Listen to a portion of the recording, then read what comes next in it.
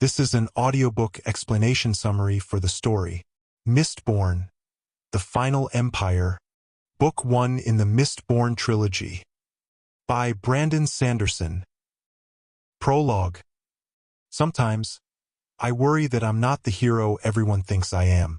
The philosophers assure me that this is the time, that the signs have been met. But I still wonder if they have the wrong man. So many people depend on me. They say I will hold the future of the entire world on my arms. What would they think if they knew that their champion, the hero of ages, their savior, doubted himself? Perhaps they wouldn't be shocked at all. In a way, this is what worries me most. Maybe, in their hearts, they wonder, just as I do. When they see me, do they see a liar? Ash fell from the sky. Lord Trusting frowned, glancing up at the ruddy midday sky as his servants scuttled forward, opening a parasol over Trusting and his distinguished guest. Ashfalls weren't that uncommon in the Final Empire, but Trusting had hoped to avoid getting soot stains on his fine new suit coat and red vest, which had just arrived via canal boat from Luthadel itself. Fortunately, there wasn't much wind. The parasol would likely be effective. Trusting stood with his guest on a small hilltop patio that overlooked the fields. Hundreds of people in brown smocks worked in the falling ash, caring for the crops. There was a sluggishness to their efforts, but, of course, that was the way of the skaa. The peasants were an indolent, unproductive lot. They didn't complain, of course. They knew better than that. Instead, they simply worked with bowed heads, moving about their work with quiet apathy. The passing whip of a taskmaster would force them into dedicated motion for a few moments, but as soon as the taskmaster passed, they would return to their languor. Trusting turned to the man standing beside him on the hill. One would think, Trusting noted, that 1,000 years of working in fields would have bred them to be a little more effective at it. The obligator turned, raising an eyebrow, the motion done as if to highlight his most distinctive feature, the intricate tattoos that laced the skin around his eyes. The tattoos were enormous, reaching all the way across his brow and up the sides of his nose. This was a full prelon, a very important obligator indeed. Trusting had his own, personal obligators back at the manor, but they were only minor functionaries, with barely a few marks around their eyes. This man had arrived from Luthadel with the same canal boat that had brought Trusting's new suit. "You should see City Skaa, Trusting," the obligator said, turning back to watch the skaa workers. "These are actually quite diligent compared to those inside Luthadel. You have more direct control over your skaa here. How many would you say you lose a month?" "Oh, a half-dozen or so," Trusting said. "Some to beatings, some to exhaustion. Runaways?" "Never," Trusting said. "When I first inherited this land from my father, I had a few runaways, but I executed their families. The rest quickly lost heart. I've never understood men who have trouble with their skaa. I find the creatures easy to control if you show a properly firm hand." The obligator nodded, standing quietly in his gray robes. He seemed pleased, which was a good thing. The skaa weren't actually Trusting's property. Like all skaa, they belonged to the Lord Ruler. Trusting only leased the workers from his god, much in the same way he paid for the services of his obligators. The obligator looked down, checking his pocket watch, then glanced up at the sun. Despite the ashfall, the sun was bright this day, shining a brilliant crimson red behind the smoky blackness of the upper sky. Trusting removed a handkerchief and wiped his brow, thankful for the parasol's shade against the midday heat. "Very well, Trusting," the obligator said. "I will carry your proposal to Lord Venture, as requested. He will have a favorable report from me on your operations here." Trusting held in a sigh of relief. An obligator was required to witness any contract or business deal between noblemen. True, even a lowly obligator like the ones Trusting employed could serve as such a witness, but it meant so much more to impress Venture's own obligator. The obligator turned toward him. "I will leave back down the canal this afternoon." "So soon?" Trusting asked. "Wouldn't you care to stay for supper?" "No," the obligator replied. "Though there is another matter I wish to discuss with you. I came not only at the behest of Lord Venture, but to look in on some matters for the Canton of Inquisition." Rumors say that you like to dally with your skaa women. Trusting felt a chill. The obligator smiled. He likely meant it to be disarming, but Trusting only found it eerie. Don't worry yourself, Trusting, the obligator said.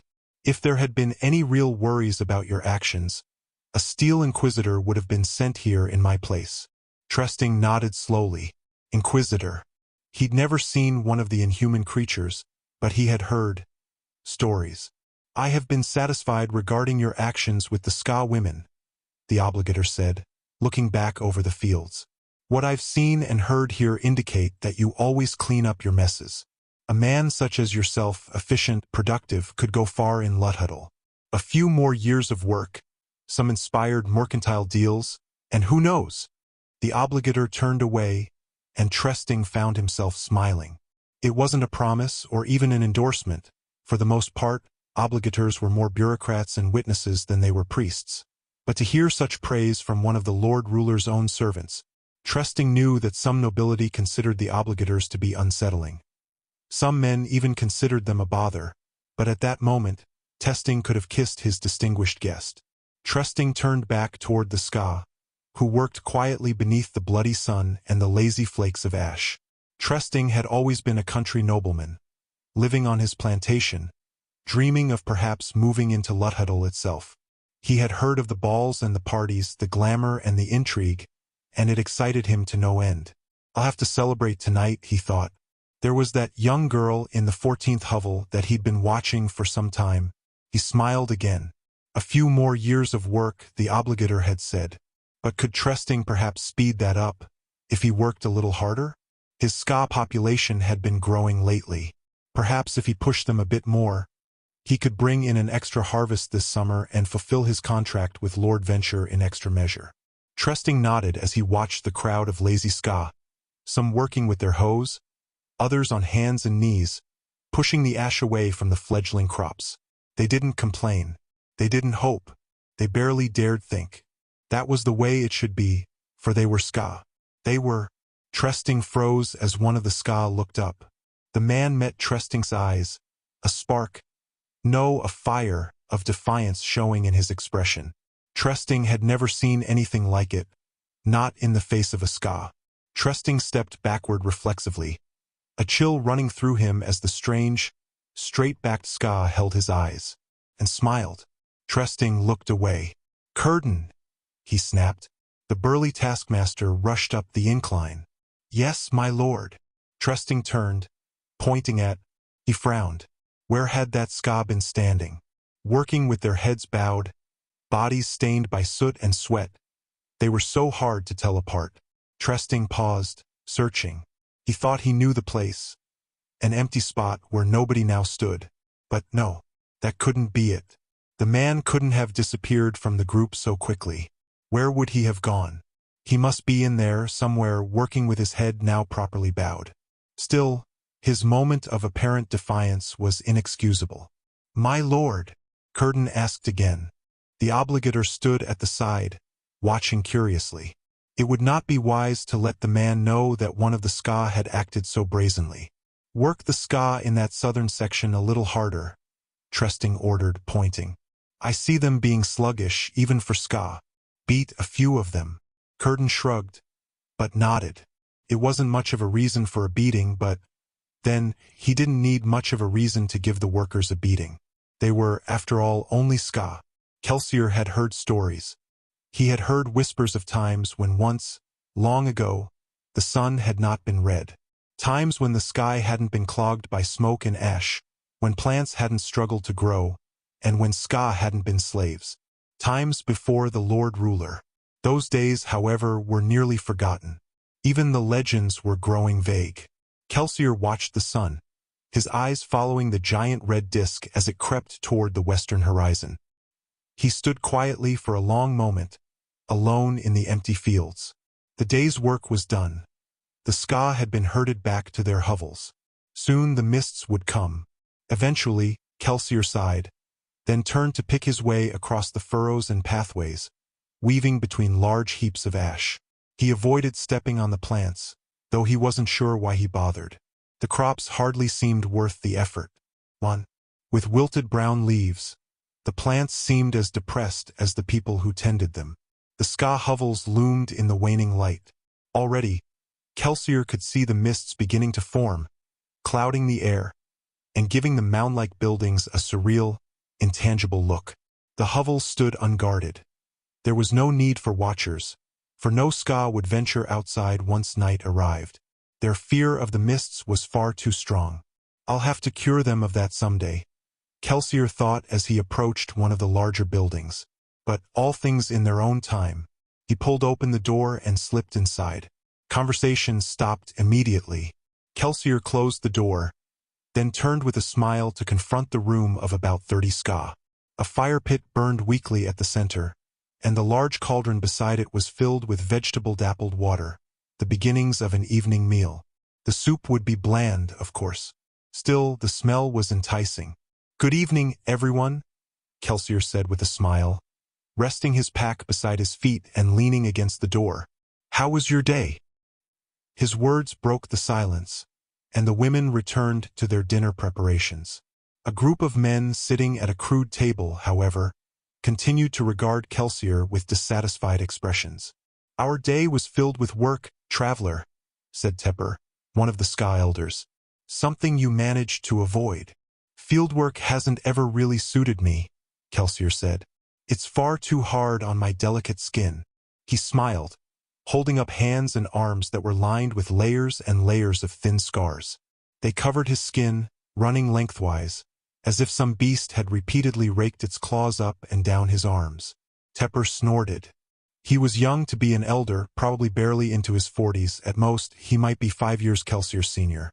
However, the scrawny man held himself with the air of one who liked to be in charge. "This is no time for levity," Tepper said sternly. "When we harbor a traveler, we expect him to behave himself and avoid suspicion. When you ducked away from the fields this morning, you could have earned a whipping for the men around you." "True," Kelsier said, "but those men could also have been whipped for standing in the wrong place, for pausing too long, or for coughing when a taskmaster walked by. I once saw a man beaten because his master claimed that he had blinked inappropriately." Tepper sat with narrow eyes and a stiff posture, his arm resting on the table. His expression was unyielding. Kelsier sighed, rolling his eyes. "Fine. If you want me to go, I'll be off then."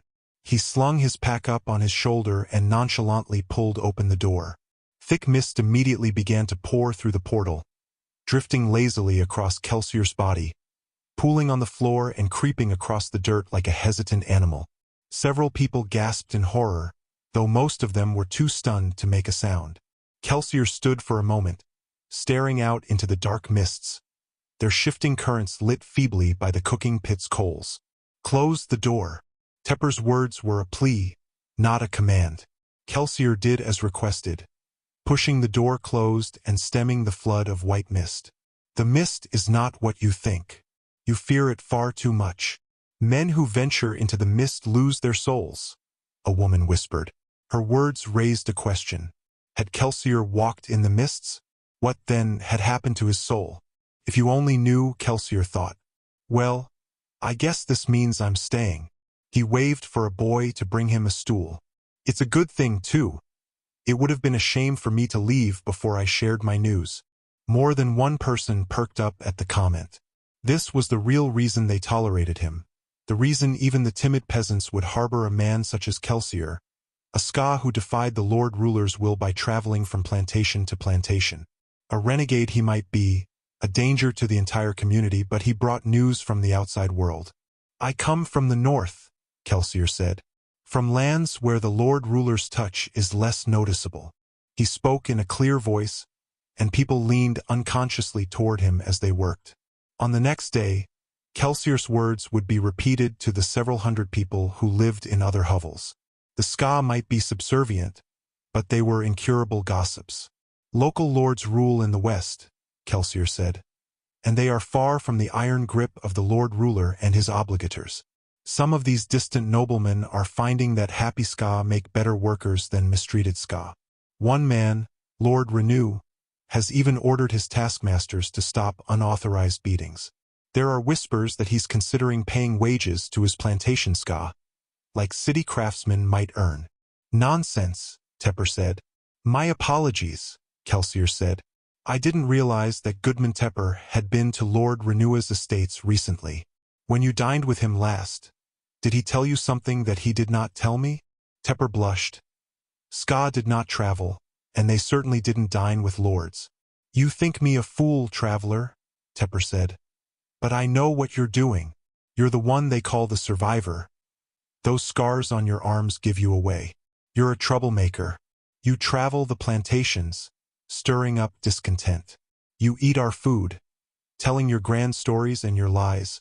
Then you disappear and leave people like me to deal with the false hopes you give our children. Kelsier raised an eyebrow. Now, Goodman Tepper, he said. Your worries are completely unfounded. Why, I have no intention of eating your food. I brought my own. With that, Kelsier reached over and tossed his pack onto the earth before Tepper's table. The loose bag slumped to the side, dumping an array of foods to the ground. Fine breads, fruits, and even a few thick, cured sausages bounced free. A summer fruit rolled across the packed earthen floor and bumped lightly against Tepper's foot. The middle-aged skaa regarded the fruit with stunned eyes. That's nobleman's food, Kelsier snorted. Barely. You know, for a man of renowned prestige and rank, your Lord Tresting has remarkably poor taste. His pantry is an embarrassment to his noble station. Tepper paled even further. That's where you went this afternoon, he whispered. You went to the manor. You stole from the master. Indeed, Kelsier said. And might I add that while your lord's taste in food is deplorable, his eye for soldiers is far more impressive. Sneaking into his manor during the day was quite a challenge. Tepper was still staring at the bag of food. If the taskmasters find this here, well, I suggest you make it disappear then, Kelsier said. I'd be willing to bet that. It tastes a fair bit better than watered-down farlet soup. 24 sets of hungry eyes studied the food.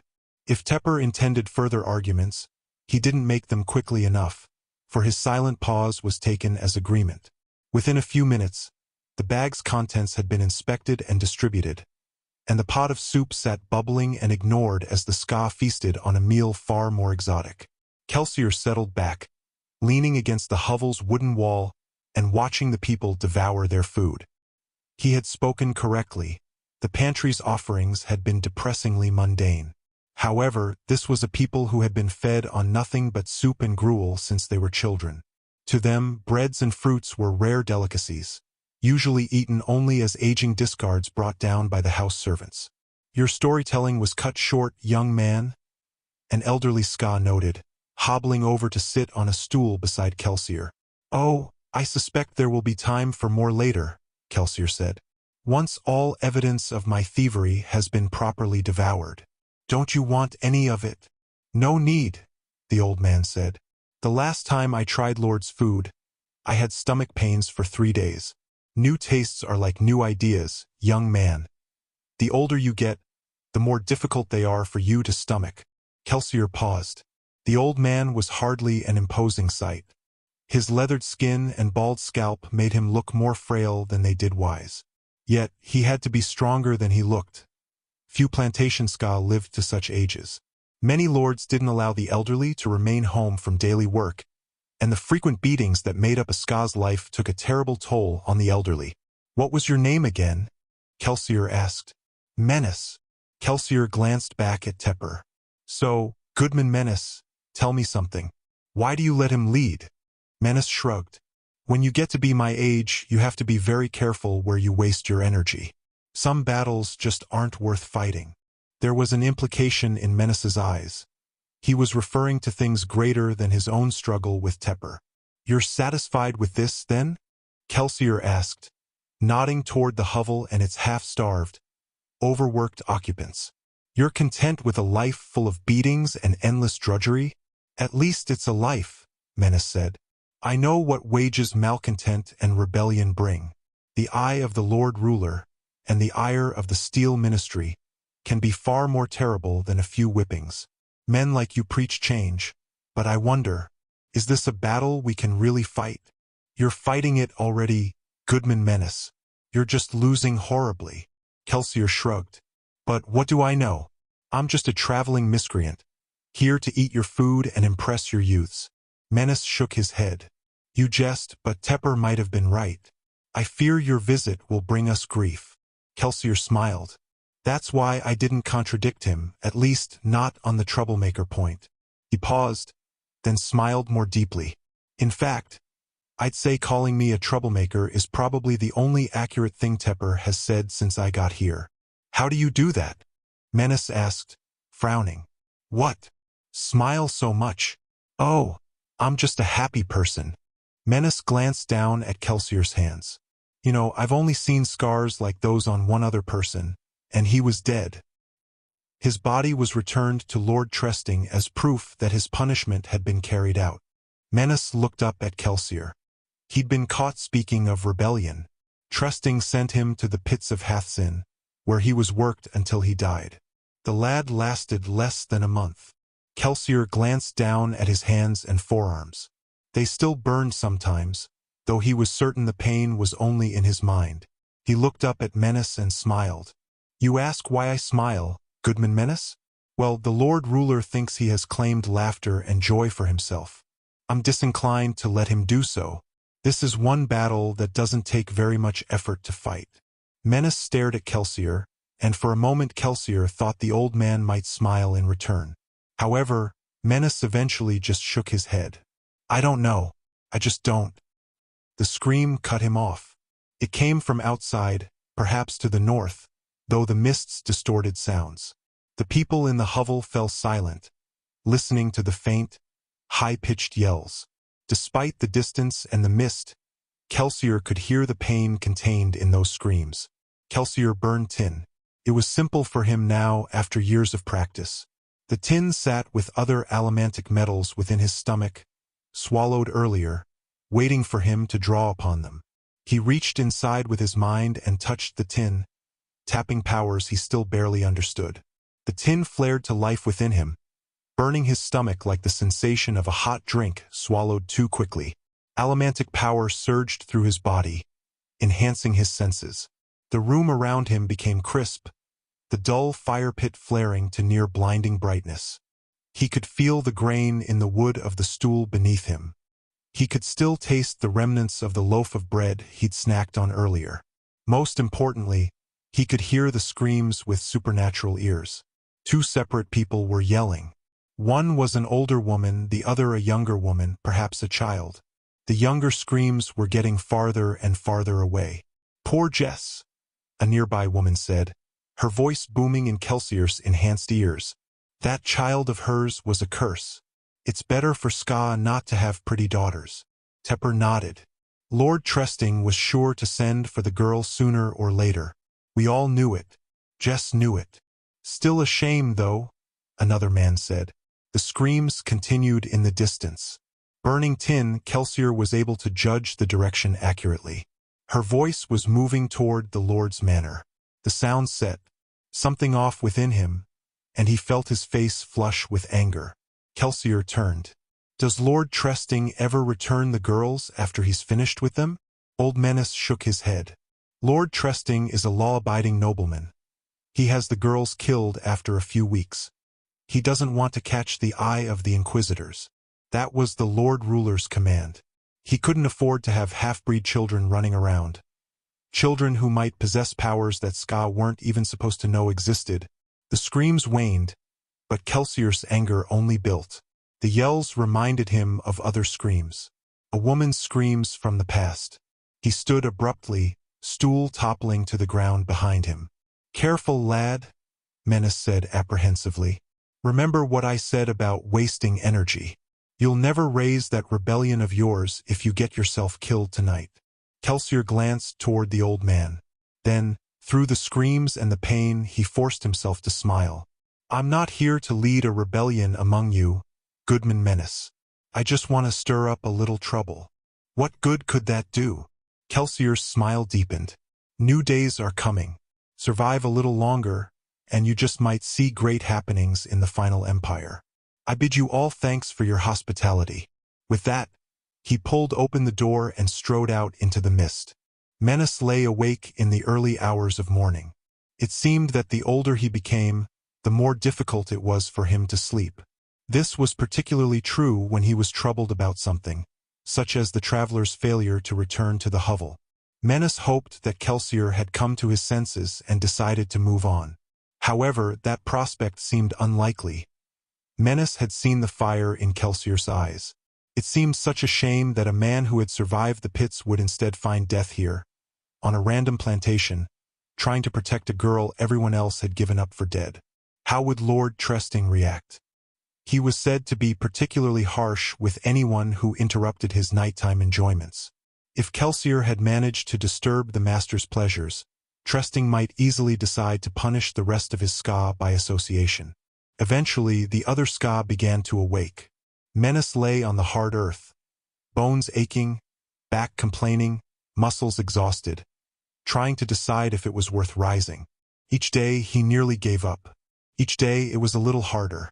One day, he would just stay in the hovel, waiting until the taskmasters came to kill those who were too sick or too elderly to work. But not today. He could see too much fear in the eyes of the skaa. They knew that Kelsier's nighttime activities would bring trouble. They needed Menace. They looked to him. He needed to get up. And so he did. Once he started moving, the pains of age decreased slightly, and he was able to shuffle out of the hovel toward the fields, leaning on a younger man for support. It was then that he caught a scent in the air. "What's that?" he asked. "Do you smell smoke?" Shum, the lad upon whom Menace leaned, paused. The last remnants of the night's mist had burned away, and the red sun was rising behind the sky's usual haze of blackish clouds. "I always smell smoke, lately," Shum said. "The ash mounts are violent this year." "No," Menace said, feeling increasingly apprehensive. "This is different." He turned to the north toward where a group of skaa were gathering. He let go of Shum, shuffling toward the group, feet kicking up dust and ash as he moved. At the center of the group of people he found Jess. Her daughter, the one they all assumed had been taken by Lord Trusting, stood beside her. The young girl's eyes were red from lack of sleep, but she appeared unharmed. "She came back not long after they took her," the woman was explaining. "She came and pounded on the door, crying in the mist. Flen was sure it was just a mistwraith impersonating her. But I had to let her in. I don't care what he says. I'm not giving her up. I brought her out in the sunlight, and she didn't disappear. That proves she's not a mistwraith." Menace stumbled back from the growing crowd. Did none of them see it? No taskmasters came to break up the group. No soldiers came to make the morning population counts. Something was very wrong. Menace continued to the north, moving frantically toward the manor house. By the time he arrived, others had noticed the twisting line of smoke that was just barely visible in the morning light. Menace wasn't the first to arrive at the edge of the short hilltop plateau, but the group made way for him when he did. The manor house was gone. Only a blackened, smoldering scar remained. "By the Lord Ruler," Menace whispered. "What happened here?" "He killed them all." Menace turned. The speaker was Jess's girl. She stood looking down at the fallen house, a satisfied expression on her youthful face. "They were dead when he brought me out," she said. "All of them, the soldiers, the taskmasters, the lords, dead. Even Lord Trusting and his obligators. The master had left me, going to investigate when the noises began. On the way out, I saw him lying in his own blood, stab wounds in his chest. The man who saved me threw a torch in the building as we left." "This man," Menace said. "He had scars on his hands and arms, reaching past the elbows?" The girl nodded silently. "What kind of demon was that man?" One of the skaa muttered uncomfortably. "Mistwraith," another whispered, apparently forgetting that Kelsier had gone out during the day. But he did go out into the mist, Menace thought. And how did he accomplish a feat like this? Lord Trusting kept over 24 soldiers. Did Kelsier have a hidden band of rebels, perhaps? Kelsier's words from the night before sounded in his ears. "New days are coming. But what of us?" Tepper asked, terrified. What will happen when the Lord Ruler hears this? He'll think that we did it. He'll send us to the pits, or maybe just send his Colossus to slaughter us outright. Why would that troublemaker do something like this? Doesn't he understand the damage he's done? He understands, Menace said. He warned us, Tepper. He came to stir up trouble. But why? Because he knew we'd never rebel on our own, so he gave us no choice. Tepper paled. Lord Ruler, Menace thought. I can't do this. I can barely get up in the mornings. I can't save this people. But what other choice was there? Menace turned. Gather the people, Tepper. We must flee before word of this disaster reaches the Lord Ruler. Where will we go? The caves to the east, Menace said. Travelers say there are rebel skaa hiding in them. Perhaps they'll take us in. Tepper paled further.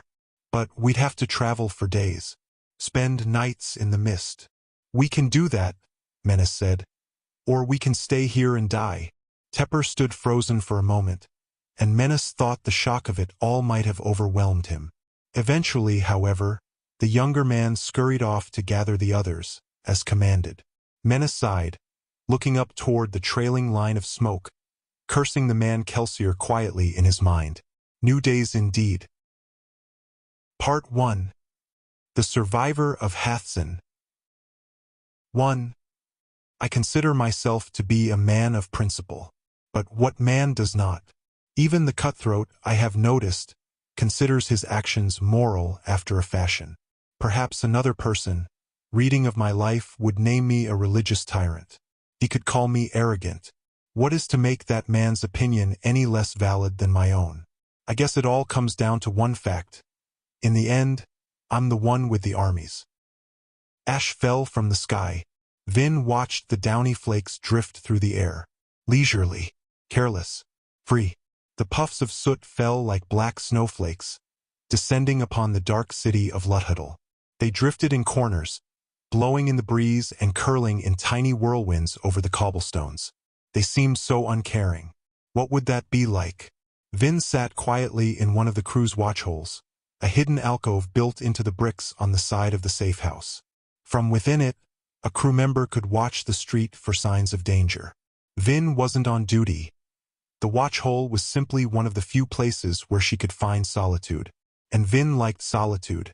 When you're alone, no one can betray you. Reen's words. Her brother had taught her so many things, then had reinforced them by doing what he'd always promised he would, by betraying her himself. It's the only way you'll learn.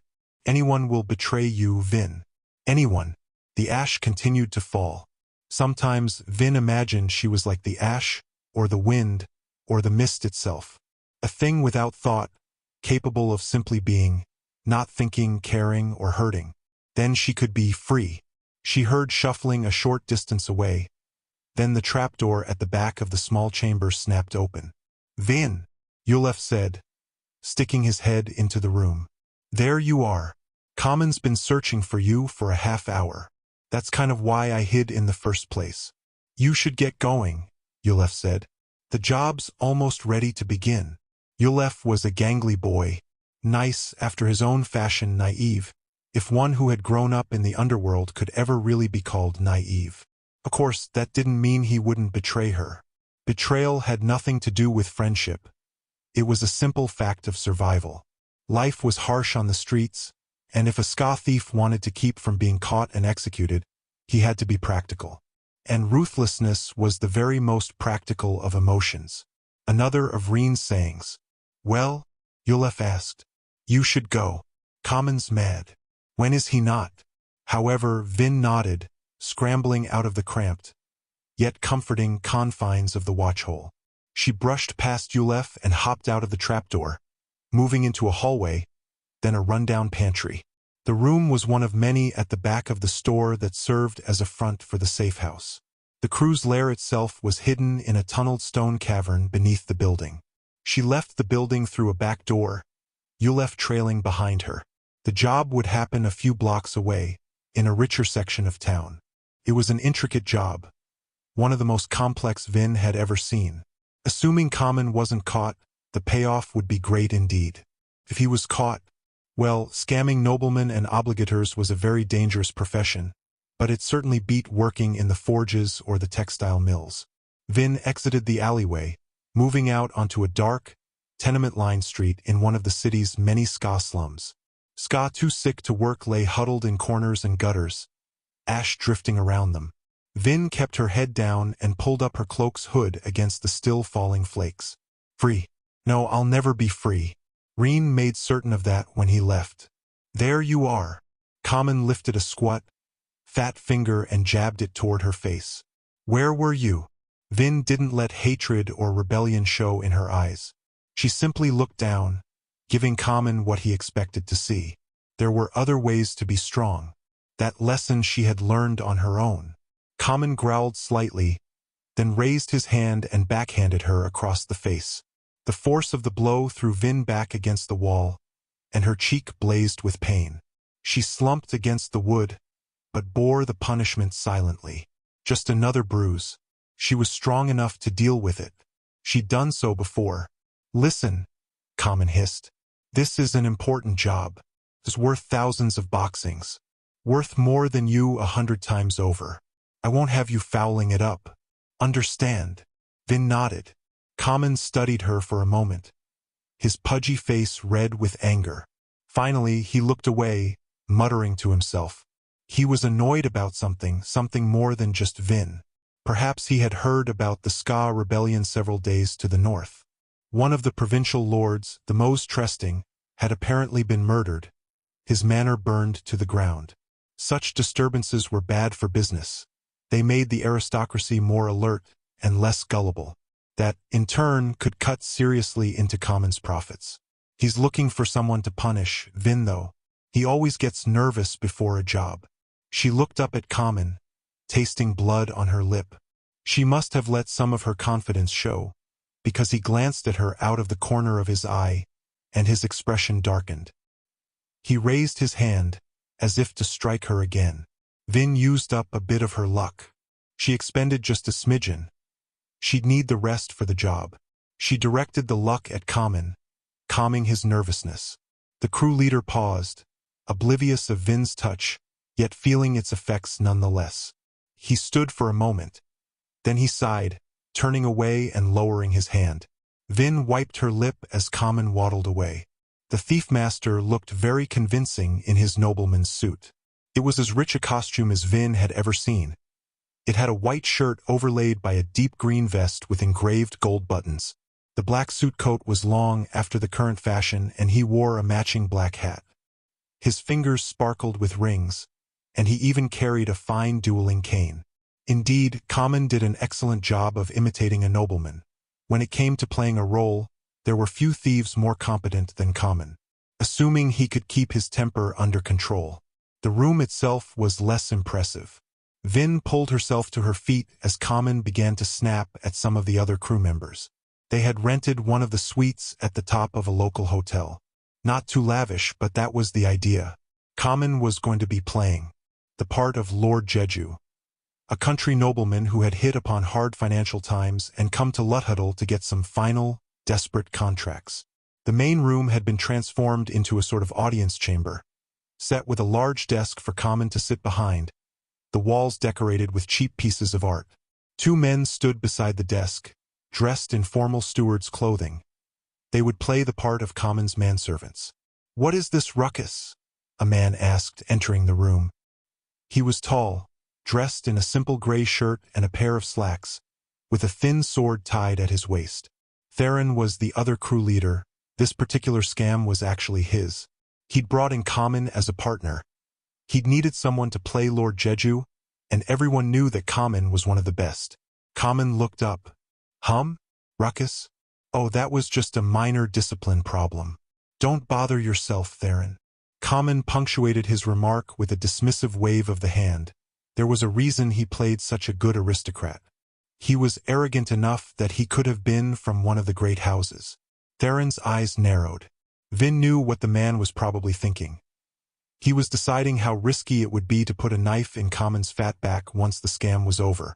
Eventually, the taller crew leader looked away from Common, glancing at Vin. "Who's this?" he asked. Just a member of my crew, Common said. I thought we didn't need anyone else. Well, we need her, Common said. Ignore her. My end of the operation is none of your concern. Theron eyed Vin, obviously noting her bloodied lip. She glanced away. Theron's eyes lingered on her, however, running down the length of her body. She wore a simple white button shirt and a pair of overalls. Indeed, she was hardly enticing. Scrawny with a youthful face, she supposedly didn't even look her 16 years. Some men preferred such women, however.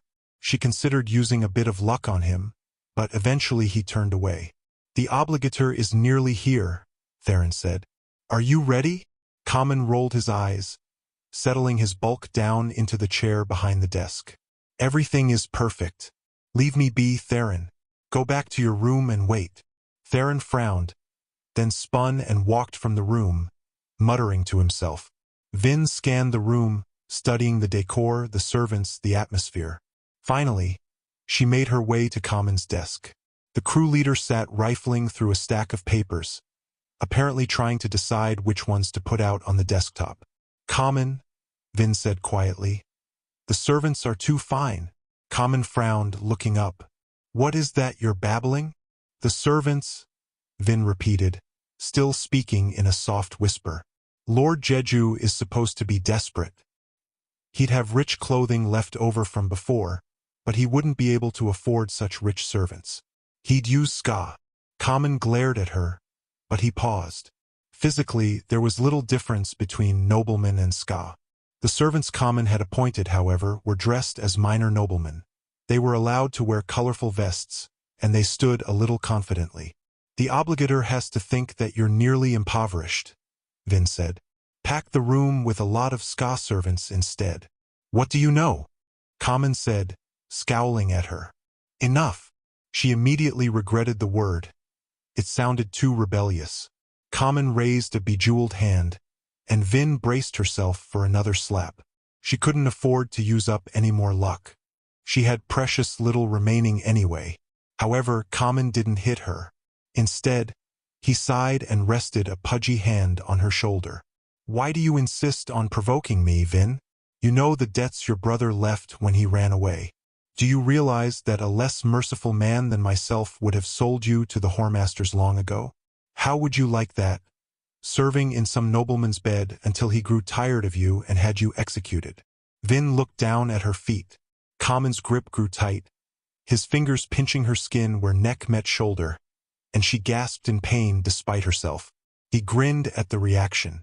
Honestly, I don't know why I keep you, Vin, he said, increasing the pressure of his grip. I should have gotten rid of you months ago, when your brother betrayed me. I suppose I just have too kindly a heart.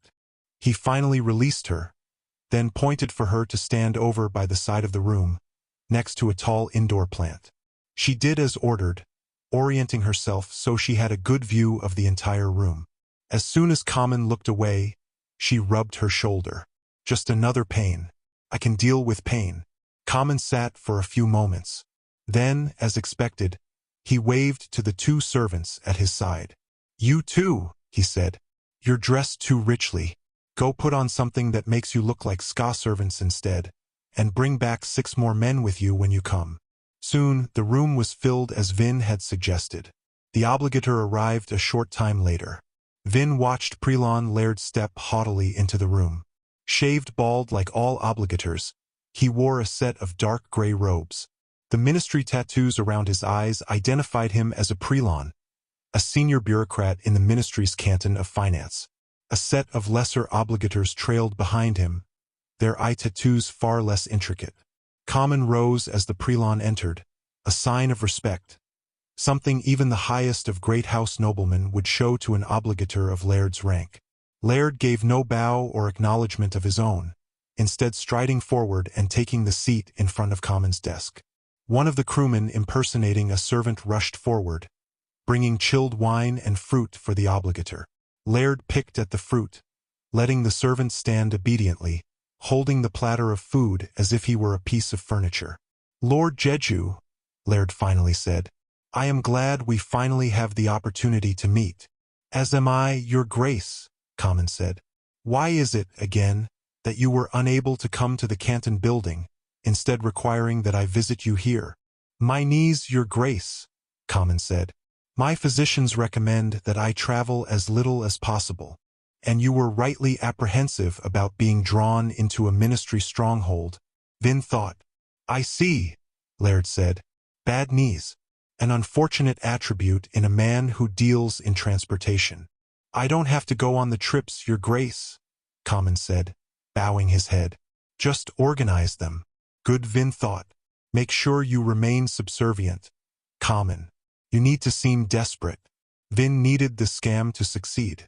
Common threatened her and he beat her, but he considered her a good luck charm. She wasn't sure if he knew why his plans went better when she was in the room, but he had apparently made the connection. That made her valuable. And Reen had always said that the surest way to stay alive in the underworld was to make yourself indispensable. I see, Laird said again. Well, I fear that our meeting has come too late for your purposes. The Canton of Finance has already voted on your proposal. So soon? Common asked with genuine surprise. Yes, Laird replied, taking a sip of his wine, still not dismissing the servant. We have decided not to accept your contract. Common sat for a moment, stunned. I'm sorry to hear that, your grace. Laird came to meet you, Vin thought. That means he's still in a position to negotiate. Indeed, Common continued, seeing what Vin had. That is especially unfortunate, as I was ready to make the ministry an even better offer. Laird raised a tattooed eyebrow. I doubt it will matter. There is an element of the council who feels that the Canton would receive better service if we found a more stable house to transport our people. That would be a grave mistake, Common said smoothly. Let us be frank, your grace. We both know that this contract is House Jeju's last chance. Now that we've lost the Farwan deal, we cannot afford to run our canal boats to Luthadel anymore. Without the ministry's patronage, my house is financially doomed. This is doing very little to persuade me, your lordship, the obligator said. Isn't it? Common asked. Ask yourself this, your grace. Who will serve you better? Will it be the house that has dozens of contracts to divide its attention, or the house that views your contract as its last hope? The Canton of Finance will not find a more accommodating partner than a desperate one. Let my boats be the ones that bring your acolytes down from the north. Let my soldiers escort them, and you will not be disappointed. Good, Vin thought. I see, the obligator said, now troubled. I would be willing to give you an extended contract, locked in at the price of 50 boxings a head per trip, your grace. Your acolytes would be able to travel our boats at their leisure, and would always have the escorts they need. The obligator raised an eyebrow. That's half the former fee. I told you, Common said. We're desperate. My house needs to keep its boats running. 50 boxings will not make us a profit, but that doesn't matter. Once we have the ministry contract to bring us stability, we can find other contracts to fill our coffers. Laird looked thoughtful. It was a fabulous deal, one that might ordinarily have been suspicious. However, Common's presentation created the image of a house on the brink of financial collapse. The other crew leader, Theron, had spent 5 years building, scamming, and finagling to create this moment. The ministry would be remiss not to consider the opportunity. Laird was realizing just that. The Steel Ministry was not just the force of bureaucracy and legal authority in the final empire. It was like a noble house unto itself. The more wealth it had, the better its own mercantile contracts, the more leverage the various ministry cantons had with each other, and with the noble houses. Laird was still obviously hesitant, however. Vin could see the look in his eyes, the suspicion she knew well.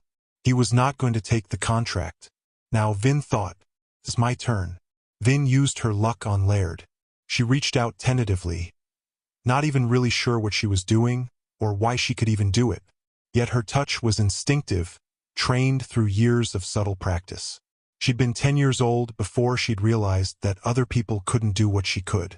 She pressed against Laird's emotions, dampening them. He became less suspicious, less afraid, docile. His worries melted away, and Vin could see a calm sense of control begin to assert itself in his eyes. Yet, Laird still seemed slightly uncertain. Vin pushed harder.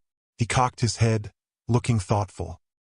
He opened his mouth to speak, but she pushed against him again, desperately using up her last pinch of luck. He paused again. "Very well," he finally said. "I will take this new proposal to the council. Perhaps an agreement can still be reached." 2. If men read these words, let them know that power is a heavy burden. Seek not to be bound by its chains. The terrace prophecies say that I will have the power to save the world. They hint, however, that I will have the power to destroy it as well. And Kelsier's opinion, the city of Luthadel, seat of the Lord Ruler, was a gloomy sight. Most of the buildings had been built from stone blocks, with tile roofs for the wealthy, and simple, peaked wooden roofs for the rest. The structures were packed closely together, making them seem squat despite the fact that they were generally 3 stories high. The tenements and shops were uniform in appearance. This was not a place to draw attention to oneself. Unless, of course, you were a member of the high nobility. Interspersed throughout the city were a dozen or so monolithic keeps. Intricate, with rows of spear-like spires or deep archways. These were the homes of the high nobility. In fact, they were the mark of a high noble family. Any family who could afford to build a keep and maintain a high-profile presence in Luthadel was considered to be a great house. Most of the open ground in the city was around these keeps. The patches of space amid the tenements were like clearings in a forest, the keeps themselves like solitary mounts rising above the rest of the landscape. Black mountains. Like the rest of the city, the keeps were stained by countless years of ashfalls. Every structure in Luthadel, virtually every structure Kelsier had ever seen, had been blackened to some degree. Even the city wall, upon which Kelsier now stood, was blackened by a patina of soot. Structures were generally darkest at the top, where the ash gathered, but rainwaters and evening condensations had carried the stains over ledges and down walls. Like paint running down a canvas, the darkness seemed to creep down the sides of buildings in an uneven gradient. The streets, of course, were completely black. Kelsier stood waiting, scanning the city as a group of skaa workers worked in the street below, clearing away the latest mounds of ash. They'd take it to the river channel, which ran through the center of the city, sending the piles of ash to be washed away, lest it pile up and eventually bury the city. Sometimes, Kelsier wondered why the entire empire wasn't just one big mound of ash. He supposed the ash must break down into soil eventually. Yet, it took a ridiculous amount of effort to keep cities and fields clear enough to be used. Fortunately, there were always enough skaa to do the work. The workers below him wore simple coats and trousers, ash-stained and worn. Like the plantation workers he had left behind several weeks before, they worked with beaten-down, despondent motions. Other groups of skaa passed the workers, responding to the bells in the distance, chiming the hour and calling them to their morning's work at the forges or mills. Luthadel's main export was metal. The city was home to hundreds of forges and refineries. However, the surgings of the river provided excellent locations for mills, both to grind grains and make textiles. The skaa continued to work. Kelsier turned away from them, looking up into the distance, toward the city center, where the Lord Ruler's palace loomed like some kind of massive, multi-spined insect. Credit Shaw, the hill of 1,000 spires. The palace was several times the size of any nobleman's keep, and was by far the largest building in the city. Another ashfall began as Kelsier stood contemplating the city, the flakes falling lightly down upon the streets and buildings. A lot of ashfalls lately, he thought, glad for the excuse to pull up the hood on his cloak. The ash mounts must be active. It was unlikely that anyone in Luthadel would recognize him. It had been 3 years since his capture. Still, the hood was reassuring. If all went well, there would come a time when Kelsier would want to be seen and recognized. For now, anonymity was probably better. Eventually, a figure approached along the wall. The man, Dachshund, was shorter than Kelsier, and he had a squarish face that seemed well suited to his moderately stocky build. A nondescript brown hooded cloak covered his black hair, and he wore the same short half-beard that he'd sported since his face had first put forth whiskers some 20 years before. He, like Kelsier, wore a nobleman's suit. Colored vest, dark coat and trousers, and a thin cloak to keep off the ash. The clothing wasn't rich, but it was aristocratic, indicative of the Luthadel middle class. Most men of noble birth weren't wealthy enough to be considered part of a great house. Yet, in the final empire, nobility wasn't just about money. It was about lineage and history. The Lord Ruler was immortal, and he apparently still remembered the men who had supported him during the early years of his reign. The descendants of those men, no matter how poor they became, would always be favored. The clothing would keep passing guard patrols from asking too many questions. In the cases of Kelsier and Doxson, of course, that clothing was a lie. Neither was actually noble, though technically Kelsier was a half-blood. In many ways, however, that was worse than being just a normal skaa. Doxson strolled up next to Kelsier, then leaned against the battlement, resting a pair of stout arms on the stone. "You're a few days late, Kel. I decided to make a few extra stops in the plantations to the north." "Ah," Doxson said. "So you did have something to do with Lord Tresting's death." Kelsier smiled. "You could say that." His murder caused quite a stir among the local nobility. "That was kind of the intention," Kelsier said. "Though, to be honest, I wasn't planning anything quite so dramatic. It was almost more of an accident than anything else." Doxson raised an eyebrow. "How do you accidentally kill a nobleman in his own mansion?" "With a knife in the chest," Kelsier said lightly. "Or rather, a pair of knives in the chest. It always pays to be careful." Doxson rolled his eyes. "His death isn't exactly a loss, Dox," Kelsier said. "Even among the nobility, Tresting had a reputation for cruelty." "I don't care about Tresting," Doxson said. "I'm just considering the state of insanity that led me to plan another job with you.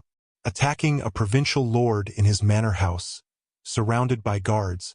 Honestly, Kel, I'd nearly forgotten how foolhardy you can be." "Foolhardy?" Kelsier asked with a laugh.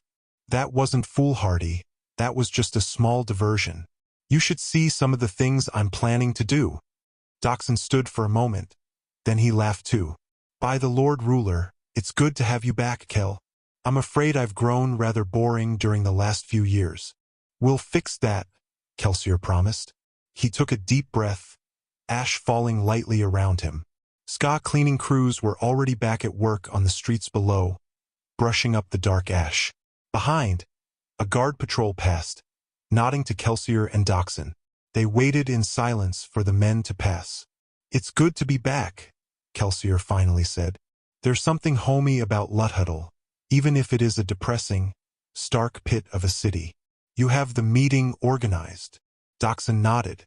"We can't start until this evening, though." "How'd you get in?"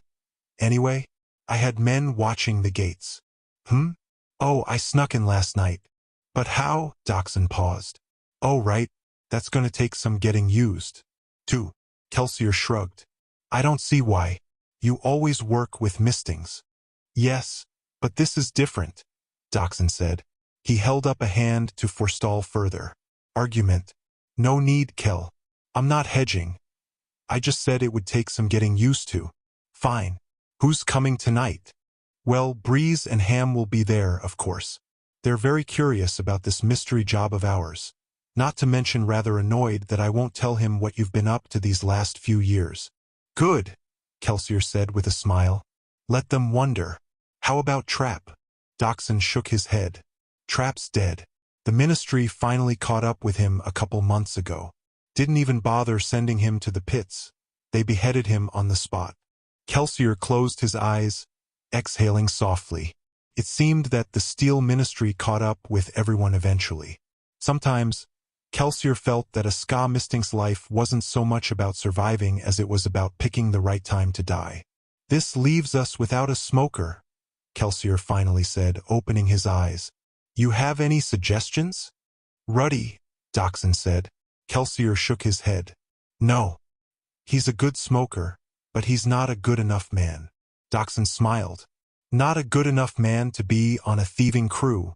Kel, I have missed working with you." "All right. Who then?"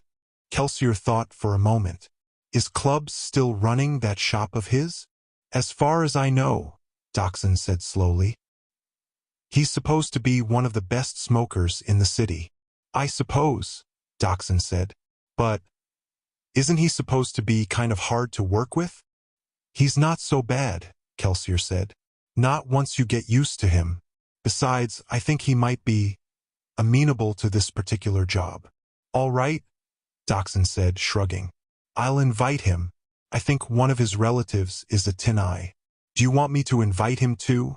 Sounds good, Kelsier said. All right, Doxson said. Well, beyond that, there's just Yeadon. Assuming he's still interested. He'll be there, Kelsier said. He'd better be, Doxson said. He'll be the one paying us, after all.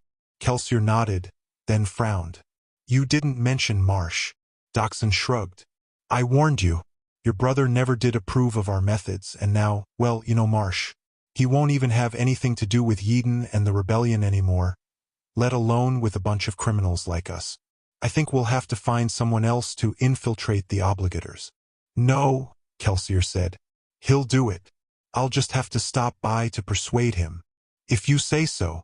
Doxson fell silent then, and the two stood for a moment, leaning against the railing and looking out over the ash-stained city. Doxson finally shook his head. This is insane, eh? Kelsier smiled. Feels good, doesn't it? Doxson nodded. Fantastic. It will be a job like no other, Kelsier said, looking north.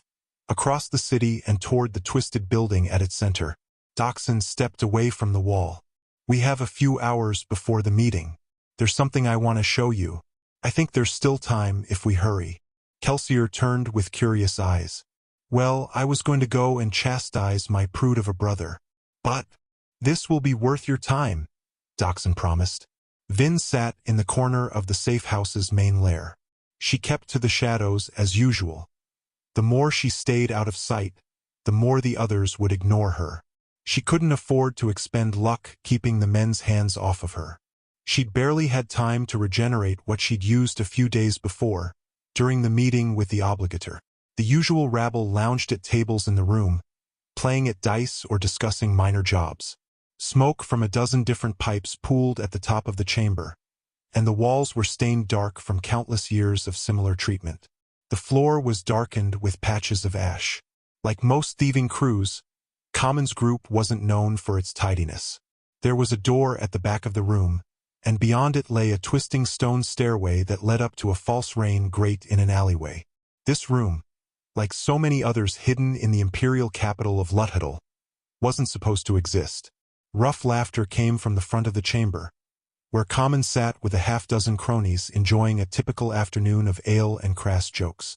Common's table sat beside the bar, where the overpriced drinks were simply another way Common exploited those who worked for him. The Luthadel criminal element had learned quite well from the lessons taught by the nobility. Vin tried her best to remain invisible. 6 months before, she wouldn't have believed that her life could actually get worse without Reen. Yet, despite her brother's abusive anger, he had kept the other crew members from having their way with Vin. There were relatively few women on thieving crews. Generally, those women who got involved with the underworld ended up as whores. Reen had always told her that a girl needed to be tough, tougher even than a man if she wanted to survive. You think some crew leader is going to want a liability like you on his team? He had said.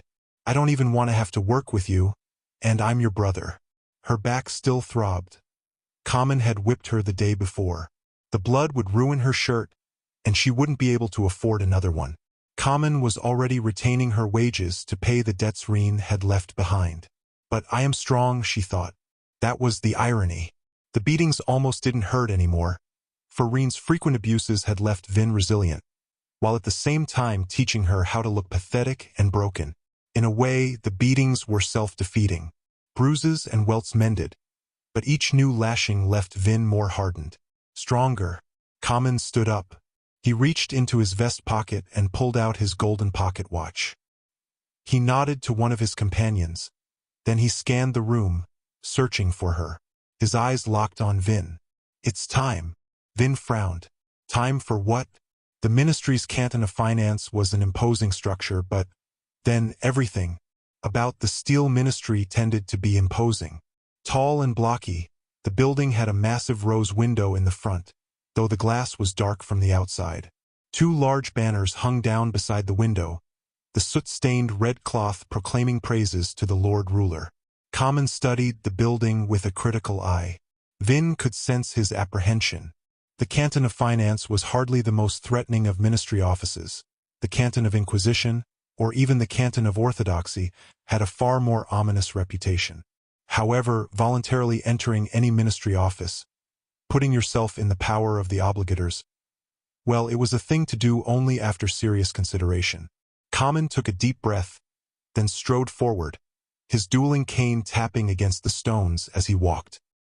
He wore his rich nobleman's suit, and he was accompanied by a half-dozen crew members, including Vin, to act as his servants.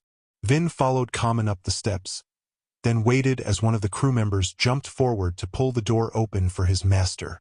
Of the 6 attendants, only Vin seemed to have been told nothing of Common's plan. Suspiciously, Theron, Common's supposed partner in the ministry scam, was nowhere to be seen. Vin entered the Canton building. Vibrant red light, sparkled with lines of blue, fell from the rose window. A single obligator with mid-level tattoos around his eyes sat behind a desk at the end of the extended entryway. Common approached, his cane thumping against the carpet as he walked. "I am Lord Jeju," he said. "What are you doing, Common?" Vin thought.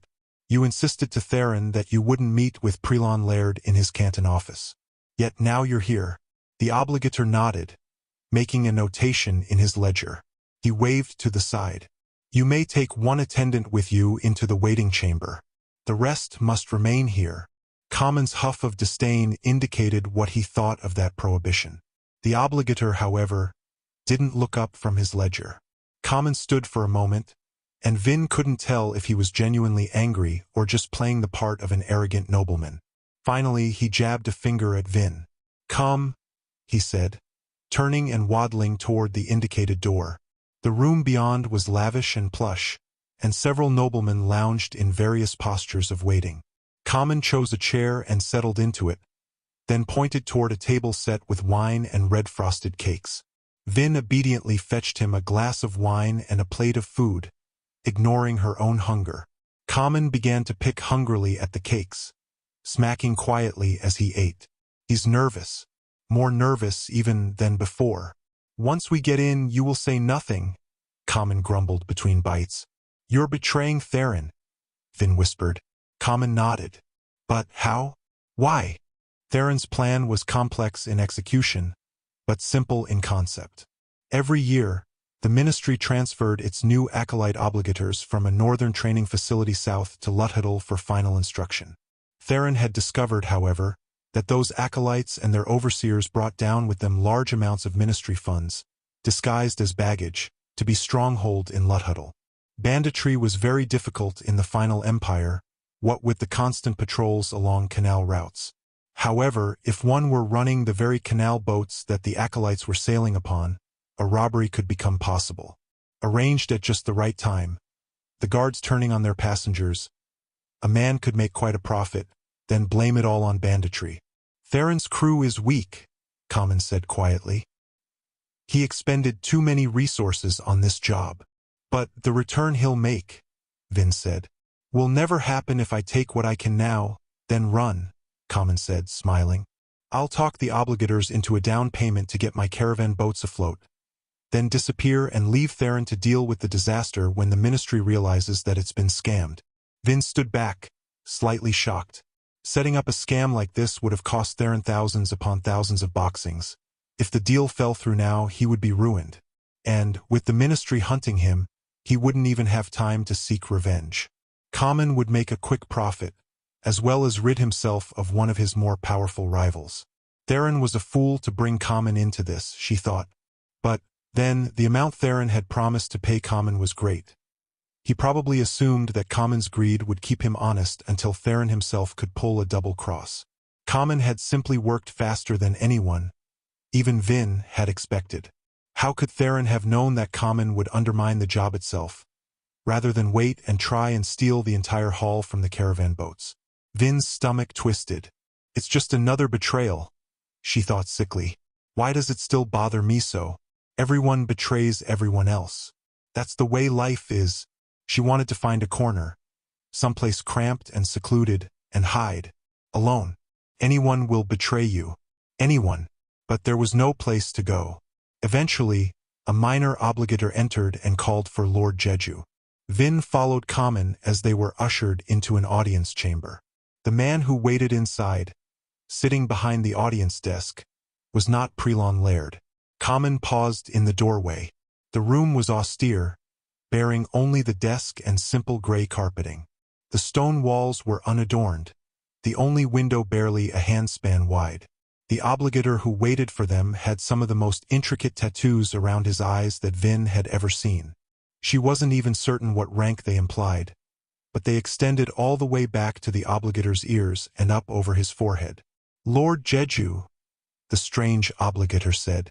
Like Laird, he wore gray robes, but he was very different from the stern, bureaucratic men Common had dealt with before. This man was lean in a muscular way, and his clean-shaven, triangular head gave him an almost predatory look. I was under the impression that I would be meeting with Prelon Laird, Common said, still not moving into the room. Prelon Laird has been called away on other business. I am High Prelon Arive, head of the board that was reviewing your proposal. You have a rare opportunity to address me directly. I normally don't hear cases in person, but Laird's absence has made it necessary for me to share in some of his work. Vin's instincts made her tense. We should go. Now. Common stood for a long moment, and Vin could see him considering. Run now? Or take a risk for the greater prize? Vin didn't care about prizes. She just wanted to live. Common, however, had not become crew leader without the occasional gamble. He slowly moved into the room, eyes cautious as he took the seat opposite the obligator. Well, High Prelon Arive, Common said with a careful voice. I assume that since I have been called back for another appointment, the board is considering my offer? Indeed we are, the obligator said. Though I must admit, there are some council members who are apprehensive about dealing with a family that is so near to economic disaster. The ministry generally prefers to be conservative in its financial operations. I see.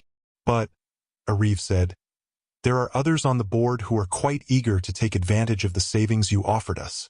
And with which group do you identify, Your Grace? I, as of yet, have not made my decision. The obligator leaned forward. Which is why I noted that you have a rare opportunity. Convince me, Lord Jeju, and you will have your contract. Surely Prelon Laird outlined the details of our offer, Common said. Yes, but I would like to hear the arguments from you personally. Humor me. Vin frowned. She remained near the back of the room, standing near the door, still half convinced she should run. Well? Arive asked. We need this contract, Your Grace, Common said. Without it, we won't be able to continue our canal shipping operations. Your contract would give us a much-needed period of stability, a chance to maintain our caravan boats for a time while we search for other contracts. Arive studied Common for a moment. Surely you can do better than that, Lord Jeju. Laird said that you were very persuasive. Let me hear you prove that you deserve our patronage. Vin prepared her luck. She could make Arive more inclined to believe, but something restrained her. The situation felt wrong. We are your best choice, Your Grace, Common said. You fear that my house will suffer economic failure? Well, if it does, what have you lost? At worst, my narrowboats would stop running, and you would have to find other merchants to deal with. Yet, if your patronage is enough to maintain my house, then you have found yourself an enviable long-term contract. I see, Arive said lightly. And why the ministry? Why not make your deal with someone else? Surely there are other options for your boats. Other groups who would jump at such rates. Common frowned.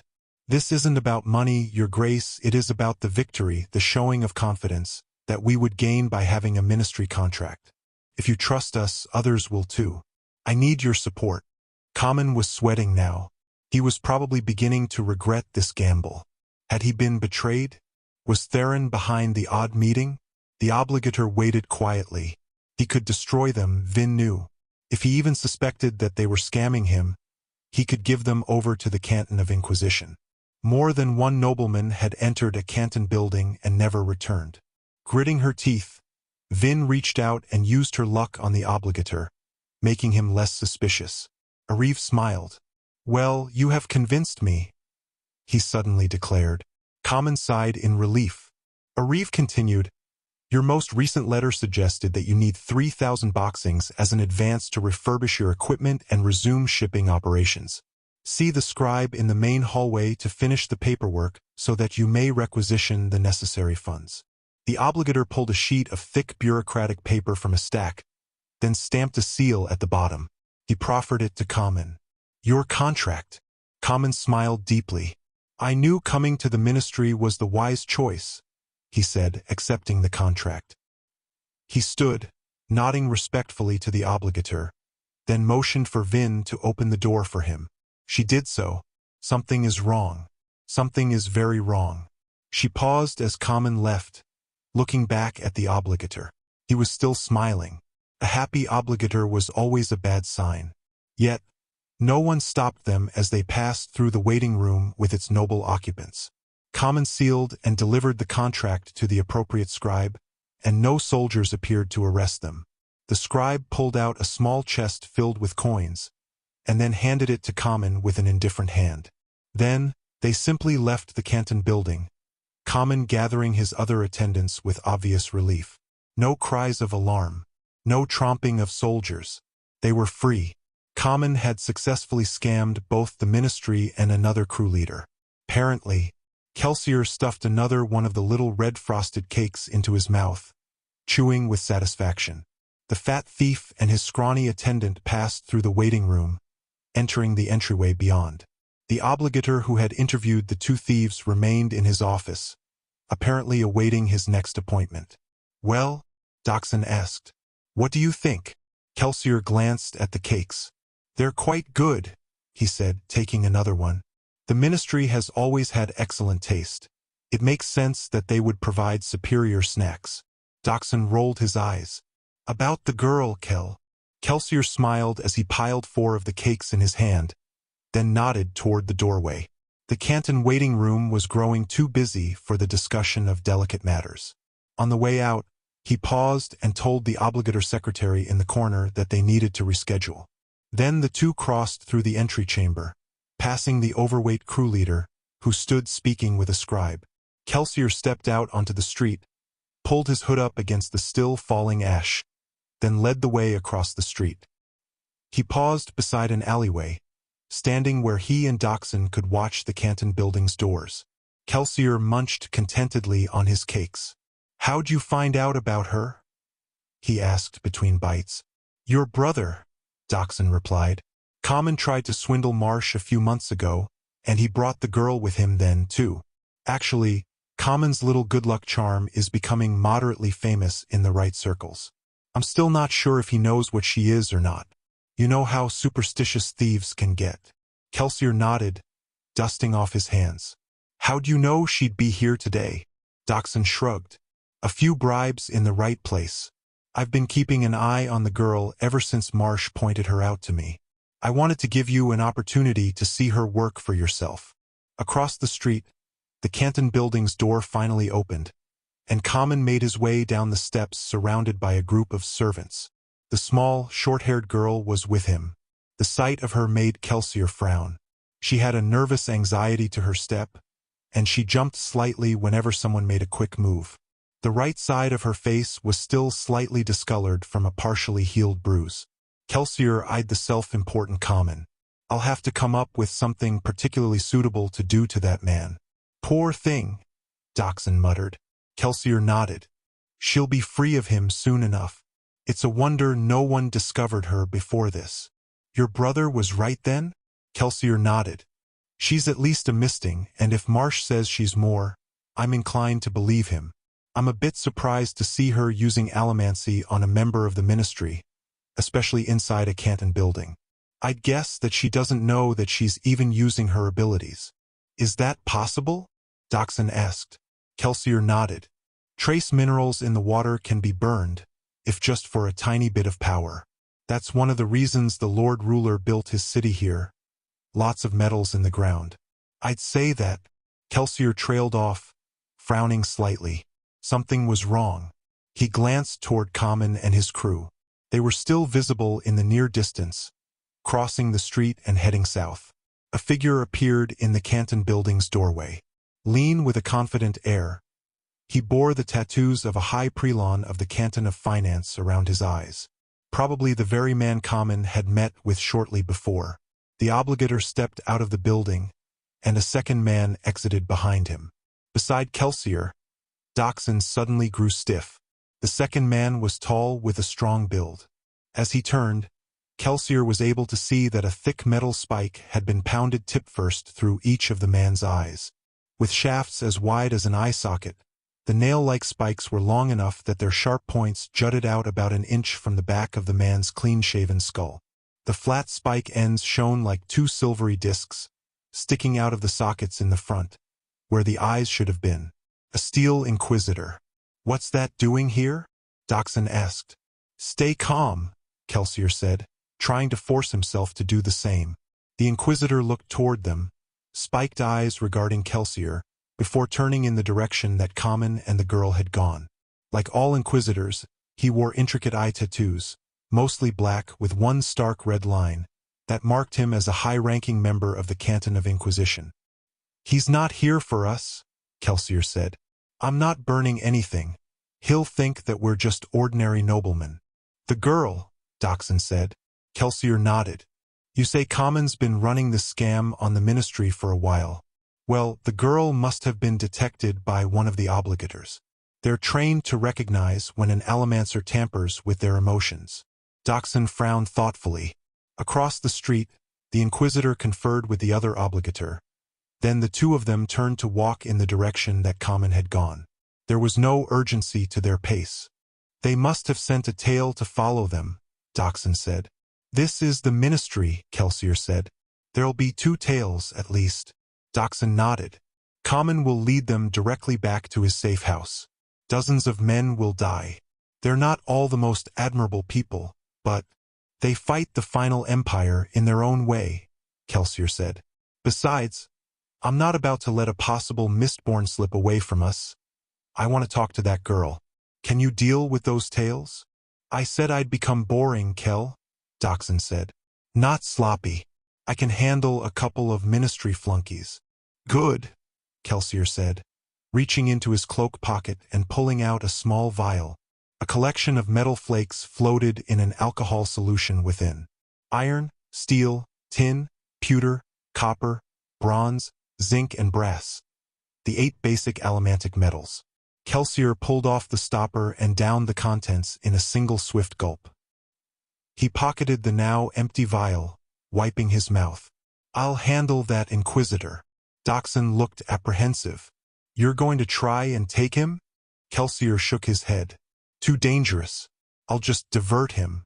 Now, get going. We don't want those tales finding the safe house." Dachshund nodded. "Meet back at the 15th crossroad," he said before taking off down the alley and disappearing around a corner. Kelsier gave his friend a count of 10 before reaching within himself and burning his metals. His body came awash with strength, clarity, and power. Kelsier smiled. Then, burning zinc, he reached out and yanked firmly on the Inquisitor's emotions. The creature froze in place, then spun, looking back toward the Canton building. "Let's have a chase now, you and I," Kelsier thought. 3. We arrived in Terrace earlier this week, and I have to say I find the countryside beautiful. The great mountains to the north, with their bald snowcaps and forested mantles, stand like watchful gods over this land of green fertility. My own lands to the south are mostly flat. I think that they might look less dreary if there were a few mountains to vary the terrain. The people here are mostly herdsmen, though timber harvesters and farmers are not uncommon. It is a pastoral land, certainly. It seems odd that a place so remarkably agrarian could have produced the prophecies and theologies upon which the entire world now relies. Common counted his coins, dropping the golden boxings one by one into the small chest on his table. He still looked a bit stunned, as well he should have. 3,000 boxings was a fabulous amount of money, far more than Common would earn in even a very good year. His closest cronies sat at the table with him, ale and laughter, flowing freely. Vin sat in her corner, trying to understand her feelings of dread. 3,000 boxings. The ministry should never have let such a sum go so quickly. Prelon Arive had seemed too cunning to be fooled with ease. Common dropped another coin into the chest. Vin couldn't decide if he was being foolish or clever by making such a display of wealth.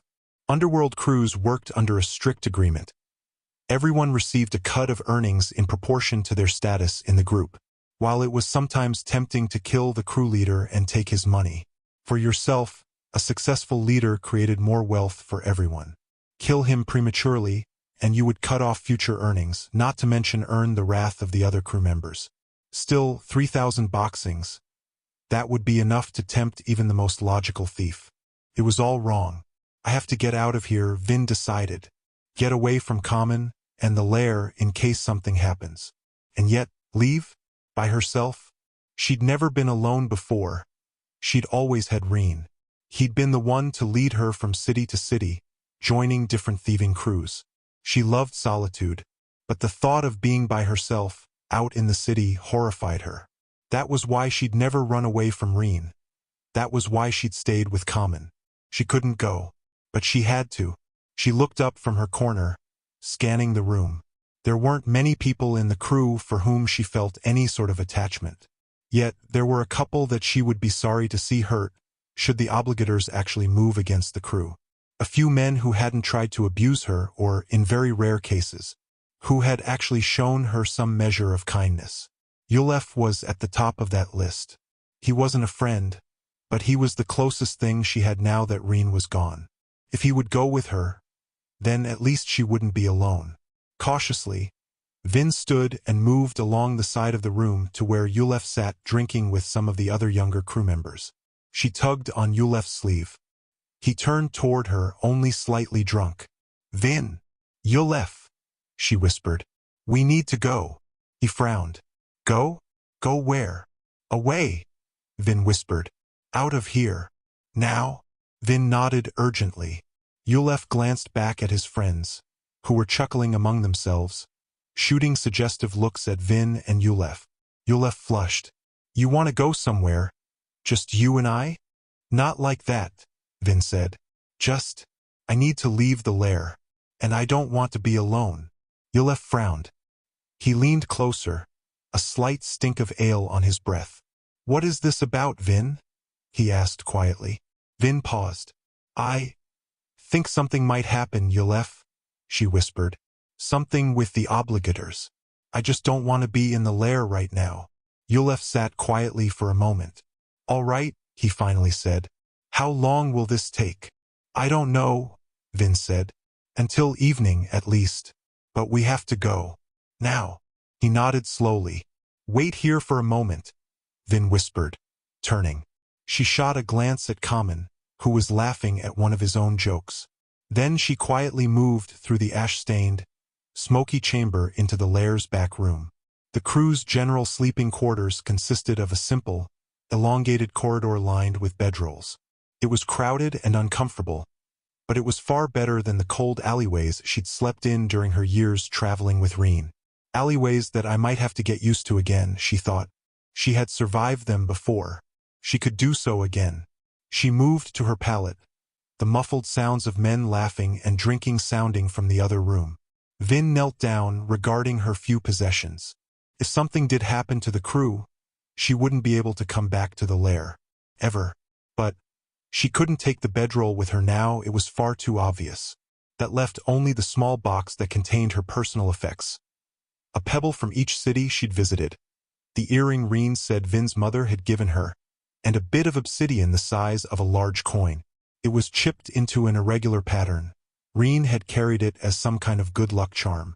It was the only thing he'd left behind when he'd snuck away from the crew half a year before, abandoning her, just like he always said he would, Vin told herself sternly. I never thought he'd actually go, and that's exactly why he had to leave. She gripped the bit of obsidian in her hand and pocketed the pebbles. The earring she put in her ear, it was a very simple thing. Little more than a stud, not even worth stealing, which was why she didn't fear leaving it in the back room. Still, Vin had rarely worn it, for fear that the ornamentation would make her look more feminine. She had no money, but Reen had taught her how to scavenge and beg. Both were difficult in the final empire, especially in Luthhuddle, but she would find a way if she had to. Vin left her box and bedroll, slipping back out into the common room. Maybe she was overreacting. Perhaps nothing would happen to the crew. But if it did, well, if there was one thing Reen had taught her, it was how to protect her neck. Bringing Yulef was a good idea. He had contacts in Luthhuddle. If something happened to Common's crew, Yulef could probably get her and him jobs on. Vin froze just inside the main room. Yulef wasn't at the table where she had left him. Instead, he stood furtively near the front of the room. Near the bar. Near Common. What is this? Common stood, his face red as sunlight. He pushed his stool out of the way, then lurched toward her half-drunk. Running away? Off to betray me to the ministry, are you? Vin dashed toward the stairwell door, desperately scrambling around tables and past crew members. Common's hurled wooden stool hit her square in the back, throwing her to the ground. Pain flared between her shoulders. Several crew members cried out as the stool bounced off of her and thumped against the floorboards nearby. Vin lay in a daze. Then, something within her, something she knew of but didn't understand, gave her strength. Her head stopped swimming, her pain becoming a focus. She climbed awkwardly to her feet. Common was there. He backhanded her even as she stood. Her head snapped to the side from the blow, twisting her neck so painfully that she barely felt herself hit the floor again. Common bent over, grabbing her by the front of her shirt and pulling her up, raising his fist. Vin didn't pause to think or to speak. There was only one thing to do. She used up all of her luck in a single furious effort, pushing against Common, calming his fury. Common teetered. For a moment his eyes softened.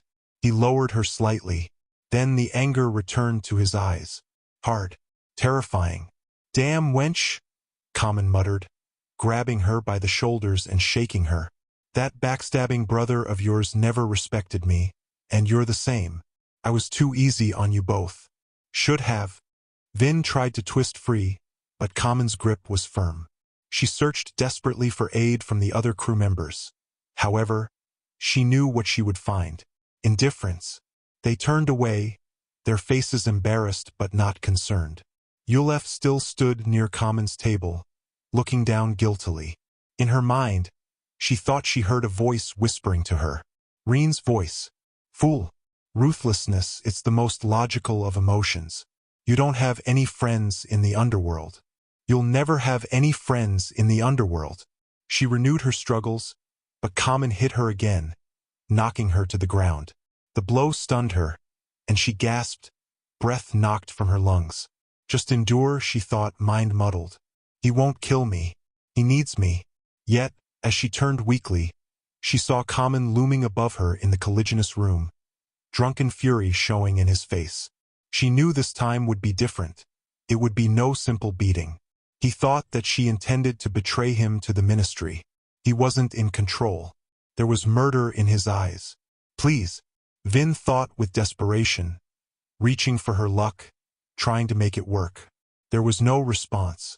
Luck, such as it was, had failed her. Common bent down, muttering to himself as he grabbed her by the shoulder. He raised an arm, his meaty hand forming another fist, his muscles tensing, an angry bead of sweat slipping off his chin and hitting her on the cheek. A few feet away, the stairwell door shook, then burst open. Common paused, arm upraised as he glared toward the door and whatever unfortunate crew member had chosen such an inopportune moment to return to the lair. Vin seized the distraction. Ignoring the newcomer, she tried to shake herself free from Common's grip, but she was too weak.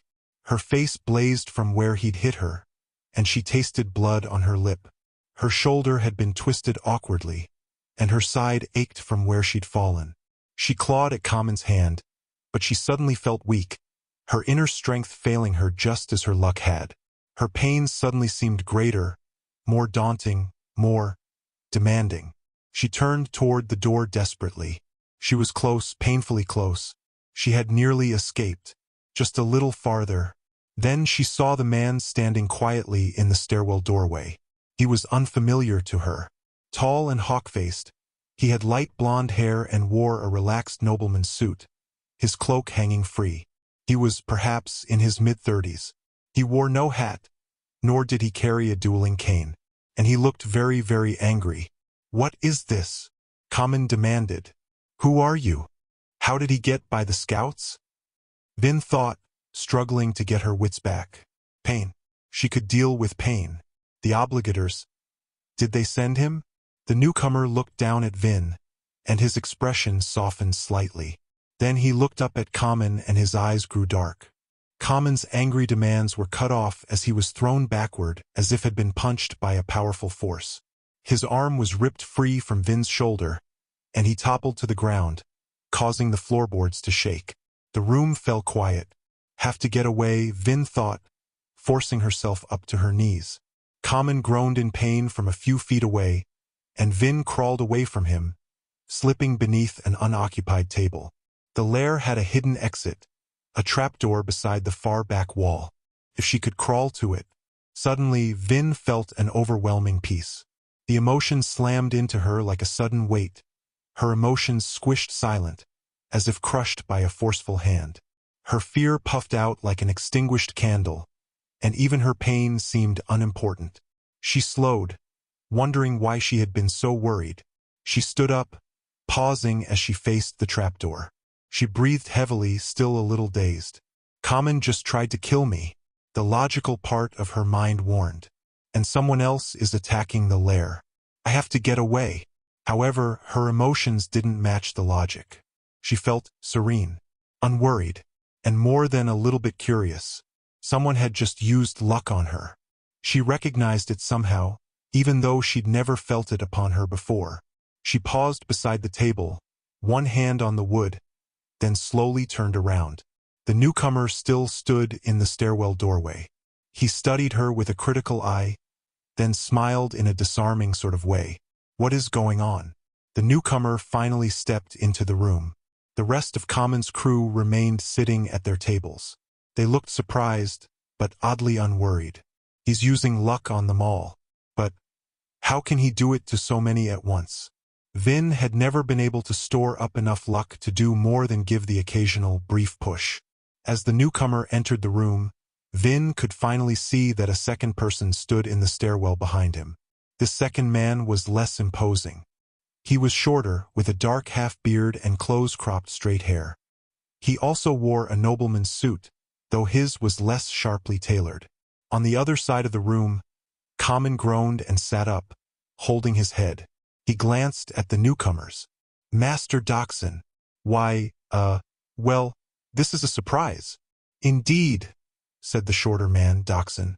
Vin frowned, realizing she sensed a slight familiarity to these men. She recognized them from somewhere. The Canton of Finance. They were sitting in the waiting room when Common and I left. Common climbed to his feet, studying the blonde newcomer. Common looked down at the man's hands, both of which were lined with strange, overlapping scars. By the Lord Ruler, Common whispered. The survivor of Hath Sin. Vin frowned. The title was unfamiliar to her. Should she know this man? Her wounds still throbbed despite the peace she felt, and her head was dizzy. She leaned on the table for support, but did not sit. Whoever this newcomer was, Common obviously thought him important. Why, Master Kelsier? Common sputtered. This is a rare honor. The newcomer, Kelsier, shook his head. You know, I'm not really interested in listening to you. Common let out an irk of pain as he was thrown backward again. Kelsier made no obvious gesture to perform the feat yet. Common collapsed to the ground, as if shoved by some unseen force. Common fell quiet, and Kelsier scanned the room. The rest of you know who I am? Many of the crew members nodded. Good. I've come to your lair because you, my friends, owe me a great debt. The room was silent save for Common's groans. Finally, one of the crewmen spoke. We do, Master Kelsier? Indeed you do. You see, Master Dachshund and I just saved your lives. Your rather incompetent crew leader left the Ministry's Canton of Finance about an hour ago, returning directly to this safe house. He was followed by 2 ministry scouts, 1 high-ranking prelon, and a single steel inquisitor. No one spoke. Oh Lord, Vin thought. She'd been right. She just hadn't been fast enough. If there was an inquisitor... I dealt with the inquisitor, Kelsier said. He paused, letting the implication hang in the air. What kind of person could so lightly claim to have dealt with an inquisitor? Rumors said the creatures were immortal, that they could see a man's soul, and that they were unmatched warriors. I require payment for services rendered, Kelsier said. Common didn't get up this time. He had fallen hard, and he was obviously disoriented. The room remained still. Finally, Milev, the dark-skinned man who was Common's second, scooped up the coffer of ministry boxings and dashed forward with it. He proffered it to Kelsier. The money Common got from the ministry, Milev explained. 3,000 boxings. Milev is so eager to please him, Vin thought. This is more than just luck. Either that or it's some sort of luck I've never been able to use. Kelsier paused, then accepted the coin chest. And you are? Milev, Master Kelsier. Well, crew leader Milev, I will consider this payment satisfactory, assuming you do one other thing for me. Milev paused. What would that be? Kelsier nodded toward the near-unconscious Common. Deal with him. Of course, Milev said. I want him to live, Milev, Kelsier said, holding up a finger. But I don't want him to enjoy it. Milev nodded. We'll make him a beggar. The Lord Ruler disapproves of the profession. Common won't have an easy time of it here in Luthhuddle. And Milev will dispose of him anyway as soon as he thinks this Kelsier isn't paying attention. Good, Kelsier said. Then he opened the coin chest and began counting out some golden boxings. You're a resourceful man, Milev. Quick on your feet, and not as easily intimidated as the others. I've had dealings with mistings before, Master Kelsier, Milev said. Kelsier nodded. Docs, he said, addressing his companion. Where were we going to have our meeting tonight? I was thinking that we should use Clubs's shop, said the second man. Hardly a neutral location, Kelsier said, especially if he decides not to join us. True, Kelsier looked to Milev. I'm planning a job in this area. It would be useful to have the support of some locals. He held out a pile of what looked like 100 boxings. We'll require use of your safe house for the evening. This can be arranged. Of course, Milev said, taking the coins eagerly. Good, Kelsier said. Now get out. Out, Milev asked hesitantly. Yes, Kelsier said. Take your men, including your former leader, and leave. I want to have a private conversation with Mistress Vin. The room grew silent again, and Vin knew she wasn't the only one wondering how Kelsier knew her name. Well, you heard him, Milev snapped. He waved for a group of thugs to go grab Common. Then he shooed the rest of the crew members up the stairs. Vin watched them go, growing apprehensive. This Kelsier was a powerful man. An instinct told her that powerful men were dangerous. Did he know of her luck? Obviously. What other reason would he have for singling her out? How is this Kelsier going to try and use me? She thought, rubbing her arm where she'd hit the floor. By the way, Milev, Kelsier said idly, when I say private, I mean that I don't want to be spied on by the 4 men watching us through peekholes behind the far wall. Kindly take them up into the alley with you. Milev paled. Of course, Master Kelsier. Good. And in the alleyway you'll find the 2 dead ministry spies. Kindly dispose of the corpses for us. Milev nodded, turning. And Milev, Kelsier added. Milev turned back again. See that none of your men betray us, Kelsier said quietly. And Vin felt it again. A renewed pressure on her emotions. This crew already has the eye of the Steel Ministry. Do not make an enemy of me as well. Milev nodded sharply, then disappeared into the stairwell, pulling the door closed behind him. A few moments later, Vin heard footsteps from the peak room. Then all was still. She was alone with a man who was, for some reason, so singularly impressive that he could intimidate an entire room full of cutthroats and thieves. She eyed the bolt door. Kelsier was watching her. What would he do if she ran? He claims to have killed an inquisitor, Vin thought. And he used luck. I have to stay, if just long enough to find out what he knows. Kelsier's smile deepened. Then finally he laughed. That was far too much fun, Dox. The other man, the one Common had called Doxon, snorted and walked toward the front of the room. Vin tensed, but he didn't move toward her, instead strolling to the bar. You were insufferable enough before, Kel, Doxon said. I don't know how I'm going to handle this new reputation of yours. At least, I'm not sure how I'm going to handle it and maintain a straight face. You're jealous. Yes, that's it, Doxon said. I'm terribly jealous of your ability to intimidate petty criminals. If it's of any note to you, I think you were too harsh on Common. Kelsier walked over and took a seat at one of the room's tables. His mirth darkened slightly as he spoke. You saw what he was doing to the girl. Actually, I didn't, Doxon said dryly, rummaging through the bar's stores. Someone was blocking the doorway. Kelsier shrugged. Look at her, Dox. The poor thing's been beaten nearly senseless. I don't feel any sympathy for the man. Vin remained where she was, keeping watch on both men. As the tension of the moment grew weaker, her wounds began to throb again.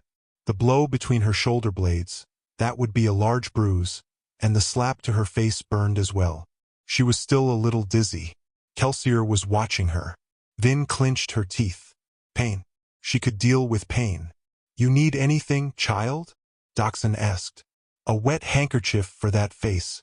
Perhaps. She didn't respond, instead remaining focused on Kelsier. Come on. Tell me what you want with me. Make your play. Doxon finally shrugged, then ducked beneath the bar for a moment. He eventually came up with a couple of bottles. Anything good? Kelsier asked, turning. What do you think? Doxon asked. Even among thieves, Common isn't exactly known for his refinement. I have socks worth more than this wine. Kelsier sighed. Give me a cup anyway. Then he glanced back at Vin. You want anything? Vin didn't respond. Kelsier smiled. Don't worry. We're far less frightening than your friends think. I don't think they were her friends, Kel, Doxon said from behind the bar. Good point, Kelsier said. Regardless, child, you don't have anything to fear from. Other than Dox's breath. Doxon rolled his eyes. Or Kel's jokes. Vin stood quietly. She could act weak the way she had with Common, but instincts told her that these men wouldn't respond well to that tactic. So, she remained where she was, assessing the situation. The calmness fell upon her again. It encouraged her to be at ease, to be trusting, to simply do as the men were suggesting. No, she stayed where she was. Kelsier raised an eyebrow. That's unexpected. What? Doxon asked as he poured a cup of wine. Nothing, Kelsier said, studying Vin. You want a drink or not, lass? Doxon asked. Vin said nothing. All her life, as long as she could remember, she'd had her luck. It made her strong, and it gave her an edge over other thieves. It was probably why she was still alive. Yet, all that time, she'd never really known what it was or why she could use it. Logic and instinct now told her the same thing, that she needed to find out what this man knew. However he intended to use her, whatever his plans, she needed to endure them. She had to find out how he'd grown so powerful. Ale, she finally said. Ale? Kelsier asked. That's it. Vin nodded, watching him carefully. I like it. Kelsier rubbed his chin. We'll have to work on that, he said. Anyway, have a seat. Hesitant, Vin walked over and sat down opposite Kelsier at the small table. Her wounds throbbed, but she couldn't afford to show weakness. Weakness killed. She had to pretend to ignore the pain. At least sitting as she was, her head cleared. Doxon joined them a moment later, giving Kelsier a glass of wine and Vin her mug of ale.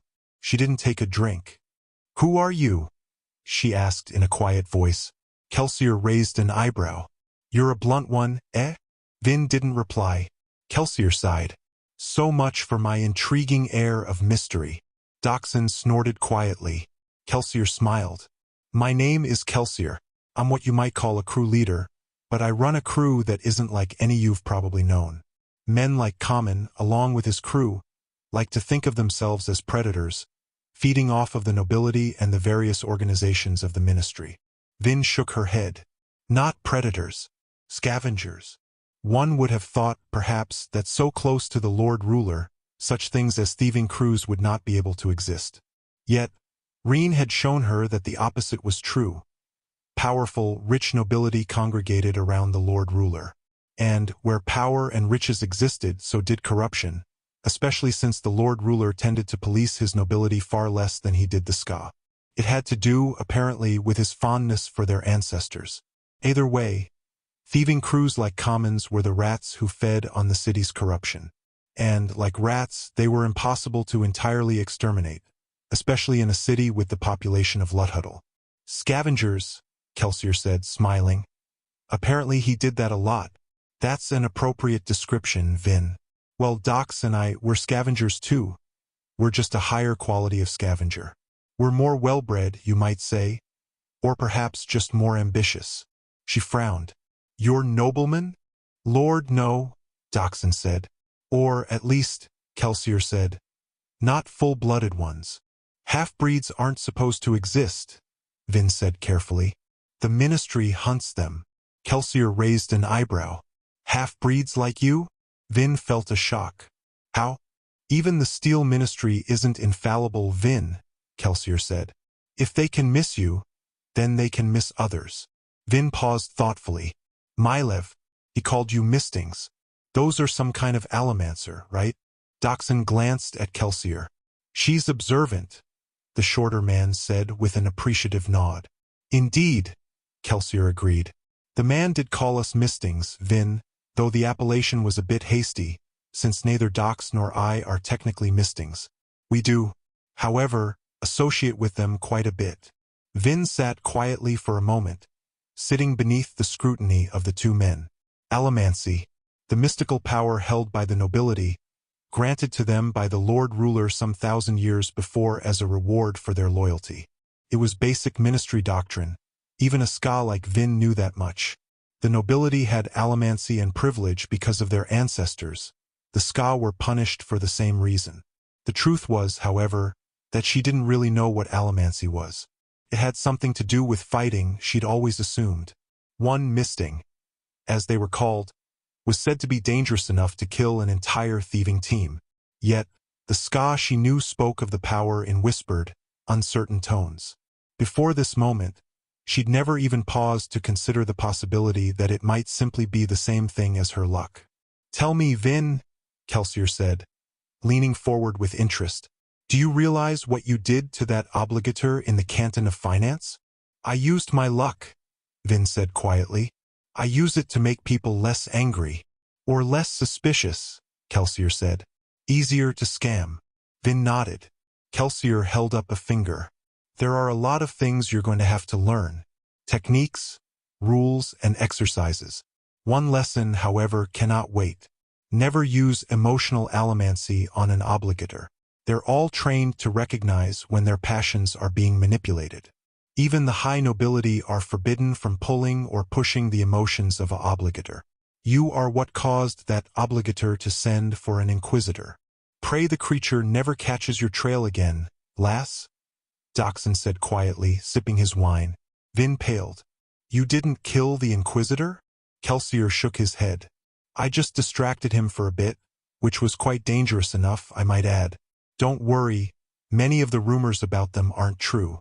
Now that he's lost your trail, he won't be able to find you again. Most likely, Doxon said. Vin glanced at the shorter man apprehensively. Most likely, Kelsier agreed. There are a lot of things we don't know about the Inquisitors. They don't seem to follow the normal rules. Those spikes through their eyes, for instance, should kill them. Nothing I've learned about allomancy has ever provided an explanation for how those creatures keep living. If it were only a regular misting seeker on your trail, we wouldn't need to worry. An Inquisitor, well, you'll want to keep your eyes open. Of course, you already seem pretty good at that. Vin sat uncomfortably for a moment. Eventually, Kelsier nodded to her mug of ale. You aren't drinking. You might have slipped something in it, Vin said. Oh, there was no need for me to sneak something into your drink, Kelsier said with a smile, pulling an object out of his suit coat pocket. After all, You're going to drink this vial of mysterious liquid quite willingly. He set a small glass vial on the tabletop. Vin frowned, regarding the liquid within. There was a dark residue at its bottom. What is it? She asked. If I told you, it wouldn't be mysterious, Kelsier said with a smile. Dachshund rolled his eyes. The vial is filled with an alcohol solution and some flakes of metal, Vin. Metal? She asked with a frown. 2 of the 8 basic allomantic metals, Kelsier said. We need to do some tests. Vin eyed the vial. Kelsier shrugged. You'll have to drink it if you want to know any more about this luck of yours. You drink half first, Vin said. Kelsier raised an eyebrow. A bit on the paranoid side, I see. Vin didn't respond. Finally, he sighed, picking up the vial and pulling off the plug. Shake it up first, Vin said. So you get some of the sediment. Kelsier rolled his eyes, but did as requested, shaking the vial, then downing half of its contents. He set it back on the table with a click. Vin frowned. Then she eyed Kelsier, who smiled. He knew that he had her. He had shown off his power, had tempted her with it. The only reason to be subservient to those with power is so that you can learn to someday take what they have. Reen's words. Vin reached out and took the vial. Then she downed its contents. She sat, waiting for some magical transformation or surge of power, or even signs of poison. She felt nothing. How anticlimactic. She frowned, leaning back in her chair. Out of curiosity, she felt at her luck, and felt her eyes widen in shock. It was there, like a massive golden hoard. A storage of power so incredible that it stretched her understanding. Always before, she had needed to be a scrimp with her luck, holding it in reserve, using up morsels sparingly. Now she felt like a starving woman invited to a high nobleman's feast. She sat, stunned, regarding the enormous wealth within her.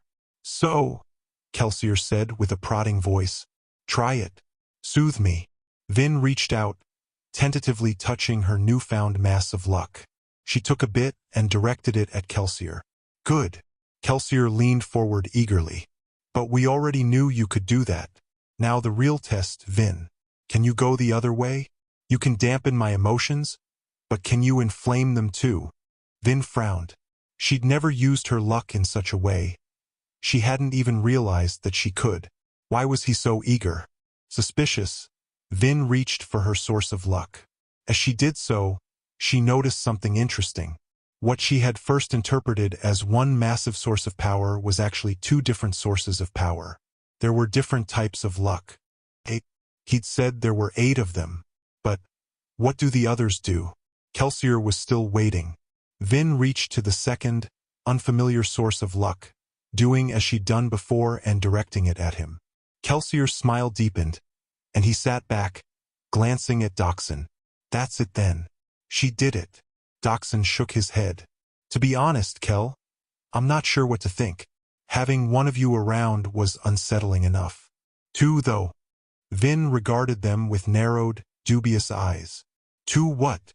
Even among the nobility, Vin, Allomancy is modestly rare, Kelsier said. True, it's a hereditary skill, with most of its powerful lines among the high nobility. However, breeding alone doesn't guarantee allomantic strength. Many high noblemen only have access to a single allomantic skill. People like that, those who can only perform allomancy in one of its 8 basic aspects, are called mistings. Sometimes these abilities appear in skaa, but only if that skaa has noble blood in his or her near ancestry. You can usually find one misting in, about 10,000 mixed-breed skaa. The better and closer the noble ancestry, the more likely the skaa is to be a misting. Who were your parents, Vin? Dachshund asked. Do you remember them? I was raised by my half-brother, Reen, Vin said quietly, uncomfortable. These were not things she discussed with others. Did he speak of your mother and father? Dachshund asked. Occasionally, she admitted. Reen said that our mother was a whore. Not out of choice, but the underworld. She trailed off. Her mother had tried to kill her once when she was very young. She vaguely remembered the event. Reen had saved her. What about your father, Vin? Dachshund asked. Vin looked up. He is a high prelon in the Steel Ministry. Kelsier whistled softly. Now, that's a slightly ironic breach of duty. Vin looked down at the table. Finally, she reached over and took a healthy pull on her mug of ale. Kelsier smiled. Most ranking obligators in the ministry are high noblemen. Your father gave you a rare gift in that blood of yours. So, I'm one of these mistings you mentioned. Kelsier shook his head. Actually, no. You see, this is what made you so interesting to us, Vin. Mistings only have access to one allomantic skill. You just proved you have two. And if you have access to at least 2 of the 8, then you have access to the rest as well. That's the way it works. If you're an allomancer, you either get one skill or you get them all. Kelsier leaned forward. You, Vin, are what is generally called a Mistborn. Even amongst the nobility, they're incredibly rare. Amongst skaa, well, let's just say I've only met one other skaa Mistborn in my entire life. Somehow, the room seemed to grow more quiet, more still. Vin stared at her mug with distracted, uncomfortable eyes. Mistborn. She'd heard the stories, of course. The legends. Kelsier and Doxson sat quietly, letting her think. Eventually, she spoke. So, what does this all mean? Kelsier smiled. It means that you, Vin, are a very special person. You have a power that most high noblemen envy. It is a power that, had you been born an aristocrat, would have made you one of the most deadly and influential people in all of the final empire. Kelsier leaned forward again. But you weren't born an aristocrat. You're not noble, Vin. You don't have to play by their rules, and that makes you even more powerful. 4. Apparently, the next stage of my quest will take us up into the highlands of Terrace. This is said to be a cold, unforgiving place. A land where the mountains themselves are made of ice. Our normal attendance will not do for such a trip. We should probably hire some terrace packmen to carry our gear. You heard what he said. He's planning a job. Yulef's eyes shone with excitement. I wonder which of the great houses he's going to strike. It'll be one of the most powerful ones, said Disten, one of Common's head point men. He was missing a hand, but his eyes and ears were among the keenest in the crew. Kelsier never bothers himself with small-time jobs. Vin sat quietly, her mug of ale, the same one Kelsier had given her, still sitting mostly full on the tabletop. Her table was crowded with people. Kelsier had let the thieves return to their home for a bit before his meeting began. Vin, however, would have preferred to remain by herself. Life with Reen had accustomed her to loneliness. If you let someone get too close, it would just give them better opportunities to betray you. Even after Reen's disappearance, Vin had kept to herself. She hadn't been willing to leave. However, she also hadn't felt the need to become familiar with the other crew members. They had, in turn, been perfectly willing to let her alone. Vin's position had been precarious, and associating with her could have tainted them by association. Only Yulef had made any moves to befriend her. If you let someone get close to you, it will only hurt more when they betray you. Reen seemed to whisper in her mind. Had Yulef even really been her friend? He'd certainly sold her out quickly enough. In addition, the crew members had taken Vin's beating and sudden rescue in stride, never mentioning their betrayal or refusal to help her. They'd only done what was expected. The survivor hasn't bothered himself with any jobs lately, said Harmon, an older, scraggly-bearded burglar. He's barely been seen in Luthhuddle a handful of times during the last few years. In fact, he hasn't pulled any jobs since. This is the first one? Yulef asked eagerly. The first since he escaped the pits? Then it's bound to be something spectacular. Did he say anything about it, Vin? Disten asked.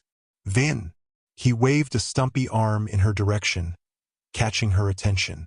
What? She asked, looking up. She had cleaned herself slightly since her beating at Common's hand, finally accepting a handkerchief from Doxson to wipe the blood from her face. There was little she could do about the bruises, however. Those still throbbed. Hopefully, nothing was broken. Kelsier, Disten repeated. Did he say anything about the job he's planning? Vin shook her head. She glanced down at the bloodied handkerchief. Kelsier and Doxon had left a short time ago, promising to return after she'd had some time to think about the things they had told her. There was an implication in their words, however, an offer. Whatever job they were planning, she was invited to participate. "Why'd he pick you to be his twixt anyway, Vin?" Yulef asked. "Did he say anything about that?" That's what the crew assumed. That Kelsier had chosen her to be his contact with Commons, Mylev's crew. There were two sides to the Luthadel underground. There were the regular crews like Commons. Then there were the special ones. Groups composed of the extremely skillful, the extremely foolhardy, or the extremely talented. Allomancers. The two sides of the underworld didn't mix. Regular thieves left their betters alone. However, occasionally one of these misting crews hired a regular team to do some of its more mundane work, and they would choose a twixt, a go-between, to work with both crews. Hence Yulef's assumption about Vin. Mylev's crew members noticed her unresponsiveness and turned to another topic, mistings. They spoke of Allomancy with uncertain, whispered tones, and she listened, uncomfortable. How could she be associated with something they held in such awe? Her luck, her Allomancy, was something small, something she used to survive, but something really quite unimportant. But such power, she thought, looking in at her luck reserve. "What's Kelsier been doing these last few years, I wonder?" Yulef asked. He had seemed a bit uncomfortable around her at the beginning of the conversation, but that had passed quickly. He'd betrayed her, but this was the underworld. No friends. It didn't seem that way between Kelsier and Doxon. They appeared to trust each other. A front? Or were they simply one of those rare teams that actually didn't worry about each other's betrayal? The most unsettling thing about Kelsier and Doxon had been their openness with her. They seemed willing to trust, even accept, Vin after a relatively short time. Couldn't be genuine. No one could survive in the underworld following such tactics. Still, their friendliness was disconcerting. 2 years, said Hrud, a flat-faced, quiet thug. He must have spent the entire time planning for this job. It must be some job indeed, Yulef said. Tell me about him, Vin said quietly. Kelsier? Disten asked. Vin nodded. They didn't talk about Kelsier down south? Vin shook her head. He was the best crew leader in Luthadel, Yulef explained. A legend, even among the Mistings. He robbed some of the wealthiest great houses in the city. And, Vin asked, someone betrayed him, Harmon said in a quiet voice. Of course, Vin thought. The Lord Ruler himself caught Kelsier, Yulef said. Sent Kelsier and his wife to the pits of Hathsin. But he escaped. He escaped from the pits, Vin. He's the only one who ever has. And the wife? Vin asked. Yulef glanced at Harmon, who shook his head. She didn't make it. So he's lost someone too. How can he laugh so much? So honestly, that's where he got those scars, you know? Disten said. The ones on his arms. He got them at the pits. From the rocks on a sheer wall he had to climb to escape. Harmon snorted. That's not how he got them. He killed an inquisitor while escaping. That's where he got the scars. I heard he got them fighting one of the monsters that guard the pits, Yulef said. He reached into its mouth and strangled it from the inside. The teeth scraped his arms. Disten frowned. How do you strangle someone from the inside? Yulef shrugged. That's just what I heard. The man isn't natural, Hrud muttered. Something happened to him in the pits, something bad. He wasn't an Allomancer before then, you know. He entered the pits a regular skaa, and now, well, he's a misting for sure if he's even human anymore. Been out in the mists a lot, that one has. Some say that the real Kelsier is dead, that the thing wearing his face is something else. Harmon shook his head. Now, that's just plantation skaa foolishness. We've all gone out in the mists. Not in the mists outside the city, Hrud insisted. The Mistwraiths are out there. They'll grab a man and take his face, sure as the Lord Ruler. Harmon rolled his eyes. Hrud's right about one thing, Disten said. That man isn't human. He might not be a Mistwraith, but he's not skaa either. I've heard of him doing things like only they can do. The ones that come out at night. You saw what he did to Common. Mistborn, Harmon muttered. Mistborn. Vin had heard the term before Kelsier had mentioned it to her, of course. Who hadn't? Yet, the rumors about Mistborn made stories of inquisitors and mistings seem rational. It was said that Mistborn were heralds of the mists themselves, endowed with great powers by the Lord Ruler. Only high noblemen could be Mistborn. They were said to be a secret sect of assassins who served him, only going out at night. Reen had always taught her that they were a myth, and Vin had assumed he was right. And Kelsier says I, like he himself, am one of them. How could she be what he said? Child of a prostitute, she was nobody. She was nothing. Never trust a man who tells you good news, Reen had always said. It's the oldest, but easiest way to con someone. Yet she did have her luck. Her allomancy. She could still sense the reserves Kelsier's vial had given her, and had tested her powers on the crew members. No longer limited to just a bit of luck a day, she found she could produce far more striking effects. Vin was coming to realize that her old goal in life, simply staying alive, was uninspired. There was so much more she could be doing. She had been a slave to Reen. She had been a slave to Common. She would be a slave to this Kelsier too, if it would lead her to eventual freedom. At his table, Milev looked at his pocket watch, then stood. All right, everyone out. The room began to clear in preparation for Kelsier's meeting. Vin remained where she was.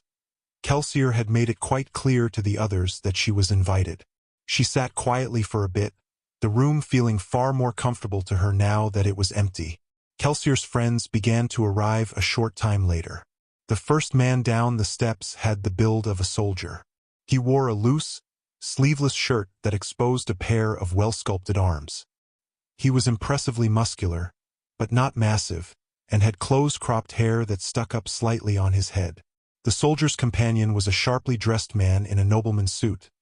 Plum vest, gold buttons, black overcoat, complete with short-brimmed hat and dueling cane. He was older than the soldier and was a bit portly. He removed his hat upon entering the room, revealing a head of well-styled black hair. The two men were chatting amiably as they walked, but they paused when they saw the empty room. "Ah, this must be our twixt," said the man in the suit. "Has Kelsier arrived yet, my dear?" He spoke with a simple familiarity, as if they were long-time friends. Suddenly, despite herself, Vin found herself liking this well-dressed, articulate man.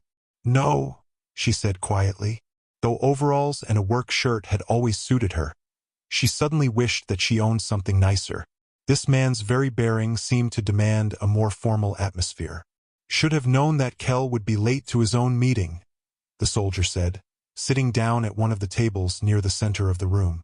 "Indeed," said the suited man.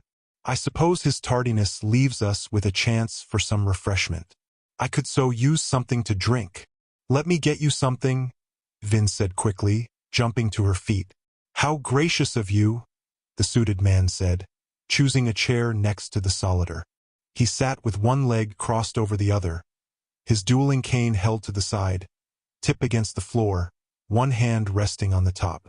Vin walked to the bar and began rummaging for drinks. "Breeze," the soldier said with a warning tone as Vin selected a bottle of Common's most expensive wine and began pouring a cup. "Hum?" the suited man said, raising an eyebrow. The soldier nodded toward Vin. "Oh, very well," the suited man said with a sigh. Vin paused, wine half poured, and frowned slightly. "What am I doing?" "I swear, Ham," the suited man said, "you are dreadfully stiff sometimes. Just because you can push someone around doesn't mean you should breeze." Vin stood, dumbfounded. He used luck on me. When Kelsier had tried to manipulate her, she'd felt his touch and had been able to resist. This time, however, she hadn't even realized what she was doing. She looked up at the man, thinning her eyes. "Mistborn," the suited man, Breeze, chuckled. "Hardly. Kelsier's the only skaa Mistborn you're likely to ever meet, my dear, and pray you never are in a situation where you meet a noble one." "No, I am just an ordinary, humble misting." "Humble?" Ham asked. Breeze shrugged. Vin looked down at the half-full cup of wine. "You pulled on my emotions. With Allomancy, I mean, I pushed on them, actually, Bree said. Pulling makes a person less trusting and more determined. Pushing on emotions, soothing them, makes a person more trusting. Regardless, you controlled me, Vin said. You made me fetch you a drink. Oh, I wouldn't say that I made you do it, Bree said. I just altered your emotions slightly, putting you in a frame of mind where you'd be more likely to do as I wished. Hem rubbed his chin. I don't know, Breeze. It's an interesting question. By influencing her emotions, did you take away her ability to choose? If, for instance, she were to kill or steal while under your control, would the crime be hers or yours? Breeze rolled his eyes. There's really no question to it at all. You shouldn't think about such things, Hammond, you'll hurt your brain. I offered her encouragement. I simply did it through an irregular means. But I'm not going to argue it with you, Ham. The beefy man sighed, looking a little bit forlorn. Are you going to bring me the drink? Breeze asked hopefully, looking at Vin. I mean, you're already up, and you're going to have to come back this direction to reach your seat anyway. Vin examined her emotions. Did she feel irregularly drawn to do as the man asked? Was he manipulating her again? Finally, she simply walked away from the bar, leaving the drink where it was. Breeze sighed. He didn't stand to go get the drink himself, however. Vin walked tentatively toward the two men's table. She was accustomed to shadows and corners, close enough to eavesdrop, but far enough away to escape. Yet, she couldn't hide from these men, not while the room was so empty. So, she chose a chair at the table beside the one that the two men were using, then sat cautiously. She needed information. As long as she was ignorant, she was going to be at a severe disadvantage in this new world of misting crews. Breeze chuckled. Nervous little thing, aren't you? Vin ignored the comment. You, Vin said, nodding to Ham. You're a misting too? Ham nodded. I'm a thug. Vin frowned in confusion. I burn pewter, Ham said. Again, Vin looked at him questioningly. He can make himself stronger, my dear, Breeze said. He hits things, particularly other people, who try to interfere with what the rest of us are doing. There's much more to it than that, Hem said.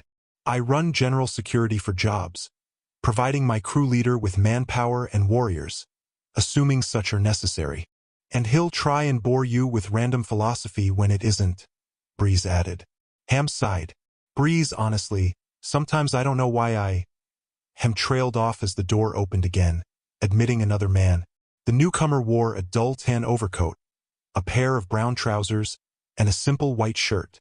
However, his face was far more distinctive than his clothing. It was knotted and gnarled, like a twisted piece of wood, and his eyes shone with the level of disapproving dissatisfaction only the elderly can display. Vin couldn't quite place his age. He was young enough that he wasn't stooped over, yet he was old enough that he made even the middle-aged Breeze look youthful. The newcomer looked over Vin and the others, huffed disdainfully, then walked to a table on the other side of the room and sat down. His steps were marked by a distinct limp. Breeze sighed. I'm going to miss Trap. We all will, Hem said quietly. Clubs is very good, though.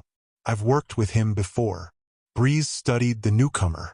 I wonder if I could get him to bring my drink over. Hem chuckled. I'd pay money to see you try it. I'm sure you would, Breeze said. Vin eyed the newcomer, who seemed perfectly content to ignore her and the other two men. What's he? Clubs? Breeze asked. He, my dear, is a smoker. He is what will keep the rest of us from being discovered by an inquisitor. Vin chewed on her lip, digesting the new information as she studied clubs. The man shot her a glare, and she looked away. As she turned, she noticed that Ham was looking at her. I like you, kid, he said. The other Twixts I've worked with have either been too intimidated to talk to us, or they've been jealous of us for moving into their territory. Indeed, Breeze said. You're not like most crumbs. Of course, I'd like you a great deal more if you'd go fetch me that glass of wine. Vin ignored him, glancing at Ham. Crumb. That's what some of the more self-important members of our society call lesser thieves, Hem said. They call you crumbs, since you tend to be involved with less inspired projects. No offense intended, of course, Breeze said. Oh, I wouldn't ever take offense at... Vin paused, feeling an irregular desire to please the well-dressed man. She glared at Breeze. Stop that. See there, Breeze said, glancing at Ham. She still retains her ability to choose. You're hopeless. They assume I'm a twixt, Vin thought. So Kelsier hasn't told them what I am. Why? Time constraints? Or was the secret too valuable to share? How trustworthy were these men? And if they thought her a simple crumb, why were they being so nice to her? Who else are we waiting upon? Breeze asked, glancing at the doorway. Besides Kel and Dox, I mean. Yeadon, Hem said. Breeze frowned with a sour expression. Ah, yes. I agree, Hem said. But I'd be willing to bet that he feels the same way about us. I don't even see why he was invited, Breeze said. Hem shrugged. Something to do with Kel's plan, obviously. Ah, the infamous plan, Breeze said musingly. What job could it be, what indeed? Hem shook his head. Kel and his cursed sense of drama. Indeed. The door opened a few moments later, and the one they had spoken of, Yeadon, entered. He turned out to be an unassuming man, and Vin had trouble understanding why the other two were so displeased about his attendance. Short with curly brown hair, Yeadon was dressed in simple gray skaa clothing and a patched, soot-stained brown worker's coat. He regarded the surroundings with a look of disapproval, but he was nowhere near as openly hostile as Clubs, who still sat on the other side of the room scowling at anyone who looked in his direction. Not a very big crew, Vin thought. With Kelsier and Doxon, that makes 6 of them. Of course, Ham had said that he led a group of thugs. Were the men at this meeting simply representatives? The leaders of smaller, more specialized groups? Some crews worked that way. Breeze checked his pocket watch 3 more times before Kelsier finally arrived. The Mistborn crew leader burst through the door with his cheery enthusiasm, Doxon sauntering along behind. Hem stood immediately, smiling broadly and clasping hands with Kelsier. Breeze stood as well, and while his greeting was a bit more reserved, Vin had to admit that she had never seen any crew leader welcomed so happily by his men. Ah, Kelsier said, looking toward the other side of the room. Clubs and Yeadon too. So everyone's here. Good. I absolutely loathe being made to wait. Breeze raised an eyebrow as he and Hem settled back into their chairs, Doxon taking a seat at the same table. Are we to receive any explanation for your tardiness? Doxon and I were visiting my brother, Kelsier explained, walking toward the front of the lair. He turned and leaned back against the bar, scanning the room. When Kelsier's eyes fell on Vin, he winked. Your brother, Hem said. Is Marsh coming to the meeting? Kelsier and Doxon shared a look. Not tonight, Kelsier said. But he'll join the crew eventually. Vin studied the others. They were skeptical. Tension between Kelsier and his brother, perhaps? Breeze raised his dueling cane, pointing the tip at Kelsier. All right, Kelsier. You've kept this job secret from us for 8 months now. We know it's big. We know you're excited. And we're all properly annoyed at you for being so secretive. So, why don't you just go ahead and tell us what it is? Kelsier smiled. Then he stood up straight, waving a hand toward the dirty, plain-looking Yeadon. Gentlemen, meet your new employer. This was apparently quite a shocking statement. Him? Hem asked. Him? Kelsier said with a nod. What? Yeadon asked, speaking for the first time. You have trouble working with someone who actually has morals? It's not that, my dear man, Breeze said, setting his dueling cane across his lap. It's just that, well, I was under the strange impression that you didn't like our types very much. I don't, Yeadon said flatly. You're selfish, undisciplined, and you've turned your backs on the rest of the skaa. You dress nicely, but on the inside you're dirty as ash. Ham snorted. I can already see that this job is going to be great for crew morale.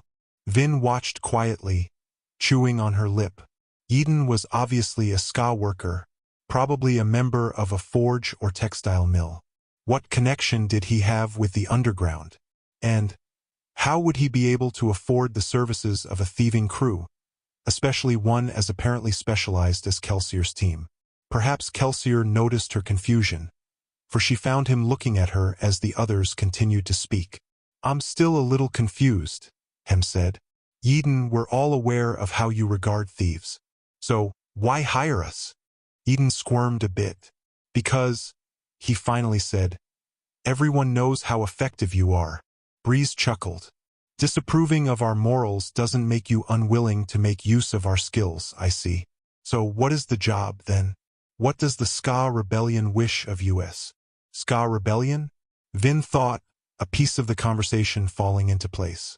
There were two sides to the underworld. The far larger portion was made up of the thieves, crews, whores, and beggars who tried to survive outside of mainstream Skaa culture. And then there were the rebels, the people who worked against the final empire. Reen had always called them fools, a sentiment shared by most of the people, both underworlders and regular Skaa, that Vin had met. All eyes slowly turned to Kelsier, who leaned back against the bar again. "The Skaa Rebellion, courtesy of its leader, Eden, has hired us for something very specific." "What?" Hem asked. "Robbery? Assassination?" "A little of both," Kelsier said.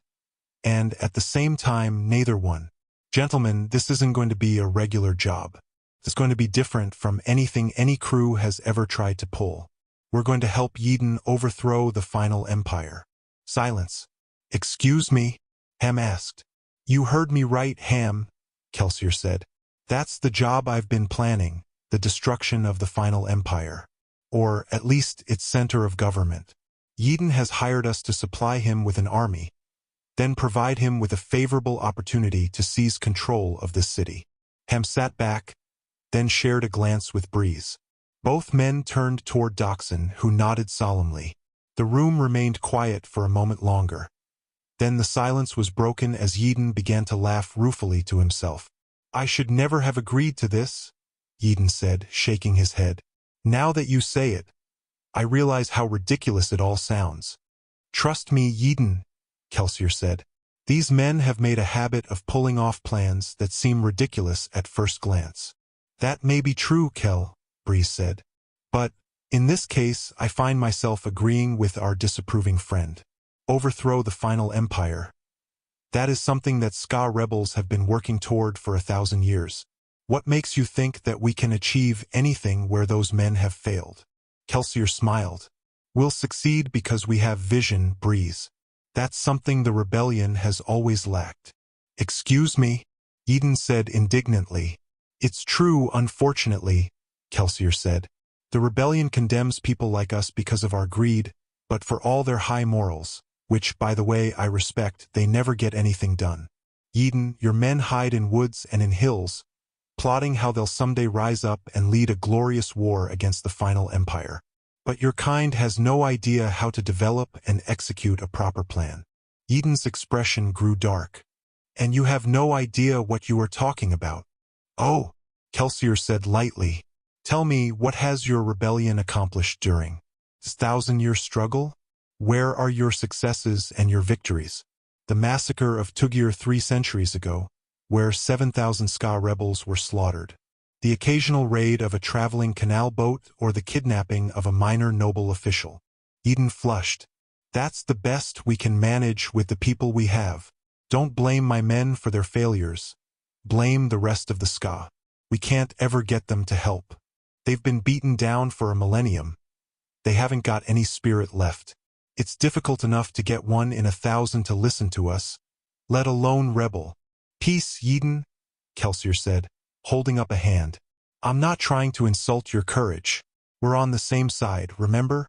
You came to me specifically because you were having trouble recruiting people for your army. I'm regretting that decision more and more." "Thief," Eden said. "Well, you've already paid us," Kelsier said. "So it's a little late to back out now. But we'll get you that army, Eden. The men in this room are the most capable, most clever, and most skilled allomancers in the city. You'll see." The room grew quiet again. Vin sat at her table, watching the interaction with a frown. "What is your game, Kelsier?" His words about overthrowing the final empire were obviously a front. It seemed most likely to her that he intended to scam the skaa rebellion. But if he'd already been paid, then why continue the charade? Kelsier turned from Eden to Breeze and Ham. "All right, gentlemen. What do you think?" The two men shared a look. Finally Breeze spoke. "Lord Ruler knows, I've never been one to turn down a challenge. But, Kel, I do question your reasoning. Are you sure we can do this?" "I'm positive," Kelsier said. "Previous attempts to overthrow the Lord Ruler have failed because they lacked proper organization and planning. We're thieves, gentlemen. And we're extraordinarily good ones. We can rob the unrobbable and fool the unfoolable. We know how to take an incredibly large task and break it down to manageable pieces, then deal with each of those pieces. We know how to get what we want. These things make us perfect for this particular task." Breeze frowned. "And how much are we getting paid for achieving the impossible?" 30,000 boxings, Eden said. "Half now, half when you deliver the army." 30,000? Ham said. "For an operation this big? That will barely cover expenses. We'll need a spy among the nobility to watch for rumors. We'll need a couple of safe houses, not to mention someplace big enough to hide and train an entire army." "No use haggling now, thief," Eden snapped. 30,000 may not sound like much to your type, but it's the result of decades of saving on our part. We can't pay you more because we don't have anything more. "It's good work, gentlemen," Dachshund noted, joining the conversation for the first time. "Yes, well, that's all great," Breeze said. "I consider myself a nice enough fellow, but this just seems a bit too altruistic. Not to mention stupid." "Well," Kelsier said, "there might be a little bit more in it for us." Vin perked up and Breeze smiled. "The Lord Ruler's treasury," Kelsier said. "The plan, as it stands now, is to provide Eden with an army and an opportunity to seize the city. Once he takes the palace, he'll capture the treasury and use its funds to secure power. And, central to that treasury, is the Lord Ruler's Asham," Breeze said. Kelsier nodded.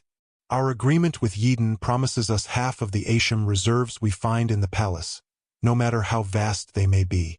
Asham. Vin had heard of the metal, but she had never actually seen any.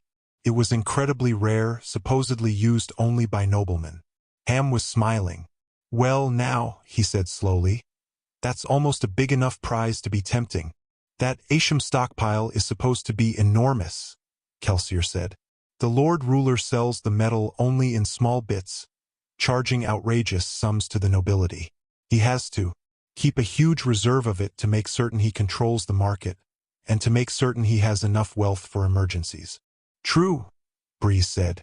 "But are you sure you want to try something like this so soon after what happened the last time we tried getting into the palace?" "We're going to do things differently this time," Kelsier said. "Gentlemen, I'll be frank with you. This isn't going to be an easy job, but it can work.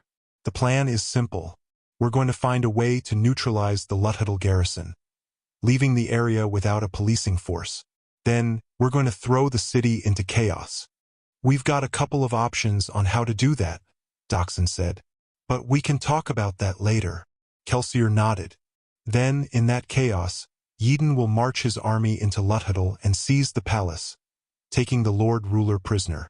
While Eden secures the city, we'll pilfer the Asham. We'll give half to him, then disappear with the other half. After that, it's his job to hang on to what he's grabbed." "Sounds a little dangerous for you, Eden," Hem noted, glancing at the rebel leader. He shrugged. "Perhaps. But if we do, by some miracle, end up in control of the palace, then we'll have at least done something no skaa rebellion has ever achieved before. For my men, this isn't just about riches, it isn't even about surviving. It's about doing something grand, something wonderful to give the skaa hope. But I don't expect you people to understand things like that." Kelsier shot a quieting glance at Eden, and the man sniffed and sat back. Did he use Allomancy? Vin wondered. She'd seen employer-crew relationships before, and it seemed that Eden was much more in Kelsier's pocket than the other way around. Kelsier turned back to Ham and Breeze. "There's more to all this than simply a show of daring. If we do manage to steal that Asham, it will be a sound blow to the Lord Ruler's financial foundation. He depends on the money that Asham provides. Without it, he could very well be left without the means to pay his armies. Even if he escapes our trap, or if we decide to take the city when he's gone to minimize having to deal with him, he'll be financially ruined.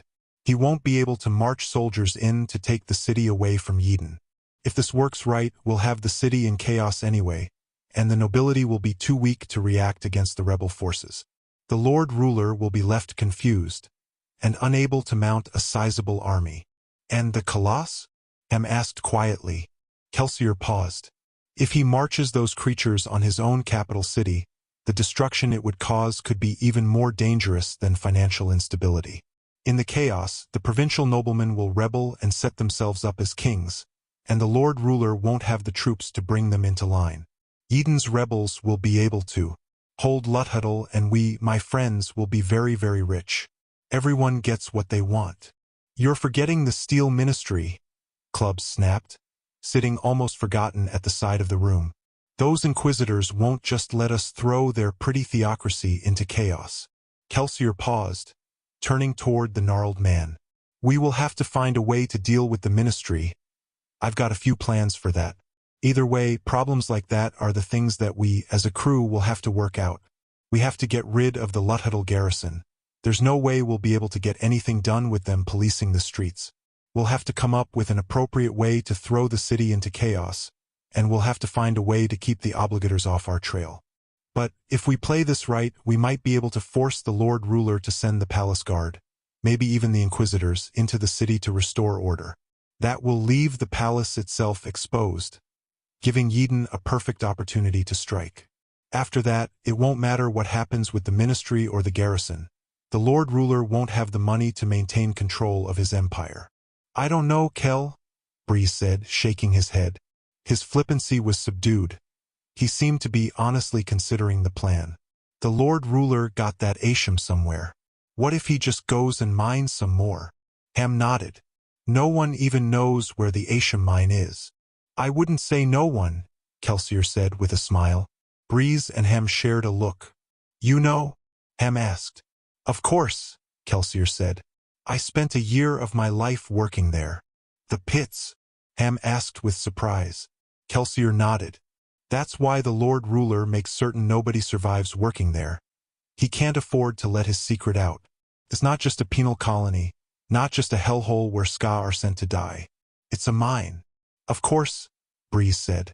Kelsier stood up straight, stepping away from the bar and walking toward Ham and Breeze's table. We have a chance here, gentlemen. A chance to do something great. Something no other thieving crew has ever done. We'll rob from the Lord Ruler himself. But there's more. The pits nearly killed me, and I've seen things differently since I escaped. I see the skaa working without hope. I see the thieving crews trying to survive on aristocratic leavings, often getting themselves, and other skaa, killed in the process. I see the skaa rebellion trying so hard to resist the Lord Ruler, and never making any progress. The rebellion fails because it's too unwieldy and spread out.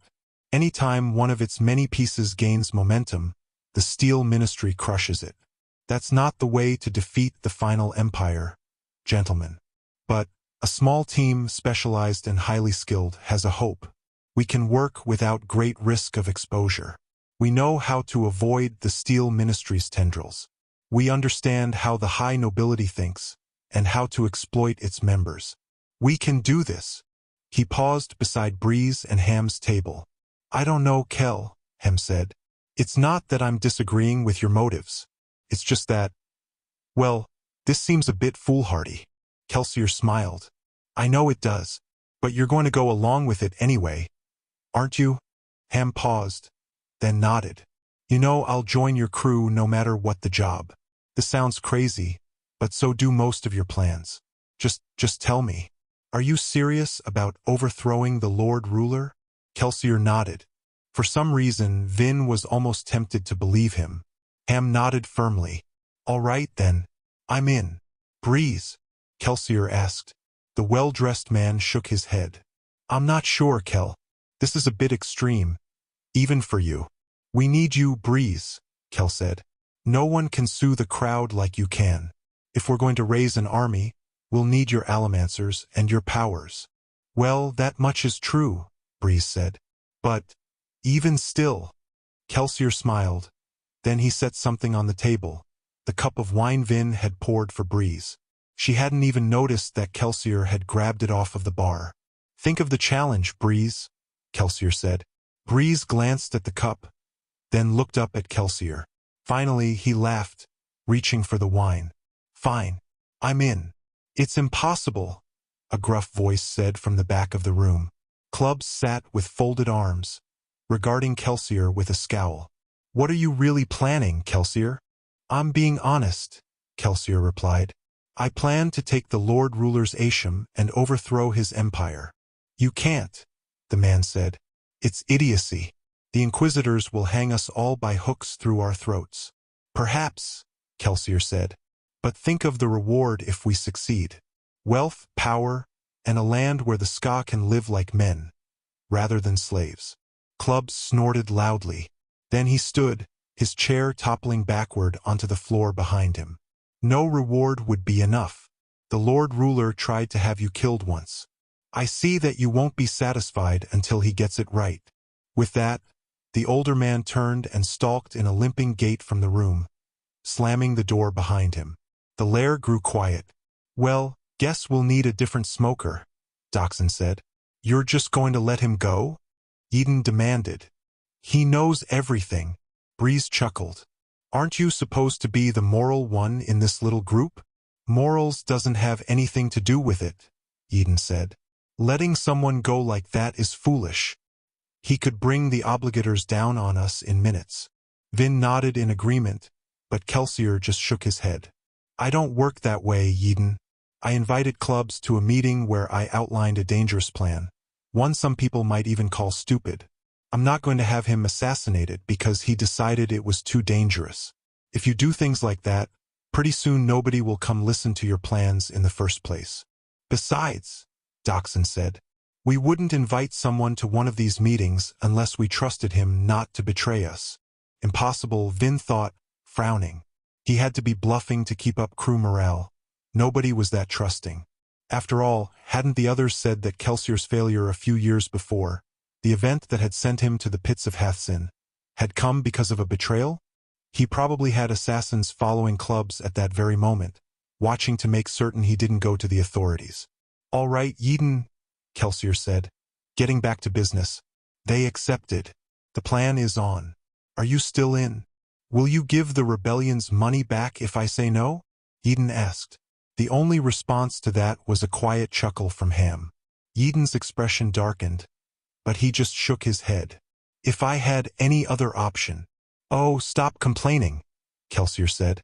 You're officially part of a thieving crew now, so you might as well come over here and sit with us. Eden paused for a moment, then sighed and walked over to sit at Breeze, Ham, and Doxson's table, beside which Kelsier was still standing. Vin still sat at the next table over. Kelsier turned, looking over toward Vin. What about you, Vin? She paused. Why is he asking me? He already knows he has a hold over me. The job doesn't matter, as long as I learn what he knows. Kelsier waited expectantly. I'm in, Vin said, assuming that was what he wanted to hear. She must have guessed correctly, for Kelsier smiled, then nodded to the last chair at the table. Vin sighed, but did as he indicated, standing and walking over to take the last seat. Who is the child? Eden asked. Twixt, Breeze said.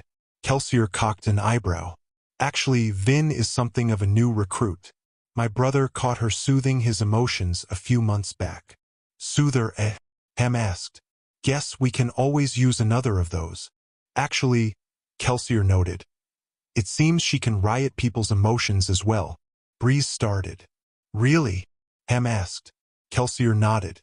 Dox and I tested her just a few hours ago. Breeze chuckled. And here I was telling her that she'd probably never meet another Mistborn besides yourself.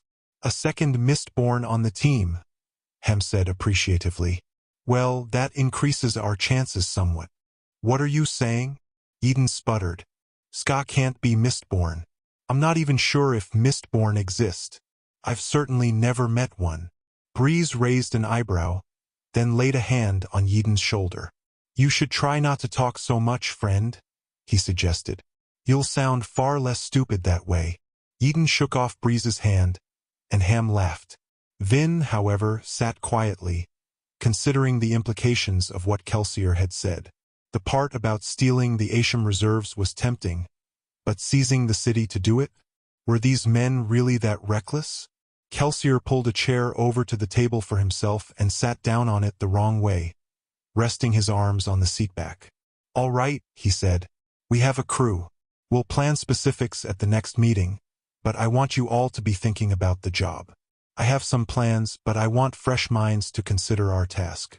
We'll need to discuss ways to get the Luthhuddle garrison out of the city, and ways that we can throw this place into so much chaos that the great houses can't mobilize their forces to stop Yidin's army when it attacks." The members of the group, save Yidin, nodded. "Before we end for the evening, however," Kelsier continued, "there is one more part of the plan I want to warn you about." "More?" Breeze asked with a chuckle. "Stealing the Lord Ruler's fortune and overthrowing his empire aren't enough?" "No," Kelsier said. "If I can, I'm going to kill him too." Silence. "Kelsier," Hem said slowly, "the Lord Ruler is the sliver of infinity. He's a piece of God himself. You can't kill him. Even capturing him will probably prove impossible." Kelsier didn't reply. His eyes, however, were determined. "That's it," Vin thought. "He has to be insane." "The Lord Ruler and I," Kelsier said quietly, "we have an unsettled debt. He took Mare from me, and he nearly took my own sanity as well. I'll admit to you all that part of my reason for this plan is to get revenge on him. We're going to take his government, his home, and his fortune from him. However, for that to work, we'll have to get rid of him. Perhaps imprison him in his own dungeons. At the very least, we'll have to get him out of the city. However, I can think of something far better than either option. Down those pits where he sent me, I snapped and came to an awakening of my allomantic powers. Now I intend to use them to kill him." Kelsier reached into his suit pocket and pulled something out. He set it on the table. "In the north, they have a legend," Kelsier said. "It teaches that the Lord Ruler isn't immortal, not completely. They say he can be killed with the right metal. The 11th metal. That metal." Eyes turned toward the object on the table. It was a thin bar of metal, perhaps as long and wide as Vin's small finger, with straight sides. It was silvery white in color. "The 11th metal?" Breeze asked uncertainly. "I've heard of no such legend. The Lord Ruler has suppressed it," Kelsier said. "But it can still be found if you know where to look. Allomantic theory teaches of 10 metals, the 8 basic metals and the 2 high metals. There is another one, however, unknown to most. One far more powerful even than the other 10. Breeze frowned skeptically. Yidin, however, appeared intrigued.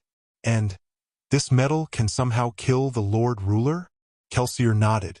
"It's his weakness. The Steel Ministry wants you to believe that he's immortal, but even he can be killed by an allomancer burning this." Hem reached out, picking up the thin bar of metal. "Where did you get it?" "In the north," Kelsier said. "In a land near the far peninsula, a land where people still remember what their old kingdom was called in the days before the Ascension." "How does it work?" Breeze asked. "I'm not sure," Kelsier said frankly, "but I intend to find out." Hem regarded the porcelain-colored metal, turning it over his fingers. "Kill the Lord Ruler?" Vin thought. The Lord Ruler was a force, like the winds or the mists. One did not kill such things. They didn't live, really. They simply were. "Regardless," Kelsier said, accepting the metal back from Ham, "you don't need to worry about this. Killing the Lord Ruler is my task. If it proves impossible, we'll settle for tricking him outside of the city, then robbing him silly. I just thought that you should know what I'm planning. I've bound myself to a madman," Vin thought with resignation. But that didn't really matter, not as long as he taught her allomancy. 5. I don't even understand what I'm supposed to do. The Terrace philosophers claim that I'll know my duty when the time comes, but that's a small comfort. The deepness must be destroyed, and apparently I'm the only one who can do so. It ravages the world even now. If I don't stop it soon, there will be nothing left of this land but bones and dust." "Aha!" Kelsier's triumphant figure popped up from behind Common's bar, a look of satisfaction on his face.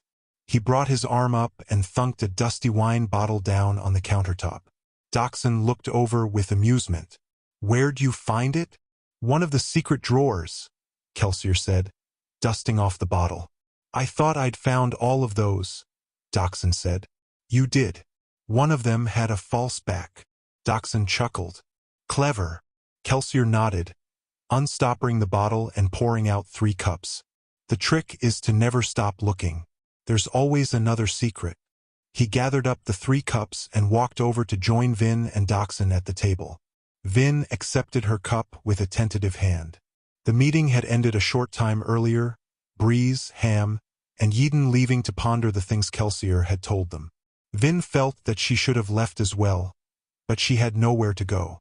Dachshund and Kelsier seemed to take it for granted that she would remain with them. Kelsier took a long sip of the rubicund wine, then smiled. "Ah, that's much better." Dachshund nodded in agreement, but Vin didn't taste her own drink. "We're going to need another smoker," Dachshund noted. Kelsier nodded. The others seemed to take it well, though. "Breeze is still uncertain," Dachshund said. "He won't back out. Breeze likes a challenge, and he'll never find a challenge greater than this one." Kelsier smiled. "Besides, it'd drive him insane to know that we were pulling a job that he wasn't in on." "Still, he's right to be apprehensive," Dachshund said. "I'm a little worried myself." Kelsier nodded his agreement, and Vin frowned. "So, are they serious about the plan? Or is this still a show for my sake?" The 2 men seemed so competent. Yet, overthrowing the final empire? They'd sooner stop the mists from flowing or the sun from rising. "When do your other friends get here?" Dachshund asked. "A couple days," Kelsier said. "We'll need to have another smoker by then. I'm also going to need some more asham." Dachshund frowned. "Already?" Kelsier nodded. "I spent most of it buying Orsur's contract, then used my last bit at Tresting's plantation." Tresting, the nobleman who had been killed in his manor the week before. How was Kelsier involved? And what was it Kelsier said before about asham? He'd claimed that the Lord Ruler kept control of the high nobility by maintaining a monopoly on the metal. Dachshund rubbed his bearded chin. "Asham's not easy to come by, Kel. It took nearly 8 months of planning to steal you that last bit." "That's because you had to be delicate," Kelsier said with a devious smile. Dachshund eyed Kelsier with a look of slight apprehension. Kelsier just smiled more broadly, and finally Dachshund rolled his eyes, sighing. Then he glanced at Vin. "You haven't touched your drink." Vin shook her head. Dachshund waited for an explanation, and eventually Vin was forced to respond. "I don't like to drink anything I didn't prepare myself." Kelsier chuckled. "She reminds me of Vent." "Vent," Dachshund said with a snort. "The lass is a bit paranoid, but she's not that bad. I swear, that man was so jumpy that his own heartbeat could startle him." The 2 men shared a laugh. Vin, however, was only made more uncomfortable by the friendly air. "What do they expect from me? Am I to be an apprentice of some sort?"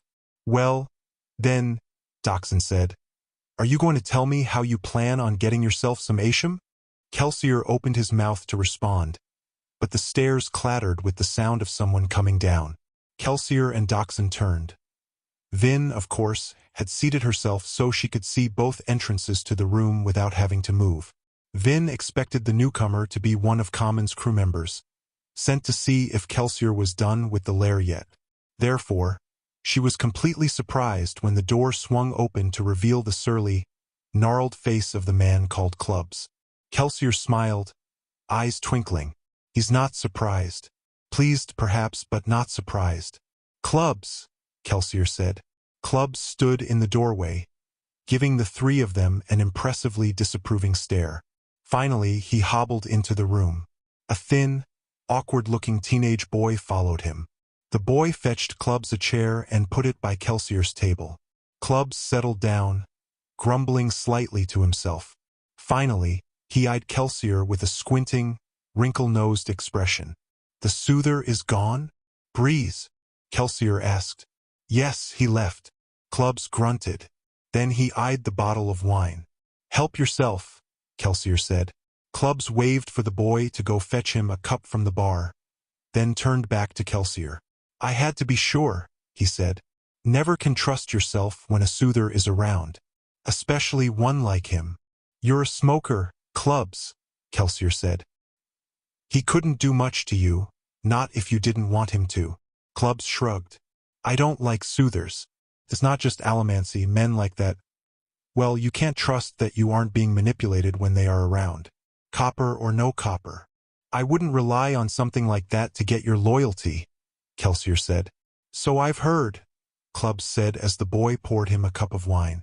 "Had to be sure, though. Had to think about things without that breeze around." He scowled, though Vin had trouble determining why, then took the cup and downed half of it in one gulp. "Good wine," he said with a grunt. Then he looked over at Kelsier. "So, the pits really did drive you insane, eh?" "Completely," Kelsier said with a straight face. Clubs smiled, though on his face the expression had a decidedly twisted look. "You mean to go through with this, then? This so-called job of yours?" Kelsier nodded solemnly. Clubs downed the rest of his wine. "You've got yourself a smoker, then. Not for the money, though. If you're really serious about toppling this government, then I'm in." Kelsier smiled. "And don't smile at me," Clubs snapped. "I hate that. I wouldn't dare." "Well," Dachshund said, pouring himself another drink, "that solves the smoker problem." "Won't matter much," Clubs said. "You're going to fail. I've spent my life trying to hide mistings from the Lord Ruler and his obligators. He gets them all eventually anyway." "Why bother helping us, then?" Dachshund asked. "Because," Clubs said, standing, "the Lord's going to get me sooner or later. At least this way, I'll be able to spit in his face as I go. Overthrowing the final empire." He smiled. "It's got style. Let's go, kid. We've got to get the shop ready for visitors." Vin watched them go, Clubs limping out the door, the boy pulling it closed behind them. Then she glanced at Kelsier. "You knew he'd come back." He shrugged, standing and stretching. "I hoped. People are attracted to vision. The job I'm proposing, well, it just isn't the sort of thing you walk away from, at least not if you're a bored old man who's generally annoyed at life. Now, Vin, I assume that your crew owns this entire building." Vin nodded. "The shop upstairs is a front." "Good," Kelsier said, checking his pocket watch, then handing it to Dachshund. "Tell your friends that they can have their lair back.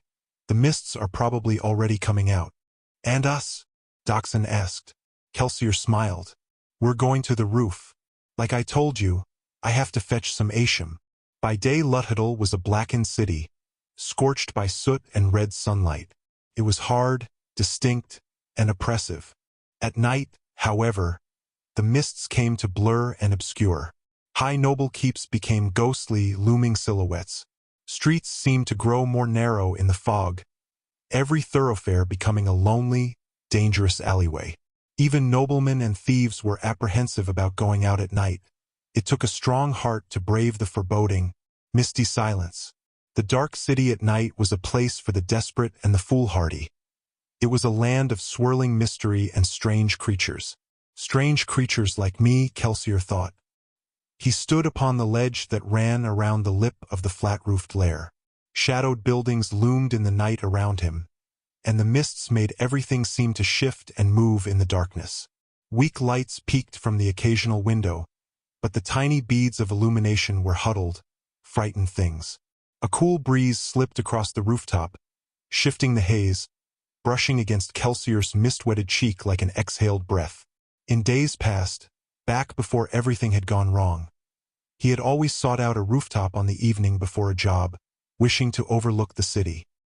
He didn't realize he was observing his old custom this night until he glanced to the side, expecting Mare to be there next to him, as she always had been. Instead, he found only the empty air. Lonely, silent, the mists had replaced her. Poorly, he sighed and turned. Vin and Doxson stood behind him on the rooftop. Both looked apprehensive to be out in the mists, but they dealt with their fear. One did not get far in the underworld without learning to stomach the mists. Kelsier had learned to do far more than stomach them. He had gone among them so often during the last few years that he was beginning to feel more comfortable at night, within the mist's obscuring embrace, than he did at day. "Kel," Doxson said, "do you have to stand on the ledge like that? Our plans may be a bit crazy, but I'd rather not have them end with you splattered across the cobblestones down there." Kelsier smiled. He still doesn't think of me as a Mistborn, he thought. It will take some getting used to for all of them. Years before, he had become the most infamous crew leader in Luthhuddle, and he had done it without even being an Allomancer. Mare had been a Tinai, but he and Doxson, they had just been regular men. One a half-breed with no powers, the other a runaway plantation skaa. Together, they had brought great houses to their knees, stealing brashly from the most powerful men in the final empire. Now Kelsier was more, so much more. Once he had dreamed of Allomancy, wishing for a power like Mare's. She had been dead before he'd snapped, coming to his powers. She would never see what he would do with them. Before, the high nobility had feared him. It had taken a trap set by the Lord Ruler himself to capture Kelsier. Now, the final empire itself would shake before he was finished with it. He scanned the city once more, breathing in the mists, then hopped down off the ledge and strolled over to join Doxson and Vin. They carried no lights. Ambient starlight diffused by the mists was enough to see by in most cases. Kelsier took off his jacket and vest, handing them to Doxson. Then he untucked his shirt, letting the long garment hang loose. The fabric was dark enough that it wouldn't give him away in the night. "All right," Kelsier said. "Who should I try?" Doxson frowned. "You're sure you want to do this?" Kelsier smiled. Doxson sighed.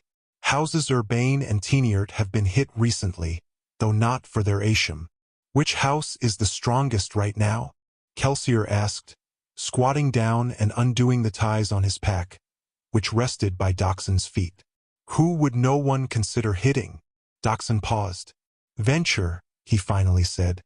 "They've been on top for the last few years. They keep a standing force of several hundred men, and the local house nobility includes a good 24 mistings." Kelsier nodded. "Well, that's where I'll go, then. They're certain to have some Asham." He pulled open the pack, then whipped out a dark gray cloak. Large and enveloping, the cloak wasn't constructed from a single piece of cloth. Rather, it was made up of hundreds of long, ribbon-like strips. They were sewn together at the shoulders and across the chest, but mostly they hung separate from one another, like overlapping streamers. Kelsier threw on the garment, its strips of cloth twisting and curling, almost like the mists themselves. Doxson exhaled softly. "I've never been so close to someone wearing one of those." "What is it?" Vin asked, her quiet voice almost haunting in the night mists. "A Mistborn cloak," Doxson said. "They all wear the things. It's kind of like a sign of membership in their club. It's colored and constructed to hide you in the mist," Kelsier said. "And it warns city guards and other Mistborn not to bother you." He spun, letting the cloak flare dramatically. "I think it suits me." Doxson rolled his eyes. "All right," Kelsier said, bending down and pulling a cloth belt from his pack. "House Venture. Is there anything I need to know?" "Lord Venture supposedly has a safe in his study," Doxson said. "That's where he'd probably keep his Asham stash. You'll find the study on the 3rd floor, 3 rooms in from the upper southern balcony. Be careful. House Venture keeps about a dozen haze killers in addition to its regular troops and mistings." Kelsier nodded, tying on the belt. It had no buckle, but it did contain 2 small sheaths. He pulled a pair of glass daggers from the bag, checked them for nicks, and slid them into the sheaths. He kicked off his shoes and stripped off his stockings, leaving himself barefoot on the chill stones. With the shoes also went the last bit of metal on his person save for his coin pouch and the 3 vials of metals in his belt. He selected the largest one, downed its contents, then handed the empty vial to Doxson. "That it?" Kelsier asked. Doxson nodded. "Good luck." Beside him, The girl Vin was watching Kelsier's preparations with intense curiosity. She was a quiet, small thing, but she hid an intensity that he found impressive. She was paranoid, true but not timid. "You'll get your chance, kid," he thought. "Just not tonight." "Well," he said, pulling a coin from his pouch and tossing it off the side of the building. "Guess I'll be going. I'll meet you back at Clubs's shop in a bit." Dachshund nodded. Kelsier turned and walked back up onto the roof sledge. Then he jumped off the building. Mist curled in the air around him. He burned steel, second of the basic allomantic metals. Translucent blue lines sprang into existence around him, visible only to his eyes. Each one led from the center of his chest out to a nearby source of metal. The lines were all relatively faint, a sign that they pointed to metal sources that were small. Door hinges, nails, and other bits. The type of source metal didn't matter. Burning iron or steel would point blue lines at all kinds of metal, assuming they were close enough and large enough to be noticeable. Kelsier chose the line that pointed directly beneath him, toward his coin. Burning steel, he pushed against the coin. His descent immediately stopped, and he was thrown back up into the air in the opposite direction along the blue line.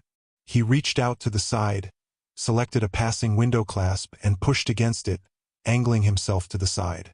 The careful nudge sent him up and over the lip of the building directly across the street from Vin's lair.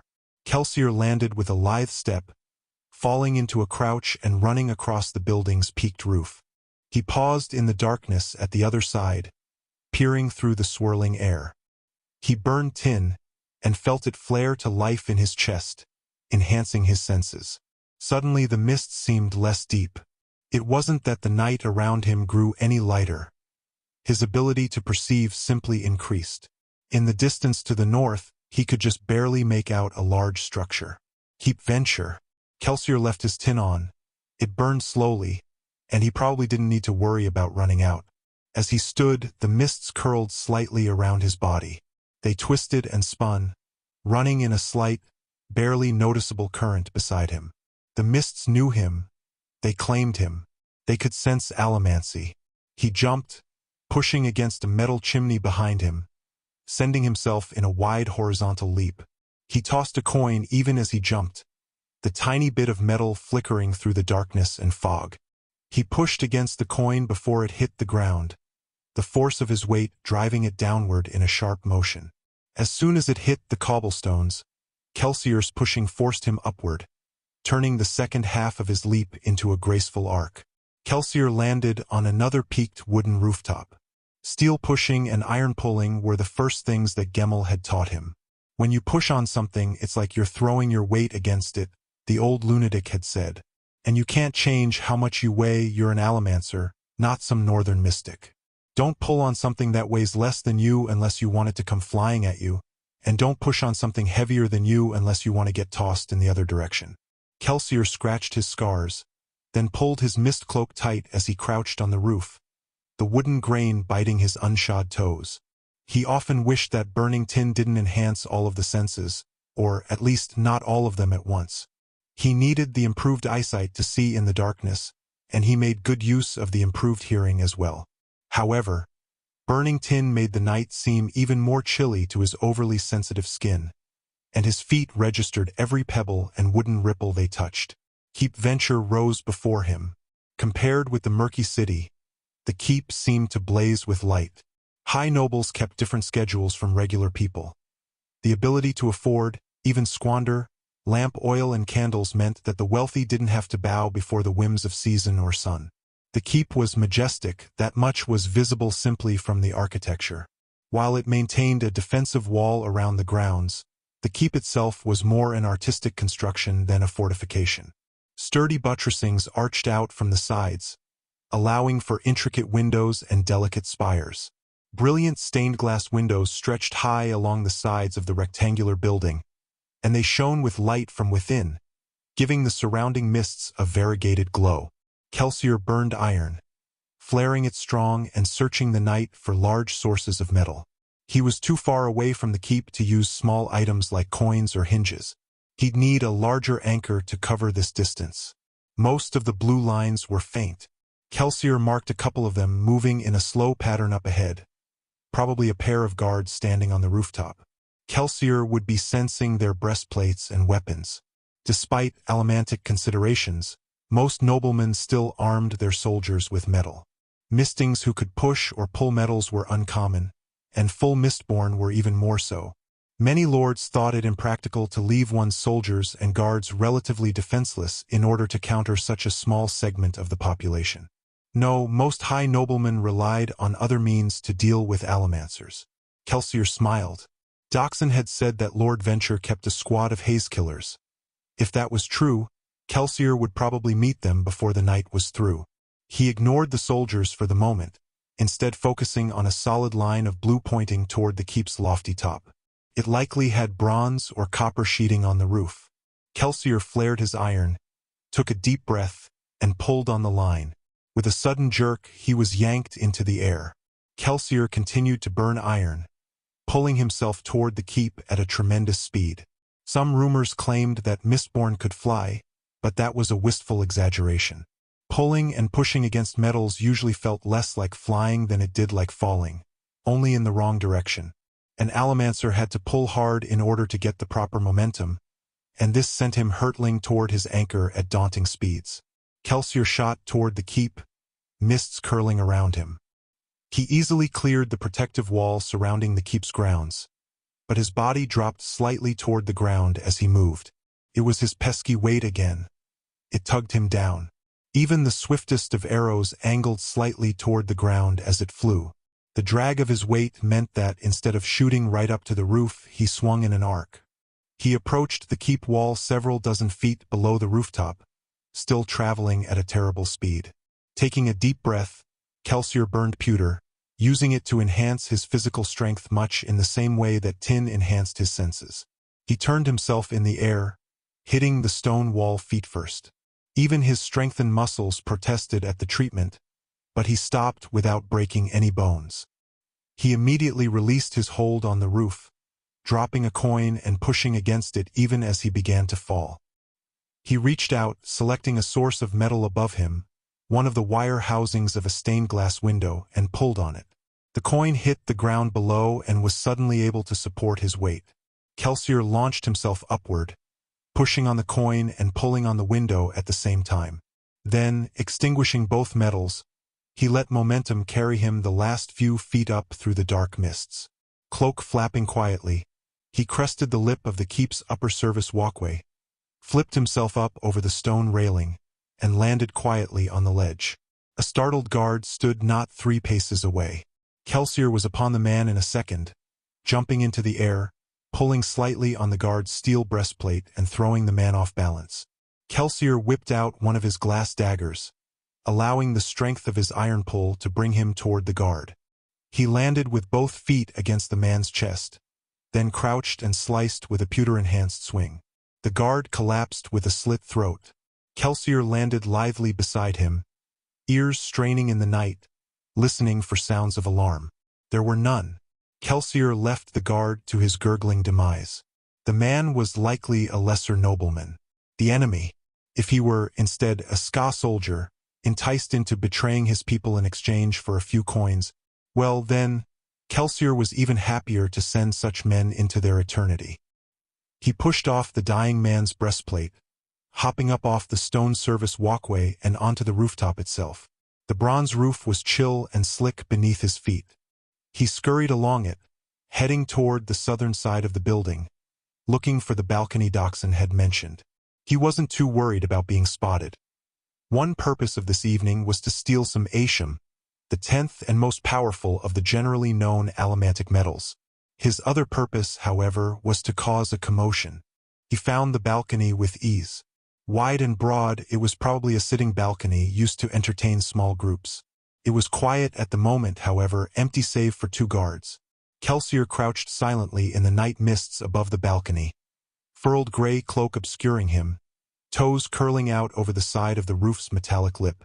The 2 guards chatted unwittingly below. Time to make a bit of noise. Kelsier dropped to the ledge directly between the guards. Burning pewter to strengthen his body, he reached out and fiercely steel-pushed against both men at the same time. braced as he was at the center, his push threw the guards away in opposite directions.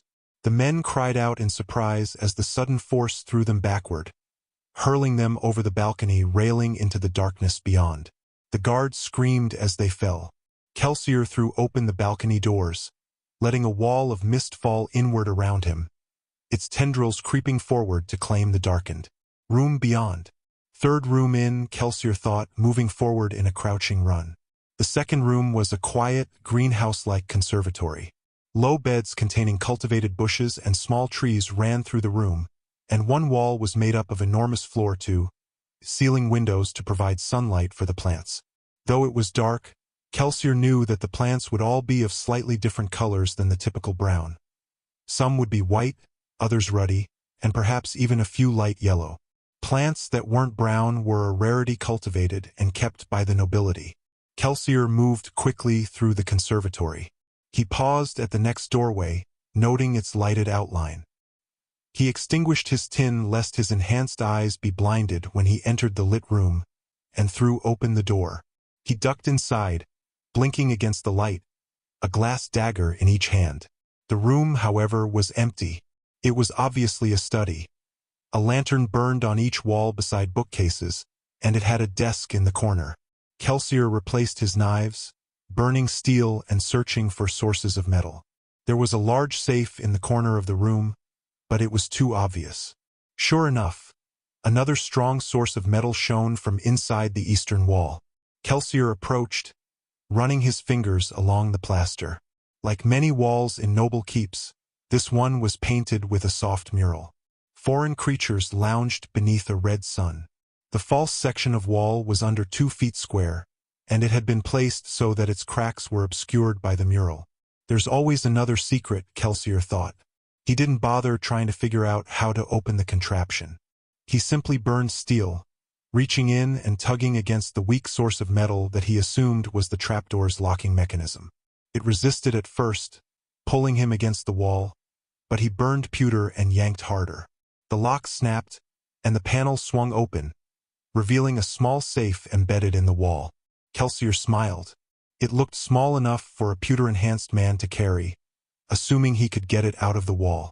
He jumped up, iron pulling against the safe, and landed with his feet against the wall, 1 foot on either side of the open panel. He continued to pull, holding himself in place, and flared his pewter. Strength flooded his legs, and he flared his steel as well, pulling against the safe. He strained, grunting slightly at the exertion. It was a test to see which would give out first, the safe or his legs. The safe shifted in its mountings. Kelsier pulled harder, muscles protesting. For an extended moment, nothing happened. Then the safe shook and ripped free of the wall. Kelsier fell backward, burning steel and pushing against the safe to get out of the way. He landed maladroitly, sweat dripping from his brow as the safe crashed to the wooden floor, throwing up splinters. A pair of startled guards burst into the room.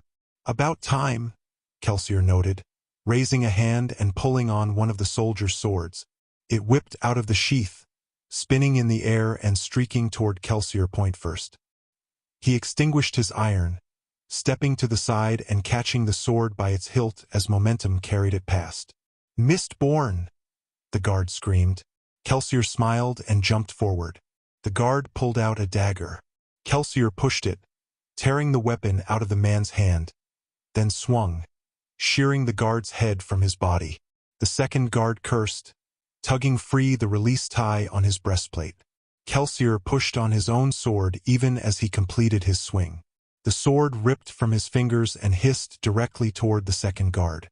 The man's armor dropped free, preventing Kelsier from pushing against it, just as the first guard's corpse fell to the ground. A moment later, Kelsier's sword planted itself in the second guard's now unarmored chest. The man stumbled quietly, then collapsed. Kelsier turned from the bodies, cloak rustling. His anger was quiet, not as fierce as it had been the night he'd killed Lord Tresting. But he felt it still, felt it in the itching of his scars and in the remembered screams of the woman he loved.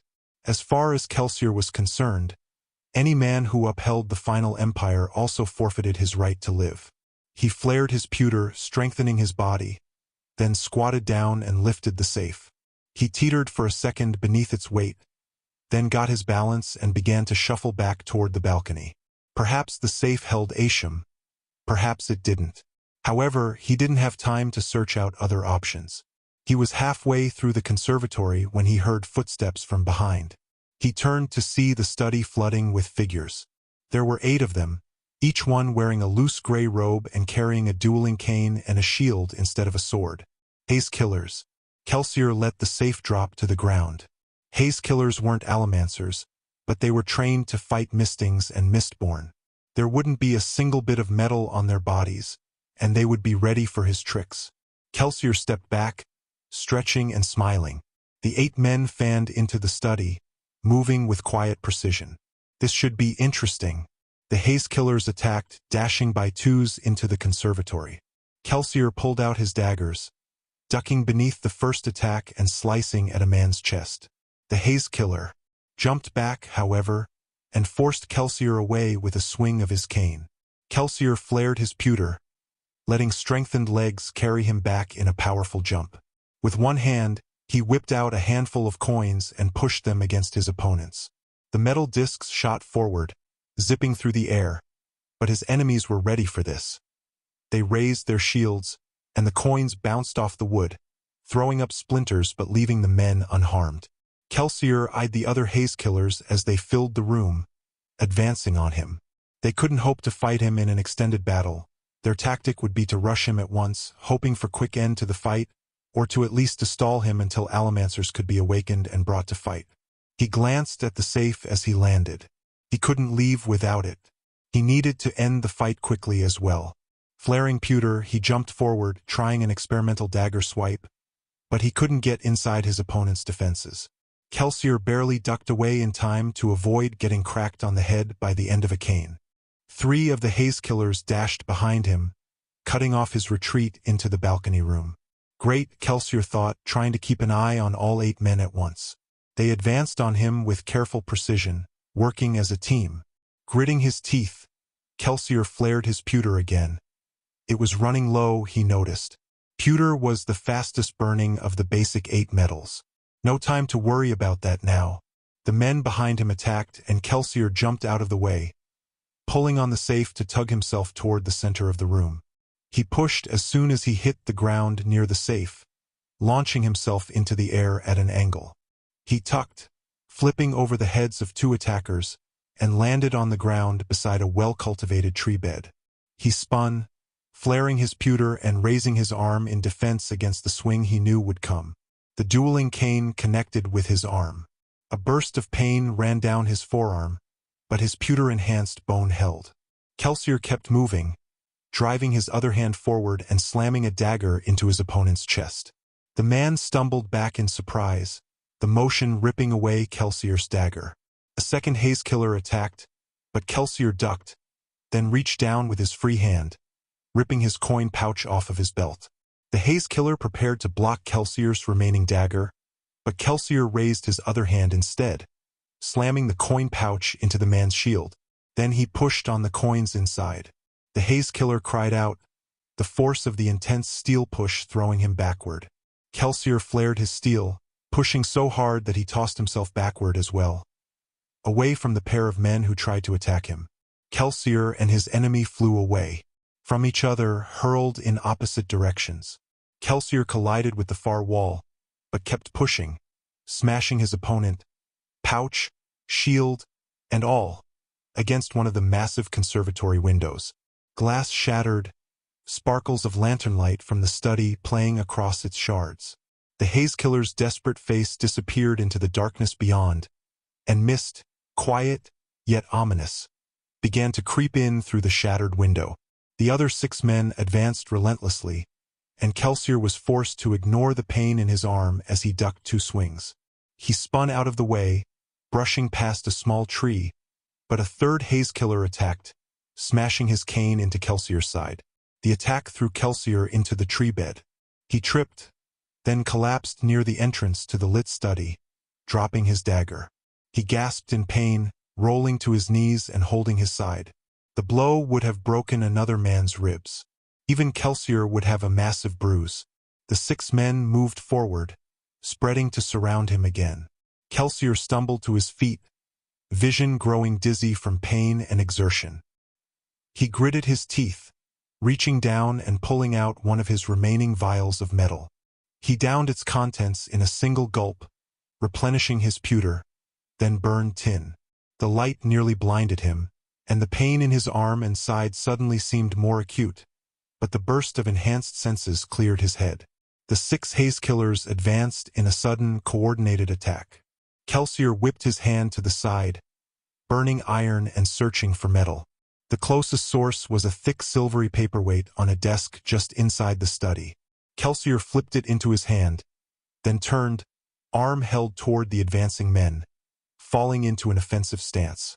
"All right," he growled. Kelsier burned steel with a flash of strength. The rectangular ingot ripped from his hand, streaking through the air. The foremost haze killer raised his shield, but he moved too slowly. The ingot hit the man's shoulder with a crunch, and he dropped, crying out. Kelsier spun to the side, ducking a staff swing and putting a haze killer between himself and the fallen man. He burned iron, pulling the ingot back toward him. It whipped through the air, cracking the second haze killer in the side of the head. The man collapsed as the ingot flipped into the air. One of the remaining men cursed, rushing forward to attack. Kelsier pushed the still airborne ingot, flipping it away from him, and away from the attacking haze killer who had his shield raised. Kelsier heard the ingot hit the ground behind him, and he reached up, burning pewter, and caught the haze killer's cane mid-swing. The haze killer grunted, struggling against Kelsier's enhanced strength. Kelsier didn't bother trying to pull the weapon free. Instead, he pulled sharply on the ingot behind him, bringing it toward his own back at a deadly speed. He twisted at the last moment, using his momentum to spin the haze killer around, right into the ingot's path. The man dropped. Kelsier flared pewter, steadying himself against attacks.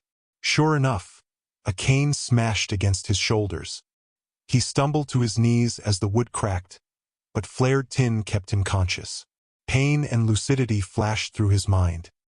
He pulled on the ingot, ripping it out of the dying man's back, and stepped to the side, letting the impromptu weapon shoot past him. The 2 haze killers nearest him crouched warily. The ingot snapped into one of the men's shields, but Kelsier didn't continue pushing, lest he throw himself off balance. Instead, he burned iron, wrenching the ingot back toward himself. He ducked, extinguishing iron and feeling the ingot whoosh through the air above him. There was a crack as it collided with the man who had been sneaking up on him. Kelsier spun, burning iron then steel to send the ingot soaring toward the final 2 men. They stepped out of the way, but Kelsier tugged on the ingot, dropping it to the ground directly in front of them. The men regarded it warily, distracted as Kelsier ran and jumped, steel pushing himself against the ingot and flipping over the men's heads. The haze killers cursed, spinning. As Kelsier landed, he pulled the ingot again, bringing it up to smash into a man's skull from behind. The haze killer fell silently. The ingot flipped a few times in the darkness, and Kelsier snatched it from the air, its cool surface slick with blood. Mist from the shattered window flowed by his feet, curling up around his legs. He brought his hand down, pointing it directly at the last remaining haze killer. Somewhere in the room, a fallen man groaned. The remaining haze killer stepped back, then dropped his weapon and dashed away. Kelsier smiled, lowering his hand. Suddenly, the ingot was pushed from his fingers. It shot across the room, smashing through another window. Kelsier cursed, spinning to see another, larger group of men pouring into the study. They wore the clothing of noblemen, allomancers. Several of them raised hands, and a flurry of coins shot toward Kelsier. He flared steel, pushing the coins out of the way. Windows shattered and wood splintered as the room was sprayed with coins. Kelsier felt a tug on his belt as his final vial of metal was ripped away, pulled toward the other room. Several burly men ran forward in a crouch, staying beneath the shooting coins. Thugs, mistings who, like Ham, could burn pewter. Time to go, Kelsier thought, deflecting another wave of coins, gritting his teeth against the pain in his side and arm. He glanced behind him. He had a few moments, but he was never going to make it back to the balcony. As more mistings advanced, Kelsier took a deep breath and dashed toward one of the broken, floor-to-ceiling windows. He leapt out into the mists, turning in the air as he fell, and reached out to pull firmly on the fallen safe. He jerked in midair, swinging down toward the side of the building as if tied to the safe by a tether. He felt the safe slide forward, grinding against the floor of the conservatory as Kelsier's weight pulled against it. He slammed against the side of the building, but continued to pull, catching himself on the upper side of a windowsill. He strained, standing upside down in the window well, pulling on the safe. The safe appeared over the lip of the floor above. It teetered, then fell out the window and began to plummet directly toward Kelsier. He smiled, extinguishing his iron and pushing away from the building with his legs, throwing himself out into the mists like some insane diver. He fell backward through the darkness, barely catching sight of an angry face poking out of the broken window above. Kelsier pulled carefully against the safe, moving himself in the air. Mists curled around him, obscuring his vision, making him feel as if he weren't falling at all, but hanging in the middle of nothingness. He reached the safe, then twisted in the air and pushed against it, throwing himself upward. The safe crashed into the cobblestones just below. Kelsier pushed against the safe slightly, slowing himself until he eventually jerked to a halt in the air just a few feet above the ground. He hung in the mists for a moment, ribbons from his cloak curling and flapping in the wind, then let himself drop to the ground beside the safe. The strongbox had been shattered by the fall. Kelsier pried open its mangled front, tin-enhanced ears listening to calls of alarm from the building above. Inside the safe, he found a small pouch of gemstones and a couple of 10,000 boxing letters of credit, all of which he pocketed. He felt around inside, suddenly worried that the night's work had been for naught. Then his fingers found it, a small pouch at the very back. He pulled it open, revealing a grouping of dark, bead-like bits of metal. Asham. His scars flared, memories of his time in the pits returning to him. He pulled the pouch tight and stood. With amusement, he noticed a twisted form lying on the cobblestones a short distance away, the mangled remains of the haze killer he'd thrown out the window. Kelsier walked over and retrieved his coin pouch with a tug of iron pulling. No, this night was not a waste. Even if he hadn't found the Asham, any night that ended with a group of dead noblemen was a successful one, in Kelsier's opinion. He gripped his pouch in one hand and the bag of Asham in the other. He kept his pewter burning. Without the strength it lent his body, he'd probably collapse from the pain of his wounds, and dashed off into the night, heading toward Clubs's shop. 6. I never wanted this, true, but somebody has to stop the deepness. And, apparently, Terrace is the only place this can be done.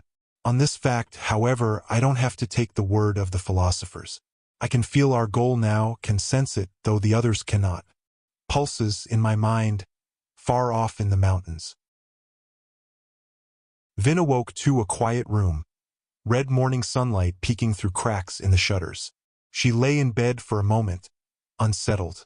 Something felt wrong. It wasn't that she was walking up in an unfamiliar place. Traveling with Reen had accustomed her to a nomadic lifestyle. It took her a moment to realize the source of her discomfort. The room was empty. Not only was it empty, it was open, uncrowded, and it was comfortable.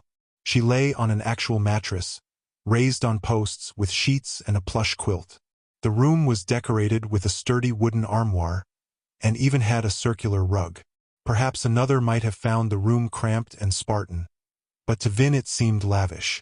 She sat up, frowning. It felt wrong to have a room all to herself. She had always been crammed into tight bunk rooms filled with crew members. Even while traveling, she had slept in beggars' alleys or rebel caves, and Reen had been there with her. She had always been forced to fight to find privacy. Being given it so easily seemed to devalue the years she had spent relishing her brief moments of solitude. She slipped out of bed, not bothering to open the shutters. The sunlight was faint, which meant it was still early morning, but she could already hear people moving in the hallway. She crept to the door, creaking it open and peeking out. After leaving Kelsier the night before, Dachshund had led Vin to Clubs's shop. Because of the late hour, Clubs had immediately led them to their separate rooms. Vin, however, had not gone to bed immediately. She had waited until everyone was asleep, then had snuck out to inspect her surroundings. The residence was almost more of an inn than it was a shop. Though it had a showroom below and a large workshop in the back, the building's second floor was dominated by several long hallways lined with guest rooms. There was a third floor, and the doors were more widely spaced there, implying larger rooms. She hadn't tapped for trapdoors or false walls. The noise might have awakened someone, but experience told her that it wouldn't be a proper lair if it didn't have at least a secret basement and some bolt holes. Overall, she was impressed. The carpentry equipment and half-finished projects below indicated a reputable working front. The lair was secure, well-stocked, and well-maintained. Watching through the crack in her door, Vin made out a group of about 6 groggy young men coming out of the hallway opposite her own.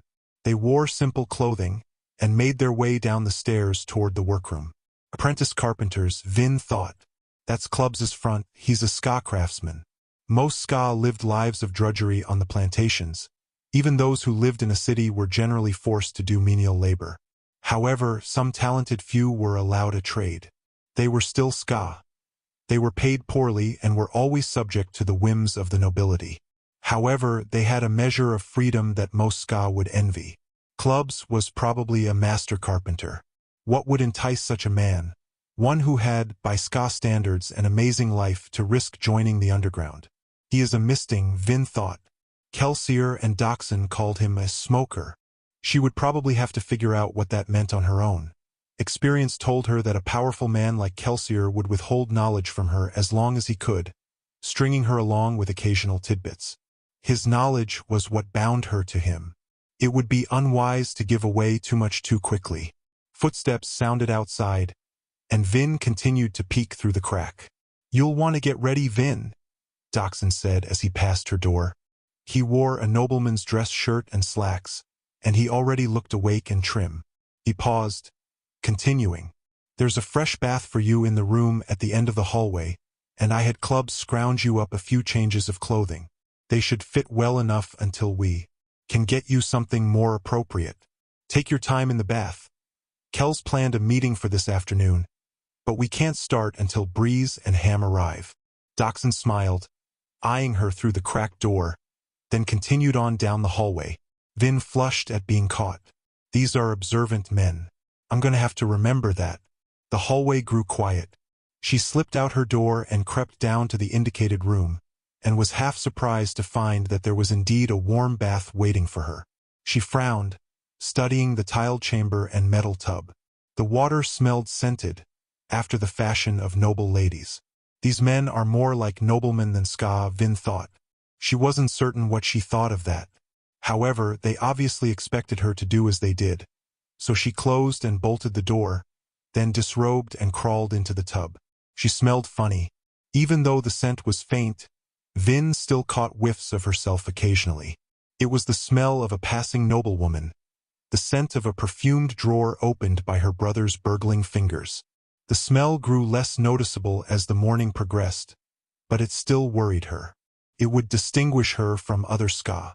If this crew expected her to take those baths regularly, she would have to request that the perfumes be removed. The morning meal was more up to her expectations. Several skaa women of various ages worked the shop's kitchen, preparing bay wraps, rolls of thin, flat bread stuffed with boiled barley and vegetables. Vin stood by the kitchen doorway watching the women work. None of them smelled like she did, though they were far more cleanly and well-groomed than average skaa. In fact, there was an odd sense of cleanliness to the entire building. She hadn't noticed it the night before, because of the darkness, but the floor was scrubbed clean. All of the workers, kitchen women or apprentices, had clean faces and hands. Felt odd to Vin. She was accustomed to her own fingers being black with ash stains.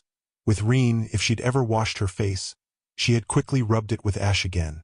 A clean face stood out on the streets. No ash in the corners, she thought, eyeing the floor. The room is kept swept. She'd never lived in such a place before. It was almost like living in some nobleman's house. She glanced back at the kitchen women. They wore simple dresses of white and gray, with scarves around the tops of their heads and long tails of hair hanging out the back. Vin fingered her own hair. She kept it short, like a boy's. Her current, ragged cut had been given by one of the other crew members. She wasn't like these women. She never had been. By Reen's command, Vin had lived so that other crew members would think of her as a thief first and a girl second. But what am I now? Perfumed by her bath, yet wearing the tan trousers and buttoning shirt of an apprentice craftsman. She felt distinctly out of place. And that was bad. If she felt awkward, then she undoubtedly looked awkward too. Something else to make her stand out. Vin turned, eyeing the workroom.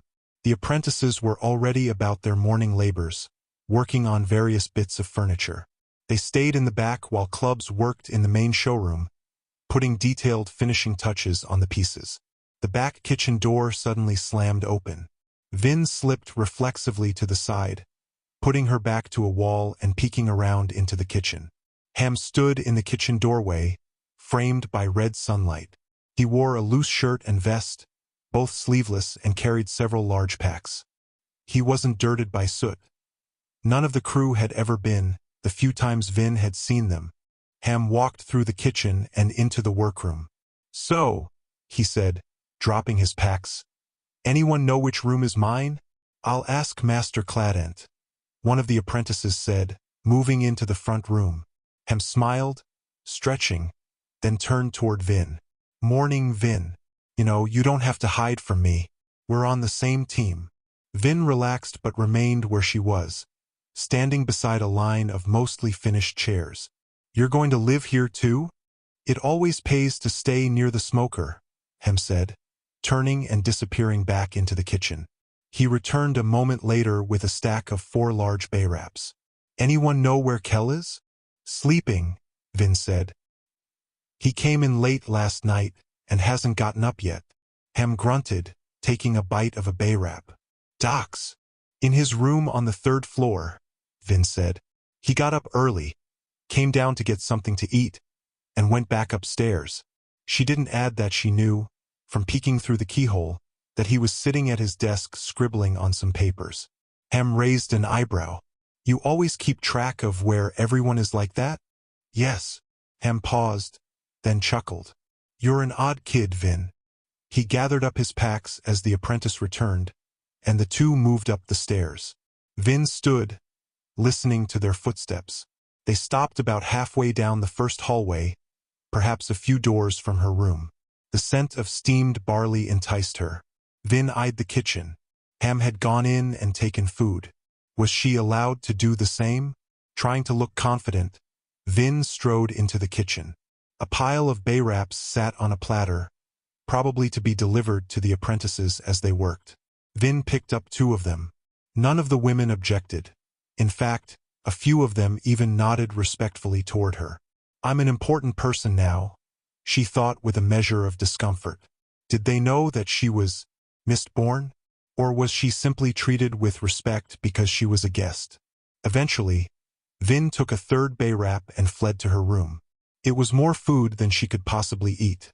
However, she intended to scrape out the barley and save the flatbread, which would keep well should she need it later. A knock came at her door. Vin answered it, pulling the door open with a careful motion.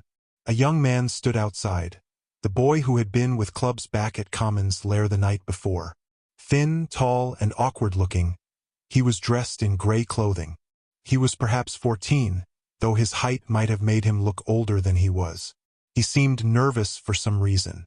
"Yes?" Vin asked. Vin frowned. "What?" "You're wanted," he said in a thick Eastern accent. "UPS in the ware above with the doing. With master jumps to the 3rd floor. I've gotta go." The boy blushed, then turned and hurried away, scrambling up the stairs. Vin stood in the doorway of her room, dumbfounded. Was that supposed to make any sense? She wondered. She peeked into the hallway. The boy had seemed like he expected her to follow him. Finally, she decided to do so, carefully making her way up the steps. Voices were coming from an open door at the end of the hallway. Vin approached and peeked around the corner to find a well-decorated room, set with a fine rug and comfortable-looking chairs. A hearth burned at the side of the room, and the chairs were arranged to point toward a large charcoal writing board set atop an easel. Kelsier stood, leaning one elbow resting against the brick hearth, a cup of wine in his hand. Angling herself slightly, Vin could see that he was talking to Breeze. The soother had arrived well into midday and had appropriated half of Clubs's apprentices to unload his possessions. Vin had watched from her window as the apprentices had carried the luggage, disguised as boxes of lumber scraps, up to Breeze's room. Breeze himself hadn't bothered to help. Ham was there, as was Dachshund, and Clubs was settling himself into the large, overstuffed chair farthest from Breeze. The boy who had fetched Vin sat on a stool beside Clubs, and he was obviously making a point of trying not to look at her. The final occupied chair held the man Yeadon, dressed, as before, in common skaa worker's clothing. He sat in his chair without resting against its back, as if he disapproved of its plushness. His face was darkened with soot, as Vin expected of a skaa worker. There were 2 empty chairs. Kelsier noticed Vin standing by the doorway and gave her one of his inviting smiles. "Well, there she is. Come in." Vin scanned the room. There was a window, though its shutters were closed against approaching gloom. The only chairs were the ones in Kelsier's half-circle. Resigned, she moved forward and took the empty chair beside Dachshund. It was too big for her, and she settled into it with her knees folded beneath her. "That's all of us," Kelsier said. "Who's the last chair for?" Ham asked. Kelsier smiled, winked, but ignored the question. "All right, let's talk. We've got something of a task ahead of ourselves, and the sooner we begin outlining a plan, the better." "I thought you had a plan," Yeadon said uncomfortably. "I have a framework," Kelsier said. "I know what needs to happen, and I have a few ideas on how to do it. But you don't gather a group like this and just tell them what to do. We need to work this out together, beginning with a list of problems we need to deal with if we want the plan to work." "Well," Hem said, "let me get the framework straight first. The plan is to gather Yeadon an army, cause chaos in Luthhuddle, secure the palace, steal the Lord Ruler's Asham, then leave the government to collapse." "Essentially," Kelsier said. "Then," Hem said, "our main problem is the garrison. If we want chaos in Luthhuddle, then we can't have 20,000 troops here to keep the peace. Not to mention the fact that Yeadon's troops will never take the city while there is any sort of armed resistance on the walls." Kelsier nodded. Picking up a piece of chalk, he wrote Luthhuddle garrison up on the board. "What else?" "We'll need a way to make said chaos in Luthhuddle," Breeze said, gesturing with a cup of wine. "Your instincts are right, my dear man. This city is where the ministry makes its headquarters and the great houses run their mercantile empires. We'll need to bring Luthhuddle down if we want to break the Lord Ruler's ability to govern." "Mentioning the nobility brings up another point," Dachshund added. "The great houses all have guard forces in the city, not to mention their allomancers. If we're going to deliver the city to Yeadon, we'll have to deal with those noblemen."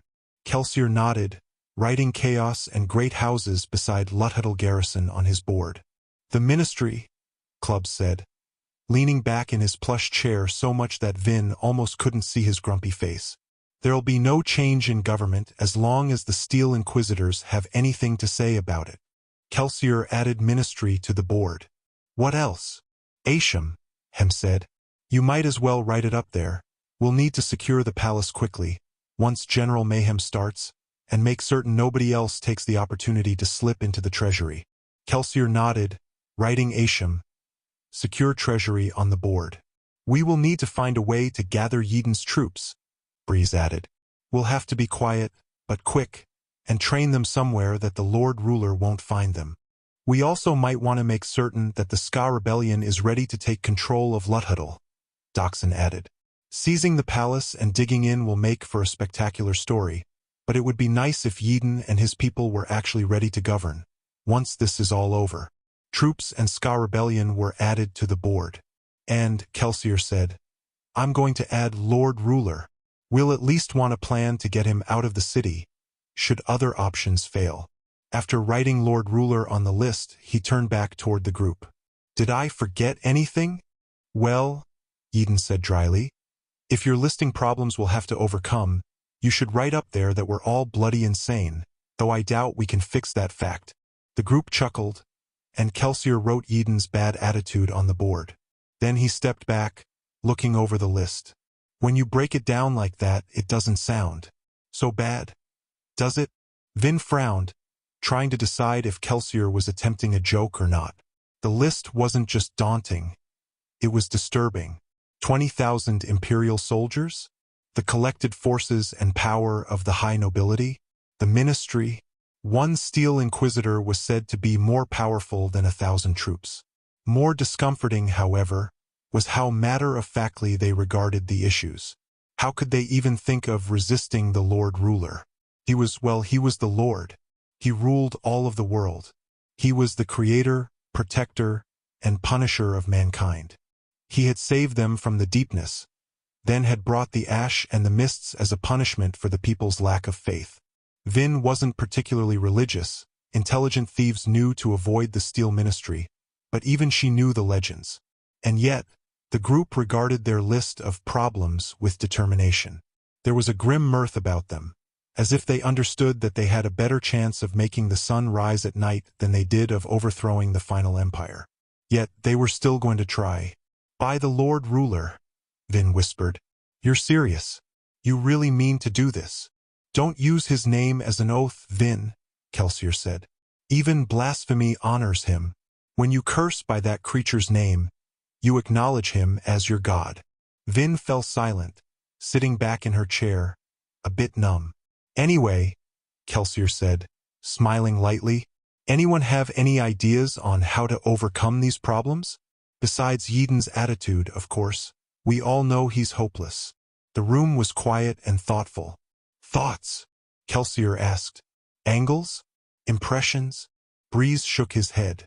Now that it's all up there, I can't help wondering if the child has a point. This is a daunting task. But it can be done, Kelsier said. Let's start by talking about how to break the city. What can we do that would be so threatening that it would throw the nobility into chaos, maybe even get the palace guard out into the city, exposing them to our troops? Something that would distract the ministry and the Lord Ruler himself while we move our troops in to attack. Well, a general revolution among the populace comes to mind, Hem said. Won't work, Eden said firmly. Why not? Hem asked. You know how the people are treated. They live in slums, work in mills and smithies the entire day, and half of them still starve. Eden shook his head. Don't you understand? The rebellion has been trying for 1,000 years to get the skaa in this city to rise up. It never works. They're too beaten down, they don't have the will or the hope to resist. That's why I had to come to you to get an army. The room fell still. Vin, however, slowly nodded her head. She'd seen it, she'd felt it.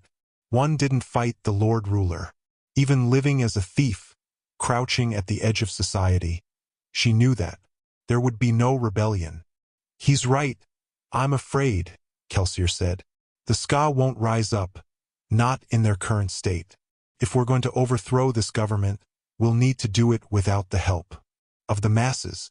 We can probably recruit our soldiers from among them, but we can't count on the general populace. Could we cause a disaster of some sort? Hem asked. A fire, maybe? Kelsier shook his head. It might disrupt trade for a while, but I doubt it would have the effect we want. Besides, the cost in skaa lives would be too high. The slums would burn, not stone nobleman keeps. Breeze sighed. What then would you have us do? Kelsier smiled, eyes twinkling. What if we turned the great houses against each other? Breeze paused. A house war, he said, taking a speculative sip of his wine. It's been a while since the city had one of those. Which means that tensions have had plenty of time to brew, Kelsier said. The high nobility are growing increasingly powerful. The Lord Ruler barely has control over them anymore, which is why we have a chance of shattering his grip. Luthadal's great houses are the key. They control imperial trade, not to mention enslave the greatest majority of the skaa. Kelsier pointed at the board, moving his finger between the line that said chaos and the line that said great houses. If we can turn the houses inside Luthadel against each other, we can bring down the city. Mistborn will start assassinating house leaders. Fortunes will collapse. It won't take long before there is open warfare in the streets. Part of our contract with Eden states that will give him an opening to seize the city for himself. Can you think of a better one than that? Breeze nodded with a smile. It has flair, and I do like the idea of having the noblemen kill each other. You always like it better when someone else does the work, Breeze, Hem noted. My dear friend, Breeze replied. The entire point of life is to find ways to get others to do your work for you. Don't you know anything about basic economics? Hem raised an eyebrow. Actually, It was a rhetorical question, Hem, Breeze interrupted, rolling his eyes. Those are the best kind. Ham replied. Philosophy later, Ham, Kelsier said. Stay on task. What do you think of my suggestion? It could work, Hem said, settling back. But I can't see the Lord Ruler letting things go that far. It's our job to see that he doesn't have a choice, Kelsier said. He's known to let his nobility squabble, probably to keep them off balance. We fan those tensions, then we somehow force the garrison to pull out. When the houses start fighting in earnest, the Lord Ruler won't be able to do anything to stop them, except, perhaps, send his palace guard into the streets, which is exactly what we want him to do. He could also send for a Colossus army, Ham noted. True, Kelsier said, but they're stationed a moderate distance away. That's a flaw we need to exploit. Colossus troops make wonderful grunts, but they have to be kept away from civilized cities. The very center of the final empire is exposed. Yet the Lord Ruler is confident in his strength, and why shouldn't he be? He hasn't faced a serious threat in centuries. Most cities only need small policing forces. 20,000 men is hardly a small number, Breeze said. It is on a national scale, Kelsier said, holding up a finger. The Lord Ruler keeps most of his troops on the edges of his empire, where the threat of rebellion is strongest. That's why we're going to strike him here in Luthadel itself, and that's why we're going to succeed. Assuming we can deal with that garrison, Doxon noted. Kelsier nodded, turning to right house war underneath great houses and chaos. All right then, let's talk about the garrison. What are we going to do about it? Well, Hem said speculatively, historically, the best way to deal with a large force of soldiers is to have your own large force of soldiers. We're going to raise Eden an army. Why not let them attack the garrison? Isn't that kind of the point of raising the army in the first place? That won't work, Hammond, Breeze said. He regarded his empty cup of wine, then held it up toward the boy sitting beside Clubs, who immediately scurried over to refill it. If we wanted to defeat the garrison, Breeze continued, we'd need our own force of at least its same size. We'd probably want one much larger, since our men will be newly trained. We might be able to raise Eden an army. We might even be able to get him one large enough to hold the city for a while. But getting him one large enough to take on the garrison inside its fortifications? We might as well give up now if that's our plan. The group fell silent. Vin squirmed in her chair, looking over each man in turn. Breeze's words had a profound effect. Hem opened his mouth to speak, then closed it again, sitting back to reconsider. All right, Kelsier finally said. We'll get back to the garrison in a moment. Let's look at our own army. How can we raise one of substantial size and hide it from the Lord Ruler? Again, that will be difficult, Breeze said. There is a very good reason why the Lord Ruler feels safe in the central dominance. There are constant patrols on the roadways and canals, and you can hardly spend a day traveling without running into a village or plantation. This isn't the sort of place where you can raise an army without attracting notice. The rebellion has those caves up to the north, Doxon said. We might be able to hide some men there. Eden paled. You know about the Arguois caverns? Kelsier rolled his eyes. Even the Lord Ruler knows about them, Eden. The rebels there just aren't dangerous enough to bother him yet. How many people do you have, Eden? Ham asked. In Luthadel and around it, caves included? What do we have to start with? Eden shrugged. Maybe 300, including women and children. And how many do you think those caves could hide? Ham asked. Eden shrugged again. The caves could support a larger group, for certain, Kelsier said. Perhaps 10,000. I've been there. The rebellion has been hiding people in them for years, and the Lord Ruler has never bothered to destroy them. I can imagine why, Ham said. Cave fighting is nasty business, especially for the aggressor. The Lord Ruler likes to keep defeats to a minimum. He's nothing if not vain. Anyway, 10,000. That's a decent number. It could hold the palace with ease. Might even be able to hold the city, if it had the walls. Doxson turned to Eden. When you asked for an army, what size were you thinking? 10,000 sounds like a good number, I suppose, Eden said. Actually, it's a bit larger than I was thinking. Breeze tipped his cup slightly, swirling the wine. I hate to sound contrary again, that's usually Hammond's job, but I do have to return to our earlier problem. 10,000 men. That won't even frighten the garrison. We're talking about 20,000 well-armed, well-trained troops. He has a point, Kel, Doxson said. He had found a small book somewhere, and had begun taking notes on the meeting. Kelsier frowned. Ham nodded.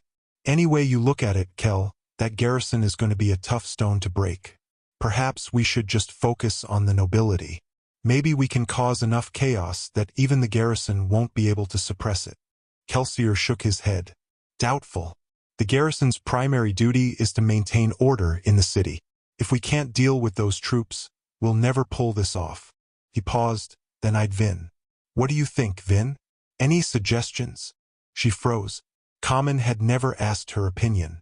What did Kelsier want from her? She pulled back into her chair slightly as she realized that the other members of the crew had turned, looking at her. Vin said slowly. Oh, don't intimidate the poor thing, Kelsier, Breeze said with a wave of his hand. Vin nodded, but Kelsier didn't turn away from her. No, really, tell me what you're thinking, Vin. You've got a much larger enemy threatening you. What do you do? Well, she said slowly, you don't fight him, that's for certain. Even if you won somehow, you'd be so hurt and broken that you couldn't fight off anyone else. Makes sense, Doxson said. But we might not have a choice. We have to get rid of that army somehow. And if it just left the city? She asked. That would work too? If I had to deal with someone big, I'd try and distract him first. Get him to leave me alone. Ham chuckled. Good luck getting the garrison to leave Luthhuddle. The Lord Ruler sends squads out on patrol sometimes. But the only time I know of the entire garrison leaving was when that skaa rebellion broke out down in Courtline a half-century ago. Doxson shook his head. Vin's idea is too good to dismiss that easily, I think.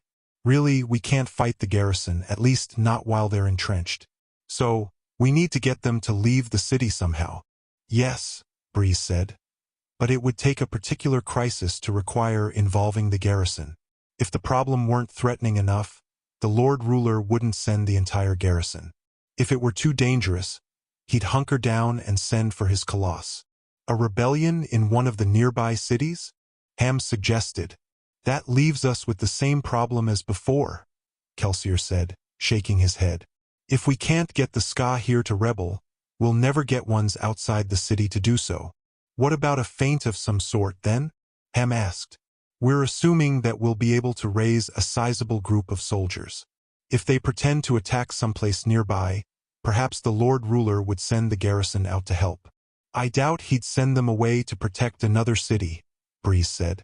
Not if it left him exposed in Luthhuddle. The group fell silent, thinking again. Vin glanced around, then found Kelsier's eyes on her. What? He asked. She squirmed a bit, glancing down. How far away are the pits of Hath Sin? She finally asked. The crew paused. Finally, Breeze laughed. Oh, now that's devious.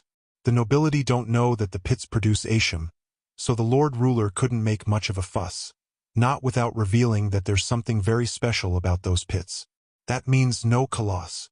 They wouldn't arrive in time anyway, Hem said. The pits are only a couple of days away. If they were threatened, the Lord Ruler would have to respond quickly. The garrison would be the only force in striking distance. Kelsier smiled, eyes alight. And it wouldn't take much of an army to threaten the pits, either. 1,000 men could do it. We send them to attack. Then when the garrison leaves, we march our second, larger force in and seize Luthadel itself. By the time the garrison realized that they'd been duped, they wouldn't be able to get back in time to stop us from taking the city walls. Could we keep them, though?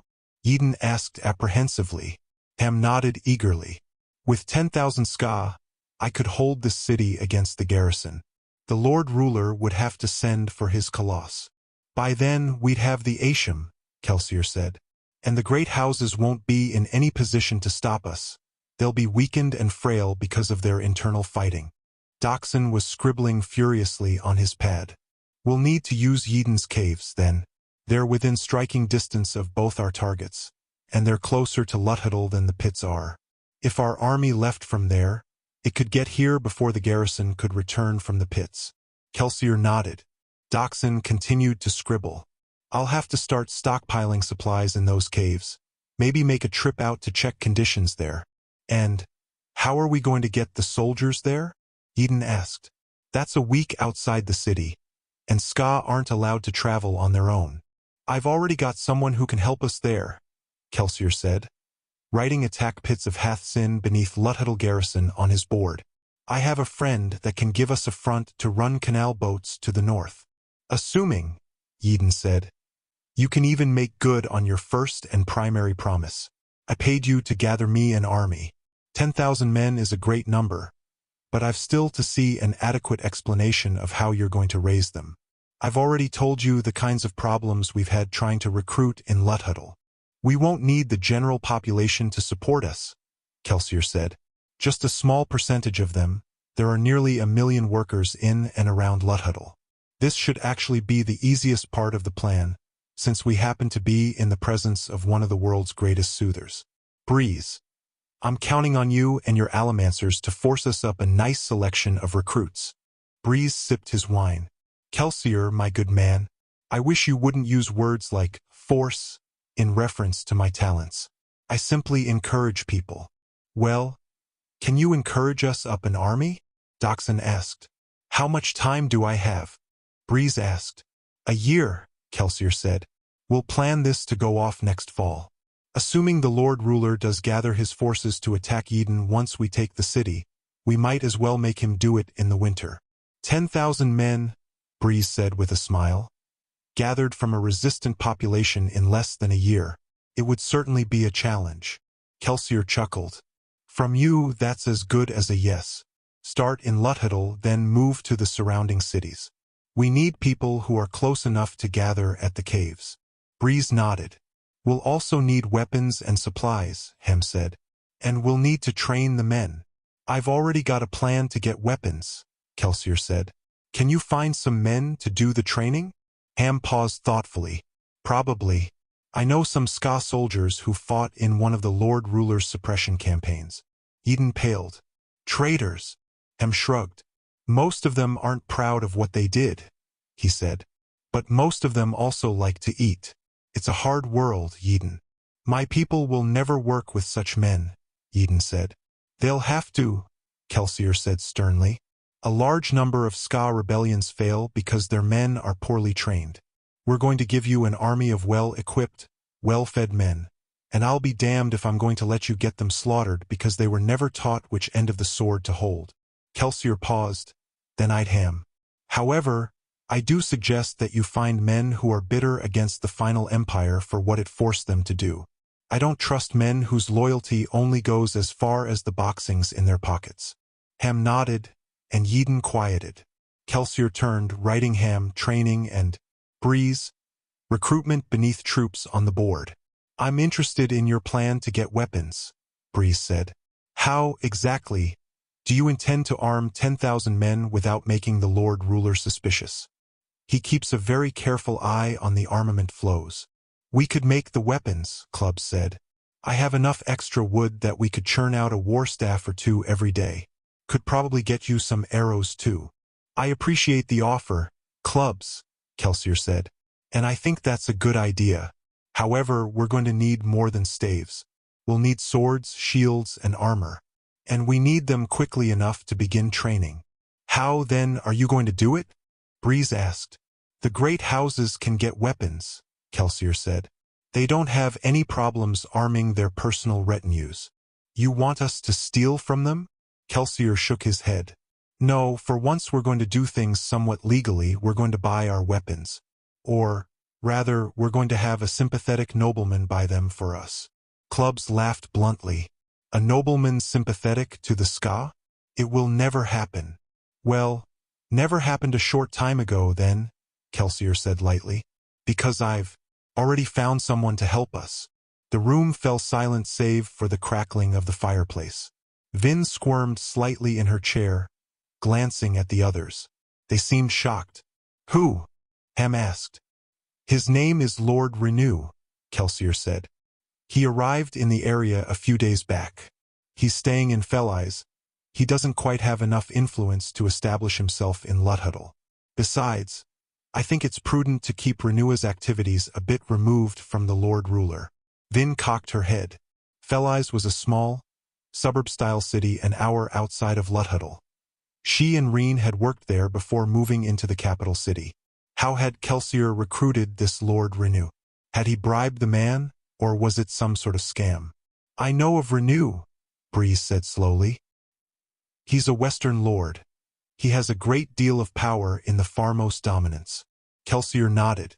Lord Renew recently decided to try and elevate his family to high noble status. His official story is that he came south in order to expand his mercantile efforts. He hopes that by shipping fine southern weaponry to the north, he can earn enough money and make enough connections to build himself a keep in Luthhuddle by the end of the decade. The room was quiet. But, Hem said slowly, those weapons will be coming to us instead. Kelsier nodded. We'll have to fake the shipping records, just in case.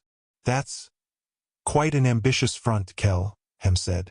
A lord's family working on our side. But, Breeze said, looking confused. Kelsier, you hate noblemen.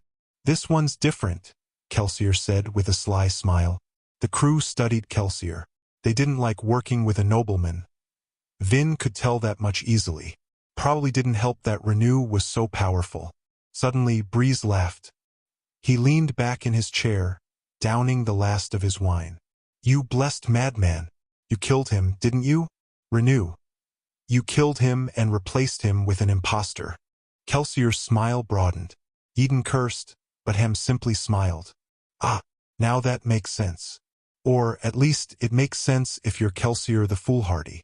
Renew is going to take up permanent residence in Felise, Kelsier said. He'll be our front if we need to do anything official. I'll use him to purchase armaments and supplies, for instance. Breeze nodded thoughtfully. Efficient. Efficient? Eden asked. You've killed a nobleman, a very important one. You're planning to overthrow the entire empire. Eden, Kelsier noted. Renew isn't going to be the last aristocratic casualty in this little endeavor. Yes, but impersonating him? Eden asked. That sounds a little risky to me. You hired us because you wanted extraordinary results, my dear man, Breeze said, sipping his wine. In our line of work, extraordinary results usually require extraordinary risks. We minimize them as best we can, Eden, Kelsier said. My actor is very good. However, these are the sorts of things we're going to be doing in this job. And if I order you to stop a few of them? Eden asked. You can shut down the job at any time, Doxson said, not looking up from his ledgers. But as long as it is in motion, Kelsier has final say on plans, objectives, and procedures. That is how we work. You knew that when you hired us. Eden shook his head ruefully. Well, Kelsier asked, do we continue or not? The call is yours, Eden. Feel free to call an end to it, friend, Breeze said with a helpful voice. Don't be afraid of offending us. I, for one, look favorably upon free money. Vin saw Eden pale slightly. In Vin's estimation, he was fortunate that Kelsier hadn't simply taken his money and stabbed him in the chest. But she was becoming increasingly convinced that wasn't the way things worked around here. This is insane, Eden said. Trying to overthrow the Lord Ruler? Breeze asked. Why, yes, as a matter of fact, it is. All right, Eden said, sighing. We continue. Good, Kelsier said, writing Kelsier, equipment under troops. The Renew Front will also give us an in with Luthadel High Society. This will be a very important advantage. We'll need to keep careful track of great house politics if we're going to start a war. This house war might not be as easy to pull off as you think, Kelsier, Breeze warned. The current lot of high noblemen is a careful, discriminating group. Kelsier smiled. Then it's good that you're here to help, Breeze. You're an expert at making people do what you want. Together, you and I will plan how to make the high nobility turn on each other. Major house wars seem to happen every couple of centuries or so. The current group's competence will only make them more dangerous, so getting them riled up shouldn't be that hard. In fact, I've already started the process. Breeze raised an eyebrow, then glanced at Ham. The thug grumbled a bit, pulling out a golden 10-boxing coin and flipping it across the room to the self-satisfied Breeze. What was that about? Dachshund asked. We had a bet, Breeze said, regarding whether or not Kelsier was involved in last night's disturbance. Disturbance? Eden asked. What disturbance? Someone attacked House Venture, Hem said. The rumors claim that 3 full Mistborn were sent to assassinate Straff Venture himself. Kelsier snorted. 3? Straff certainly has an elevated opinion of himself. I didn't go anywhere near his lordship. I was there for the Asham, and to make certain that I was seen. Venture isn't sure who to blame, Breeze said. But because Mistborn were involved, everyone assumes that it was one of the great houses. That was the idea, Kelsier said happily. The high nobility take Mistborn attacks very seriously. They have an unspoken agreement that they won't use Mistborn to assassinate each other.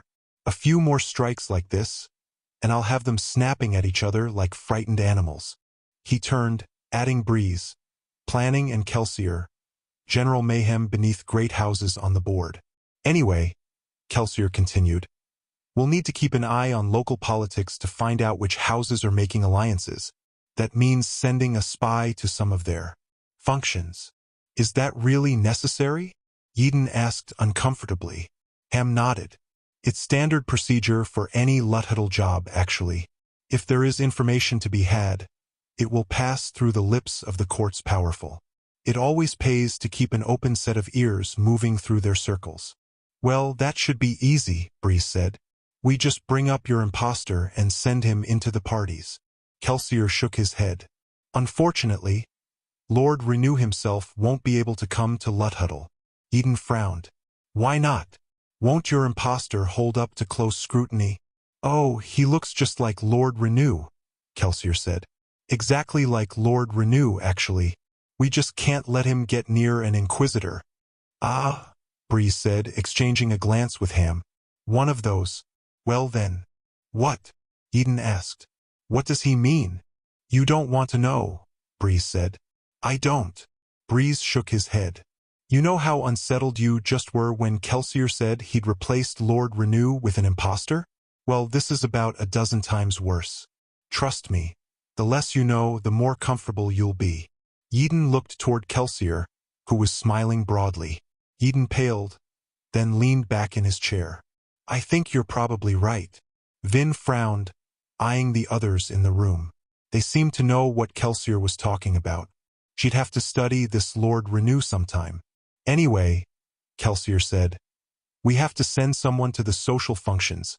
Dox, therefore, will be playing Renewa's nephew and heir, a scion of the family who has recently gained favor with Lord Renew. Wait a moment, Kel, Doxson said. You didn't tell me about this. Kelsier shrugged. We're going to need someone to be our dupe with the nobility. I assumed that you'd fit the role. Can't be me, Doxson said. I got marked during the ICER job just a couple months back. Kelsier frowned. What? Eden asked. Do I want to know what they're talking about this time? He means that the ministry is watching for him, Breeze said. He pretended to be a nobleman and they found out. Doxson nodded. The Lord Ruler himself saw me on one occasion, and he's got a flawless memory. Even if I manage to avoid him, Someone's bound to recognize me. Eventually. So, Eden said. So, Kelsier said. We'll need someone else to play Lord Renua's heir. Don't look at me, Eden said apprehensively. Trust me, Kelsier said flatly. Nobody was. Clubs is out too. He's far too prominent a local skaa craftsman. I'm out as well, Breeze said. I already have several aliases among the nobility. I suppose I could use one of them, but I couldn't go to any major balls or parties. It would be rather embarrassing if I met someone who knew me by a different alias. Kelsier frowned thoughtfully. I could do it, Hem said. But you know I'm no good at acting. What about my nephew? Clubs said, nodding to the young man at his side. Kelsier studied the boy. What's your name, son? Mistborn's. Kelsier raised an eyebrow. That's a mouthful. You don't have a nickname. Not of the Yetting yet. We'll have to work on that, Kelsier said. Do you always speak in that Eastern Street slang? The boy shrugged, obviously nervous at being such a center of attention. Wazing the place when I was young. Kelsier glanced at Doxson, who shook his head. I don't think it's a good idea, Kel. Agreed. Kelsier turned to Vin, then smiled. I guess that leaves you. How good are you at imitating a noblewoman? Vin paled slightly. My brother gave me a few lessons. But I've never actually tried to. You'll do fine, Kelsier said, writing Vin. Infiltration underneath great houses. All right, Eden, you should probably begin planning how you're to keep control of the Empire once this is all through. Eden nodded. Vin felt a little sorry for the man, seeing how much the planning, the sheer outrageousness of it all, seemed to be overwhelming him. Still, it was hard to feel sympathy for him, considering what Kelsier had just said regarding her part in all this. Playing a noblewoman? She thought. Surely there's someone else who could do a better job. Breeze's attention was still on Eden and his obvious discomfort. Don't look so solemn, my dear fellow, Breeze said. Why, you'll probably never actually have to rule the city. Chances are, we'll all get caught and executed long before that happens. Eden smiled wanly. And if we don't? What's to keep you all from just knifing me and taking the Empire for yourselves? Breeze rolled his eyes.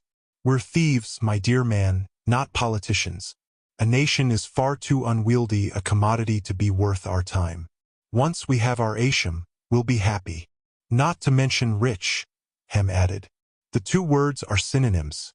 Hammond, Breeze said. Besides, Kelsier said to Eden, we won't be giving you the entire empire. Hopefully, it will shatter once Luthadel destabilizes.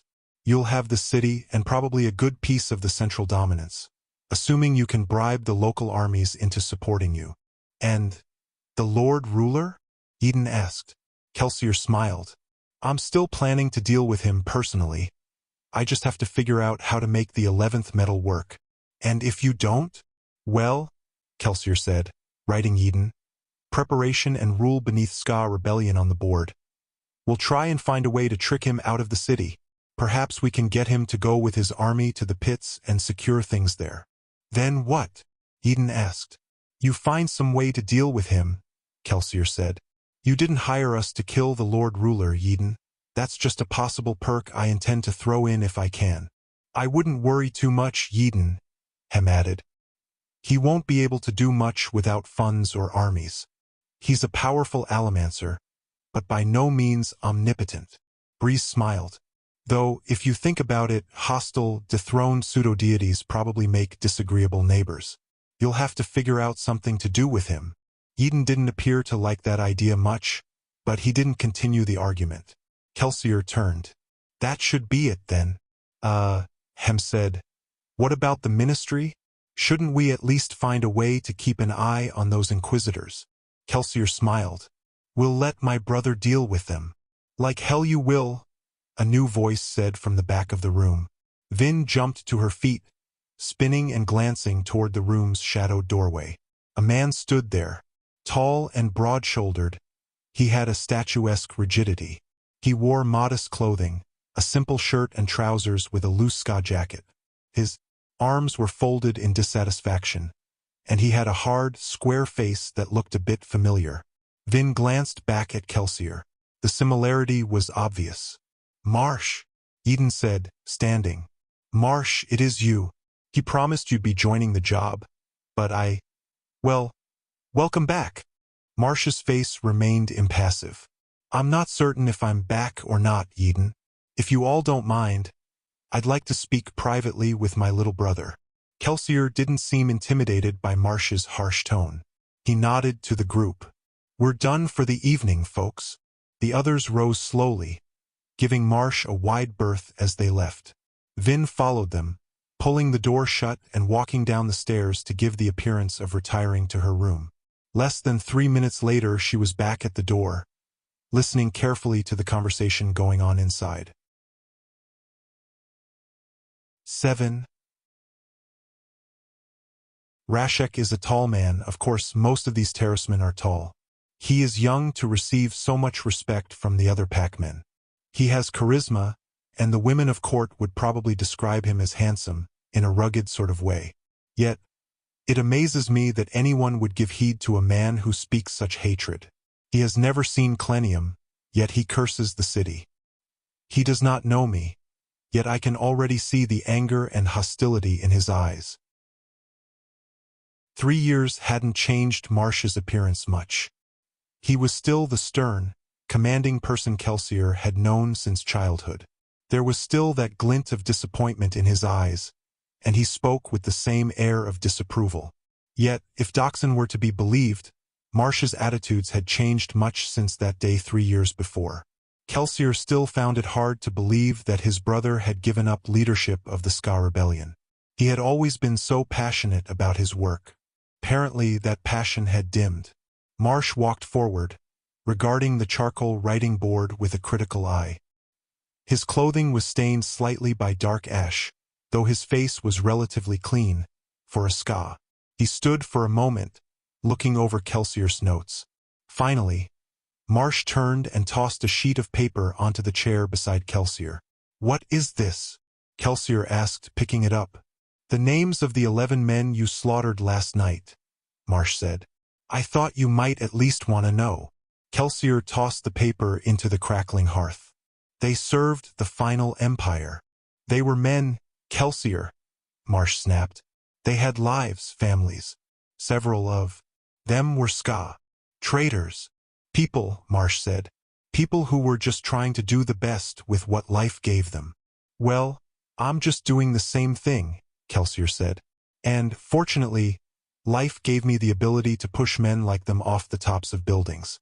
If they want to stand against me like noblemen, then they can die like noblemen." Marsh's expression darkened. "How can you be so flippant about something like this?"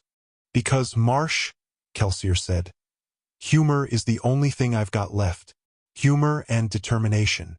Marsh snorted quietly. "You should be happy," Kelsier said. "After decades of listening to your lectures, I've finally decided to do something worthwhile with my talents. Now that you're here to help, I'm sure." "I'm not here to help," Marsh interrupted. "Then why did you come?" "To ask you a question." Marsh stepped forward, stopping right in front of Kelsier. They were about the same height, but Marsh's stern personality always made him seem to loom taller. "How dare you do this?" Marsh asked quietly. "I dedicated my life to overthrowing the final empire. While you and your thieving friends partied, I hid runaways. While you planned petty burglaries, I organized raids. While you lived in luxury, I watched brave people die of starvation." Marsh reached up, stabbing a finger at Kelsier's chest. "How dare you? How dare you try and hijack the rebellion for one of your little jobs? How dare you use this dream as a way of enriching yourself?" Kelsier pushed Marsh's finger away. "That's not what this is about." "Oh," Marsh asked, tapping the word Asham on the board. "Why the games, Kelsier? Why lead Eden along, pretending to accept him as your employer? Why act like you care about the skaa? We both know what you're really after." Kelsier clenched his jaw, a bit of his humor melting away. "He always could do that to me." "You don't know me anymore, Marsh," Kelsier said quietly. "This isn't about money. I once had more wealth than any man could spend. This job is about something different." Marsh stood close, studying Kelsier's eyes, as if searching for truth in them. "You always were a good liar," he finally said. Kelsier rolled his eyes. "Fine, think what you want. But don't preach to me. Overthrowing the empire might have been your dream once. But now you've become a good little skaa, staying in your shop and fawning over noblemen when they visit." "I've faced reality," Marsh said. "Something you've never been good at. Even if you're serious about this plan, you'll fail. Everything the rebellion has done, the raids, the thefts, the deaths, has accomplished nothing. Our best efforts were never even a mild annoyance for the Lord Ruler." "Ah," Kelsier said. "But being an annoyance is something that I am very good at. In fact, I'm far more than just a mild annoyance. People tell me I can be downright frustrating. Might as well use this talent for the cause of good." Marsh sighed, turning away. "This isn't about a cause, Kelsier. It's about revenge. It's about you, just like everything always is. I'll believe that you aren't after the money. I'll even believe that you intend to deliver Yeden this army he's apparently paying you for. But I won't believe that you care." "That's where you are wrong, Marsh," Kelsier said quietly. "That's where you've always been wrong about me." Marsh frowned. "Perhaps. How did this start, anyway? Did Yeden come to you? Or did you go to him? Does it matter?" Kelsier asked. "Look, Marsh, I need someone to infiltrate the ministry. This plan won't go anywhere if we don't discover a way to keep an eye on those inquisitors." Marsh turned. "You actually expect me to help you?" Kelsier nodded. "That's why you came here, no matter what you say. You once told me that you thought I could do great things if I ever applied myself to a worthy goal. Well, that's what I'm doing now, and you're going to help." "It's not that easy anymore, Kel," Marsh said with a shake of his head. "Some people are different now. Others are gone." Kelsier let the room grow quiet. Even the hearth's fire was starting to die out. "I miss her too." "I'm sure that you do. But I have to be honest with you, Kel. Despite what she did, sometimes I wish that you hadn't been the one to survive the pits. I wish the same thing every day." Marsh turned, studying Kelsier with his cold, discerning eyes. The eyes of a seeker. Whatever he saw reflected inside of Kelsier must have finally met with his approval. "I'm leaving," Marsh said. "But, for some reason you actually seem sincere this time. I'll come back and listen to whatever insane plan you've concocted. Then, well, we'll see." Kelsier smiled. Beneath it all, Marsh was a good man. A better one than Kelsier had ever been. As Marsh turned toward the door, Kelsier caught a flicker of shadowed movement from beneath the doorway. He immediately burned iron, and the translucent blue lines shot out from his body, connecting him to nearby sources of metal. Marsh, of course, had none on his person. Not even any coins. Traveling through skaa sectors of town could be very dangerous for a man who looked even marginally prosperous. Someone else, however, hadn't yet learned not to carry metal on her person. The blue lines were thin and weak. They didn't do well penetrating wood, but they were just strong enough to let Kelsier locate the belt latch of a person out in the hallway, moving quickly away from the door on silent feet. Kelsier smiled to himself. The girl was remarkably skilled. Her time on the streets, however, had also left her with remarkable scars. Hopefully, he would be able to encourage the skills while helping heal the scars. "I'll return tomorrow," Marsh said as he reached the door. "Just don't come by too early," Kelsier said with a wink. "I've got some things to do tonight." Vin waited quietly in her darkened room, listening to footsteps clomp down the stairs to the ground floor. She crouched beside her door, trying to determine if both sets had continued down the steps or not. The hallway fell silent, and eventually she breathed a quiet sigh of relief. A knock sounded on the door just inches from her head. Her start of surprise nearly knocked her to the ground. "He's good," she thought.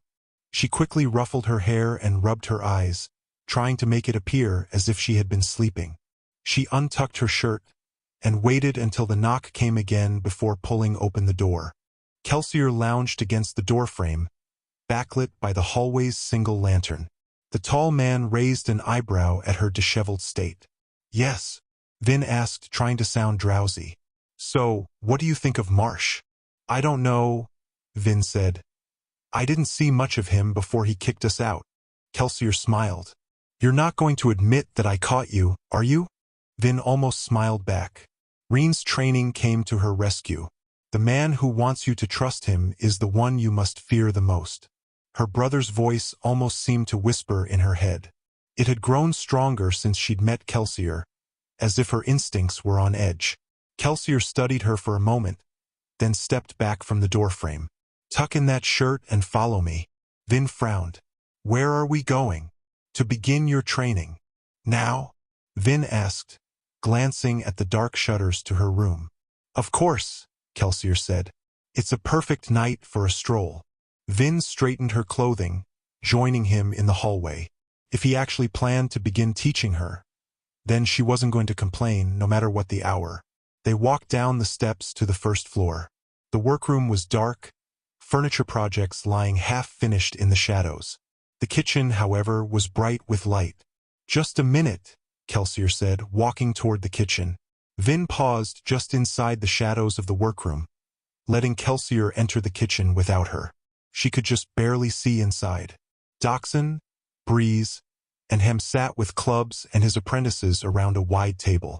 Wine and ale were present, though in small amounts, and the men were munching on a simple evening snack of puffed barley cakes and battered vegetables.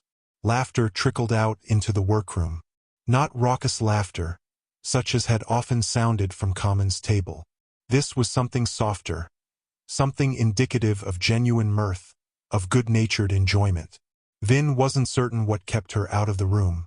She hesitated, as if the light and the humor were a barrier, and she instead remained in the quiet, solemn workroom. She watched from the darkness, however, and wasn't completely able to suppress her longing. Kelsier returned a moment later, carrying his pack and a small cloth bundle.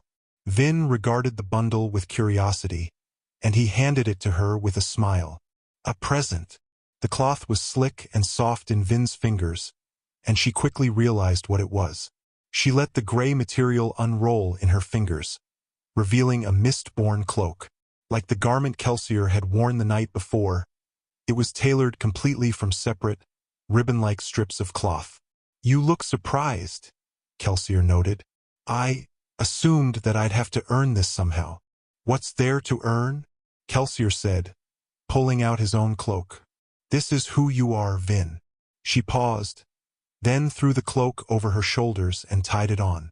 Felt different, thick and heavy on her shoulders, but light and unconstraining around her arms and legs. The ribbons were sewn together at the top, allowing her to pull it tight by the mantle if she wished. She felt enveloped, protected. How does it feel? Kelsier asked. Good, Vin said simply. Kelsier nodded, pulling out several glass vials. He handed 2 to her. Drink one. Keep the other in case you need it. I'll show you how to mix new vials later. Vin nodded, downing the first vial and tucking the second into her belt. I'm having some new clothing tailored for you, Kelsier said. You'll want to get into the habit of wearing things that don't have any metal on them. Belts with no buckles, shoes that slip on and off, trousers without clasps. Perhaps later, if you're feeling daring, we'll get you some women's clothing. Vin flushed slightly. Kelsier laughed.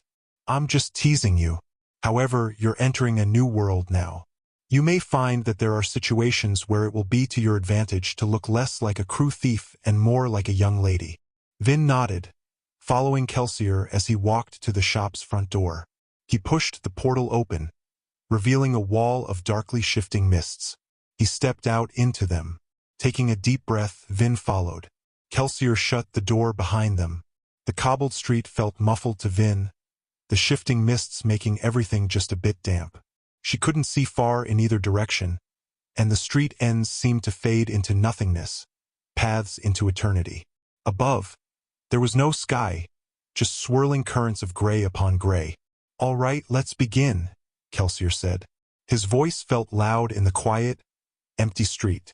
There was a confidence to his tone, something that, confronted with the mists all around, Vin certainly didn't feel. Your first lesson, Kelsier said, strolling down the street, Vin trailing along beside him, isn't about allomancy, but attitude. He swept his hand forward. This, Vin. This is ours. The night, the mists, they belong to us. Skaa avoid the mists as if they were death. Thieves and soldiers go out at night, but they fear it nonetheless. Noblemen feign nonchalance, but the mist makes them uncomfortable. He turned, regarding her. The mists are your friend, Vin. They hide you, they protect you, and they give you power. Ministry doctrine, something rarely shared with Skaa, claims that the Mistborn are descendants of the only men who remained true to the Lord Ruler during the days before his ascension. Other legends whisper that we are something beyond even the Lord Ruler's power, something that was born on that day when the mists first came upon the land. Vin nodded slightly. It seemed odd to hear Kelsier speak so openly. Buildings filled with sleeping Skaa loomed on either side of the street. And yet, the dark shutters and quiet air made Vin feel as if she and Kelsier were alone. Alone in the most densely populated, overcrowded city in all of the final empire. Kelsier continued to walk, the spring in his step incongruent with the dark gloom. Shouldn't we be worried about soldiers? Vin asked quietly.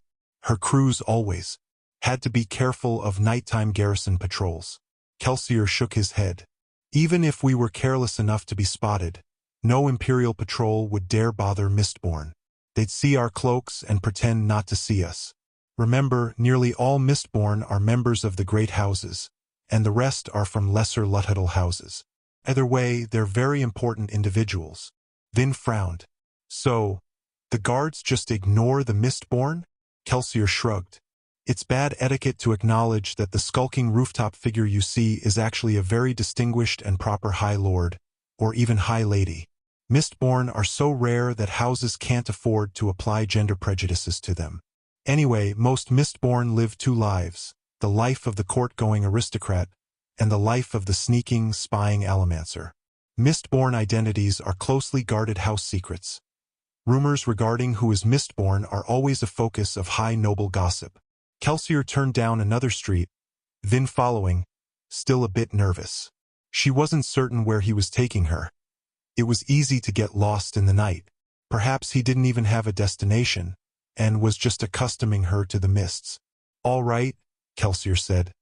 Let's get you used to the basic metals. Can you feel your metal reserves? Vin paused. If she focused, she could distinguish 8 sources of power within her. Each one far larger, even, than her 2 had been on the day when Kelsier had tested her. She had been reticent to use her luck much since then. She was coming to realize that she had been using a weapon she'd never really understood. A weapon that had accidentally drawn the attention of a Steel Inquisitor. Begin burning them one at a time, Kelsier said. Burning. That's what we call it when you activate an allomantic ability, Kelsier said. You burn the metal associated with that power. You'll see what I mean. Start with the metals you don't know about yet. We'll work on soothing and raging emotions some other time. Vin nodded, pausing in the middle of the street. Tentatively, she reached out to one of the new sources of power. One of them was slightly familiar to her. Had she used it before without realizing it? What would it do? Only one way to find out. Uncertain what, exactly, she was supposed to do, Vin gripped the source of power and tried to use it. Immediately, she felt a flare of heat from within her chest. It wasn't discomforting, but it was obvious and distinct. Along with the warmth came something else, a feeling of rejuvenation and of power. She felt more solid somehow. What happened? Kelsier asked. I feel different, Vin said. She held up her hand, and it seemed as if the limb reacted just a bit too quickly. The muscles were eager. My body is strange. I don't feel tired anymore, and I feel alert. Ah, Kelsier said. That's pewter. It enhances your physical abilities, making you stronger, more able to resist fatigue and pain. You'll react more quickly when you're burning it, and your body will be tougher. Vin flexed experimentally. Her muscles didn't seem any bigger, yet she could feel their strength. It wasn't just in her muscles, however, it was everything about her. Her bones, her flesh, her skin. She reached out to her reserve, and could feel it shrinking. I'm running out, she said. Kelsier nodded. Pewter burns relatively quickly. The vial I gave you was measured to contain about 10 minutes worth of continuous burning. though it will go faster if you flare often and slower if you are careful about when you use it. Flare. You can burn your metals a little more powerfully if you try, Kelsier said. It makes them run out much faster, and it's difficult to maintain, but it can give you an extra boost. Vin frowned, trying to do as he said. With a push of effort, she was able to stoke the flames within her chest, flaring the pewter. It was like the inhaled breath before a daring leap, a sudden rush of strength and power. Her body grew tense with anticipation, and for just a moment she felt invincible.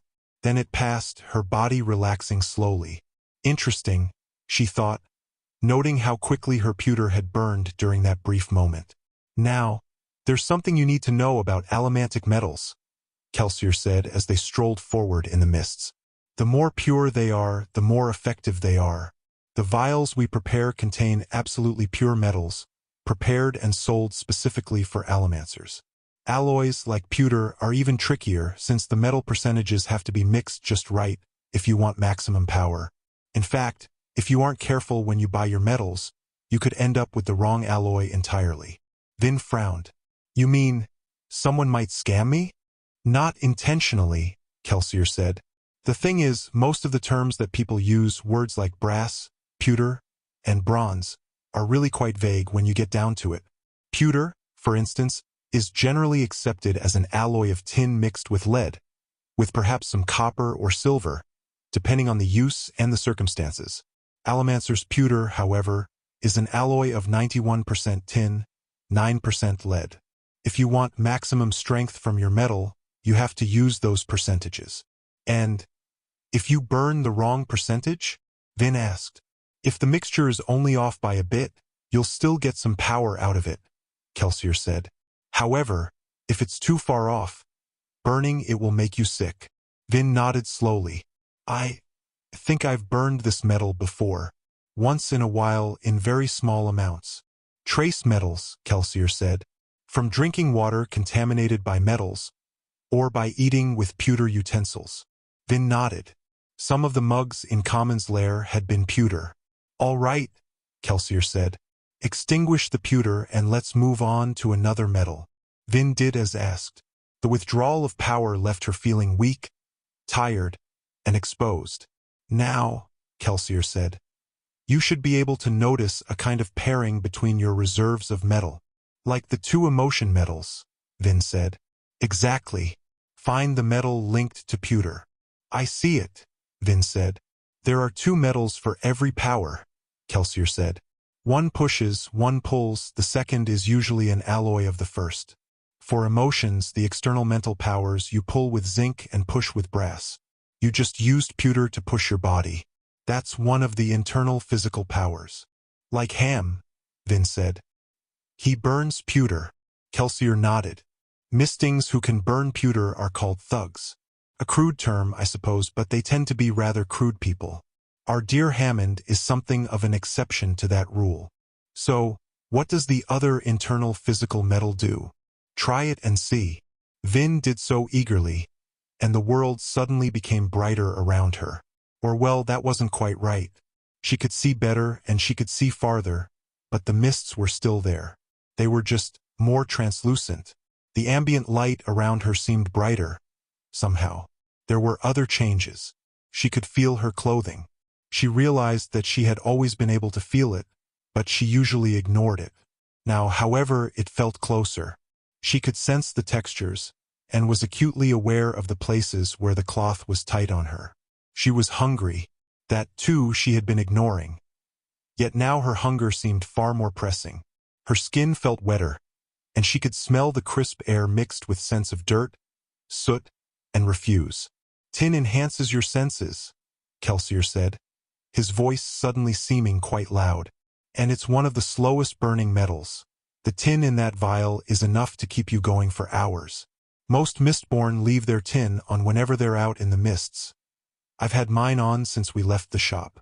Vin nodded. The wealth of sensations was nearly overwhelming. She could hear creaks and scuffles in the darkness, and they made her want to jump in alarm, certain that someone was sneaking up behind her. This is going to take some getting used to. Leave it burning, Kelsier said. waving for her to walk beside him as he continued down the street. You'll want to accustom yourself to the enhanced senses. Just don't flare it all the time. Not only would you run out of it very quickly, but perpetually flaring metals does strange things to people. Strange? Vin asked. Metals, especially tin and pewter, stretch your body. Flaring the metals only pushes this stretching further. Stretch it too far for too long, and things start to break. Vin nodded uncomfortably. Kelsier fell quiet, and they continued to walk, letting Vin explore her new sensations and the detailed world that tin revealed. Before, her vision had been restricted to a tiny pocket within the night. Now, however, she saw an entire city enveloped by a blanket of shifting, swirling mist. She could make out keeps like small, dark mountains in the distance, and could see specks of light from windows, like pin-pricked holes in the night. And above, she saw lights in the sky. She stopped, gazing up with wonder. They were faint, blurred to even her tin-enhanced eyes, but she could just barely make them out. Hundreds of them, thousands of them, so small, like the dying embers of candles recently extinguished. Stars, Kelsier said, strolling up beside her. You can't see them very often, even with tin. It must be a particularly clear night. People used to be able to look up and see them every night. That was before the mists came, before the ash mounts erupted ash and smoke into the sky. Vin glanced at him. How do you know? Kelsier smiled. The Lord Ruler has tried very hard to crush memories of those days, but still some remain. He turned, not really having answered her question, and continued to walk. Vin joined him. Suddenly, with tin, the mists around her didn't seem so ominous. She was beginning to see how Kelsier could walk about at night with such confidence. All right, Kelsier eventually said. Let's try another metal. Vin nodded, leaving her tin on but picking another metal to burn as well. When she did so, a very strange thing happened. A multitude of faint blue lines sprung from her chest, streaking out into the spinning mists. She froze, gasping slightly and looking down at her chest. Most of the lines were thin, like translucent pieces of twine, though a couple were as thick as yarn. Kelsier chuckled. Leave that metal and its partner alone for the moment. They're a bit more complicated than the others. What? Vin asked, tracing the lines of blue light with her eyes. They pointed at random objects. Doors, windows, a couple even pointed at Kelsier. We'll get to it, he promised. Extinguish that one and try one of the last two.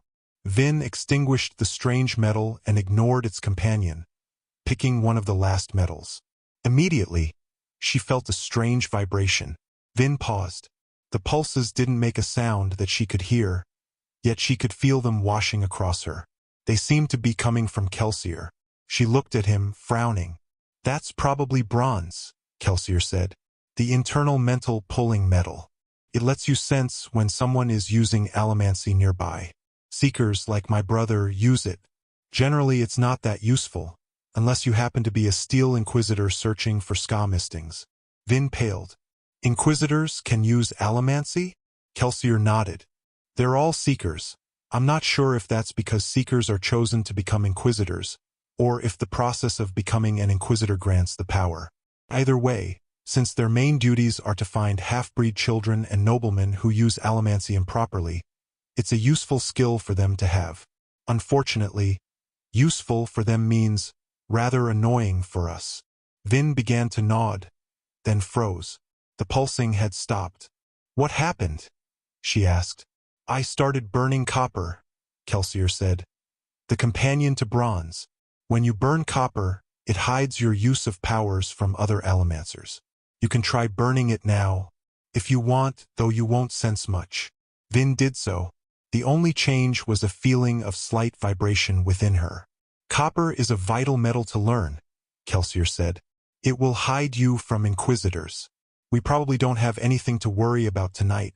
The Inquisitors would assume us to be regular noble Mistborn, out for training. However, if you're ever in a skaa guise and need to burn metals, make sure you turn on your copper first. Vin nodded appreciatively. In fact, Kelsier said, Many Mistborn keep their copper on all the time. It burns slowly, and it makes you invisible to other Allomancers. It hides you from bronze, and it also prevents others from manipulating your emotions. Vin perked up. I thought that might interest you, Kelsier said. Anyone burning copper is immune to emotional allomancy. In addition, copper's influence occurs in a bubble around you. This cloud, called a copper cloud, hides anyone inside of it from the senses of a seeker, though it won't make them immune to emotional allomancy, like it will you. Clubs, Vin said. That's what a smoker does. Kelsier nodded. If one of our people is noticed by a seeker, they can run back to the lair and disappear. They can also practice their abilities without fear of being discovered. Allomantic pulses coming from a shop in a skaa sector of town would be a quick giveaway to a passing inquisitor. But you can burn copper, Vin said. Why were you so worried about finding a smoker for the crew? I can burn copper, true, Kelsier said. And so can you. We can use all of the powers, but we can't be everywhere. A successful crew leader needs to know how to divide labor, especially on a job as big as this one. Standard practice has a copper cloud going at all times in the lair. Clubs doesn't do it all himself. Several of those apprentices are smokers too. When you hire a man like Clubs, it's understood that he'll provide you with a base of operations and a team of smokers competent enough to keep you hidden at all times. Vin nodded. However, she was more interested in Kappa's ability to protect her emotions. She would need to locate enough of it to keep it burning all the time. They started walking again, and Kelsier gave her more time to get used to burning tin. Vin's mind, however, began to wander. Something didn't feel right to her. Why was Kelsier telling her all of these things? It seemed like he was giving away his secrets too easily. Except one, she thought suspiciously. The medal with the blue lines. He hasn't gone back to it yet. Perhaps that was the thing he was going to keep from her, the power he would hold in reserve to maintain control over her. It must be strong, the most powerful of the 8. As they walked through the quiet streets, Vin reached tentatively inside. She eyed Kelsier, then carefully burned that unknown metal. Again, the lines sprang up around her, pointing in seemingly random directions. The lines moved with her. One end of each thread stayed stuck to her chest, while the other end remained attached to a given place along the street. New lines appeared as she walked, and old ones faded, disappearing behind. The lines came in various widths, and some of them were brighter than others. Curious, Vin tested the lines with her mind, trying to discover their secret. She focused on a particularly small and innocent-looking one, and found that she could feel it individually if she concentrated. She almost felt like she could touch it. She reached out with her mind and gave it a slight tug. The line shook, and something immediately flew out of the darkness toward her. Vin yelped, trying to jump away, but the object, a rusty nail, shot directly toward her.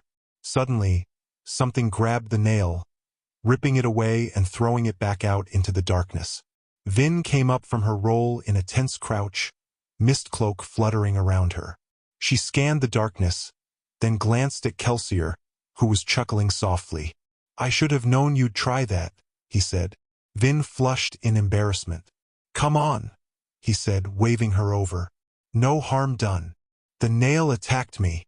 Did that metal bring objects to life? That would be an incredible power indeed. Actually, you kind of attacked yourself, Kelsier said. Vin stood carefully, then joined him as he began to walk down the street again. I'll explain what you did in a moment, he promised.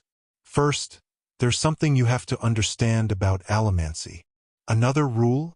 More a philosophy, Kelsier said. It has to do with consequences. Vin frowned.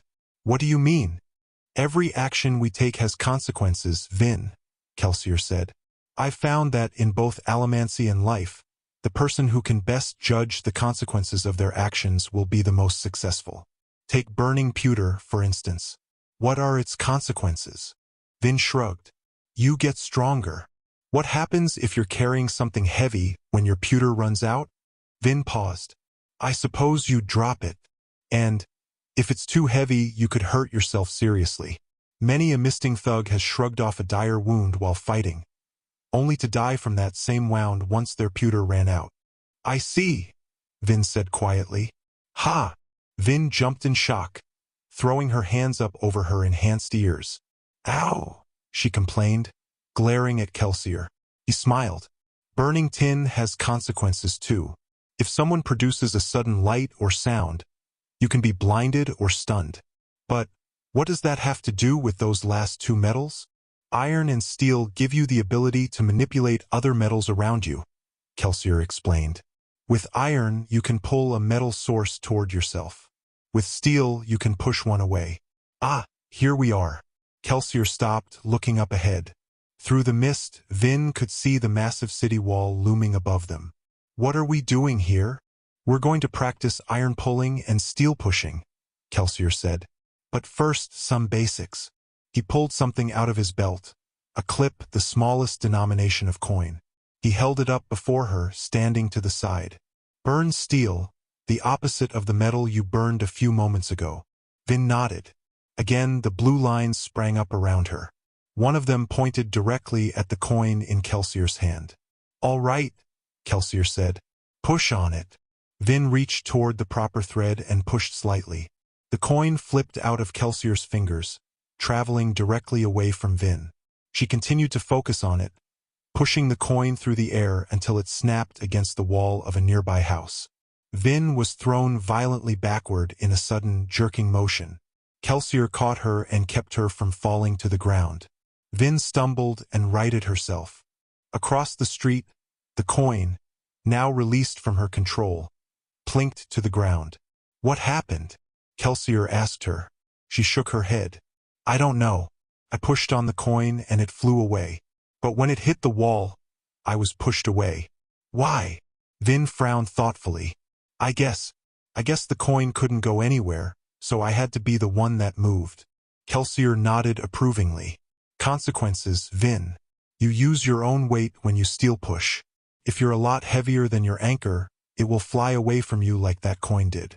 However, if the object is heavier than you are, or if it runs into something that is, you'll be pushed away.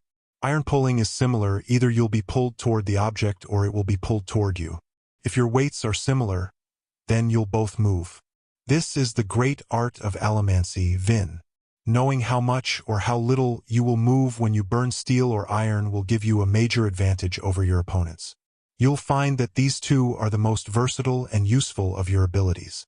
Vin nodded. Now remember, he continued, in both cases, the force of your push or pull is directly away from or toward you. You can't flip things around with your mind, controlling them to go wherever you want. That's not the way that Allomancy works, because that's not the way the physical world works. When you push against something, whether with Allomancy or with your hands, it goes directly in the opposite direction. Force, reactions, consequences. Understand? Vin nodded again. Good, Kelsier said happily. Now, let's go jump over that wall. What? He left her standing dumbfounded in the street. She watched him approach the base of the wall, then scurried over to him. You're insane, she said quietly. Kelsier smiled. I think that's the second time today you've said that to me. You need to pay better attention. If you'd been listening to everyone else, you'd know that my sanity departed long ago. Kelsier, she said, looking up at the wall. I can't. I've never really even used Allomancy before this evening. Yes, but you're such a quick learner, Kelsier said, pulling something out from beneath his cloak. It appeared to be a belt. Here, put this on. It's got metal weights strapped to it. If something goes wrong, I'll probably be able to catch you. Probably? Vin asked nervously, strapping on the belt. Kelsier smiled, then dropped a large metal ingot at his feet. Put the ingot directly below you, and remember to steel push, not iron pull. Don't stop pushing until you reach the top of the wall. Then he bent down and jumped. Kelsier shot into the air, his dark form vanishing into the curling mists. Vin waited for a moment, but he didn't plummet back down to his doom. All was still, even to her enhanced ears. The mists whirled playfully around her, taunting her, daring her. She glanced down at the ingot burning steel. The blue line glowed with a faint, ghostly light. She stepped over to the ingot, standing with one foot on either side of it. She glanced up at the mists, then down one last time. Finally, she took a deep breath and pushed against the ingot with all of her strength. 8. He shall defend their ways, yet shall violate them. He will be their savior, yet they shall call him heretic. His name shall be discord, yet they shall love him for it.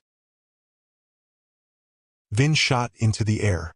She suppressed a scream, remembering to continue pushing despite her fear. The stone wall was a blur of motion just a few feet away from her. The ground disappeared below, and the line of blue pointing toward the ingot grew fainter and fainter. What happens if it disappears? She began to slow. The fainter the line grew, the more her speed decreased. After just a few moments of flight, she crept to a halt, and was left hanging in the air above a nearly invisible blue line. I've always liked the view from up here. Vin glanced to the side.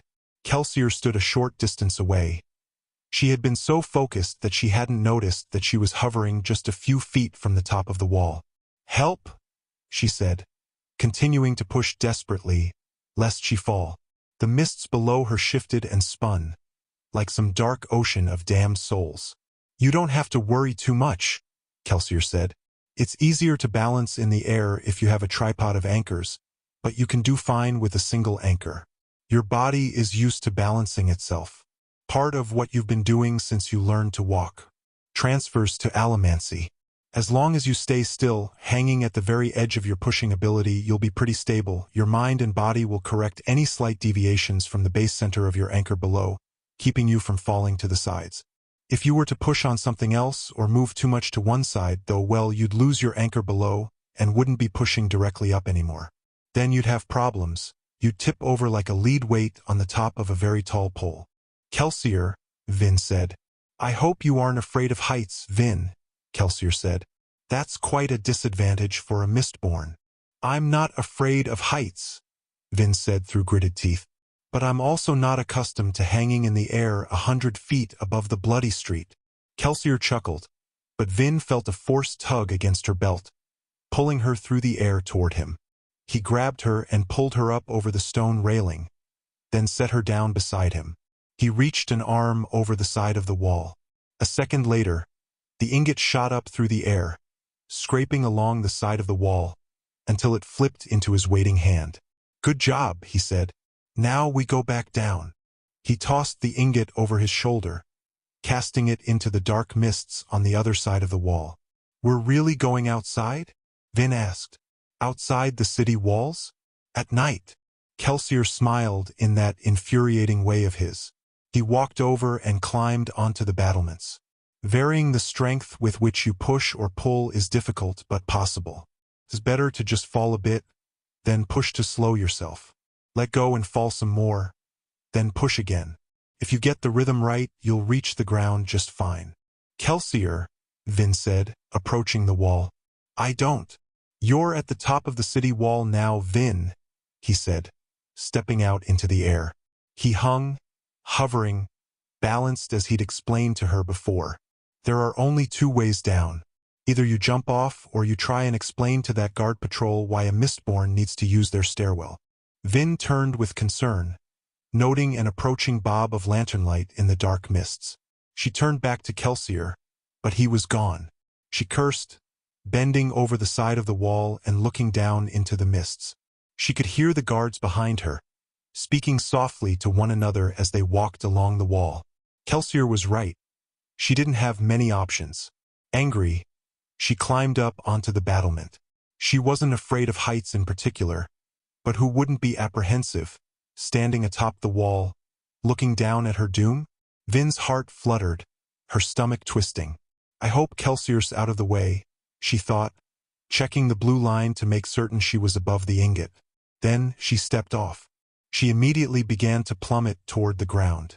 She pushed reflexively with her steel, but her trajectory was off. She had fallen to the side of the ingot, not directly toward it.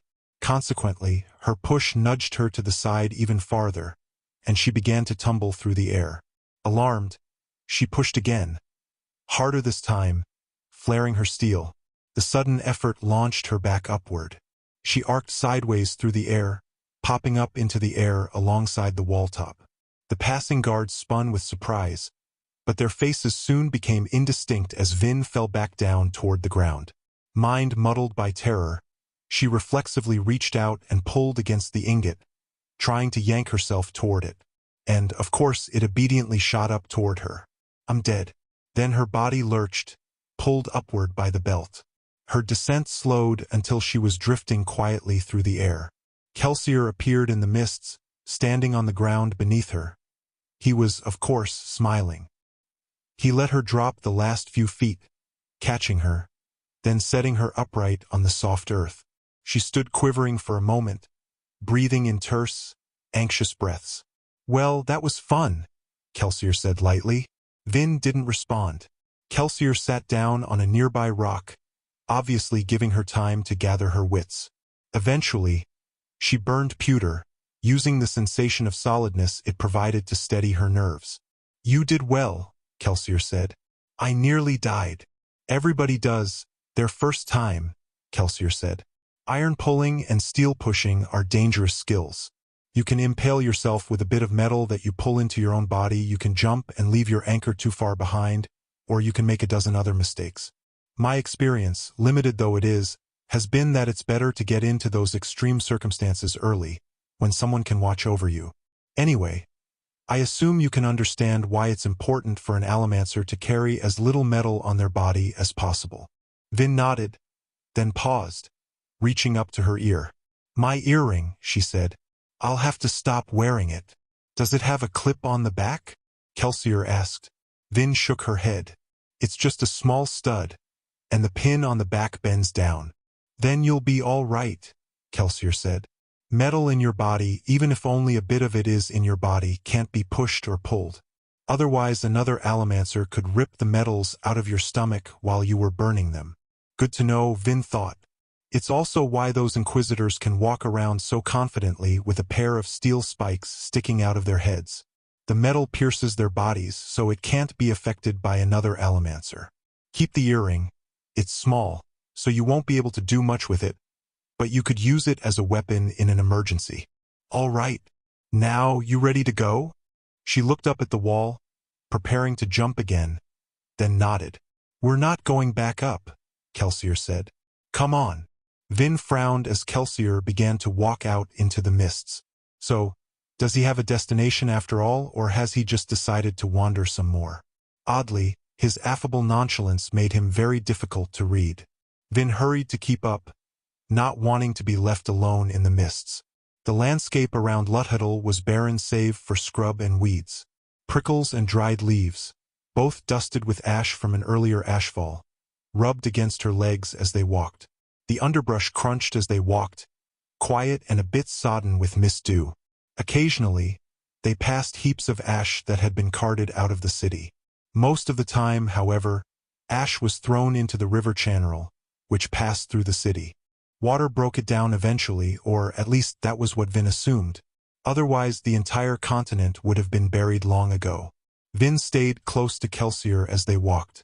Though she had traveled outside cities before, she had always moved as part of a group of boatmen, the skaa workers who ran narrowboats and barges up and down the many canal routes in the Final Empire. It had been hard work. Most noblemen used skaa instead of horses to pull the boats along the towpath, but there had been a certain freedom to knowing that she was traveling at all. For most skaa, even skaa thieves, never left their plantation or town. The constant movement from city to city had been Reen's choice. He had been obsessive about never getting locked down. He usually got them places on canal boats run by underground crews, never staying in one place for more than a year. He had kept moving, always going. As if running from something, they continued to walk. At night, even the barren hills and scrub-covered plains took on a forbidding air. Vin didn't speak, though she tried to make as little noise as possible. She had heard tales of what went abroad in the land at night, and the cover of the mists, even pierced by tin as it now was, made her feel as if she were being watched. The sensation grew more unnerving as they traveled. Soon, she began to hear noises in the darkness. They were muffled and faint, crackles of weeds, shuffles in the echoing mist. "You're just being paranoid," she told herself as she jumped at some half-imagined sound. Eventually, however, she could stand it no more. "Kelsier," she said with an urgent whisper, one that sounded betrayingly loud to her enhanced ears. "I think there's something out there." Kelsier asked. He looked lost in his thoughts. "I think something is following us." "Oh," Kelsier said. "Yes, you're right. It's a mistwraith." Vin stopped dead in her tracks. Kelsier, however, kept going. "Kelsier," she said, causing him to pause. "You mean they're real?" "Of course they are," Kelsier said. "Where do you think all the stories came from?" Vin stood in dumbfounded shock. "You want to go look at it?" Kelsier asked. "Look at the mistwraith?" Vin asked. "Are you—" She stopped. Kelsier chuckled, strolling back to her. "Mistwraiths might be a bit disturbing to look at, but they're relatively harmless. They're scavengers, mostly. Come on." He began to retrace their footsteps, waving her to follow. Reluctant but morbidly curious, Vin followed. Kelsier walked at a brisk pace, leading her to the top of a relatively scrub-free hill. He crouched down, motioning for Vin to do likewise. "Their hearing isn't very good," he said as she knelt in the rough, ashen dirt beside him. "But their sense of smell, or rather taste, is quite acute. It's probably following our trail, hoping that we'll discard something edible." Vin squinted in the darkness. "I can't see it," she said, searching the mists for a shadowed figure. "There," Kelsier said, pointing toward a squat hill. Vin frowned, imagining a creature crouching atop the hill, watching her as she looked for it. Then the hill moved. Vin jumped slightly. The dark mound, perhaps 10 feet tall and twice as long, lurched forward in a strange, shuffling gait, and Vin leaned forward, trying to get a better look. "Flare your tin," Kelsier suggested. Vin nodded, calling upon a burst of extra allomantic power. Everything immediately became lighter, the mists becoming even less of an obstruction. What she saw caused her to shiver. Fascinated, revolted, and more than a little disturbed. The creature had smoky, translucent skin, and Vin could see its bones. It had dozens upon dozens of limbs, and each one looked as if it had come from a different animal. There were human hands, bovine hooves, canine haunches, and others she couldn't identify. The mismatched limbs let the creature walk, though it was more of a shamble. It crawled along slowly, moving like an awkward centipede. Many of the limbs, in fact, didn't even look functional. They jutted from the creature's flesh in a twisted, unnatural fashion. Its body was bulbous and elongated. It wasn't just a blob, though. There was a strange logic to its form. It had a distinct skeletal structure, and, squinting through tin-enhanced eyes, she thought she could make out translucent muscles and sinew wrapping the bones. The creature flexed odd jumbles of muscles as it moved, and appeared to have a dozen different ribcages. Along the main body, arms and legs hung at unnerving angles. And heads, she counted 6. Despite the translucent skin, she could make out a horse head sitting beside that of a deer. Another head turned toward her, and she could see its human skull. The head sat atop a long spinal cord attached to some kind of animal torso, which was in turn attached to a jumble of strange bones. Vin nearly retched. "What? How?" "Mistwraiths have malleable bodies," Kelsier said. "They can shape their skin around any skeletal structure, and can even recreate muscles and organs if they have a model to mimic." "You mean?" Kelsier nodded. "When they find a corpse, they envelop it and slowly digest the muscles and organs. Then, they use what they've eaten as a pattern, creating an exact duplicate of the dead creature. They rearrange the parts a little bit, excreting the bones they don't want while adding the ones they do want to their body, forming a jumble like what you see out there." Vin watched the creature shamble across the field, following her tracks. A flap of slimy skin drooped from its underbelly, trailing along the ground. Tasting for scents, Vin thought, following the smell of our passing. She let her tin return to normal, and the mistwraith once again became a shadowed mound. The silhouette, however, only seemed to heighten its abnormality. Are they intelligent, then? Vin asked. If they can split up a body and put the pieces where they want? Intelligent, Kelsier asked. No, not one this young. More instinctual than intelligent. Vin shivered again. Do people know about these things? I mean, other than the legends.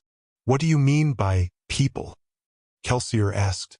A lot of Allomancers know about them, and I'm sure the ministry does. Regular people, well, they just don't go out at night. Most skaa fear and curse Mistwraiths, but go their entire lives without actually seeing one. Lucky for them, Vin muttered. Why doesn't someone do something about these things? Kelsier shrugged. They're not that dangerous. That one has a human head. It probably found a corpse, Kelsier said. I've never heard of a Mistwraith attacking a full-grown, healthy adult. That's probably why everyone leaves them alone. And, of course, the high nobility have devised their own uses for the creatures. Vin looked at him questioningly, but he said no more, rising and walking down the hillside. She shot one more glance at the unnatural creature, then took off, following Kelsier. Is that what you brought me out here to see? Vin asked. Kelsier chuckled. Mistwraiths might look eerie, but they're hardly worth such a long trip. No, we're heading over there. She followed his gesture and was able to make out a change in the landscape ahead. The Imperial High Road? We've circled around to the front of the city. Kelsier nodded. After a short walk, during which Vin glanced backward no less than 3 times to make certain the Mistwraith hadn't gained on them, they left the scrub and stepped onto the flat, packed earth of the Imperial High Road.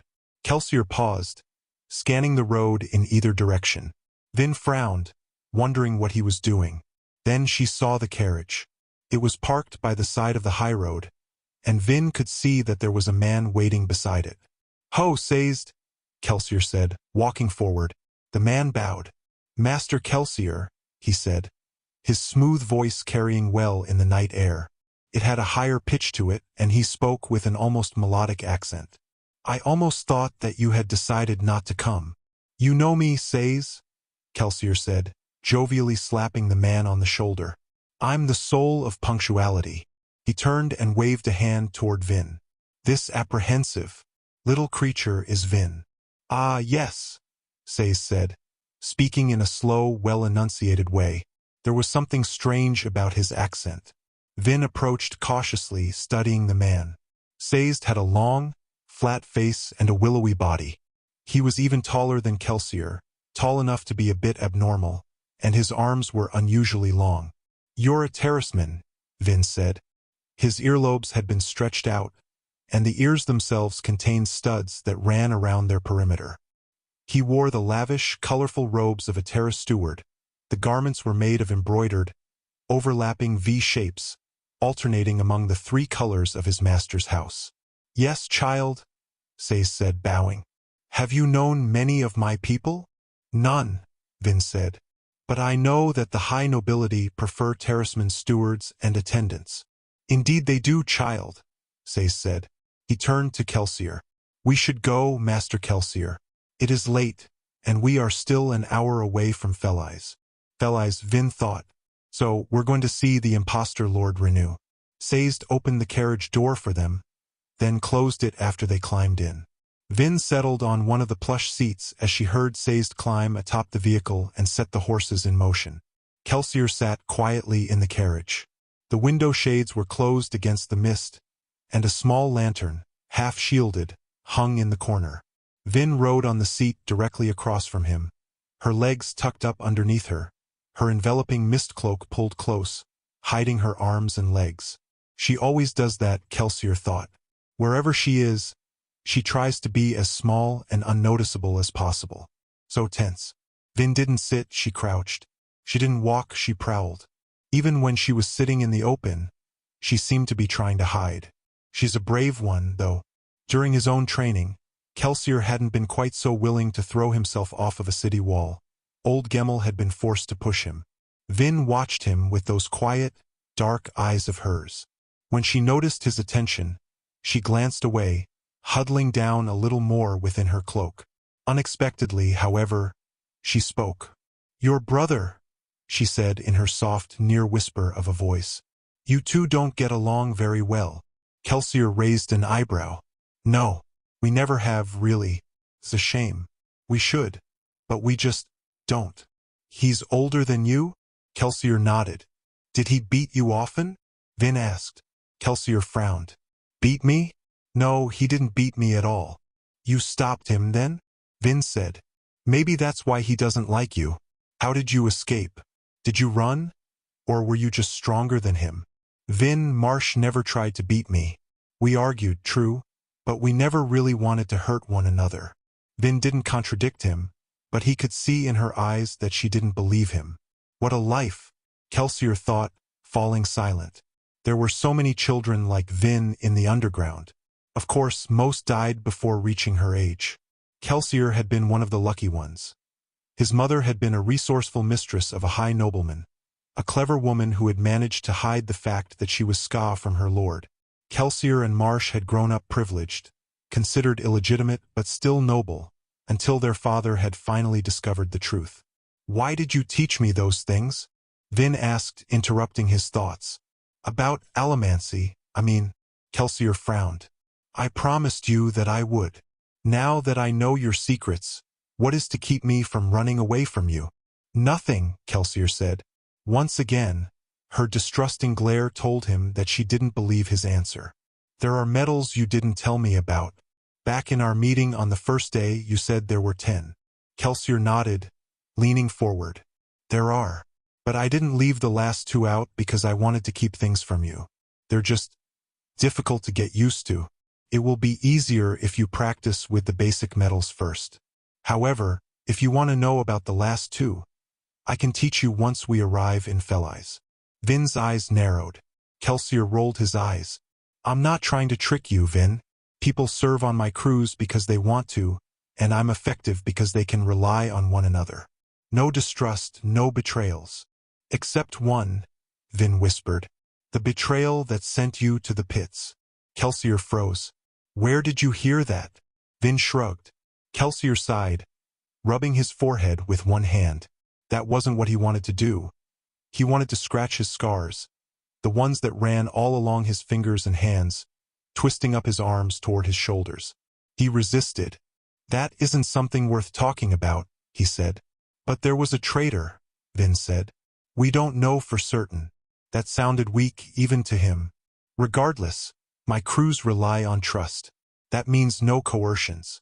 If you want out, we can go back to Luthhuddle right now. I'll show you the last 2 metals. Then you can be on your way. I don't have enough money to survive on my own, Vin said. Kelsier reached inside of his cloak and pulled out a bag of coins, then tossed it onto the seat beside her. 3,000 boxings. The money I took from Common. Vin glanced at the bag distrustfully. Take it, Kelsier said. You're the one who earned it. From what I've been able to gather, your Allomancy was behind most of Common's recent successes, and you were the one who risked pushing the emotions of a obligator. Vin didn't move. Fine, Kelsier thought, reaching up and knocking on the underside of the coachman's chair. The carriage stopped, and Sazed soon appeared at his window. Turn the carriage around please, Sazed, Kelsier said. Take us back to Luthhuddle. Yes, Master Kelsier. Within moments, the carriage was rolling back in the direction it had come. Vin watched in silence, but she seemed a little less certain of herself. She eyed the bag of coins. I'm serious, Vin, Kelsier said. I can't have someone on my team who doesn't want to work with me. Turning you away isn't a punishment. It's just the way things must be. Vin didn't respond. Letting her go would be a gamble, but forcing her to stay would be a bigger one. Kelsier sat, trying to read her, trying to understand her. Would she betray them to the final empire if she left? He thought not. She wasn't a bad person. She just thought that everybody else was. I think your plan is crazy, she said quietly. So do half the people on the crew. You can't defeat the final empire. We don't have to, Kelsier said. We just have to get Eden an army, then seize the palace. The Lord Ruler will stop you, Vin said. You can't beat him, he's immortal. We have the 11th metal, Kelsier said. We'll find a way to kill him. The ministry is too powerful. They'll find your army and destroy it. Kelsier leaned forward, looking Vin in the eye.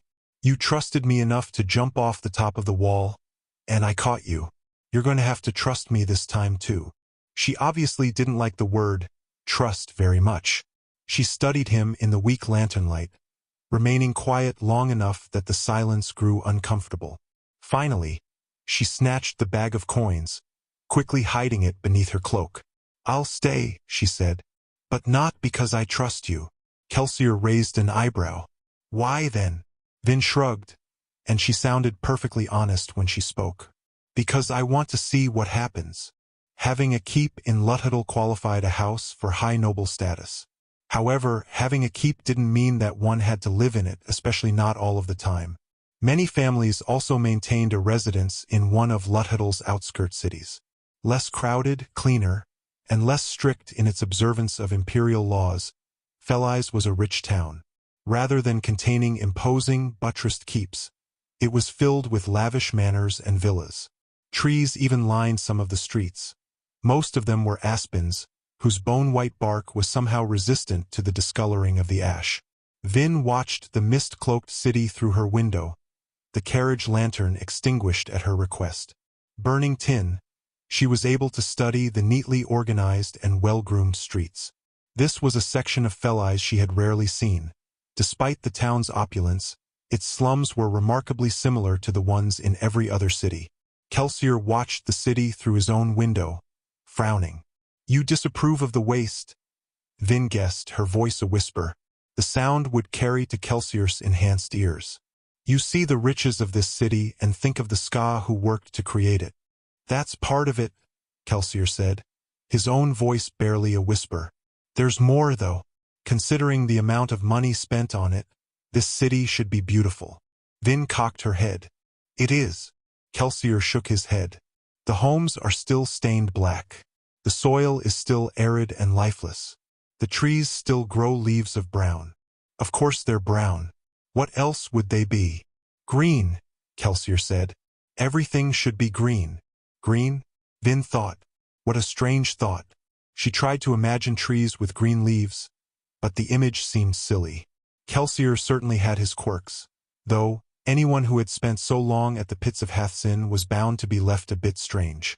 He turned back toward her. Before I forget, there are a couple more things you should know about Allomancy. Vin nodded. First, Kelsier said, remember to burn away any unused metals you have inside of you at the end of the night. Some of the metals we use can be poisonous if digested. It's best not to sleep with them in your stomach. All right, Vin said. Also, Kelsier said, never try to burn a metal that isn't one of the 10. I warned you that impure metals and alloys can make you sick. Well, if you try to burn a metal that isn't allomantically sound at all, it could be deadly. Vin nodded solemnly. Good to know, she thought. Ah, Kelsier said, turning back toward the window. Here we are. The newly purchased Manor Renew. You should probably take off your cloak. The people here are loyal to us, but it always pays to be careful. Vin agreed completely. She pulled off the cloak, letting Kelsier tuck it in his pack. Then she peeked out the carriage window, peering through the mists at the approaching manor. The grounds had a low stone wall and an iron gate. A pair of guards opened the way as Sazed identified himself. The roadway inside was lined with aspens, and atop the hill ahead Vin could see a large manor house, phantom light spilling from its windows. Sazed pulled the carriage up before the manor, then handed the reins to a servant and climbed down. Welcome to Manor Renew, Mistress Vin, he said, opening the door and gesturing to help her down. Vin eyed his hand, but didn't take it, instead scrambling down on her own. The terraceman didn't seem offended by her refusal. The steps to the manor house were lit by a double line of lantern poles. As Kelsier hopped from the carriage, Vin could see a group of men gathering at the top of the white marble stairs. Kelsier climbed the steps with a springy stride. Vin followed behind, noticing how clean the steps were. They would have to be scrubbed regularly to keep the ash from staining them. Did the skaa who maintained the building know that their master was an imposter? How was Kelsier's benevolent plan to overthrow the final empire helping the common people who cleaned these steps? Thin and aging, Lord Renew wore a rich suit and a pair of aristocratic spectacles. A sparse, gray mustache colored his lip, and, despite his age, he didn't carry a cane for support. He nodded respectfully to Kelsier, but maintained a dignified air. Immediately, Vin was struck by one obvious fact. This man knows what he is doing. Common had been skilled at impersonating noblemen, but his self-importance had always struck Vin as a bit juvenile. While there were noblemen like Common, the more impressive ones were like this Lord Renew, calm and self-confident. Men whose nobility was in their bearing rather than their ability to speak scornfully to those around them. Vin had to resist cringing when the impostor's eyes fell on her. He seemed far too much a nobleman, and she had been trained to reflexively avoid their attention. "The manor is looking much better," Kelsier said, shaking hands with Renew. "Yes, I'm impressed with its progress," Renew said. "My cleaning crews are quite proficient. Give us a bit more time, and the manor will be so grand that I wouldn't hesitate to host the Lord Ruler himself." Kelsier chuckled. "Wouldn't that be an odd dinner party?" He stepped back, gesturing toward Vin. "This is the young lady I spoke of." Renew studied her, and Vin glanced away. She didn't like it when people looked at her that way. It made her wonder how they were going to try and use her. "We will need to speak further of this, Kelsier," Renew said, nodding toward the mansion's entrance. "The hour is late." "But," Kelsier stepped into the building. "Late? Why, it's barely midnight. Have your people prepare some food. Lady Vin and I missed dinner." A missed meal was nothing new to Vin. However, Renew immediately waved to some servants, and they leapt into motion. Renew walked into the building, and Vin followed. She paused in the entryway, however, Sazed waiting patiently behind her. Kelsier paused, turning when he noticed that she wasn't following. "Vin, it's so clean," Vin said, unable to think of any other description. On jobs, she'd occasionally seen the homes of noblemen. However, those times had happened at night in dark gloom. She was unprepared for the well-lit sight before her. The white marble floors of Manor Renew seemed to glow, reflecting the light of a dozen lanterns. Everything was pristine. The walls were white except where they had been wash-painted with traditional animal murals. A brilliant chandelier sparkled above a double staircase, and the room's other decorations, crystal sculptures, vases set with bundles of aspen branches, glistened, unmarred by soot, smudge, or fingerprint. Kelsier chuckled. "Well, her reaction speaks highly of your efforts," he said to Lord Renew. Vin allowed herself to be led into the building. The group turned right, entering a room whose whites were muted slightly by the addition of maroon furnishings and drapes. Renew paused. "Perhaps the lady could enjoy some refreshment here for a moment," he said to Kelsier. "There are some matters of a delicate nature that I would discuss with you." Kelsier shrugged. "Fine with me," he said, following Renew toward another doorway. "Says, why don't you keep Vin company while Lord Renew and I talk?" "Of course, Master Kelsier." Kelsier smiled, eyeing Vin, and somehow she knew that he was leaving Sazed behind to keep her from eavesdropping. She shot the departing men an annoyed look. "What was that you said about trust, Kelsier?" However, she was even more annoyed at herself for getting unsettled. Why should she care if Kelsier excluded her? She had spent her entire life being ignored and dismissed. It had never bothered her before when other crew leaders left her out of their planning sessions. Vin took a seat in one of the stiffly upholstered maroon chairs, tucking her feet up beneath her. She knew what the problem was. Kelsier had been showing her too much respect, making her feel too important. She was beginning to think that she deserved to be part of his secret confidences. Reen's laughter in the back of her mind discredited those thoughts, and she sat, annoyed at both herself and Kelsier, feeling ashamed, but not exactly certain why. Renewa's servants brought her a platter of fruits and breads. They set up a small stand beside her chair, and even gave her a crystalline cup filled with a glistening red liquid. She couldn't tell if it was wine or juice, and she didn't intend to find out. She did, however, pick at the food. Her instincts wouldn't let her pass up a free meal, even if it was prepared by unfamiliar hands. Sazed walked over and took a position standing just behind her chair to the right. He waited with a stiff posture, hands clasped in front of him, eyes forward. The stance was obviously intended to be respectful, but his looming posture didn't help her mood any. Vin tried to focus on her surroundings, but this only reminded her of how rich the furnishings were. She was uncomfortable amid such finery. She felt as if she stood out like a black spot on a clean rug. She didn't eat the breads for fear that she would drop crumbs on the floor, and she worried at her feet and legs, which had been stained with ash while walking through the countryside, marring the furnishings. All of this cleanliness came at some skaa's expense, Vin thought. Why should I worry about disturbing it? However, she had trouble feeling outraged, for she knew this was only a front. Lord Renew had to maintain a certain level of finery. It would be suspicious to do otherwise.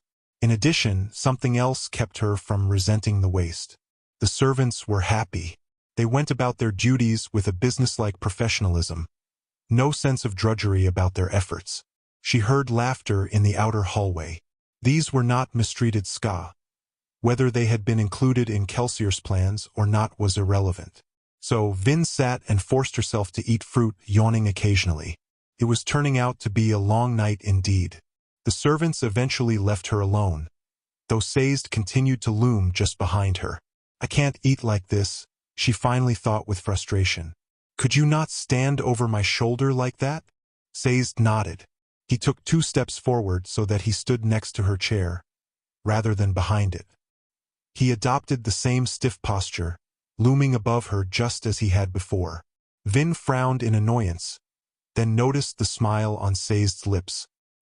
He glanced down at her, eyes twinkling at his joke, then walked over and seated himself in the chair beside hers. I've never known a terraceman with a sense of humor before, Vin said dryly. Sazed raised an eyebrow. I was under the impression that you hadn't known any terraceman at all, Mistress Vin. Vin paused. Well, I've never heard of one with a sense of humor. You're supposed to be completely rigid and formal. We're just subtle, mistress, Sazed said. Though he sat with a stiff posture, there was still something relaxed about him. It was as if he were as comfortable when sitting properly as other people were when lounging. That's how they're supposed to be. The perfect serving men, completely loyal to the final empire. Is something troubling you, Mistress Vin? Sazed asked as she studied him. How much does he know? Perhaps he doesn't even realize that Renew is an imposter. I was just wondering how you came here, she finally said. You mean, how did a terraceman steward end up as part of a rebellion intending to overthrow the final empire? Sazed asked in his soft voice. Vin flushed. Apparently he was well versed indeed. That is an intriguing question, mistress, Sazed said. Certainly, my situation is not common. I would say that I arrived at it because of belief. Belief? Yes, Sazed said. Tell me, mistress, what is it that you believe? Vin frowned. What kind of question is that? The most important kind, I think. Vin sat for a moment, but he obviously expected a reply, so she finally shrugged. I don't know. People often say that, Sazed said, but I find that it is rarely true. Do you believe in the final empire? I believe that it is strong, Vin said. Immortal? Vin shrugged. It has been so far. And the Lord Ruler? Is he the ascended avatar of God? Do you believe that he, as the ministry teaches, is a sliver of infinity? I've never thought about it before. Perhaps you should, Sazed said. If, upon examination, you find that the ministry's teachings do not suit you, then I would be pleased to offer you an alternative. What alternative? Sazed smiled. That depends. The right belief is like a good cloak, I think. If it fits you well, it keeps you warm and safe. The wrong fit, however, can suffocate. Vin paused, frowning slightly, but Sazed just smiled. Eventually, she turned her attention back to her meal. After a short wait, the side door opened, and Kelsier and Renew returned. Now, Renew said as he and Kelsier seated themselves, a group of servants bringing another plate of food for Kelsier. Let us discuss this child. The man you were going to have play my heir will not do, you say? Unfortunately, Kelsier said, making quick work of his food. That complicates things greatly, Renew said. Kelsier shrugged. We'll just have Vin be your heir. Renew shook his head. A girl her age could inherit, but it would be suspicious for me to pick her. There are any number of legitimate male cousins in the Renew line who would be far more suitable choices. It was going to be difficult enough to get a middle-aged man past courtly scrutiny. A young girl. No, too many people would investigate her background. Our forged family lines will survive passing scrutiny, but if someone were to actually send messengers to search out her holdings. Kelsier frowned. Besides, Renew added, there is another issue. If I were to name a young, unmarried girl as my heir, hers would instantly become one of the most sought-after hands in Luthuddle. It would be very difficult for her to spy if she were to receive that much attention. Vin flushed at the thought. Surprisingly, she found her heart sinking as the old impostor spoke. This was the only part Kelsier gave me in the plan. If I can't do it, what good am I to the crew? So, what do you suggest? Kelsier asked. Well, she doesn't have to be my heir, Renew said. What if, instead, she were simply a young scion I brought with me to Luthuddle? Perhaps I promised her parents, distant but favored cousins, that I would introduce their daughter to the court? Everyone would assume that my ulterior motive is to marry her off to a high noble family, thereby gaining myself another connection to those in power. However, she wouldn't draw much attention. She would be of low status, not to mention somewhat rural, which would explain why she's a bit less refined than other court members, Kelsier said. No offense, Vin. Vin looked up from hiding a piece of napkin-wrapped bread in her shirt pocket. Why would I be offended? Kelsier smiled. Never mind. Renew nodded to himself. Yes, this will work much better. Everyone assumes that House Renew will eventually join the high nobility, so they'll accept Vin into their ranks out of courtesy. However, she herself will be unimportant enough that most people will ignore her. That is the ideal situation for what we will want her to do. I like it, Kelsier said. Few people expect a man of your age and mercantile concerns to bother himself with balls and parties, but having a young socialite to send instead of a rejection note will serve as an advantage to your reputation. Indeed, Renew said. She'll need some refinement, however, and not just in appearance. Vin squirmed a bit beneath their scrutiny. It looked as if her part in the plan would go forward, and she suddenly realized what that meant. Being around Renew made her uncomfortable, and he was a fake nobleman. How would she react to an entire room full of real ones? I'm afraid I'll have to borrow Sazed from you for a while, Kelsier said. Quite all right, Renew said. He's really not my steward, but yours. Actually, Kelsier said, I don't think he's anybody's steward anymore, essays? Sazed cocked his head. A terraceman without a master is like a soldier with no weapon, Master Kelsier. I have enjoyed my time attending to Lord Renew, as I am certain that I shall enjoy returning to your service. Oh, you won't be returning to my service, Kelsier said. Sazed raised an eyebrow. Kelsier nodded toward Vin. Renew is right, Sazed. Vin needs some coaching, and I know plenty of high noblemen who are less refined than yourself. Do you think you could help the girl prepare? I am certain that I could offer the young lady some aid, Sazed said. Good, Kelsier said, popping one last cake in his mouth, then rising. I'm glad that's settled, because I'm starting to feel tired, and poor Vin looks like she's about to nod off in the middle of her fruit plate.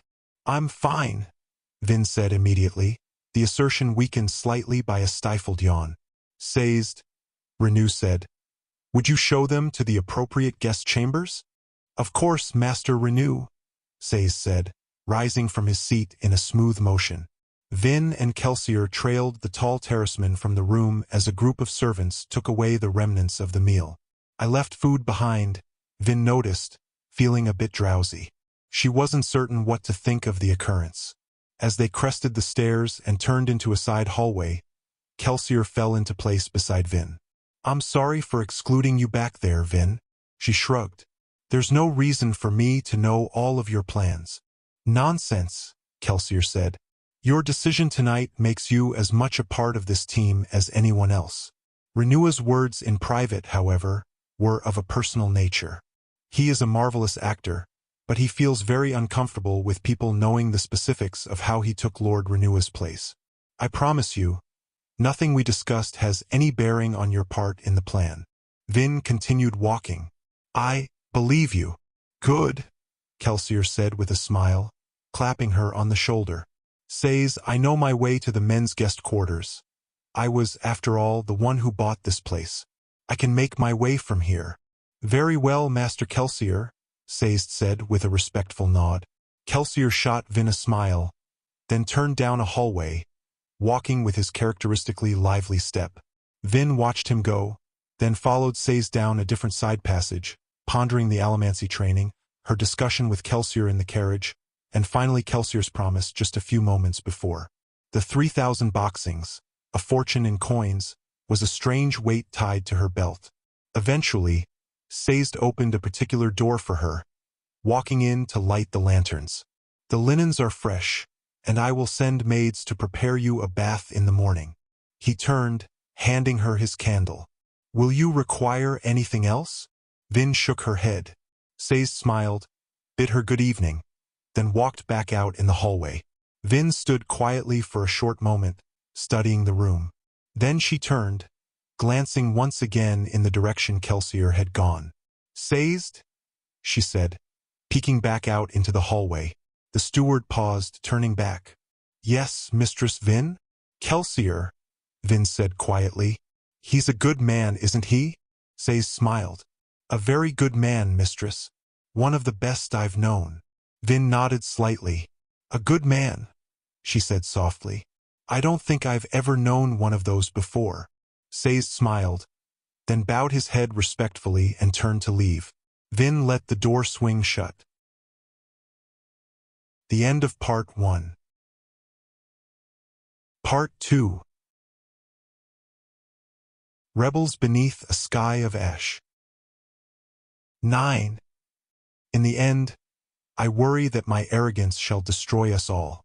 Vin pushed against the coin and threw herself up into the mist. She flew away from earth and stone, soaring through the dark currents of the sky, wind fluttering her cloak. This is freedom, she thought, breathing deeply of the cool, damp air. She closed her eyes, feeling the passing wind. This was what I was always missing, yet never knew it. She opened her eyes as she began to descend. She waited until the last moment, then flicked a coin. It hit the cobblestones, and she pushed against it lightly, slowing her descent. She burned pewter with a flash and hit the ground running, dashing along Felai's quiet streets. The late autumn air was cool, but winters were generally mild in the central dominance. Some years passed without even a flake of snow. She tossed a coin backward, then used it to push herself slightly up and to the right. She landed on a low stone wall, barely breaking stride as she ran spryly along the wall's top. Burning pewter enhanced more than muscles, it increased all the body's physical abilities. Keeping pewter at a low burn gave her a sense of balance that any night burglar would have envied. The wall turned north, and Vin paused at the corner. She fell into a crouch, bare feet and sensitive fingers gripping the chill stone. Her copper on to hide her allomancy, she flared tin to strain her senses. Stillness. Aspens made insubstantial ranks in the mist, like emaciated skaa standing in their work lines. Estates rolled in the distance, each one walled, manicured, and well-guarded. There were far fewer dots of light in the city than there were in Luthadel. Many of the homes were only part-time residences, their masters away visiting some other sliver of the final empire. Blue lines suddenly appeared before her, one end of each pointing at her chest, the other disappearing into the mists.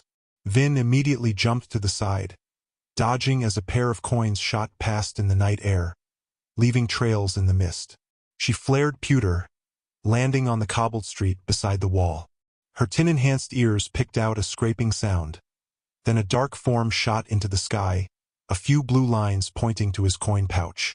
Vin dropped a coin and threw herself into the air after her opponent. They soared for a moment, flying over the grounds of some unsuspecting nobleman. Vin's opponent suddenly changed course in the air, jerking toward the mansion itself. Vin followed, letting go of the coin below her, instead burning iron and pulling on one of the mansion's window latches. Her opponent hit first, and she heard a thud as he ran into the side of the building. He was off a second later. A light brightened, and a confused head poked out of a window as Vin spun in the air, landing feet first against the mansion. She immediately kicked off of the vertical surface, angling herself slightly and pushing against the same window latch. Glass cracked, and she shot away into the night before gravity could reclaim her. Vin flew through the mists, eyes straining to keep track of her quarry. He shot a couple of coins back at her, but she pushed them away with a dismissive thought. A hazy blue line fell downward, a dropped coin, and her opponent moved to the side again. Vin dropped her own coin and pushed. However, her coin suddenly jerked backward along the ground, the result of a push from her opponent. The sudden move changed the trajectory of Vin's jump, throwing her sideways. She cursed, flicking another coin to the side, using it to push herself back on track. By then, she'd lost her quarry. All right, she thought, hitting the soft ground just inside the wall. She emptied a few coins into her hand, then tossed the mostly full pouch into the air, giving it a strong push in the direction she had seen her quarry disappear. The pouch disappeared into the mists, trailing a faint blue allomantic line. A scattering of coins suddenly shot from the bushes ahead, streaking toward her bag. Vin smiled. Her opponent had assumed that the flying pouch was Vin herself. He was too far away to see the coins in her hand, just as he had been too far away for her to see the coins he carried. A dark figure jumped out of the bushes, hopping up onto the stone wall. Vin waited quietly as the figure ran along the wall and slipped down onto the other side. Vin launched herself straight up into the air, then threw her handful of coins at the figure passing below. He immediately pushed, sending the coins streaking away, but they were only a distraction. Vin landed on the ground before him, twin glass knives whipping from her sheaths. She lunged, slashing, but her opponent jumped backward. Something's wrong. Vin ducked and threw herself to the side as a handful of glittering coins. Her coins, the ones her opponent had pushed away, shot back down from the sky into her opponent's hand. He turned and sprayed them in her direction. Vin dropped her daggers with a quiet yelp, thrusting her hands forward and pushing on the coins. Immediately, she was thrown backward as her push was matched by her opponent. One of the coins lurched in the air, hanging directly between the two of them. The rest of the coins disappeared into the mists, pushed sideways by conflicting forces. Vin flared her steel as she flew, and heard her opponent grunt as he was pushed backward as well. Her opponent hit the wall. Vin slammed into a tree, but she flared pewter and ignored the pain. She used the wood to brace herself, continuing to push. The coin quivered in the air, trapped between the amplified strength of two allomancers. The pressure increased. Vin gritted her teeth, feeling the small aspen bend behind her. Her opponent's pushing was relentless. Will not be beaten, Vin thought, flaring both steel and pewter, grunting slightly as she threw the entire force of her strength at the coin. There was a moment of silence. Then Vin lurched backward, the tree cracking with a loud snap in the night air. Vin hit the ground in a tumble, splinters of wood scattering around her. Even tin and pewter weren't enough to keep her mind clear as she rolled across the cobblestones, eventually coming to a dizzy rest. A dark figure approached, mist cloak ribbons billowing around him. Vin lurched to her feet, grasping for knives she'd forgotten that she'd dropped. Kelsier put down his hood and held her knives toward her. One was broken. I know it's instinctual, Vin, but you don't have to put your hands forward when you push. Nor do you have to drop what you're holding. Vin grimaced in the darkness, rubbing her shoulder and nodding as she accepted the daggers. Nice job with the pouch, Kelsier said. You had me for a moment. For all the good it did, Vin grumbled. You've only been doing this for a few months, Vin, he said lightly. All things considered, your progress is fantastic. I would, however, recommend that you avoid push matches with people who weigh more than you. He paused, eyeing Vin's short figure and thin frame, which probably means avoiding them with pretty much everybody. Vin sighed, stretching slightly. She'd have more bruises. At least they won't be visible. Now that the bruises Common had given her face were finally gone, Sazed had warned her to be careful. Makeup could only cover so much, and she would have to look like a proper young noblewoman if she were going to infiltrate the court. "Here," Kelsier said, handing her something. "A souvenir." Vin held up the object, the coin they had pushed between them. It was bent and flattened from the pressure. "I'll see you back at the mansion," Kelsier said. Vin nodded, and Kelsier disappeared into the night. He's right, she thought. I'm smaller, I weigh less, and I have a shorter reach than anyone I'm likely to fight. If I attack someone head-on, I'll lose. The alternative had always been her method anyway, to struggle quietly, to stay unseen. She had to learn to use Allomancy the same way. Kelsier kept saying that she was developing amazingly fast as an Allomancer. He seemed to think it was his teaching, but Vin felt it was something else. The mists, the night prowling, it all felt right to her. She was not worried about mastering Allomancy in time to help Kelsier against other Mistborn. It was her other part in the plan that worried her. Sighing, Vin hopped over the wall to search for her coin pouch. Up at the mansion, not Renua's home, but one owned by some other nobleman. Lights were on and people milled about. None of them ventured deeply into the night. The skaa would fear mistwraiths.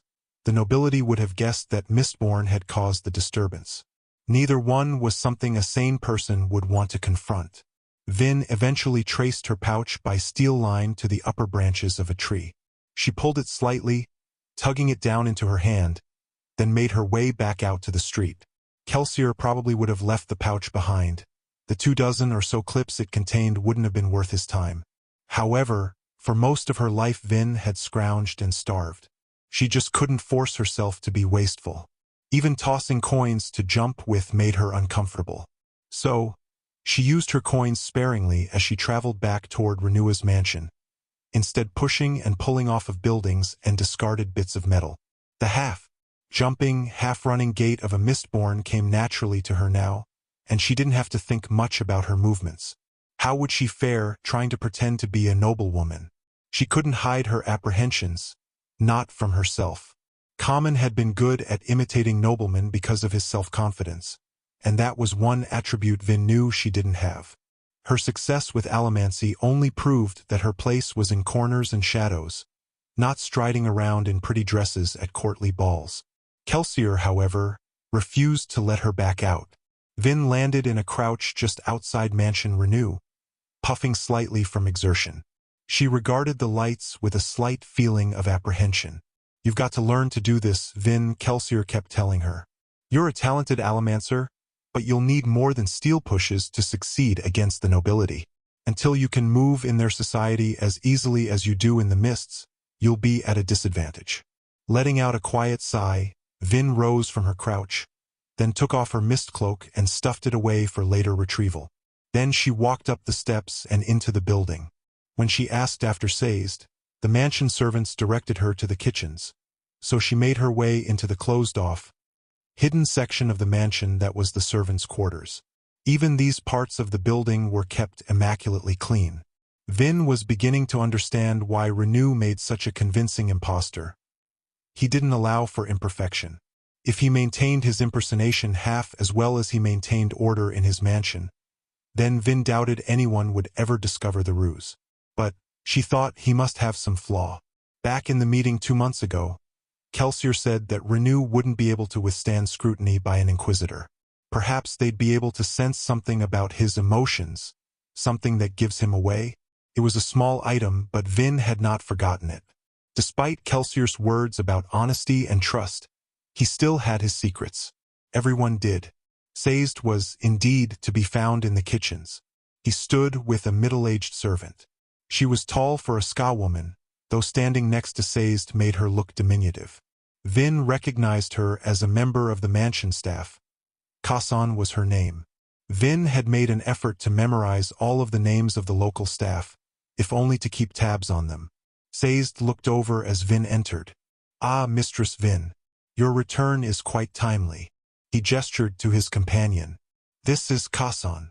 Kassan studied Vin with a businesslike air. Vin longed to return to the mists, where people couldn't look at her like that. It is long enough now, I think, Sazed said. Probably, Kassan said. But I cannot perform miracles, Master Vought. Sazed nodded. Vought was, apparently, the proper title for a terraceman steward. Not quite skaa, but definitely not nobleman, the terraceman held a very strange place in imperial society. Vin studied the two of them suspiciously. Your hair, mistress, Sazed said with a calm tone. Kassan is going to cut it for you. Oh, Vin said, reaching up. Her hair was getting a bit long for her taste, though somehow she doubted that Sazed was going to let her have it cropped boyishly short. Kassan waved to a chair, and Vin reluctantly seated herself. She found it unnerving to sit docilely while someone worked with shears so close to her head, but there was no getting around it. After a few moments of running her hands through Vin's hair, tisk, and quietly, Kassan began to snip. Such beautiful hair, she said, almost as if to herself. Thick, with a nice deep black color.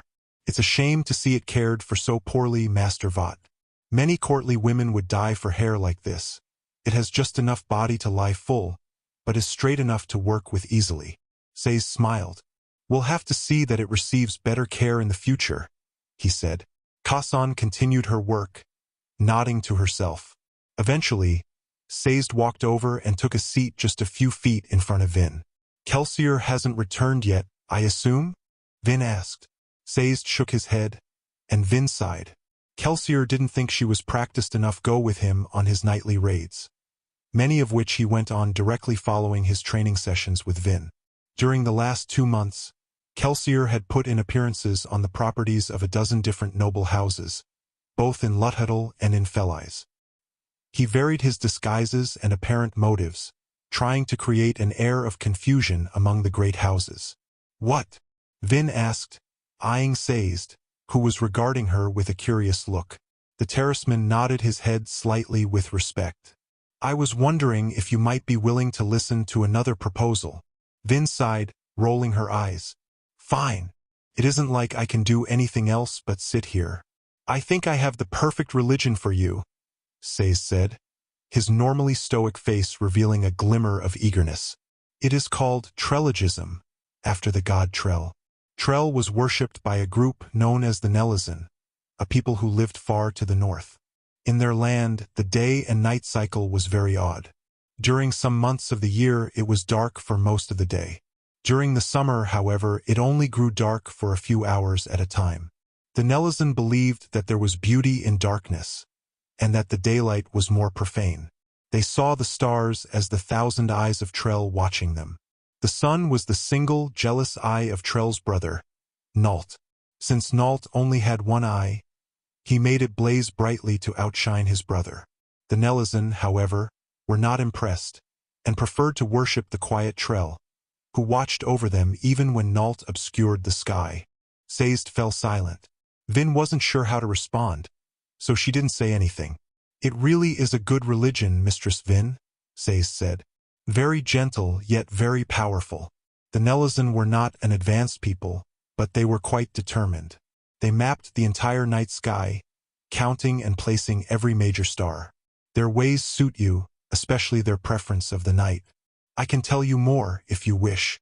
Vin shook her head. That's all right, Sazed. Not a good fit, then? Sazed said, frowning slightly. Ah well, I shall have to consider it some more. Thank you, mistress.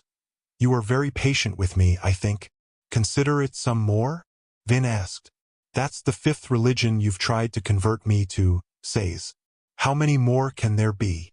562, Sazed said. Or, at least, that is the number of belief systems I know.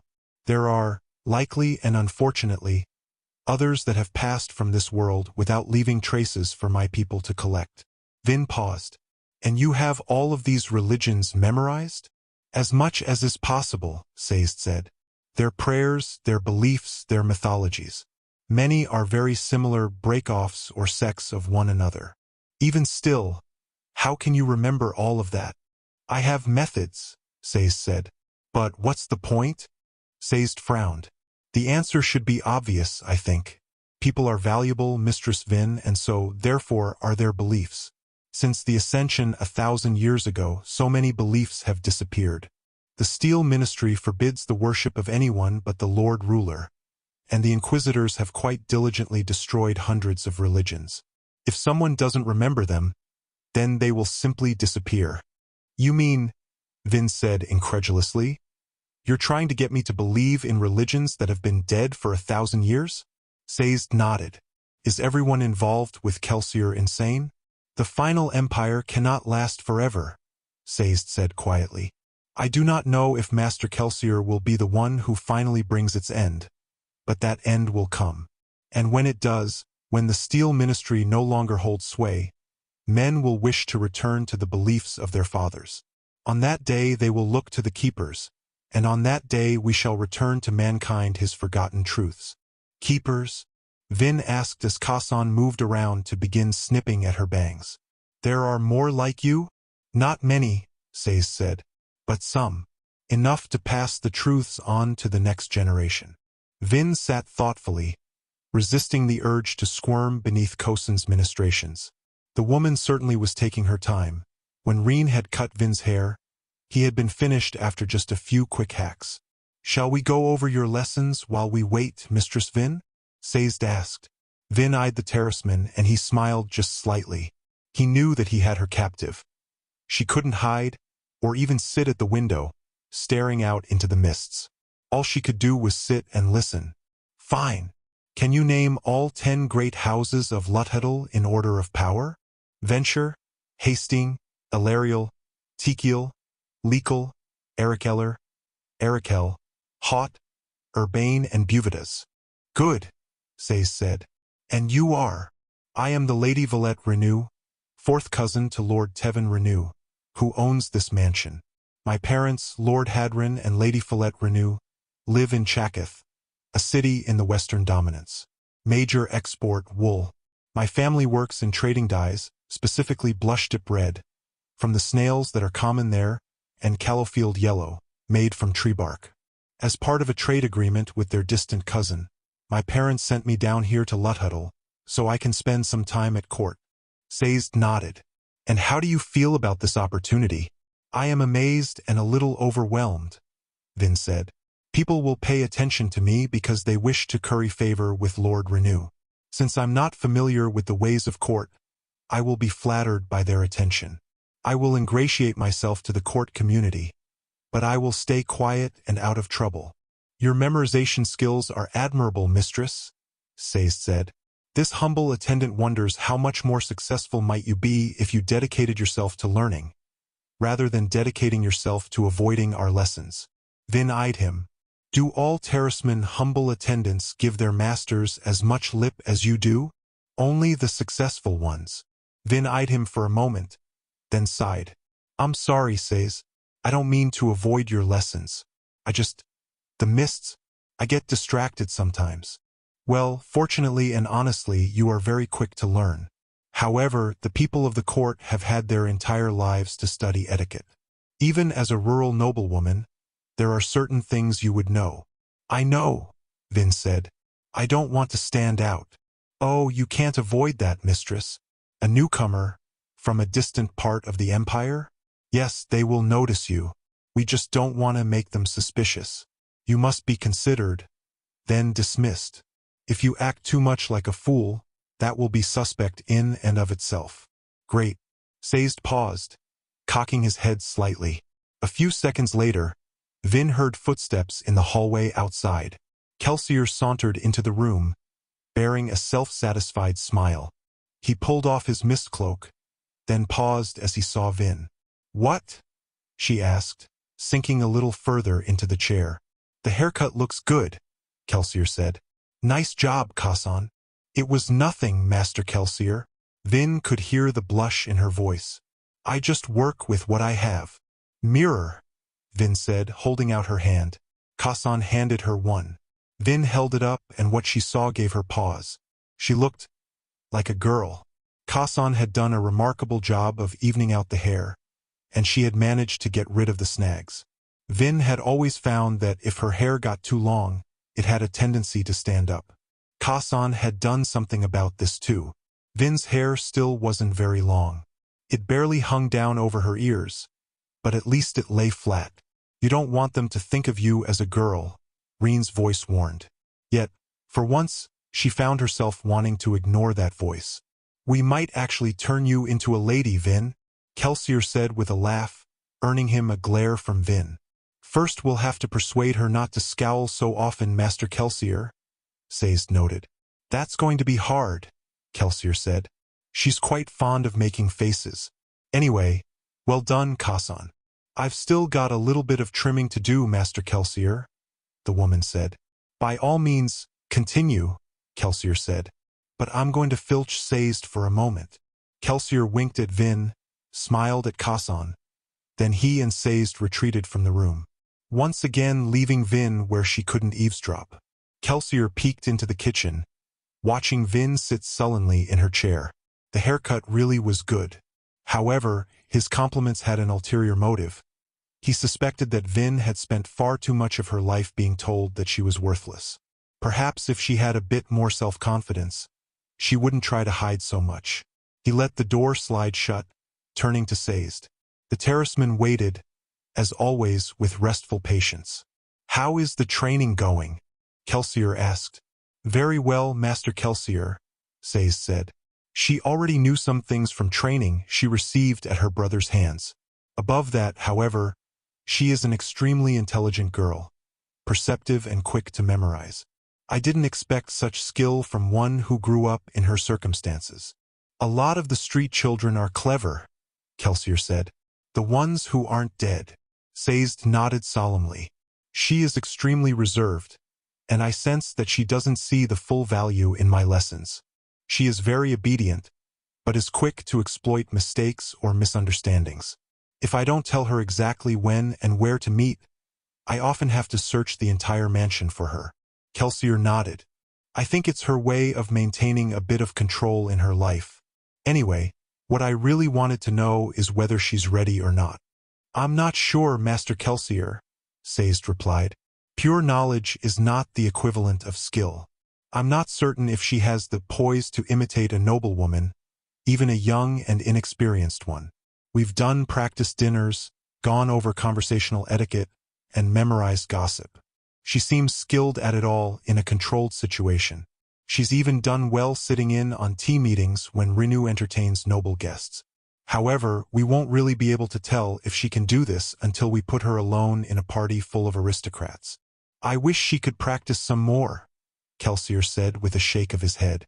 But every week we spend preparing increases the chances that the ministry will discover our budding army in the caves. It is a test of balance, then, Sazed said. We must wait long enough to gather the men we need, yet move soon enough to avoid discovery. Kelsier nodded. We can't pause for one crew member. We'll have to find someone else to be our mole if Vin does badly. Poor girl. I wish I had time to train her better in Allomancy. We've barely covered the first 4 metals. I just don't have enough time. If I might make a suggestion. Of course, Sazed. Send the child with some of the misting crew members, Sazed said. I hear that the man Breeze is a very accomplished soother, and surely the others are equally skilled. Let them show Mistress Vin how to use her abilities. Kelsier paused thoughtfully. That's a good idea, Sazed. But Kelsier glanced back toward the door, beyond which Vin was still petulantly getting her haircut. I'm not sure. Today, when we were training, we got into a steel push shoving match. The kid has to weigh less than half what I do, but she gave me a decent pummeling anyway. Different people have different strengths in Allomancy, Sazed said. Yes, but the variance isn't usually this great, Kelsier said. Plus, it took me months and months to learn how to manipulate my pushes and pulls. It's not as easy as it sounds. Even something as simple as pushing yourself up onto a rooftop requires an understanding of weight, balance, and trajectory. But Vin, she seems to know all these things instinctively. True, she can only use the first 4 metals with any skill, but the progress she's made is amazing. She is a special girl. Kelsier nodded. She deserves more time to learn about her powers. I feel a little guilty about pulling her into our plans. She'll probably end up at a ministry execution ceremony with the rest of us. But that guilt won't stop you from using her to spy on the aristocracy. Kelsier shook his head. No, he said quietly. It won't. We'll need every advantage we can get. Just watch over her, says. From now on, you'll act as Vin's steward and guardian at the functions she attends. It won't be odd for her to bring a terraceman servant with her. Not at all, Says agreed. In fact, it would be strange to send a girl her age to courtly functions without an escort. Kelsier nodded. Protect her, Says. She might be a powerful allomancer, but she's inexperienced. I'll feel a lot less guilty about sending her into those aristocratic dens if I know you're with her. I will protect her with my life, Master Kelsier. I promise you this. Kelsier smiled, resting a thankful hand on Say's shoulder. I feel pity for the man who gets in your way. Say's bowed his head humbly. He looked innocuous, but Kelsier knew the strength that Say's hid. Few men, allomancers or not, would fare well in a fight with a keeper whose anger had been roused. That was probably why the ministry had hunted the sect virtually to extinction. All right, Kelsier said. Get back to your teaching. Lord Venture is throwing a ball at the end of the week, and, ready or not, Vin is going to be there. 10. It amazes me how many nations have united behind our purpose. There are still dissenters, of course, and some kingdoms, regrettably, have fallen to wars that I could not stop. Still, this general unity is glorious, even humbling to contemplate. I wish that the nations of mankind hadn't required such a dire threat to make them see the value of peace and cooperation. Vin walked along a street in the cracks, one of Luthadal's many skaa slums, with her hood up. For some reason, she found the muffled heat of a hood preferable to the oppressive red sunlight. She walked with a slouch, eyes down, sticking near to the side of the street. The skaa she passed had similar airs of dejection. No one looked up. No one walked with a straight back or an optimistic smile. In the slums, those things would make one look suspicious. She'd almost forgotten how oppressive Luthadal could be. Her weeks in Felice had accustomed her to trees and washed stone. Here there was nothing white, no creeping aspens, no whitewashed granite. All was black. Buildings were stained by countless, repetitive ashfalls. Air curled with smoke from the infamous Luthadal smithies and 1,000 separate noble kitchens. Cobblestones, doorways, and corners were clogged with soot. The slums were rarely swept clean. It's like, things are actually brighter at night than they are during the day, Vin thought, pulling her patched skaa cloak close, turning a corner. She passed beggars, huddled on corners, hands outstretched and hoping for an offering, their pleadings falling vainly on the ears of people who were themselves starving. She passed workers, walking with heads and shoulders bowed, caps or hoods pulled down to keep ash out of their eyes. Occasionally, she passed squads of garrison town guards, walking with full armor, breastplate, cap and black cloak, trying to look as intimidating as possible. This last group moved through the slums, acting as the Lord Ruler's hands in an area most obligators found too distasteful to visit. The garrisoners kicked at beggars to make certain they were truly invalids, stopped wandering workers to harass them about being on the streets instead of working, and made a general nuisance of themselves. Vin ducked down as a group passed, pulling her hood close. She was old enough that she should have been either bearing children or working in a mill, but her size often made her look younger in profile. Either the ruse worked, or this particular squad wasn't interested in looking for ditchers, for they let her pass with barely a glance. She ducked around a corner, walking down an ash-drifted alley, and approached the soup kitchen at the end of the small street. Like most of its kind, the kitchen was dingy and poorly maintained. In an economy where workers were rarely, if ever, given direct pay, kitchens had to be supported by the nobility. Some local lords, probably the owners of the mills and forges in the area, paid the kitchen owner to provide food for the local skaa. The workers would be given meal tokens for their time, and would be allowed a short break at midday to go eat. The central kitchen would allow the smaller businesses to avoid the costs of providing on-site meals. Of course, since the kitchen owner was paid directly, he could pocket whatever he could save on ingredients. In Vin's experience, kitchen food was about as tasty as ash water. Fortunately, she hadn't come to eat. She joined the line at the door, waiting quietly as workers presented their meal chips. When her turn came, she pulled out a small wooden disc and passed it to the skaa man at the door. He accepted the chip with a smooth motion, nodding almost imperceptibly to his right. Vin walked in the indicated direction, passing through a filthy dining room, floor scattered with Tracton ash.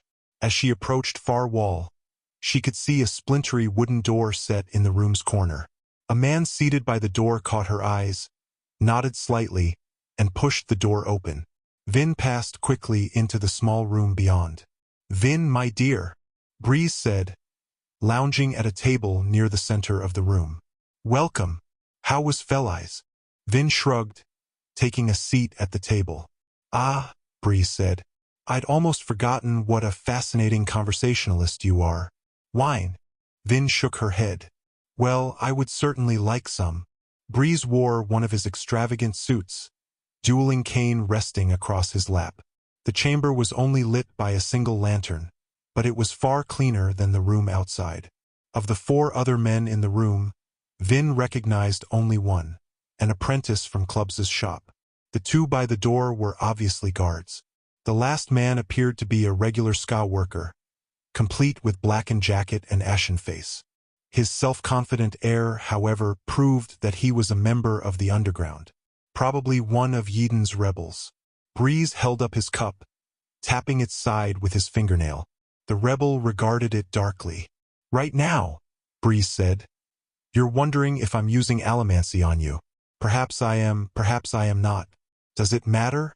I'm here by your leader's invitation, and he ordered you to see that I was made comfortable. And, I assure you, a cup of wine in my hand is absolutely necessary for my comfort." The skaa man waited for a moment, then snatched the cup and stalked away, grumbling under his breath about foolish costs and wasted resources. Breeze raised an eyebrow, turning to Vin. He seemed quite pleased with himself.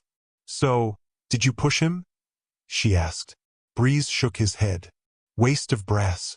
Did Kelsier tell you why he asked you to come here today?" "He told me to watch you," Vin said, a bit annoyed at being handed off to Breeze.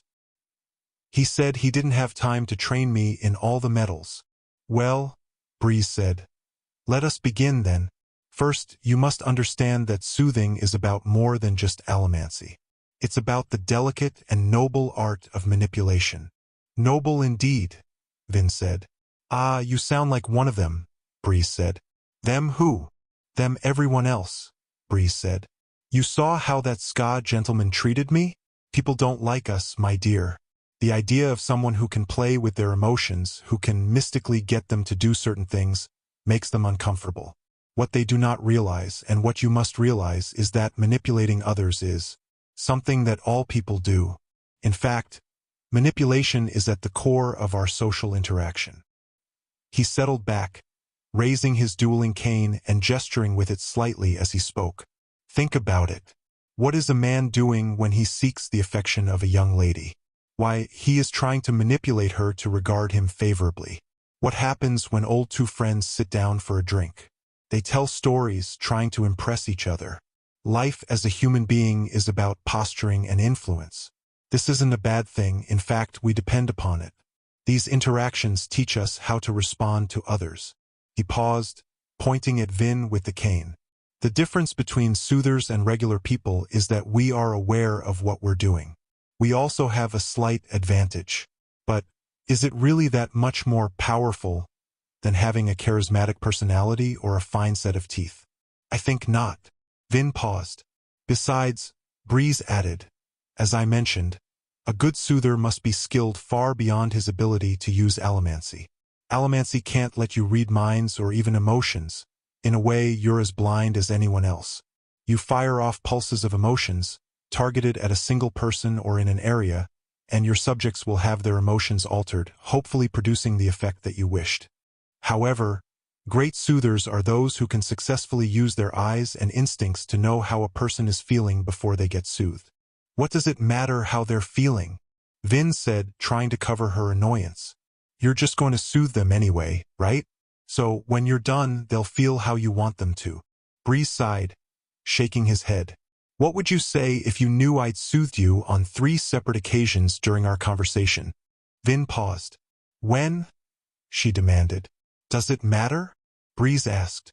This is the lesson you must learn, my dear.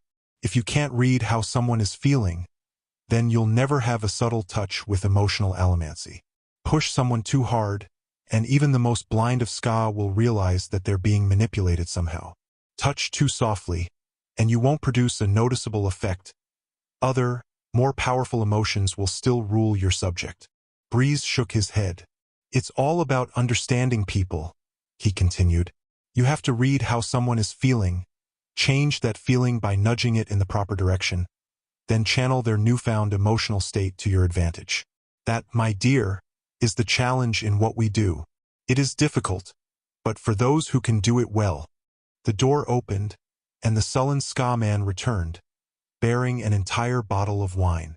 He put it and a cup on the table before Breeze, then went over to stand on the other side of the room, beside peepholes looking into the dining room. There are vast rewards, Breeze said with a quiet smile. He winked at her, then poured some wine. Vin wasn't certain what to think. Breeze's opinion seemed cruel. Yet, Reen had trained her well. If she didn't have power over this thing, others would gain power over her through it. She started burning copper, as Kelsier had taught her, to shield herself from further manipulations on Breeze's part. The door opened again, and a familiar vest-wearing form tromped in. Hey Vin, Hem said with a friendly wave. He walked over to the table, eyeing the wine. Breeze, you know that the rebellion doesn't have the money for that kind of thing. Kelsier will reimburse them, Breeze said with a dismissive wave. I simply cannot work with a dry throat. How is the area? Secure, Hem said. But I've got tinies on the corners just in case. Your bolt exit is behind that hatch in the corner. Breeze nodded, and Hem turned, looking at Clubs' apprentice. You smoking back there, Cobble? The boy nodded. Good lad, Hem said. That's everything then. Now we just have to wait for Kel's speech. Breeze checked his pocket watch. He's not scheduled for another few minutes. Shall I have someone fetch you a cup? I'll pass, Hem said. Breeze shrugged, sipping his wine. There was a moment of silence. Finally, Hem spoke. So? No, Breeze interrupted. But, whatever it is, we don't want to hear about it. Hem gave the soother a flat stare. You can't push me into complacence, Breeze. Breeze rolled his eyes, taking a drink. What? Vin asked. What were you going to say? Don't encourage him, my dear, Breeze said. Vin frowned. She glanced at Ham, who smiled. Breeze sighed. Just leave me out of it. I'm not in the mood for one of Ham's inane debates. Ignore him, Hem said eagerly, pulling his chair a little bit closer to Vin. So I've been wondering, by overthrowing the final empire, are we doing something good? Or are we doing something bad? Vin paused. Does it matter? Hem looked taken aback, but Breeze chuckled. Well answered, the soother said. Hem glared at Breeze, then turned back to Vin. Of course it matters. Well, Vin said, I guess we're doing something good. The final empire has oppressed the skaa for centuries. Right, Hem said. But there's a problem. The Lord Ruler is God, right? Vin shrugged. Does it matter? Hem glared at her. She rolled her eyes. All right, the ministry claims that he is God. Actually, Breeze noted, the Lord Ruler is only a piece of God. He is the sliver of infinity, not omniscient or omnipresent, but an independent section of a consciousness that is. Ham sighed. I thought you didn't want to be involved. Just making certain everyone has their facts correct, Breeze said lightly. Anyway, Hem said, God is the creator of all things, right? He is the force that dictates the laws of the universe, and is therefore the ultimate source of ethics. He is absolute morality. Vin blinked. You see the dilemma? Hem asked. I see an idiot, Breeze mumbled. I'm confused, Vin said. What's the problem? We claim to be doing good, Hem said. But the Lord Ruler as God defines what is good. So by opposing him we're actually evil. But since he's doing the wrong thing, Does evil actually count as good in this case? Vin frowned. Well, Ham asked. I think you gave me a headache, Vin said. I warned you, Breeze noted. Ham sighed. But, don't you think it's worth thinking about? I'm not sure. I am, Breeze said. Ham shook his head. No one around here likes to have decent, intelligent discussions. The skaa rebel in the corner suddenly perked up. Kelsier's here. Ham raised an eyebrow, then stood. I should go watch the perimeter. Think about that question, Vin. All right, Vin said as Ham left. Over here, Vin, Breeze said, rising. There are peepholes on the wall for us. Be a dear and bring my chair over, would you? Breeze didn't look back to see if she did as requested. She paused, uncertain. With her copper on, he couldn't soothe her, but, eventually, she sighed and carried both chairs over to the side of the room. Breeze slid back a long, thin slat in the wall, revealing a view of the dining room. A group of dirted skaa men sat around tables, wearing brown work coats or ragged cloaks. They were a dark group with ash-stained skin and slumped postures. However, their presence at the meeting meant that they were willing to listen. Yeadon sat at a table near the front of the room, wearing his usual patched worker's coat, his curly hair cut short during Vin's absence. Vin had expected some kind of grand entrance from Kelsier. Instead, however, he simply walked quietly out of the kitchen. He paused by Yeadon's table, smiling and speaking quietly with the man for a moment. Then he stepped up before the seated workers. Vin had never seen him in such mundane clothing before. He wore a brown skaa coat and tan trousers, like many of the audience. Kelsier's outfit, however, was clean. No soot stained the cloth, and while it was of the same rough material that skaa commonly used, it bore no patches or tears. The difference was stark enough. Vin decided if he'd come in a suit it would have been too much. He put his arms behind his back, and slowly the crowd of workers quieted. Vin frowned, watching through the peep slit, wondering at Kelsier's ability to quiet a room of hungry men by simply standing before them. Was he using Allomancy, perhaps? Yet, even with her copper on, she felt a presence from him. Once the room fell quiet, Kelsier began to speak.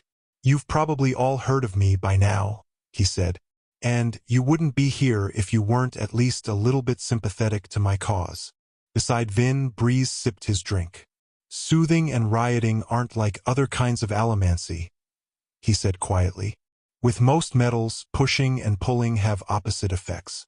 With emotions, however, you can often produce the same result regardless of whether you soothe or riot. This doesn't hold for extreme emotional states, complete emotionlessness or utter passion. However, in most cases it doesn't matter which power you use. People are not like solid bricks of metal. At any given time, they will have a dozen different emotions churning within them. An experienced soother can dampen everything but the emotion he wants to remain dominant. Breeze turned slightly.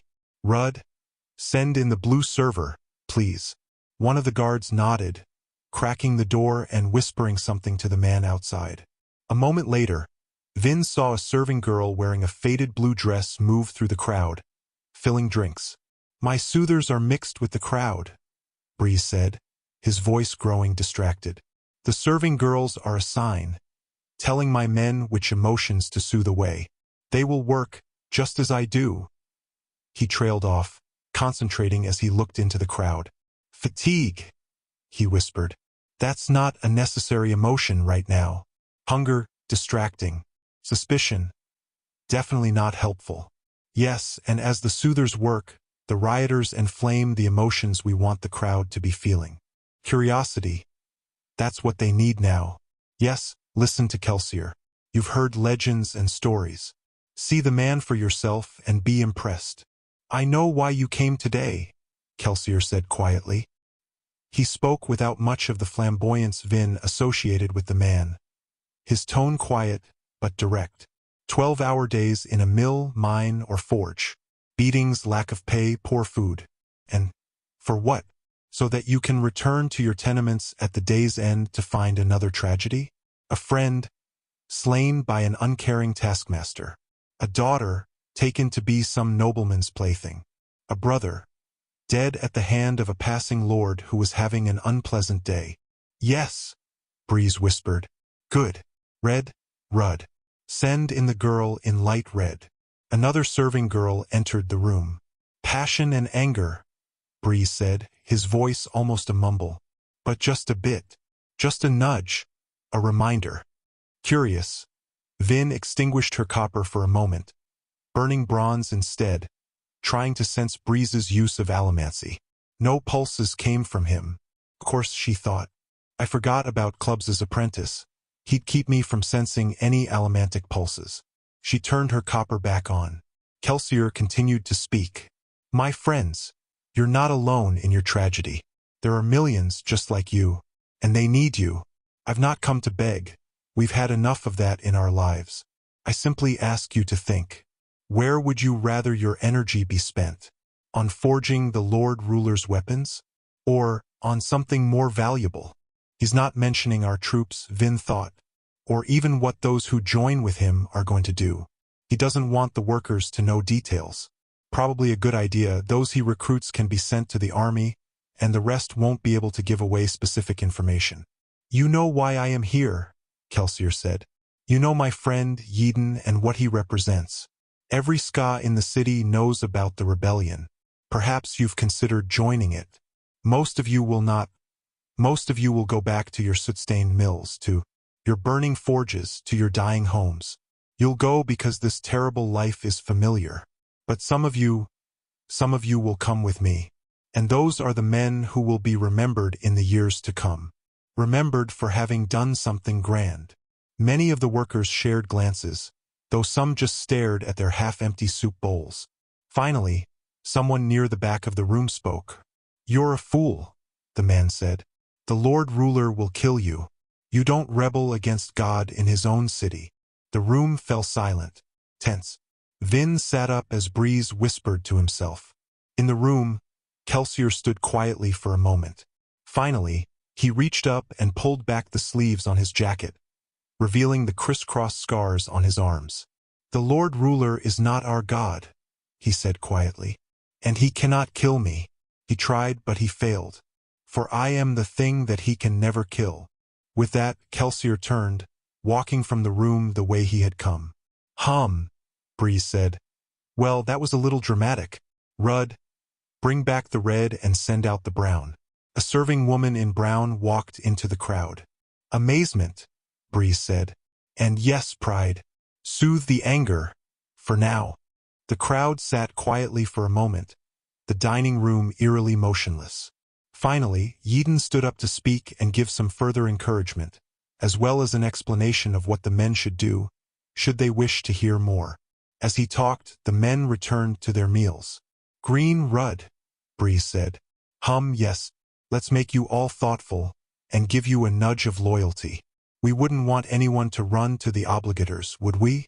Kells covered his tracks quite well, but the less the authorities hear, the better. Oh, and what about you, Yeden? You're a bit too nervous. Let's soothe that, take away your worries. Leave only that passion of yours.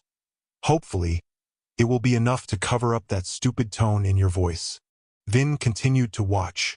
Now that Kelsier had gone, she found it easier to focus on the crowd's reactions and on Breeze's work. As Yeden spoke, the workers outside seemed to react exactly according to Breeze's mumbled instructions. Yeden, too, showed effects of the soothing. He grew more comfortable, his voice more confident as he spoke. Curious, Vin let her copper drop again. She concentrated, seeing if she could sense Breeze's touch on her emotions. She would be included in his general allomantic projections. He didn't have time to pick and choose individuals except maybe Yeden. It was very, very difficult to sense.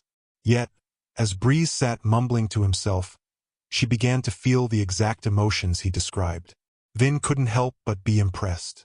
The few times that Kelsier had used allomancy on her emotions, his touch has been like a sudden, blunt punch to the face.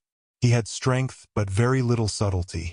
Breeze's touch was incredibly delicate. He soothed certain emotions, dampening them while leaving others unaffected. Vin thought she could sense his men rioting on her emotions, too, but these touches weren't nearly as subtle as Breeze's. She left her copper off, watching for touches on her emotions as Yiden continued his speech. He explained that the men who joined with them would have to leave family and friends for a time, as long as a year, but would be fed well during that time.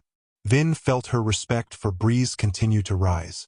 Suddenly, she didn't feel so annoyed with Kelsier for handing her off. Breeze could only do one thing, but he obviously had a great deal of practice at it. Kelsier, as a Mistborn, had to learn all of the Allomantic skills. It made sense that he wouldn't be as focused in any one power. I need to make certain he sends me to learn from the others, Vin thought. They'll be masters at their own powers. Vin turned her attention back to the dining room as Yiden wrapped up. You heard Kelsier, the survivor of Hathsin, he said. The rumors about him are true. He's given up his thieving ways and turned his considerable attention toward working for the skaa rebellion. Men, we are preparing for something grand. Something that may, indeed, end up being our last struggle against the final empire. Join with us. Join with your brothers. Join with the survivor himself. The dining room fell silent. Bright red, Breeze said. I want those men to leave feeling passionate about what they've heard. The emotions will fade, won't they? Vin said as a red-clothed serving girl entered the crowd. Yes, Breeze said, sitting back and sliding the panel closed. But memories stay. If people associate strong emotion with an event, they'll remember it better. A few moments later, Hem entered through the back door. That went well. The men are leaving invigorated, and a number of them are staying behind. We'll have a good set of volunteers to send off to the caves. Breeze shook his head. It's not enough. Docs takes a few days to organize each of these meetings, and we only get about 20 men from each one. At this rate, we'll never hit 10,000 in time. You think we need more meetings? Hem asked. That's going to be tough. We have to be very careful with these things, so only those who can be reasonably trusted are invited. Breeze sat for a moment. Finally, he downed the rest of his wine. I don't know, but we'll have to think of something.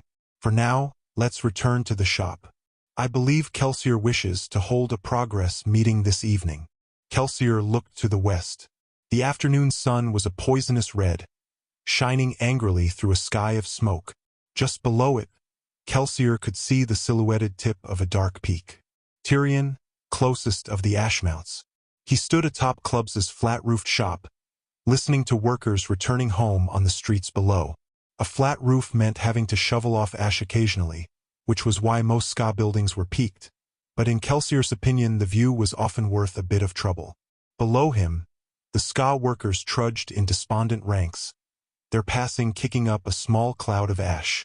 Kelsier turned away from them, looking toward the northern horizon, toward the pits of Hathsin. Where does it go? He thought. The Asham reaches the city, but then disappears. It isn't the ministry, we've watched them, and no skaa hands touch the metal. We assume it goes into the treasury. We hope it does, at least. While burning Asham, a Mistborn was virtually unstoppable, which was part of why it was so valuable. But his plan was about more than just wealth. He knew how much Asham was harvested at the pits, and Doxson had researched the amounts that the Lord Ruler doled out, at exorbitant prices, to the nobility. Barely a tenth of what was mined eventually found its way into noble hands. 90% of the Asham produced in the world had been stockpiled year after year for 1,000 years. With that much of the metal, Kelsier's team could intimidate even the most powerful of the noble houses.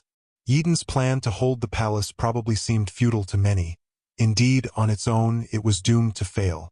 However, Kelsier's other plans. Kelsier glanced down at the small, whitish bar in his hand. The 11th metal. He knew the rumors about it, he'd started them. Now he just had to make good on them. He sighed, turning eyes east, toward Credit Shaw, the Lord Ruler's palace. The name was Terrace. It meant the Hill of 1,000 Spires. Appropriate, since the imperial palace resembled a patch of enormous black spears thrust into the ground. Some of the spires twisted, others were straight. Some were thick towers, others were thin and needle-like. They varied in height, but each one was tall. And each one ended in a point. Credit Shaw. That's where it had ended 3 years before. And he needed to go back. The trap door opened, and a figure climbed onto the roof. Kelsier turned with a raised eyebrow as Sazed brushed off his robe, then approached in his characteristically respectful posture. Even a rebellious terraceman maintained the form of his training. "Master Kelsier," Sazed said with a bow. Kelsier nodded, and Sazed stepped up beside him, looking toward the imperial palace. "Ah," he said to himself, as if understanding Kelsier's thoughts. Kelsier smiled. Sazed had been a valuable find indeed. Keepers were necessarily secretive, for the Lord Ruler had hunted them practically since the day of Ascension itself. Some legends claimed that the ruler's complete subjugation of the Terrace people, including the breeding and stewardship programs, was simply an outgrowth of his hatred for keepers. "I wonder what he would think if he knew a keeper was in Luthhuddle," Kelsier said. "Barely a short walk from the palace itself." "Let us hope we never find out, Master Kelsier," Sazed said. "I appreciate your willingness to come here to the city, Sazed. I know it's a risk." "This is a good work," Sazed said. "And this plan is dangerous for all involved. Indeed, simply living is dangerous for me, I think. It is not healthy to belong to a sect that the Lord Ruler himself fears." "Fears?" Kelsier asked, turning to look up at Sazed. Despite Kelsier's above-average height, the terraceman was still a good head taller. "I'm not sure if he fears anything, Sazed." "He fears the keepers," Sazed said. "Definitely and inexplicably. Perhaps it is because of our powers. We are not allomancers, but something else. Something unknown to him." Kelsier nodded, turning back toward the city. He had so many plans, so much work to do, and at the core of it all were the skaa. The poor, humble, defeated skaa. "Tell me about another one, Sazed," Kelsier said. "One with power." "Power?" Sazed asked. "That is a relative term when applied to religion, I think. Perhaps you would like to hear of Jaism. Its followers were quite faithful and devout." "Tell me about them." "Jaism was founded by a single man," Sazed said. "His true name is lost, though his followers simply called him the Jah. He was murdered by a local king for preaching discord, something he was apparently very good at, but that only made his following larger. The Jaists thought that they earned happiness proportional to their overt devotion, and were known for frequent and fervent professions of faith. Apparently, speaking with a Jaist could be frustrating, since they tended to end nearly every sentence with "praise the Jah." "That's nice, Sazed," Kelsier said. "But power is more than just words." "Oh, quite indeed," Sazed agreed. "The Jaists were strong in their faith. Legends say that the ministry had to wipe them out completely, since not one Jaist would accept the Lord Ruler as God. They didn't last long past the Ascension, but only because they were so blatant that they were easy to hunt down and kill." Kelsier nodded. Then he smiled, eyeing Sazed. "You didn't ask me if I wanted to convert." "My apologies, Master Kelsier," Sazed said. "But the religion does not suit you, I think. It has a level of brashness that you might find appealing, but you would find the theology simplistic." "You're getting to know me too well," Kelsier said, still regarding the city. "In the end, after kingdoms and armies had fallen, the religions were still fighting, weren't they?" "Indeed," Sazed said. "Some of the more resilient religions lasted all the way until the 5th century. What made them so strong?"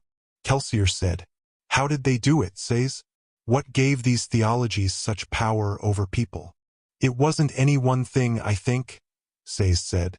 "Some were strong through honest faith, others because of the hope they promised. Others were coercive. But they all had passion," Kelsier said. "Yes, Master Kelsier," Sazed said with a nod. "That is a quite true statement." "That's what we've lost," Kelsier said, looking over the city with its hundreds of thousands, barely a handful of whom would dare fight. "They don't have faith in the Lord Ruler. They simply fear him. They don't have anything left to believe in." "What do you believe in, if I may ask, Master Kelsier?" Kelsier raised an eyebrow. "I'm not exactly sure yet," he admitted. "But overthrowing the final empire seems like a good start." "Are there any religions on your list that include the slaughter of noblemen as a holy duty?" Sazed frowned disapprovingly. "I do not believe so, Master Kelsier." "Maybe I should found one," Kelsier said with an idle smile. "Anyway, Have Breeze and Vin returned yet?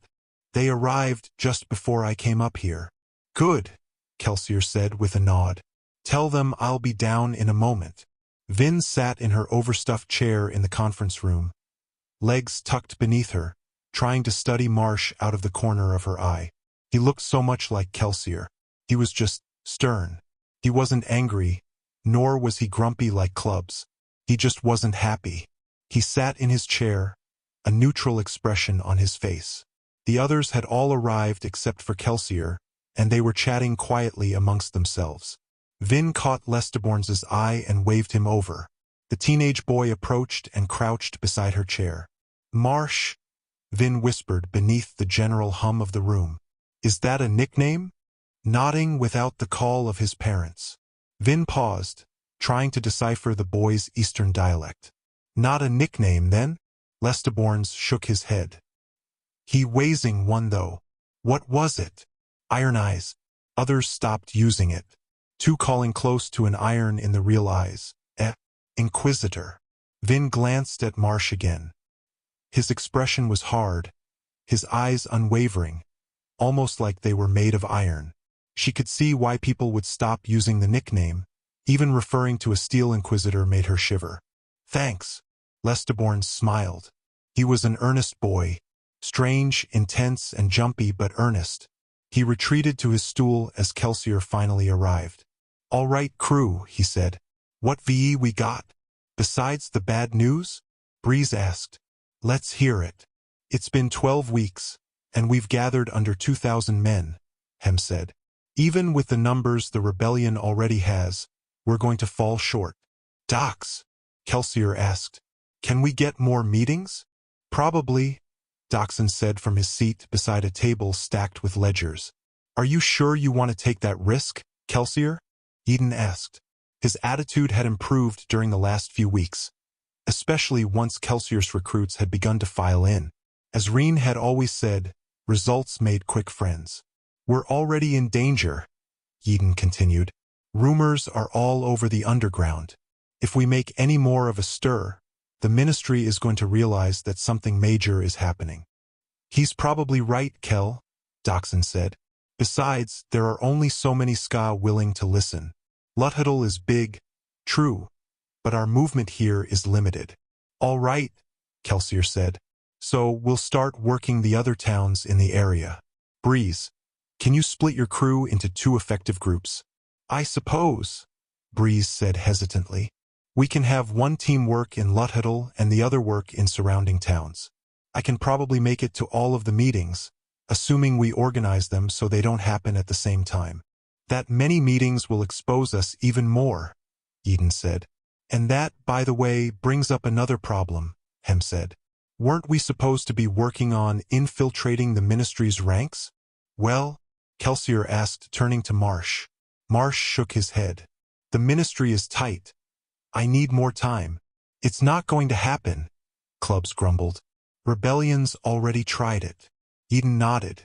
We've tried to get spies into the inner ministries a dozen times. It's impossible. The room fell silent. I have an idea, Vin said quietly. Kelsier raised an eyebrow. Common, she said. He was working on a job before you recruited me. Actually, it was the job that got us spotted by the obligators. The core of that plan was organized by another thief, a crew leader named Theron. He was setting up a fake canal convoy to carry ministry funds to Luthadel. And, Breeze asked, those same canal boats would have brought new ministry acolytes to Luthadel for the final part of their training. Theron has a contact along the route, a lesser obligator who was open to bribes. Maybe we could get him to add an acolyte to the group from his local chapter. Kelsier nodded thoughtfully. It's worth looking into. Doxson scribbled something on a sheet with his fountain pen. I'll contact Theron and see if his informant is still viable. How are our resources coming? Kelsier asked. Doxson shrugged. Hem found us 2 ex-soldier instructors. The weapons, however, well, Renew and I are making contacts and initiating deals, but we can't move very quickly.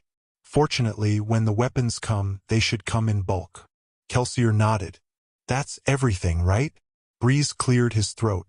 I've Been hearing a lot of rumors on the streets, Kelsier, he said. The people are talking about this 11th medal of yours. Good, Kelsier said. Aren't you worried that the Lord Ruler will hear? If he has forewarning of what you're going to do, it will be much more difficult to resist him. He didn't say kill, Vin thought. They don't think that Kelsier can do it. Kelsier just smiled. Don't worry about the Lord Ruler. I've got things under control. In fact, I intend to pay the Lord Ruler a personal visit sometime during the next few days. Visit? Eden asked uncomfortably. You're going to visit the Lord Ruler? Are you Insa? Eden trailed off, then glanced at the rest of the room. Right? I forgot. He's catching on, Doxson noted. Heavy footsteps sounded in the hallway, and one of Ham's guards entered a moment later.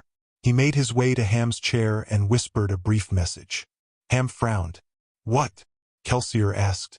An incident, Ham said. Incident? Doxson asked. What kind of incident? You know that lair we met in a few weeks back? Ham said. The one where Kel first introduced his plan? Common's lair, Vin thought, growing apprehensive. Well, Ham said. Apparently the ministry found it. 11. It seems Rashek represents a growing faction in Terrace culture. A large number of the youths think that their unusual powers should be used for more than just fieldwork, husbandry, and stone carving. They are rowdy, even violent, far different from the quiet, discerning Terrace philosophers and holy men that I have known. They will have to be watched carefully, these Terracemen. They could be very dangerous if given the opportunity and the motivation. Kelsier paused in the doorway, blocking Vin's view. She stooped down, trying to peek past him into the lair, but too many people were in the way. She could only tell that the door hung at an angle, splintered, the upper hinge torn free. Kelsier stood for a long moment. Finally, he turned, looking past Doxson toward her. Ham is right, Vin. You may not want to see this. Vin stood where she was, looking at him resolutely. Finally, Kelsier sighed, stepping into the room. Doxson followed, and Vin could finally see what they had been blocking. The floor was scattered with corpses, their twisted limbs shadowed and haunting in the light of Doxson's solitary lantern. They weren't rotting yet. The attack had happened only that morning, but there was still a smell of death about the room. The scent of blood drying slowly, the scent of misery and of terror. Vin remained in the doorway. She'd seen death before, seen it often on the streets, knifings in alleys, beatings in lairs, children dead of starvation. She had once seen an old woman's neck snapped by the backhand of an annoyed lord. The body had lain in the street for 3 days before a skaa corps crew had finally come for it. Yet, none of those incidents had the same air of intentional butchery that she saw in Common's lair. These men hadn't simply been killed, they had been torn apart. Limbs lay separated from torsos, broken chairs and tables impaled chests. There were only a few patches of floor that were not covered in sticky, dark blood.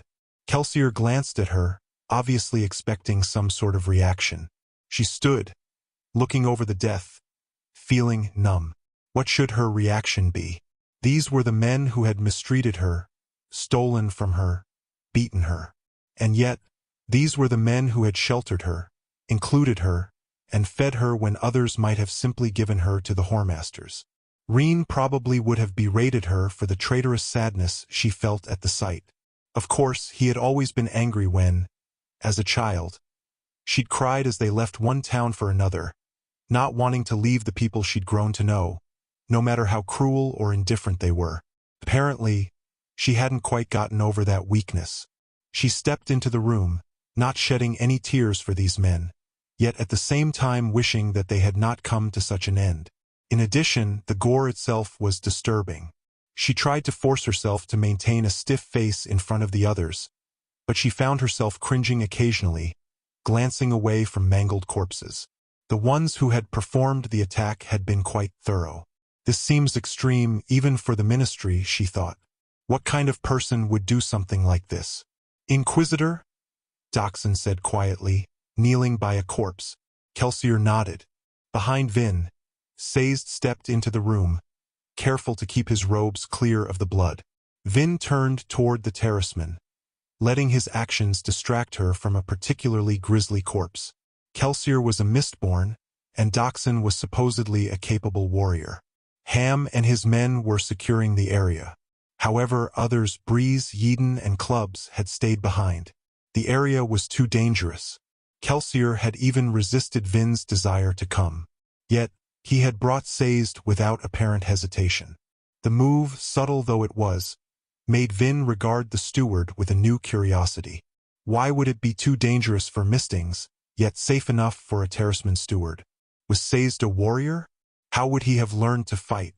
Terracemen were supposedly raised from birth by very careful trainers. Sazed's smooth step and calm face gave her few clues. He didn't appear shocked by the carnage, however. Interesting, Vin thought, picking her way through shattered furniture, stepping clear of blood pools, making her way to Kelsier's side. He crouched beside a pair of corpses. One, Vin noticed in a moment of shock, had been Ulef. The boy's face was contorted and pained, the front of his chest a mass of broken bones and ripped flesh, as if someone had forcibly torn the rib cage apart with his hands. Vin shivered, looking away. "This isn't good," Kelsier said quietly. "Steel Inquisitors don't generally bother with simple thieving crews. Usually, the obligators would just come down with their troops and take everyone captive, then use them to make a good show on an execution day. An Inquisitor would only get involved if it had a special interest in the crew." "You think," Vin said, "you think it might be the same one as before?" Kelsier nodded.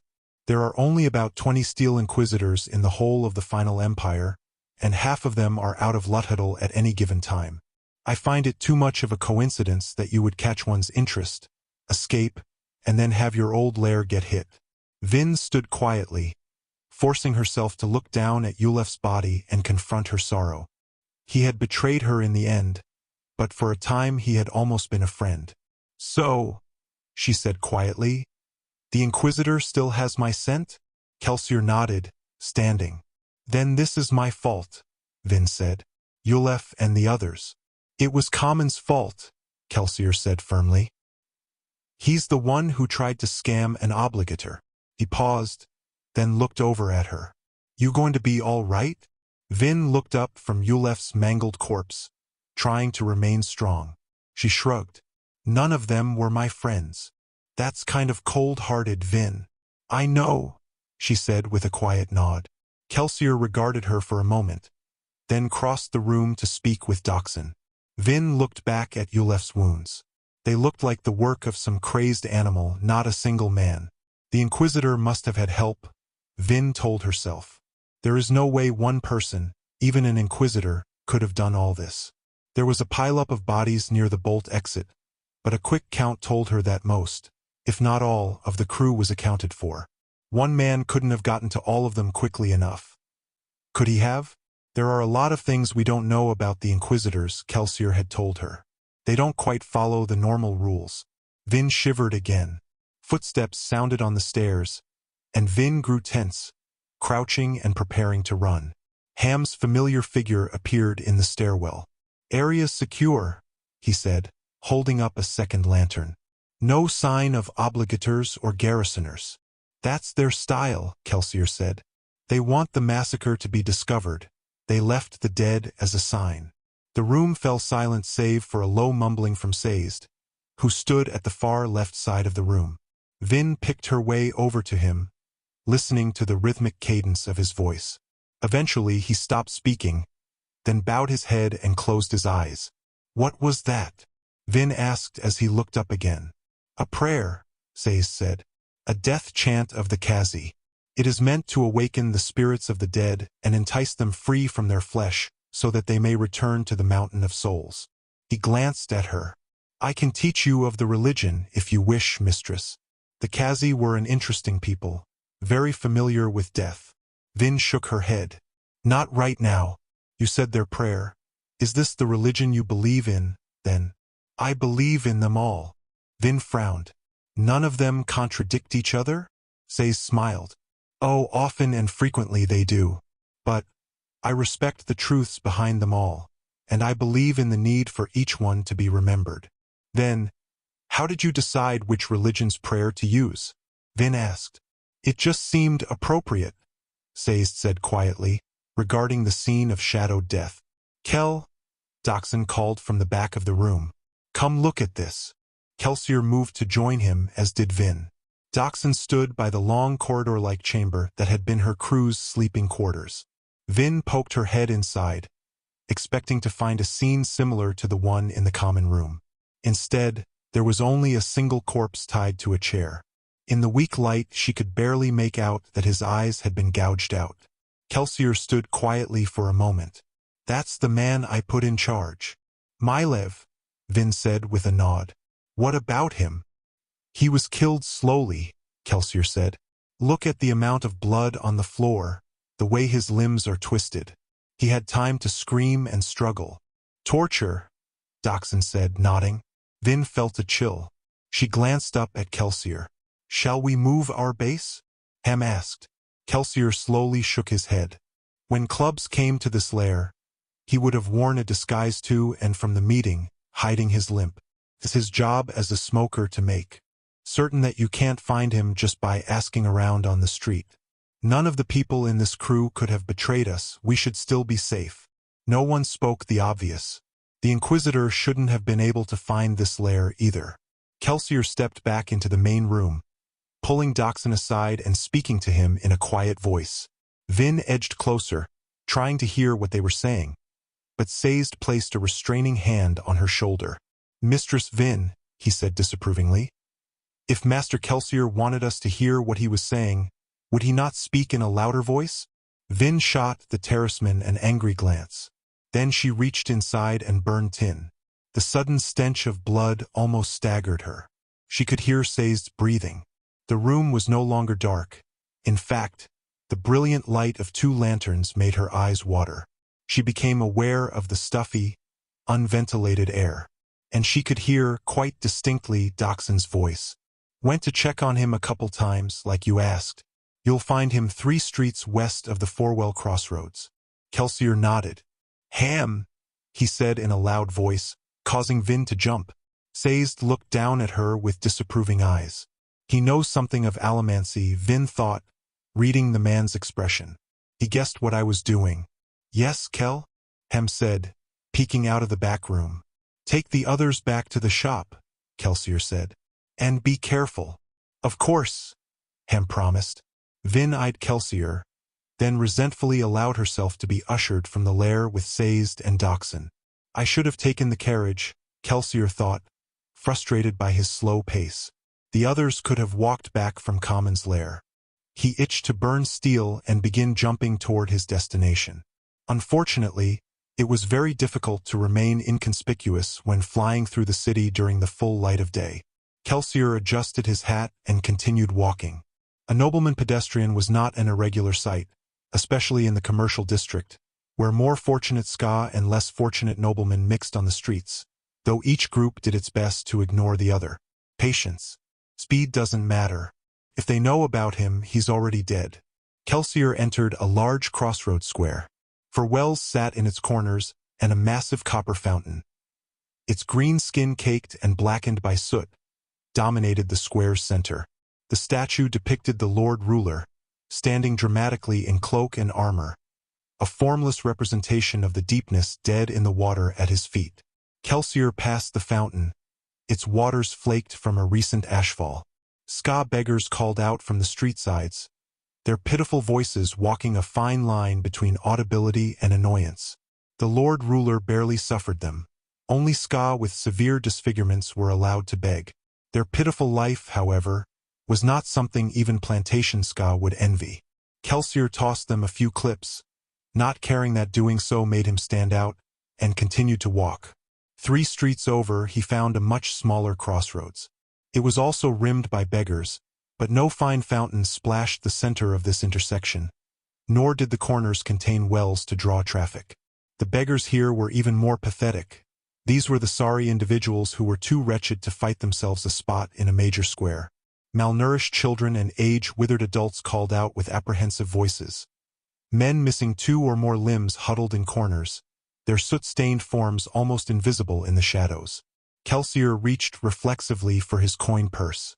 Stay on track, he told himself. You can't save them all, not with coins.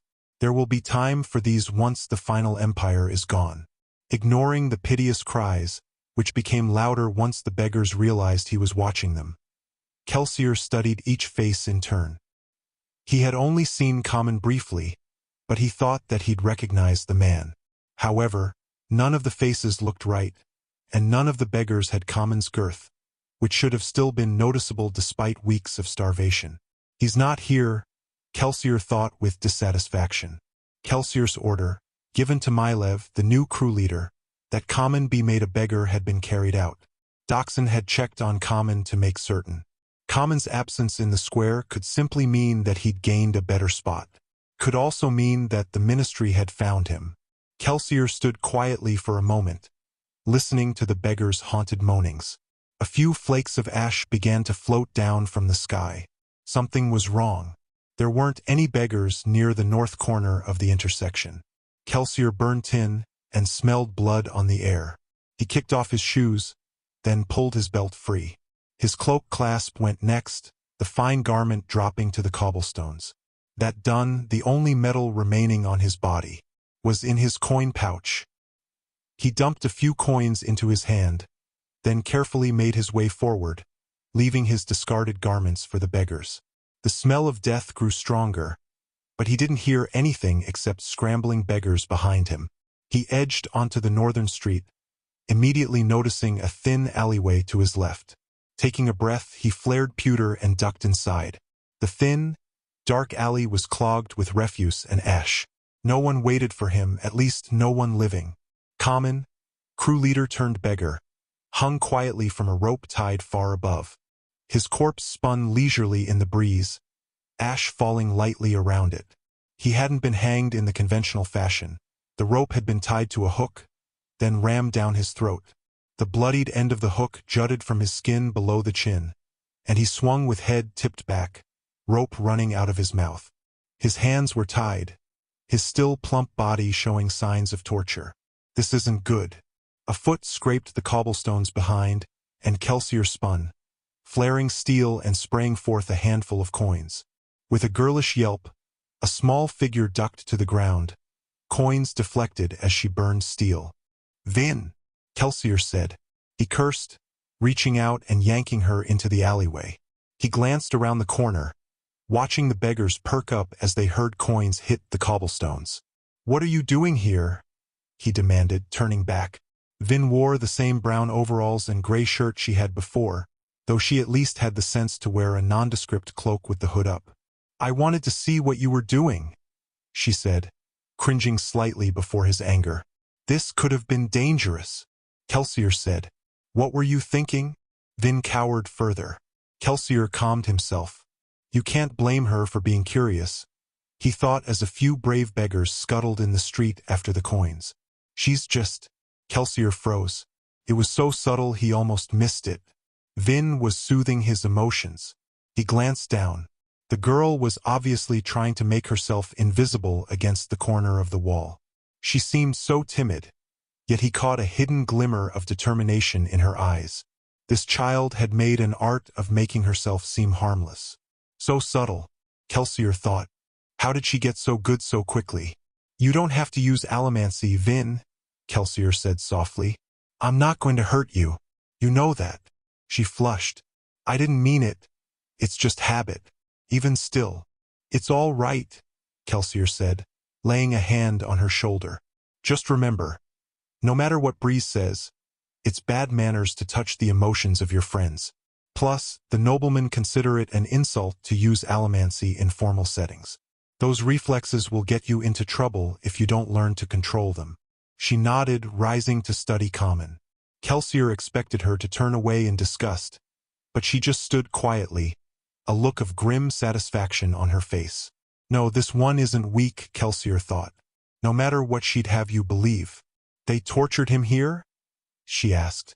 "Out in the open?" Kelsier nodded, imagining the screams reverberating out to the uncomfortable beggars.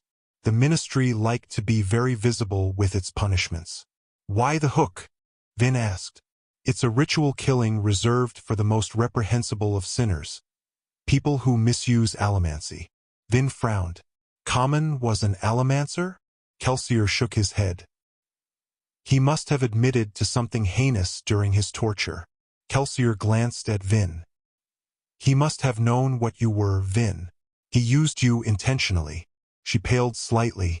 Then, the ministry knows that I'm a Mistborn? Perhaps. It depends on whether Common knew or not. He could have assumed you were just a misting. She stood quietly for a moment. What does this mean for my part in the job, then? We'll continue as planned, Kelsier said. Only a couple of obligators saw you at the Canton building, and it takes a very rare man to connect the skaa servant and the well-dressed noblewoman as the same person. And the Inquisitor? Vin asked softly. Kelsier didn't have an answer to that one. Come on, he finally said. We've already attracted too much attention. 12. What would it be like if every nation, from the Isles in the south to the Terrace Hills in the north, were united under a single government? What wonders could be achieved, what progress could be made, if mankind were to permanently set aside its squabblings and join together? It is too much, I suppose, to even hope for. A single, unified empire of man? Could never happen. Vin resisted the urge to pick at her noblewoman's dress. Even after a half-week of being forced to wear one, Say's suggestion, she found the bulky garment uncomfortable. It pulled tightly at her waist and chest, then fell to the floor with several layers of ruffled fabric, making it difficult to walk. She kept feeling as if she were going to trip, and, despite the gown's bulk, she felt as if she were somehow exposed by how tight it was through the chest, not to mention the neckline's low curve. Though she had exposed nearly as much skin when wearing normal buttoning shirts, this seemed different somehow. Still, she had to admit that the gown made quite a difference. The girl who stood in the mirror before her was a strange, foreign creature. The light blue dress, with its white ruffles and lace, matched the sapphire barrettes in her hair. Say's claimed he wouldn't be happy until her hair was at least shoulder length, but he had still suggested that she purchase the brooch-like barrettes and put them just above each ear. Often, aristocrats don't hide their deficiencies, he had explained. Instead, they highlight them, draw attention to your short hair, and instead of thinking you're unfashionable, they might be impressed by the statement you are making. She also wore a sapphire necklace, modest by noble standards, but still worth more than 200 boxings. It was complemented by a single ruby bracelet for accentuation. Apparently, the current fashion dictated a single splash of a different color to provide contrast. And it was all hers, paid for by crew funds. If she ran, taking the jewelry and her 3,000 boxings, she could live for decades. It was more tempting than she wanted to admit. Images of Common's men, their corpses twisted and dead in the quiet lair, kept returning to her. That was probably what waited for her if she remained. Why then, didn't she go? She turned from the mirror, putting on a light blue silken shawl, the female aristocrat's version of a cloak. Why didn't she leave? Perhaps it was her promise to Kelsier. He had given her the gift of allomancy, and he depended on her. Perhaps it was her duty to the others. In order to survive, crews needed each person to do their separate job. Reen's training told her that these men were fools, but she was tempted, enticed, by the possibility that Kelsier and the others offered. In the end, it wasn't the wealth or the job's thrill that made her stay. It was the shadowed prospect, unlikely and unreasonable but still seductive, of a group whose members actually trusted one another. She had to stay. She had to know if it lasted, or if it was, as Reen's growing whispers promised, all a lie. She turned and left her room, walking toward the front of Mansion Renew, where Say's waited with a carriage. She had decided to stay, and that meant she had to do her part. It was time to make her first appearance as a noblewoman. The carriage shook suddenly, and Vin jumped in surprise. The vehicle continued normally, however, and Say's didn't move from his place in the driver's seat. A sound came from above. Vin flared her metals, tensing, as a figure dropped down off the top of the carriage and landed on the footman's rest just outside her door. Kelsier smiled as he peeked his head in the window. Vin let out a relieved breath, settling back into her seat. You could have just asked us to pick you up. No need, Kelsier said, pulling open the carriage door and swinging inside. It was already dark outside, and he wore his mist cloak. I warned Sazed I'd be dropping by sometime during the trip. And you didn't tell me? Kelsier winked, pulling the door shut. I figured I still owed you for surprising me in that alleyway last week. How very adult of you, Vin said flatly. I've always been very confident in my immaturity. So, are you ready for this evening? Vin shrugged, trying to hide her nervousness. She glanced down. How, do I look? Splendid, Kelsier said. Just like a noble young lady. Don't be nervous, Vin. The disguise is perfect. For some reason, that didn't feel like the answer she'd wanted to hear. Kelsier. Yes. I've been meaning to ask this for a while, she said, glancing out the window, though all she could see is mist. I understand that you think this is important, having a spy among the nobility. But, well, do we really have to do it this way? Couldn't we get street informants to tell us what we need to know about house politics? Perhaps, Kelsier said. But those men are called informants for a reason, Vin. Every question you ask them gives a clue about your true motives. Even meeting with them reveals a bit of information that they could sell to someone else. It's better to rely on them as little as possible. Vin sighed. I don't send you into danger heedlessly, Vin, Kelsier said, leaning forward. We do need a spy among the nobility. Informants generally get their information from servants, but most aristocrats are not fools. Important meetings go on where no servant can overhear them. And you expect me to be able to get into such meetings? Perhaps, Kelsier said. Perhaps not. Either way, I've learned that it's always useful to have someone infiltrate the nobility. You and Sazed will overhear vital items that street informants wouldn't think important. In fact, just by being at these parties, even if you don't overhear anything, you will get us information. How so? Vin asked, frowning. Make note of the people who seem interested in you, Kelsier said. Those will be of the houses we want to watch. If they pay attention to you, they're probably paying attention to Lord Renew, and there's one good reason why they would be doing that. Weapons, Vin said. Kelsier nodded. Renew's position as a weapons merchant will make him valuable to those who are planning military action. These are the houses on which I'll need to focus my attention.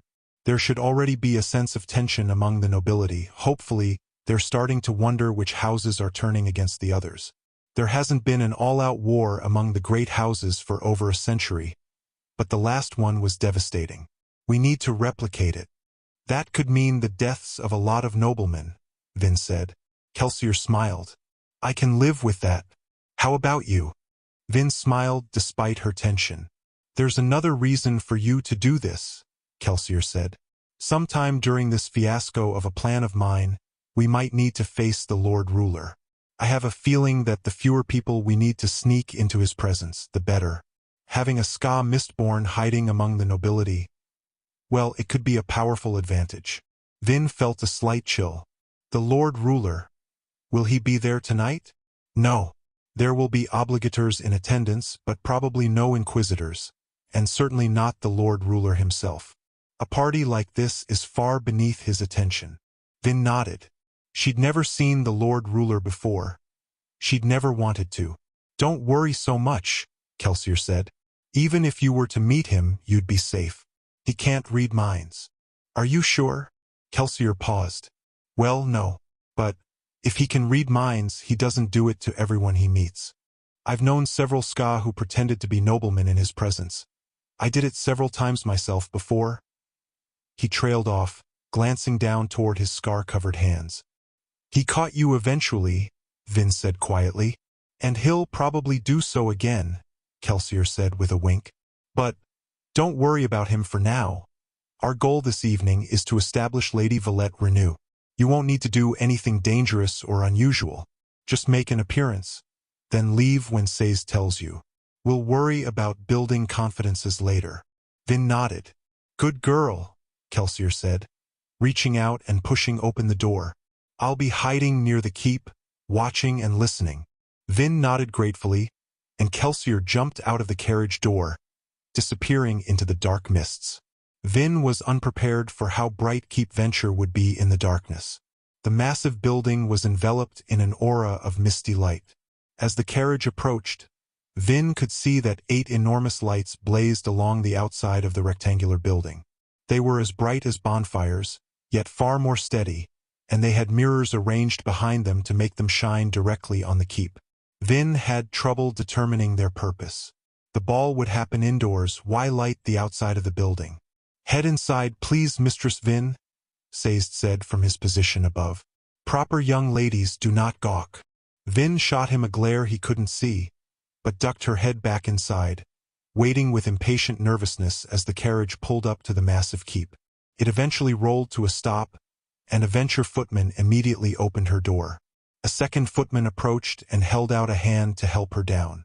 Vin accepted his hand, trying with as much grace as possible to pull the frilled, bulky bottom of her dress out of the carriage.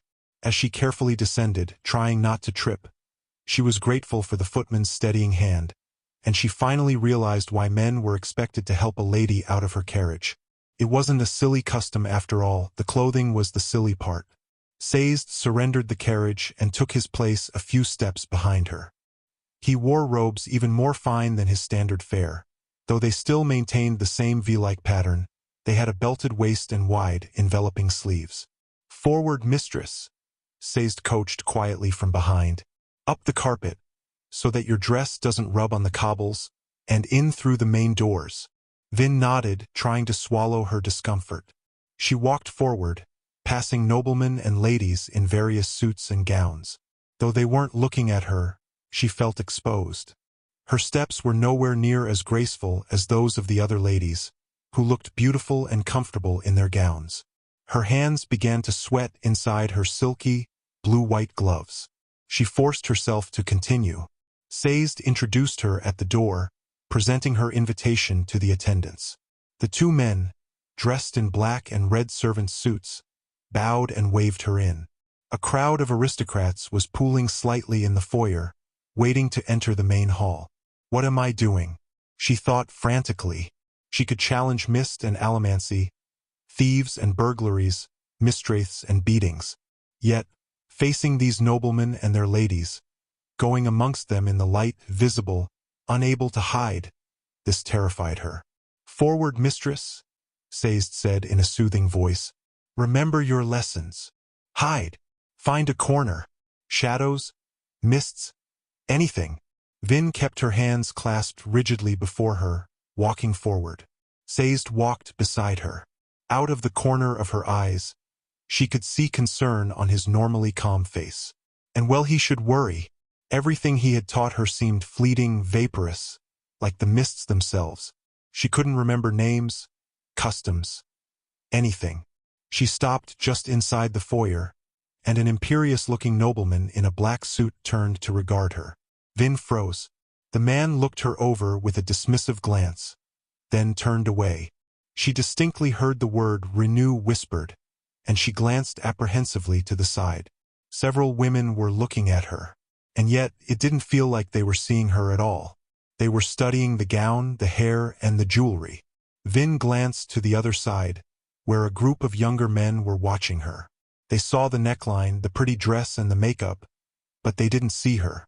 None of them could see Vin. They could only see the face she had put on, the face she wanted them to see. They saw Lady Valette. It was as if Vin weren't there, as if she were hiding right in front of their eyes. And suddenly her tension began to retreat. She let out a long, calming breath, anxiety flowing away. Sazed's training returned, and she adopted the look of a girl amazed by her first formal ball. She stepped to the side, handing her shawl to an attendant, and Sazed relaxed beside her. Vin shot him a smile, then swept forward into the main hall. She could do this. She was still nervous, but the moment of panic was over. She didn't need shadows or corners. She just needed a mask of sapphires, makeup, and blue fabric. The Venture main hall was a grand and imposing sight. 4 or 5 daunting stories high, the hall was several times as long as it was wide. Enormous, Rectangular stained glass windows ran in rows along the hall, and the strange, powerful lights outside shone on them directly, throwing a cascade of colors across the room. Massive, ornate stone pillars were set into the walls, running between the windows. Just before the pillars met the floor, the wall fell away, indenting and creating a single-story gallery beneath the windows themselves. Dozens of white-clothed tables sat in this area, shadowed behind the pillars and beneath the overhang. In the distance, at the far end of the hallway, Vin could make out a low balcony set into the wall, and this held a smaller group of tables. "The dining table of Lord Strathventure," Sazed whispered, gesturing toward the far balcony. Vin nodded. "And those lights outside?" "Limelight's mistress," Sazed explained. "I'm not certain the process used. Somehow, the quicklime stones can be heated to brilliance without melting them." A string orchestra played on a platform to her left, providing music for the couples who danced in the very center of the hall. To her right, serving tables held platter upon platter of foods being attended by scurrying serving men in white. Sazed approached an attendant and presented Vin's invitation. The man nodded, then whispered something in a younger servant's ear. The young man bowed to Vin, then led the way into the room. "I asked for a small, solitary table," Sazed said. "You won't need to mingle during this visit, I think. Just be seen." Vin nodded gratefully. "The solitary table will mark you as single," Sazed warned. "Eat slowly. Once your meal is through, men will come to ask you to dance." "You didn't teach me to dance," Vin said in an urgent whisper. "There wasn't time, mistress," Sazed said. "Worry not, respectfully and rightly, you can refuse these men. They will assume that you are simply flustered by your first ball, and no harm will be done." Vin nodded, and the serving man led them to a small table near the center of the hallway. Vin seated herself in the only chair while Sazed ordered her meal. He then stepped up to stand behind her chair. Vin sat primly, waiting. Most of the tables lay just beneath the overhang of the gallery, up close to the dancing, and that left a corridor-like walkway behind them, near the wall. Couples and groups passed along this, speaking quietly. Occasionally someone gestured or nodded toward Vin. Well, that part of Kelsier's plan is working. She was getting noticed. She had to force herself not to cringe or sink down in her chair. However, as a high prelon strolled along the pathway behind her. He wasn't the one she had met, fortunately, though he had the same gray robes and dark tattoos around his eyes.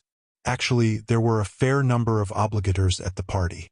They strolled about, mingling with the partygoers. And yet, there was an aloofness to them, a division. They hovered about, almost like chaperones. The garrison watches the skaa, Vin thought. Apparently, the obligators perform a similar function for the nobility. It was an odd sight. She'd always thought of the noblemen as being free. And, truthfully, they were far more confident than the skaa. Many seemed to be enjoying themselves, and the obligators didn't seem to be acting really as police, or even specifically as spies. And yet they were there, hovering about, joining in conversations. A constant reminder of the Lord Ruler and his empire. Vin turned her attention away from the obligators.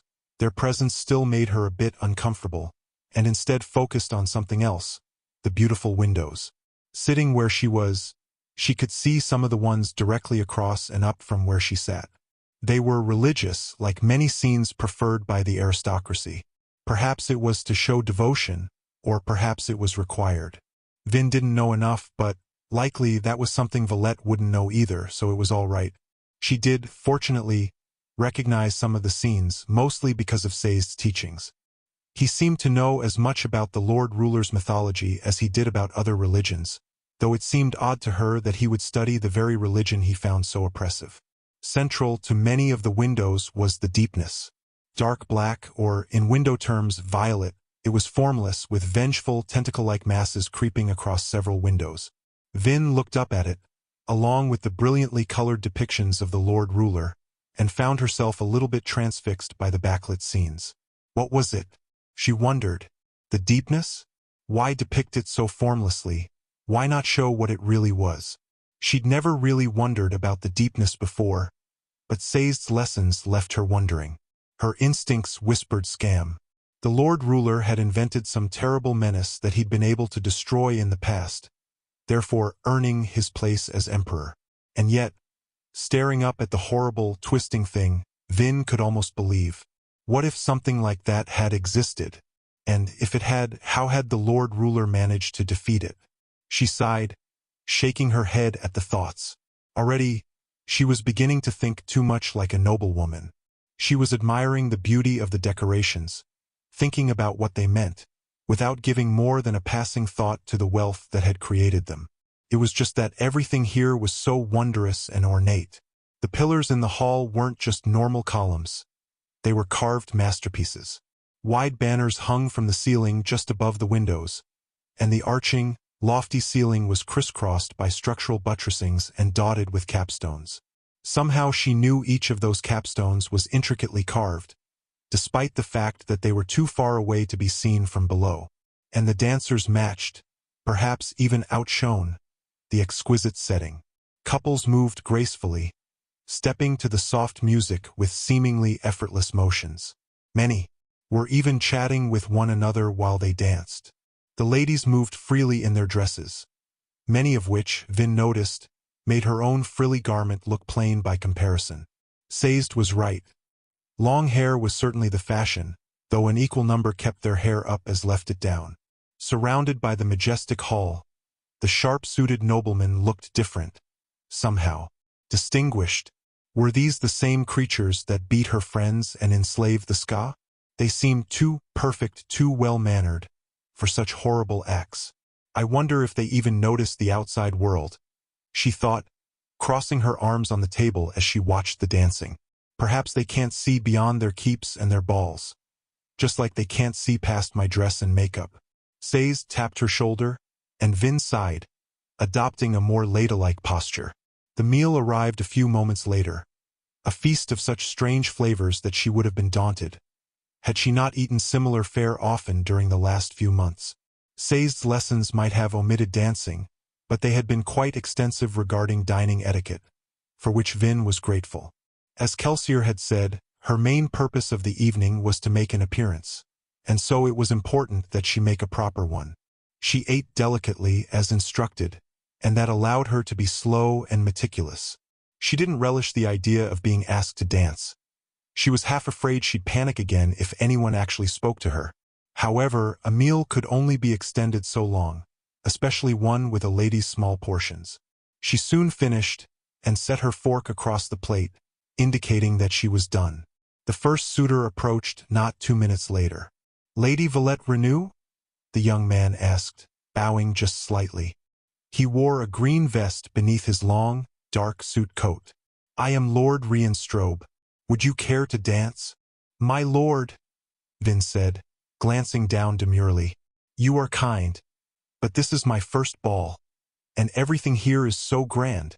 I fear that I'll stumble from nervousness on the dance floor. Perhaps, next time?" "Of course, my lady," he said with a courteous nod, then withdrew. "Very well done, mistress," Sazed said quietly. "Your accent was masterful. You will, of course, have to dance with him at the next ball. We shall surely have you trained by then, I think." Vin flushed slightly. "Maybe he won't attend."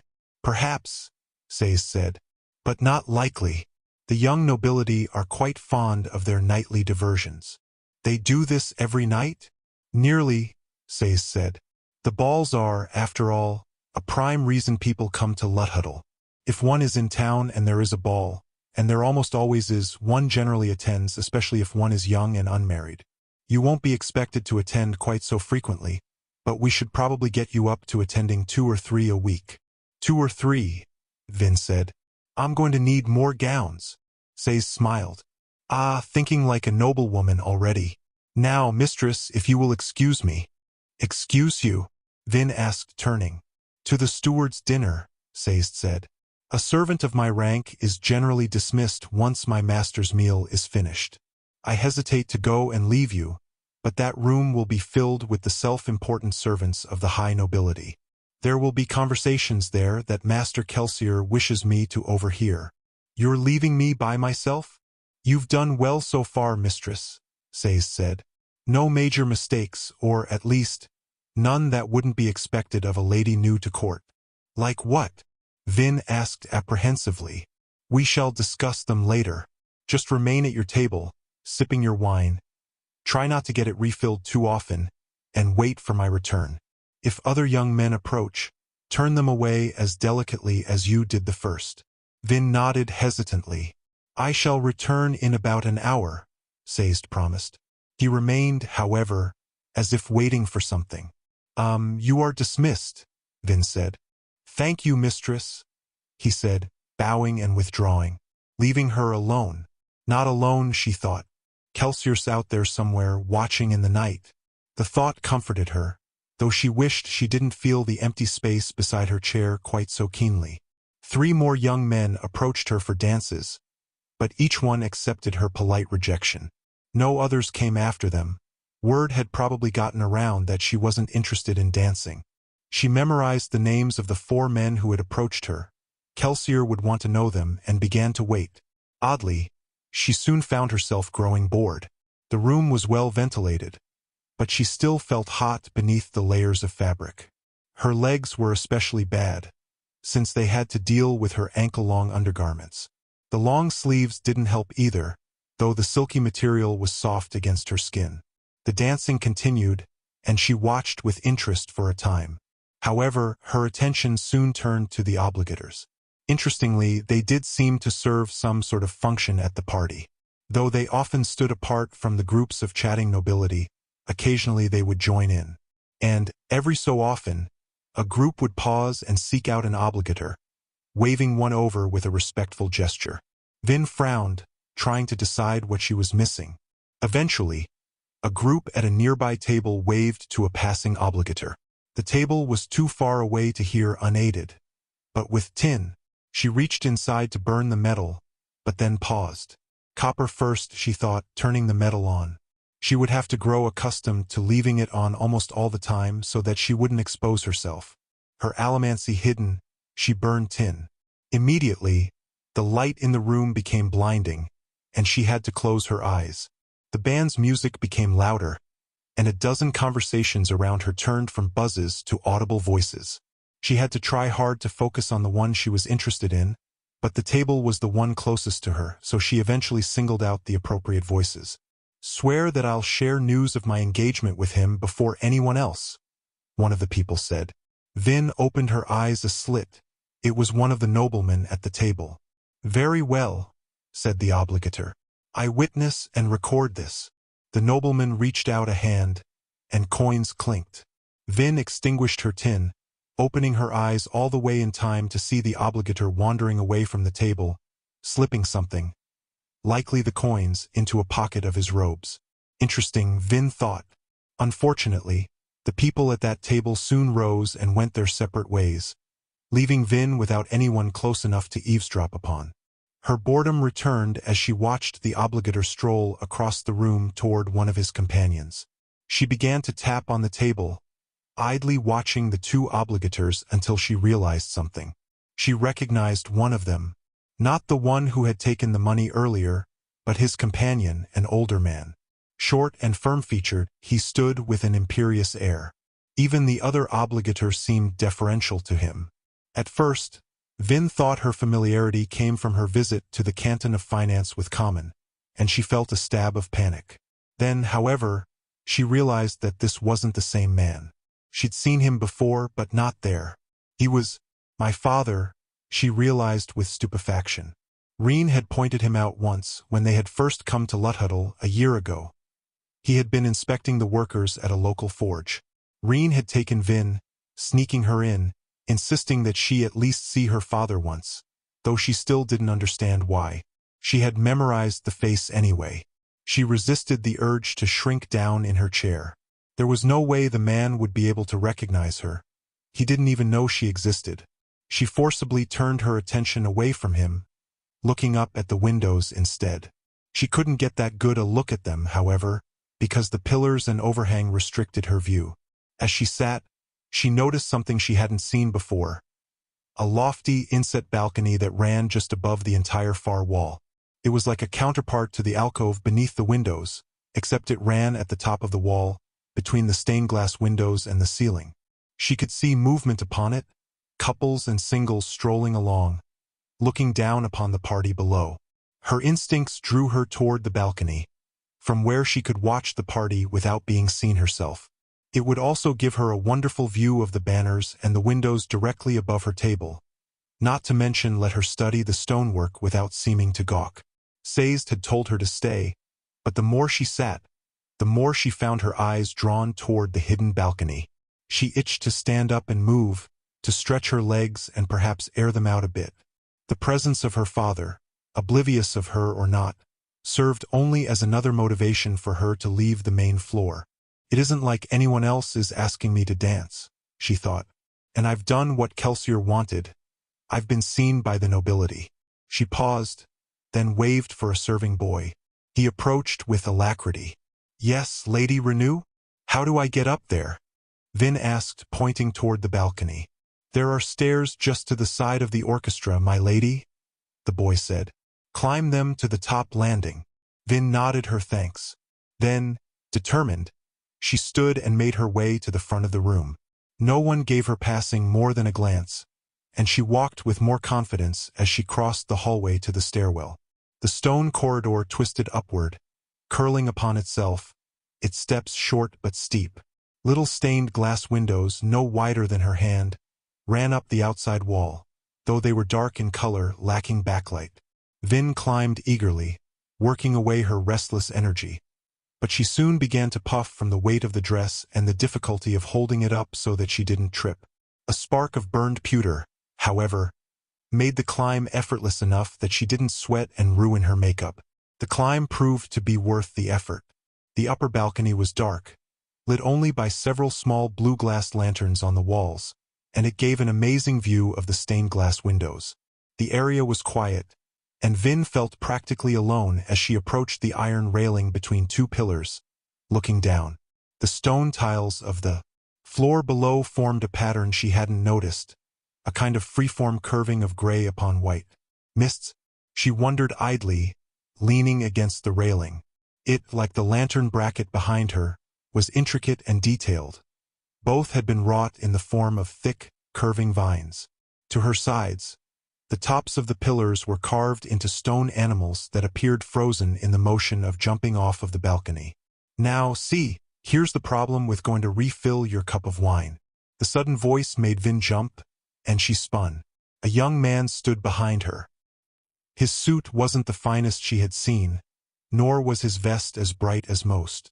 Both coat and shirt seemed to fit too loosely, and his hair was just a bit disheveled. He carried a cup of wine, and the outer pocket of his suit coat bulged with the shape of a book that was just a bit too big for its confines. The problem is, the young man said, you return to find that your favorite spot has been stolen by a pretty girl. Now, a gentleman would move on to another place, leaving the lady to her contemplations. However, this is the best spot on the balcony. It's the only place close enough to a lantern to have good reading light. Vin flushed. I'm sorry, my lord. Ah, see, now I feel guilty. All for a cup of wine. Look, there's plenty of room for two people here. Just scoot over a bit. Vin paused. Could she politely refuse? He obviously wanted her to stay near him. Did he know who she was? Should she try to find out his name so she could tell Kelsier? She stepped a bit to the side, and the man took a place next to her. He leaned back against the side pillar and, surprisingly, took out his book and began to read. He was right. The lantern shined directly on the pages. Vin stood for a moment watching him, but he seemed completely absorbed. He didn't even pause to look up at her. Isn't he going to pay me any attention at all? Vin thought, puzzled at her own annoyance. Maybe I should have worn a fancier dress. The man sipped at his wine, focused on the book. Do you always read at balls? She asked. The young man looked up. Whenever I can get away with it. Doesn't that kind of defeat the purpose of coming? Vin asked. Why attend if you're just going to avoid socializing? You're up here too, he pointed out. Vin flushed. I just wanted to get a brief view of the hall. Oh? And why did you refuse all three men who asked you to dance? Vin paused. The man smiled, then turned back to his book. There were 4, Vin said with a huff. And I refused them because I don't know how to dance very well. The man lowered his book slightly, eyeing her. You know, you're a lot less timid than you look. Timid? Vin asked. I'm not the one staring at his book when there's a young lady standing by him, never having properly introduced himself. The man raised a speculative eyebrow. Now see, you sound like my father. Far better looking, but just as grumpy. Vin glared at him. Finally, he rolled his eyes. Very well, let me be a gentleman then. He bowed to her with a refined, formal step. I am Lord Eland, Lady Valette Renew. Might I have the pleasure of sharing this balcony with you whilst I read? Vin folded her arms. Eland? Family name or given name? Should I even care? He just wanted his spot back. But how did he know that I'd refused dancing partners? Somehow, she had a suspicion that Kelsier would want to hear about this particular conversation. Oddly, she didn't feel a desire to shrug this man away as she had the others. Instead, she felt another stab of annoyance as he again raised his book. You still haven't told me why you would rather read than participate, she said. The man sighed, lowering the book again. Well, see, I'm not exactly the best dancer either. Ah, Vin said. But, he said, raising a finger, that's only part of it. You may not realize this yet, but it's not that hard to get over-partied. Once you attend 500 or 600 of these balls, they start to feel a bit repetitive. Vin shrugged. You'd probably learn to dance better if you practiced. Eland raised an eyebrow. You're not going to let me get back to my book, are you? I wasn't intending to. He sighed, tucking the book back into his jacket pocket, which was beginning to show signs of book-shaped wear. Well then, do you want to go dance instead? Vin froze. Eland smiled nonchalantly. Lord, he's either incredibly smooth or socially incompetent. It was disturbing that she couldn't determine which. That's a no, I assume? Eland said. Good. I thought I should offer, since we've established that I'm a gentleman. However, I doubt the couples below would appreciate us trampling their toes. Agreed. What were you reading? Dilistini, Eland said. Trials of Monument. Heard of it? Vin shook her head. Ah well, not many have. He leaned over the railing, looking below. So, what do you think of your first experience at court? It's very overwhelming. Eland chuckled. Say what you will about House Venture. They know how to throw a party. Vin nodded. You don't like House Venture, then? She said. Perhaps this was one of the rivalries Kelsier was watching for. Not particularly, no, Eland said.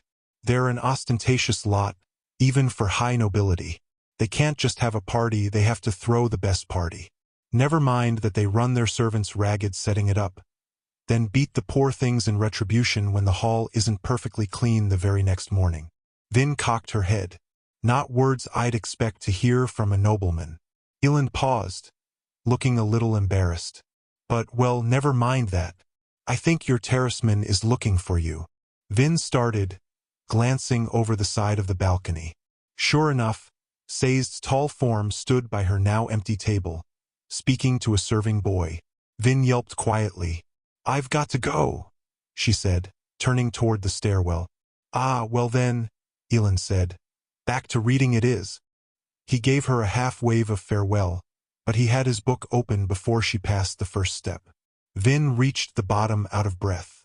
Sayst saw her immediately. I'm sorry, she said, chagrined as she approached. Do not apologize to me, mistress, Sayst said quietly. Is it both unseemly and unnecessary? Moving about a bit was a good idea, I think. I would have suggested it, had you not seemed so nervous. Vin nodded. Is it time for us to go, then? It is a proper time to withdraw if you wish, he said, glancing up at the balcony. May I ask what you were doing up there, mistress? I wanted to get a better look at the windows, Vin said. But I ended up talking to someone. He seemed interested in me at first, but now I don't think he ever intended to pay me much attention. It doesn't matter. He didn't seem important enough to bother Kelsier with his name. Sayst paused. Who was it you were speaking to? The man in the corner there on the balcony, Vin said. One of Lord Venture's friends? Vin froze. Is one of them named Eland? Sazed paled visibly. You were chatting with Lord Eland Venture? Yes. Did he ask you to dance? Vin nodded. But I don't think he meant it. Oh dear, Sazed said. So much for controlled anonymity. Venture? Vin asked, frowning. Like, keep Venture? Heir to the house title, Sazed said. Vin said, realizing that she should probably be a bit more intimidated than she felt. He was a bit annoying, in a pleasant sort of way. We shouldn't be discussing this here, Sazed said. You're far, far below his station. Come, let us retire. I shouldn't have gone away to the dinner. He trailed off, mumbling to himself as he led Vin to the entryway. She got one more glimpse into the main chamber as she retrieved her shawl, and she burned tin, squinting against the light and seeking the balcony above. He held the book, closed, in one hand, and she could have sworn that he was looking down in her direction. She smiled, and let Sazed usher her to their carriage. 13. I know that I shouldn't let a simple packman perturb me. However, he is from Terrace, where the prophecies originated. If anyone could spot a fraud, would it not be he? Nevertheless, I continue my trek, going where the scribbled auguries proclaim that I will meet my destiny. Walking, feeling Rashek's eyes on my back. Jealous, mocking, hating. Vin sat with her legs crossed beneath her on one of Lord Renua's fine easy chairs. It felt good to be rid of the bulky dress, instead getting back to a more familiar shirt and trousers. However, Sazed's calm displeasure made her want to squirm. He stood on the other side of the room, and Vin got the distinct impression that she was in trouble. Sazed had questioned her in depth, seeking out every detail of her conversation with Lord Eland. Sazed's inquiries had been respectful, of course, but they had also been forceful. The terraceman seemed, in Vin's opinion, unduly worried about her exchange with the young nobleman. They hadn't really talked about anything important, and Eland himself was decidedly unspectacular for a great house lord. But there had been something odd about him, something Vin hadn't admitted to Sazed. She'd felt comfortable with Eland. Looking back on the experience, she realized that for those few moments, she hadn't really been Lady Valette. Nor had she been Vin, for that part of her, the timid crew member, was almost as fake as Valette was. No, she'd simply been whoever she was. It was a strange experience. She had occasionally felt the same way during her time with Kelsier and the others, but in a more limited manner. How had Eland been able to evoke her true self so quickly and so thoroughly? Maybe he used Allomancy on me, she thought with a start. Eland was a high nobleman. Perhaps he was a soother. Maybe there was more to the conversation than she had thought. Vin sat back in her chair, frowning to herself. She'd had copper on, and that meant he couldn't have used emotional allomancy on her. Somehow, he had simply gotten her to let her guard down. Vin thought back to the experience, thinking about how oddly comfortable she'd felt. In retrospect, it was clear that she hadn't been careful enough. I'll be more cautious next time. She assumed that they would meet again. They'd better. A servant entered and whispered quietly to Sazed. A quick burn of tin let Vin hear the conversation. Kelsier had finally returned. Please send word to Lord Renew, Sazed said. The white-clothed servant nodded, leaving the room with a quick step. The rest of you may leave, Sazed said calmly, and the room's attendants scampered away. Sazed's quiet vigil had forced them to stand, waiting in the tense room, not speaking or moving. Kelsier and Lord Renew arrived together, chatting quietly. As always, Renew wore a rich suit cut in the unfamiliar Western style. The aging man kept his gray mustache trimmed thin and neat, and he walked with a confident air. Even after spending an entire evening among the nobility, Vin was again struck by his aristocratic bearing. Kelsier still wore his mist cloak. Sazed, he said as he entered. You have news. I am afraid so, Master Kelsier, Sazed said. It appears that Mistress Vin caught the attention of Lord Eland Venture at the ball tonight. Eland?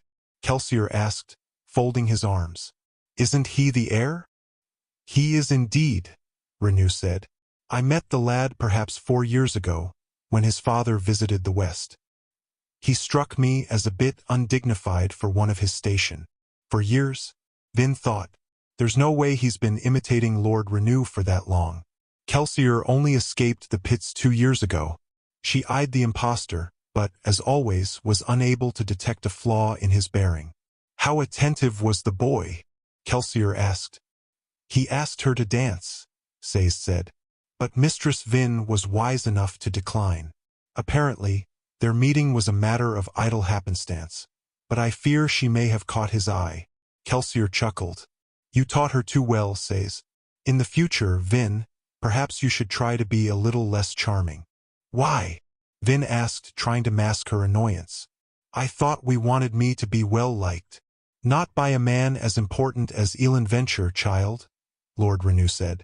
We sent you to court so you could make alliances, not scandals. Kelsier nodded. Venture is young, eligible, and heir to a powerful house. Your having a relationship with him could make serious problems for us. The women of the court would be jealous of you, and the older men would disapprove of the rank difference. You'd alienate yourself from large sections of the court. To get the information we need the aristocracy to see you as uncertain, unimportant, and, most importantly, unthreatening.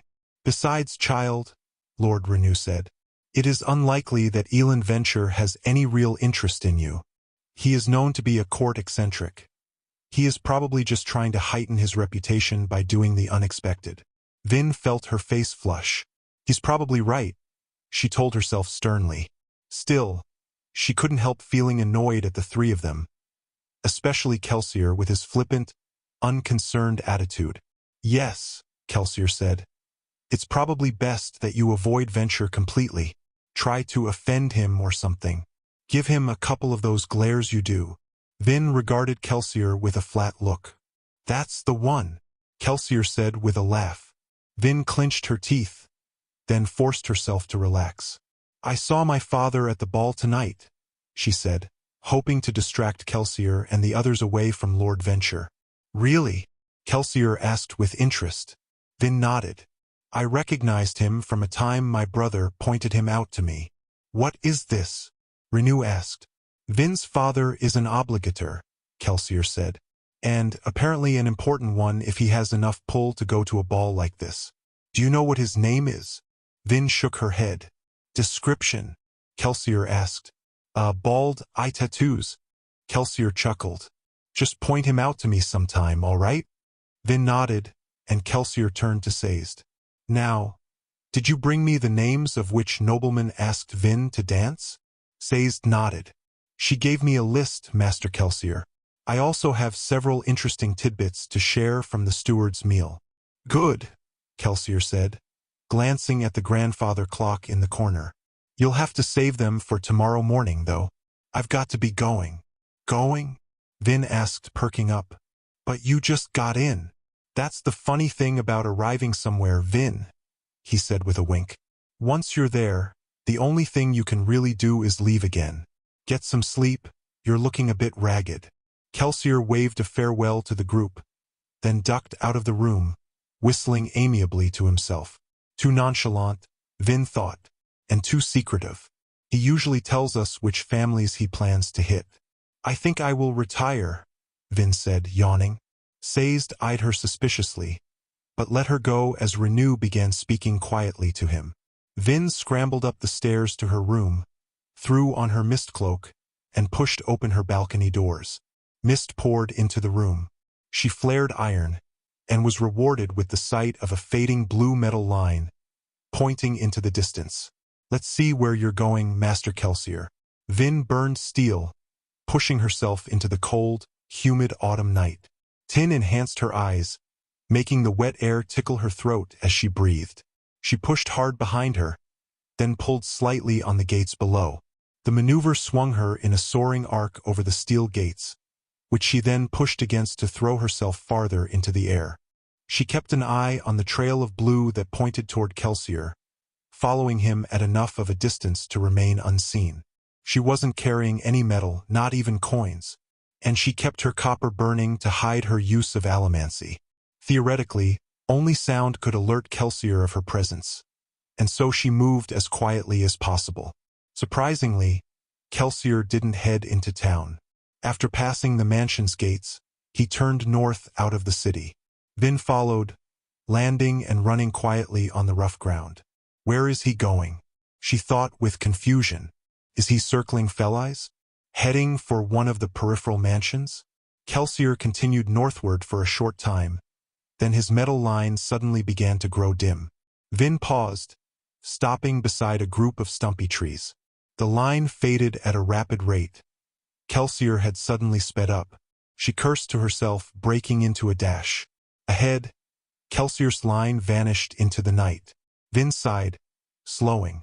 She flared her iron, but it was barely enough to catch a glimpse of him disappearing again in the distance. She'd never keep up. Her flared iron, however, showed her something else.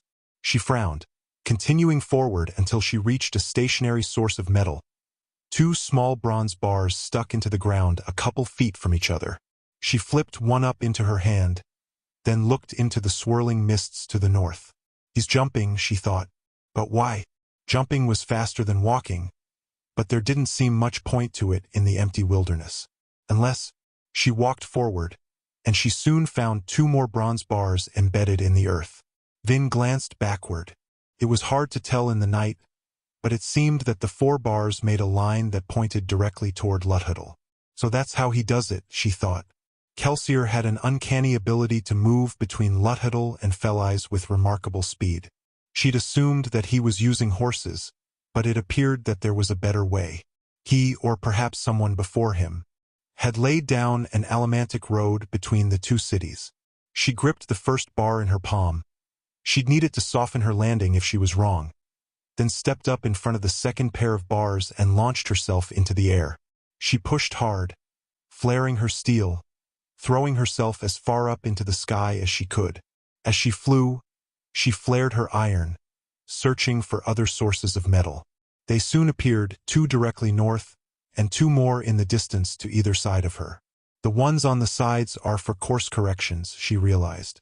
She'd have to keep moving directly north if she wanted to stay on the Bronze Highway.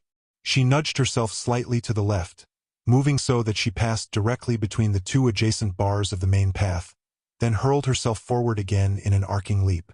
She got the hang of it quickly, hopping from point to point, never dropping even close to the ground. In just a few minutes, she had the rhythm down so well that she barely had to do any corrections from the sides.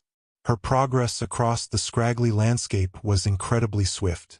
The mists blew by, her mist cloak whipping and flapping behind her. Still, she forced herself to speed up. She'd spent too long studying the bronze bars. She had to catch up to Kelsier. Otherwise she'd arrive in Luthadel, but not know where to go from there. She began to throw herself from point to point at an almost reckless speed, watching desperately for some sign of allomantic motion. After about 10 minutes of leaping, a line of blue finally appeared ahead of her, one pointing up, rather than down toward bars in the ground. She breathed in relief. Then a second line appeared, and a third. Vin frowned, letting herself drop to the ground with a muted thump. She flared tin, and a massive shadow appeared in the night before her, its top sparkling with balls of light. The city wall, she thought with amazement. So soon? I made the trip twice as fast as a man on horseback. However, that meant she'd lost Kelsier. Frowning to herself, she used the bar she'd been carrying to throw herself up onto the battlements. Once she landed on the damp stone, she reached behind and pulled the bar up into her hand. Then she approached the other side of the wall, hopping up and crouching on the stone railing as she scanned the city. What now? She thought with annoyance. Head back to Felice? Stop by Clubs's shop and see if he went there? She sat uncertainly for a moment, then threw herself off the wall and began making her way across the rooftops. She wandered randomly, pushing off of window clasps and bits of metal using the bronze bar, then pulling it back into her hand when long jumps were necessary. It wasn't until she arrived that she realized she'd unconsciously gone to a specific destination. Keep Venture rose before her in the night. The limelights had been extinguished, and only a few phantom torches burned near guard posts. Vin crouched on the lip on a rooftop, trying to decide what had led her back to the massive keep. The cool wind ruffled her hair and cloak, and she thought she felt a few tiny raindrops on her cheek. She sat for a long moment, her toes growing cold. Then she noticed motion to her right. She crouched immediately, flaring her tin. Kelsier sat on a rooftop not 3 houses away, just barely lit by ambient light. He didn't seem to have noticed her.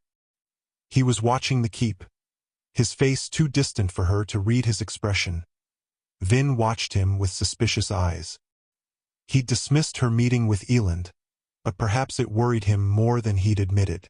A sudden spike of fear made her tense. Could he be here to kill Eland? The assassination of a high noble heir would certainly create tension amongst the nobility. Vin waited apprehensively. Eventually, however, Kelsier stood and walked away, pushing himself off the rooftop and into the air. Vin dropped her bronze bar. It would give her away, and dashed after him. Her iron showed blue lines moving in the distance, and she hurriedly jumped out over the street and pushed herself off a sewer grate below, determined not to lose him again. He moved toward the center of the city. Vin frowned, trying to guess his destination. Keep Eric Eller was in that direction, and it was a major supplier of armaments. Perhaps Kelsier planned to do something to interrupt its supplies, making House Renew more vital to the local nobility. Vin landed on a rooftop and paused, watching Kelsier shoot off into the night. He's moving fast again. A hand fell on her shoulder. Vin yelped, jumping back, flaring pewter. Kelsier regarded her with a cocked eyebrow. "You're supposed to be in bed, young lady." Vin glanced to the side, toward the line of metal. "But my coin pouch," Kelsier said, smiling. "A good thief can steal clever tricks as easily as he steals boxings. I've started being more careful since you tailed me last week. At first, I assumed you were a venture Mistborn. They have some." "I'm sure they do," Kelsier said. "Most of the great houses do, but your friend Eland isn't one of them. He's not even a misting." "How do you know?" "He could be hiding it." Kelsier shook his head. "He nearly died in a raid a couple of years ago. If there were ever a time to show your powers, it would have been then." Vin nodded, still looking down, not meeting Kelsier's eyes. He sighed, sitting down on the slanted rooftop, one leg hanging over the side. "Have a seat." Vin settled herself on the tile roof across from him. Above, the cool mists continued to churn, and it had begun to drizzle slightly, but that wasn't much different from the regular nightly humidity. "I can't have you tailing me like this, Vin," Kelsier said. "Do you remember our discussion about trust? If you trusted me, you'd tell me where you were going." "Not necessarily," Kelsier said. "Maybe I just don't want you and the others to worry about me." "Everything you do is dangerous," Vin said. "Why would we worry any more if you told us specifics?" "Some tasks are even more dangerous than others," Kelsier said quietly. Vin paused, then glanced to the side, in the direction Kelsier had been going. Toward the center of the city. Toward Credickshaw, the Hill of 1,000 Spires. The Lord Ruler's palace. "You're going to confront the Lord Ruler," Vin said quietly. "You said last week that you were going to pay him a visit." "Visit is perhaps too strong a word," Kelsier said. "I am going to the palace, but I sincerely hope I don't run into the Lord Ruler himself. I'm not ready for him yet. Regardless, you are going straight to Clubs's shop." Vin nodded. Kelsier frowned. "You're just going to try and follow me again, aren't you?" Vin paused. Then she nodded again. "Why?" "Because I want to help," Vin said quietly. "So far, my part in this all has essentially boiled down to going to a party. But I'm Mistborn. You've trained me yourself. I'm not going to sit back and let everyone else do dangerous work while I sit, eat dinner, and watch people dance." "What you're doing at those balls is important," Kelsier said. Vin nodded, glancing down. She'd just let him go, then she'd follow him. Part of her reasoning was what she'd said before. She was beginning to feel a camaraderie for this crew, and it was like nothing she had ever known. She wanted to be part of what it was doing. She wanted to help. However, Another part of her whispered that Kelsier wasn't telling her everything. He might trust her, he might not. However, he certainly had secrets. The 11th metal, and therefore the Lord Ruler, were involved in those secrets. Kelsier caught her eyes, and he must have seen her intention to follow in them. He sighed, leaning back. "I'm serious, Vin. You can't go with me." "Why not?" she asked, abandoning pretense. "If what you're doing is so dangerous, wouldn't it be safer if you had another Mistborn watching your back?" "You still don't know all of the metals," Kelsier said.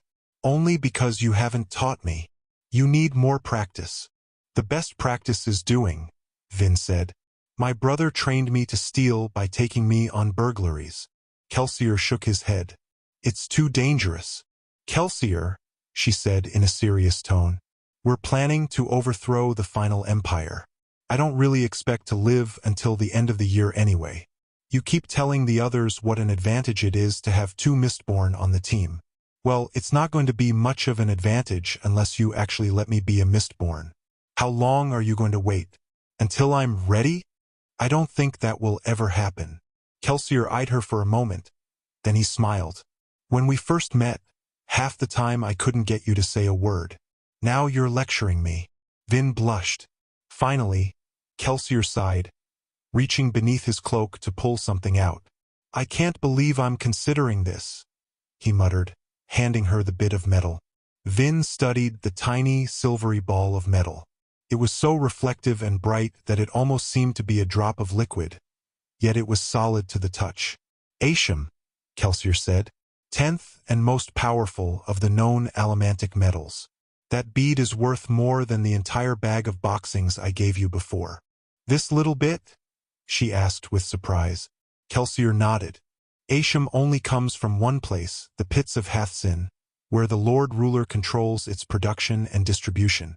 The great houses get to buy a monthly stipend of Asham, which is one of the main ways the Lord Ruler controls them. Go ahead and swallow it." Vin eyed the bit of metal, uncertain she wanted to waste something so valuable. "You can't sell it," Kelsier said. "Thieving crews try, but they get tracked down and executed. The Lord Ruler is very protective of his Asham supply." Vin nodded, then swallowed the metal. Immediately, she felt a new well of power appear within her, waiting to be burned. "All right," Kelsier said, standing. "Burn it as soon as I start walking." Vin nodded. As he began to walk forward, she drew upon her new well of strength and burned Asham. Kelsier seemed to fuzz slightly to her eyes. Then a translucent, wraith-like image shot out into the mists in front of him. The image looked just like Kelsier, and it walked just a few steps in front of him. A very faint, trailing after-image extended from the duplicate back to Kelsier himself. It was like a reverse shadow. The duplicate did everything Kelsier did, except the image moved first. It turned, and then Kelsier followed its same path. The image's mouth began moving. A second later, Kelsier spoke. "Asham lets you see just a bit into the future. Or, at least, it lets you see what people are going to do a little bit in the future. In addition, it enhances your mind, allowing you to deal with the new information, allowing you to react more quickly and collectedly." The shadow stopped, then Kelsier walked up to it, stopping as well. Suddenly, the shadow reached out and slapped her, and Vin moved reflexively, putting her hand up just as Kelsier's real hand began to move. She caught his arm mid-swing. "While you're burning Asham," he said, "nothing can surprise you. You can swing a dagger, knowing confidently that your enemies will run right into it. You can dodge attacks with ease because you'll be able to see where every blow will fall. Asham makes you quite nearly invincible. It enhances your mind, making you able to make use of all the new information." Suddenly, dozens of other images shot from Kelsier's body. Each one sprang in a different direction, some striding across the roof, others jumping into the air. Vin released his arm, rising and backing away in confusion. "I just burned Asham too," Kelsier said. "I can see what you're going to do, and that changes what I'm going to do, which in turn changes what you're going to do. The images reflect each of the possible actions we might take." "It's confusing," Vin said, watching the insane jumble of images. Old ones constantly fading, new ones constantly appearing. Kelsier nodded.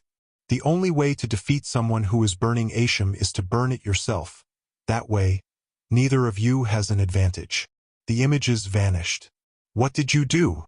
Vin asked with a start. Nothing, Kelsier said. Your Asham probably ran out. Vin realized with surprise that he was right. The Asham was gone. It burns so quickly. Kelsier nodded, sitting down again. That's probably the fastest fortune you've ever blown? Eh? Vin nodded, stunned. It seems like such a waste. Kelsier shrugged. Asham is only valuable because of Allomancy. So, if we didn't burn it, it wouldn't be worth the fortune that it is. Of course, if we do burn it, we make it even more rare. It's kind of an interesting relationship. Ask Cam about it sometimes. He loves talking about Asham economics. Anyway, any Mistborn you face will probably have Asham. However, they'll be reluctant to use it. In addition, they won't have swallowed it yet. Asham is fragile, and your digestive juices will ruin it in a matter of hours. So, you have to walk a line between conservation and effectiveness. If it looks like your opponent is using Asham, then you'd better use yours too, however. Make sure he doesn't lure you into using up your reserve before he does. Vin nodded.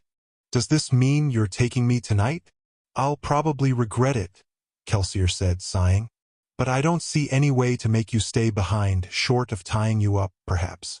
But I warn you, Vin, this could be dangerous. Very dangerous. I don't intend to meet the Lord Ruler, but I do intend to sneak into his stronghold. I think I know where we might find a clue on how to defeat him. Vin smiled, stepping forward as Kelsier waved her toward him. He reached into his pouch and pulled out a vial, which he handed to her. It was like regular allomantic vials, except the liquid inside held only a single drop of metal. The Asham bead was several times larger than the one he had given her to practice on. Don't use it unless you have to, Kelsier warned. You need any other metals? Vin nodded. I burned up most of my steel getting here. Kelsier handed her another vial. First, let's go retrieve my coin pouch. 14. Sometimes I wonder if I'm going mad. Perhaps it is due to the pressure of knowing that I must somehow bear the burden of an entire world. Perhaps it is caused by the death I have seen, the friends I have lost, the friends I have been forced to kill. Either way, I sometimes see shadows following me. Dark creatures that I don't understand, nor wish to understand. Are they, perhaps, some figment of my overtaxed mind? It started raining just after they located the coin pouch. It wasn't a hard rain, but it seemed to clear the mist slightly. Vin shivered, pulling up her hood, crouching beside Kelsier on a rooftop. He didn't pay the weather much heed, so neither did she. A little dampness wouldn't hurt. In fact, it would probably help, as the rainfall would cover the sounds of their approach. Credit Shaw lay before them. The peaked spires and sheer towers rose like dark talons in the night. They varied greatly in thickness. Some were wide enough to house stairwells and large rooms, but others were simply thin rods of steel jutting up into the sky. The variety gave the mass a twisted, off-center symmetry, and almost balance. The spikes and towers had a foreboding cast in the damp, misty night, like the ash-blackened bones of a long-weathered carcass. Looking at them, Vin thought she felt something, a depression, as if simply being close to the building was enough to suck away her hope. Our target is a tunnel complex at the base of one of the far-right spires, Kelsier said, his voice barely carrying over the quiet hush of the falling rain. We're heading for a room at the very center of that complex. What's inside? I don't know, Kelsier said. That's what we're going to find out. Once every 3 days, and today isn't one of them, the Lord Ruler visits this chamber. He stays for 3 hours, then leaves. I tried to get in once before. 3 years ago. The job, Vin whispered. The one that got me captured, Kelsier said with a nod. Yes, at the time we thought that the Lord Ruler stored riches in the room. I don't think that's true now, but I'm still curious. The way he visits is so regular, so odd. Something's in that room, Vin. Something important. Maybe it holds the secret to his power and immortality. Why do we need to worry about that? Vin asked. You have the 11th medal to defeat him, right? Kelsier frowned slightly. Vin waited for an answer, but he didn't ever give one. I failed to get in last time, Vin, he said instead. We got close, but we got there too easily. When we arrived, there were inquisitors outside the room, waiting for us. Someone told them you were coming? Kelsier nodded. We planned that job for months. We were overconfident, but we had reason to be. Mare and I were the best. The job should have gone flawlessly. Kelsier paused. Then he turned to Vin. Tonight, I didn't plan at all. We're just going in. We'll quiet anyone who tries to stop us, then break into that room. Vin sat quietly, feeling the chill rainwater on her wet hands and damp arms. Then she nodded. Kelsier smiled slightly. No objections? Vin shook her head. I made you take me with you. It's not my place to object now. Kelsier chuckled. Guess I've been hanging out with Breeze too long. I just don't feel right unless someone tells me I'm crazy. Vin shrugged. However, as she moved on the rooftop, she felt it again, the sense of depression coming from Shaw. There is something, Kelsier, she said. The palace feels wrong, somehow. That's the Lord Ruler, Kelsier said. He radiates like an incredibly powerful soother, smothering the emotions of everyone who gets close to him. Turn on your copper. That will make you immune. Vin nodded, burning copper. Immediately, the sensation went away. Good, Kelsier asked. She nodded again. All right then, he said, giving her a handful of coins. Stay close to me, and keep your asham handy, just in case. With that, he threw himself off the roof. Vin followed, her cloak tassels spraying rainwater. She burned pewter as she fell, and hit the ground with allomantically strengthened legs. Kelsier took off at a dash, and she followed. Her speed on the wet cobblestones would have been reckless, but her pewter-fueled muscles reacted with precision, strength, and balance. She ran in the wet, misty night, burning tin and copper, one to let her see, the other to let her hide. Kelsier rounded the palace complex. Oddly, the grounds had no outer wall. Of course they don't. Who would dare attack the Lord Ruler? Flat space, covered in cobblestones, was all that surrounded the hill of 1,000 spires. No tree, foliage, or structure stood to distract one's eye from the disturbing, asymmetric collection of wings, towers, and spires that was Shaw. Here we go, Kelsier whispered, his voice carrying to her tin-enhanced ears. He turned, dashing directly toward a squat, bunker-like section of the palace. As they approached, Vin saw a pair of guards standing by an ornate, gate-like door. Kelsier was on the men in a flash, cutting one down with slashing knives. The second man tried to cry out, but Kelsier jumped, slamming both feet into the man's chest. Thrown to the side by the inhumanly strong kick, the guard crashed into the wall, then slumped to the ground. Kelsier was on his feet a second later, slamming his weight against the door and pushing it open. Weak lantern light spilled out of a stone corridor within. Kelsier ducked through the door. Vin dimmed her tin, then followed in a crouching dash, her heart pounding. Never, in all her time as a thief, had she done something like this. Hers had been a life of sneaky burgling and scamming, not raids or muggings. As she followed Kelsier down the corridor, their feet and cloaks leaving a wet trail on the smooth stonework, she nervously pulled out a glass dagger, gripping the leather-wrapped handle in a sweaty palm. A man stepped into the hallway just ahead, exiting what appeared to be some sort of guard chamber. Kelsier jumped forward and elbowed the soldier in the stomach, then slammed him against the wall. Even as the guard collapsed, Kelsier ducked into the room. Vin followed, stepping into chaos.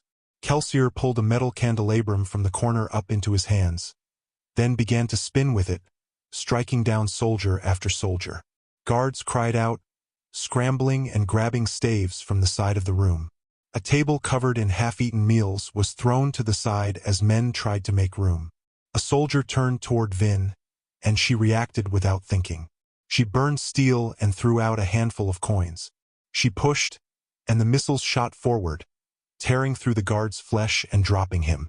She burned iron, pulling the coins back to her hand. She turned with a bloodied fist, spraying the room with metal, dropping 3 soldiers. Kelsier felled the last with his impromptu staff. I just killed 4 men, Vin thought, stunned. Before, Reen had always done the killing. There was rustling behind. Vin spun to see another squadron of soldiers enter through a door opposite her. To the side, Kelsier dropped his candelabrum and stepped forward. The rooms for lanterns suddenly ripped from their mountings, slamming directly toward him. He ducked to the side, letting the lanterns crash together. The room fell dark. Vin burned tin, her eyes adapting to light from the corridor outside. The guards, however, stumbled to a halt. Kelsier was amidst them a second later. Daggers flashing in the darkness. Men screaming. Then all was silent. Vin stood surrounded by death, bloodied coins dribbling from her stunned fingers. She kept a tight grip on her dagger, however, if only to steady her quivering arm. Kelsier lay a hand on her shoulder, and she jumped. These were evil men, Vin, he said. Every skaa knows in his heart that it is the greatest of crimes to take up arms in defense of the final empire. Vin nodded numbly. She felt wrong. Maybe it was the death, but now that she was actually within the building, she swore that she could still feel the Lord Ruler's power. Something seemed to push her emotions, making her more depressed despite her copper. Come. Time is short. Kelsier took off again, hopping lithely over corpses, and Vin felt herself following. I made him bring me, she thought. I wanted to fight like him. I'm gonna have to get used to this. They dashed into a second corridor, and Kelsier jumped into the air. He lurched, then shot forward. Vin did the same, leaping and seeking an anchor far down the corridor, then using it to pull herself through the air. Side corridors whipped past, the air a rushing howl in her tin-enhanced ears. Ahead, 2 soldiers stepped into the corridor. Kelsier slammed feet first into one, then flipped up and rammed a dagger into the other's neck. Both men fell. No metal, Vin thought, dropping to the ground. None of the guards in this place wear metal. Haze killers, they were called. Men trained to fight allomancers. Kelsier ducked down a side corridor, and Vin had to sprint to keep up with him. She flared pewter, willing her legs to move faster. Ahead, Kelsier paused, and Vin lurched to a stop beside him. To their right was an open, arching doorway, and it shone with a light far brighter than that of the small corridor lanterns. Vin extinguished her tin, following Kelsier through the archway and into the room. 6 braziers burned with open flames at the corners of the large, dome-roofed chamber. In contrast to the simple corridors, this room was covered with silver-inlaid murals. Each obviously represented the Lord Ruler. They were like the windows she had seen earlier, except less abstract. She saw a mountain, a large cavern, pool of light, and something very dark. Kelsier strode forward, and Vin turned. The center of the room was dominated by a small structure, a building within the building. Ornate with carved stone and flowing patterns, the single-story building stood reverently before them. All in all, the quiet, empty chamber gave Vin a strange feeling of solemnity. Kelsier walked forward, bare feet falling on smooth black marble. Vin followed in a nervous crouch. The room seemed empty, but there had to be other guards. Kelsier walked up to a large oaken door set into the inner building, its surface carved with letterings Vin didn't recognize. He reached out and pulled open the door. A steel inquisitor stood inside. The creature smiled, lips curling in an eerie expression beneath the 2 massive spikes that had been pounded point first through its eyes. Kelsier paused for just a moment. Then he yelled, "Vin, run!" as the inquisitor's hand snapped forward, grabbing him by the throat. Vin froze. To the sides, she saw 2 other black-robed inquisitors stride through open archways. Tall, lean, and bald, they were also marked by their spikes and intricate ministry eye tattoos. The closest inquisitor lifted Kelsier up into the air by his neck. "Kelsier, the survivor of Hathsin," the creature said in a grinding voice. Then he turned toward Vin. "And you. I've been looking for you. I'll let this one die quickly if you'll tell me which nobleman spawned you, half-breed." Kelsier coughed, struggling for breath as he pried at the creature's grip. The inquisitor turned, regarding Kelsier with spike-end eyes. Kelsier coughed again, as if trying to say something, and the Inquisitor curiously pulled Kelsier a bit closer. Kelsier's hand whipped out, ramming a dagger into the creature's neck. As the Inquisitor stumbled, Kelsier slammed his fist into the creature's forearm, shattering the bone with a snap. The Inquisitor dropped him, and Kelsier fell to the reflective marble floor, coughing. Gasping for breath, Kelsier looked up at Vin with intense eyes. "I said run," he croaked, tossing something to her. Vin paused, reaching out to catch the coin pouch. However, it lurched suddenly in the air, shooting forward. Abruptly, she realized Kelsier wasn't throwing it to her, but at her. The bag hit her in the chest. Pushed by Kelsier's Allomancy, it hurled her across the room, past the two surprised Inquisitors, until she finally dropped awkwardly to the floor, skidding on the marble. Vin looked up, slightly dazed. In the distance, Kelsier regained his feet. The main Inquisitor, however, didn't seem very concerned about the dagger in his neck.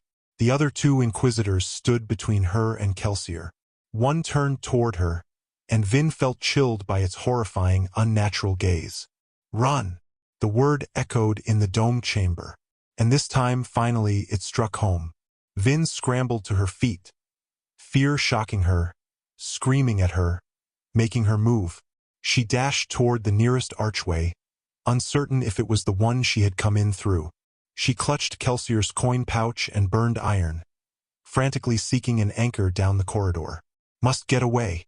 She grabbed the first bit of metal she saw and yanked, tearing herself off the ground. She shot down the corridor at an uncontrolled speed, terror flaring her iron. She lurched suddenly, and everything spun. She hit the ground at an awkward angle, her head slamming against the rough stone, then lay dizzily, wondering what had happened. The coin pouch. Someone had pulled on it, using its metal to yank her backward. Vin rolled over and saw a dark form shooting down the corridor. The Inquisitor's robes fluttered as he dropped lightly to his feet a short distance from Vin. He strode forward, his face impassive. Vin flared tin and pewter, clearing her mind and pushing away the pain. She whipped out a few coins, pushing them at the Inquisitor. He raised a hand, and both coins froze in the air. Vin's own push suddenly threw her backward, and she tumbled across the stones, skidding and sliding. She heard the coins pling against the floor as she came to a rest. She shook her head, a dozen new bruises flaring angrily across her body. The Inquisitor stepped over the discarded coins, walking toward her with a smooth gait. "I have to get away." Even Kelsier had been afraid to face an Inquisitor. If he couldn't fight one, what chance did she have? None. She dropped the pouch and jumped to her feet. Then she ran, ducking through the first doorway she saw. The room beyond was empty of people, but a golden altar stood at its center. Between the altar, the 4 candelabra at the corners, and the cluttering of other religious paraphernalia, the space was cramped.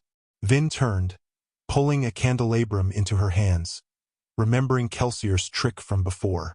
The Inquisitor stepped into the room, then raised an almost amused hand, ripping the candelabra from her hands in an easy allomantic pull. "He's so strong," Vin thought with horror. He was probably steadying himself by pulling against the lantern brackets behind. However, the force of his iron pulls was far more powerful than Kelsier's had ever been. Vin jumped, pulling herself slightly up and over the altar. At the doorway, the Inquisitor reached over to a bowl that sat atop a short pillar, pulling out what appeared to be a handful of small metal triangles. They were sharp on all sides, and they cut the creature's hand in a dozen different places. He ignored the wounds, raising a bloody hand toward her. Vin yelped, ducking behind the altar as pieces of metal sprayed against the back wall. "You are trapped," the Inquisitor said in a scratchy voice. "Come with me." Vin glanced to the side. There weren't any other doors in the room. She peeked up, glancing at the Inquisitor, and a piece of metal shot at her face. She pushed against it, but the Inquisitor was too strong. She had to duck and let the metal go, lest his power pin her back against the wall. "I'll need something to block with, something that isn't made of metal."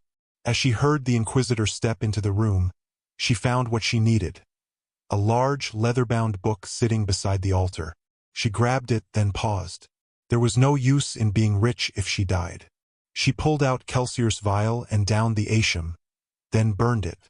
The Inquisitor's shadow stepped around the side of the altar. Then the actual Inquisitor followed a second later. The asham shadow opened its hand, and a spray of tiny, translucent daggers shot at her. Vin raised her book as the real daggers followed. She swung the book through the shadow trails just as the real daggers shot toward her. She caught every one, their sharp, jagged edges digging deeply into the book's leather cover. The Inquisitor paused, and she was rewarded by what seemed to be a look of confusion on its twisted face. Then 100 shadow images shot from his body. Lord Ruler, Vin thought. He had asham too. Not pausing to worry about what that meant, Vin hopped over the altar, carrying the book with her as protection against further missiles. The Inquisitor spun, spike eyes following her as she ducked back into the hallway. A squad of soldiers stood waiting for her. However, each one bore a future shadow. Vin ducked between them, barely watching where their weapons would fall, somehow avoiding the attacks of 12 different men. And, for a moment, she almost forgot the pain and fear, and they were replaced by an incredible sense of power. She dodged effortlessly, staves swinging above and beside her, each one missing by just inches. She was invincible. She spun through the ranks of the men, not bothering to kill or hurt them. She only wanted to escape. As she passed the last one, she turned around a corner, and a second Inquisitor, his body springing with shadow images, stepped up and slammed something sharp into her lower side. Vin gasped in pain. There was a sickening sound as the creature pulled his weapon free of her body. It was a length of wood affixed with sharp obsidian blades. Vin grasped her side, stumbling backward, feeling a terrifying amount of warm blood seeping from the wound. The Inquisitor looked familiar. The first one, from the other room, she thought through the pain. Does that mean that Kelsier is dead? Who is your father? The Inquisitor asked. Vin kept her hand at her side, trying to stop the blood. It was a large wound, a bad wound. She had seen such wounds before. They always killed. Yet, she still stood. Pewter, her confused mind thought. Flare pewter. She did so, the metal giving her body strength, letting her stay on her feet. The soldiers stepped back to let the second Inquisitor approach her from the side. Vin looked in horror from one Inquisitor to the other, both descending upon her, blood pouring between her fingers and down her side. The lead Inquisitor still carried the axe-like weapon, its edge coated with blood. Her blood. I'm going to die, she thought with terror. And then she heard it. Rain. It was faint, but her tin ears picked it out behind her. She spun, lurching through a door, and was rewarded by the sight of a large archway on the other side of the room. Mist pooled at the room's floor, and rain slapped the stones outside. Must have been where the guards came from, she thought. She kept her pewter flared, amazed at how well her body still worked, and stumbled out into the rain, reflexively clutching the leather book to her chest. You think to escape? The lead Inquisitor asked from behind, his voice amused. Numbly, Vin reached into the sky and pulled against one of the palace's many spires. She heard the Inquisitor curse as she pitched into the air, hurling up into the dark night. The 1,000 spires rose around her. She pulled against one, then switched to another.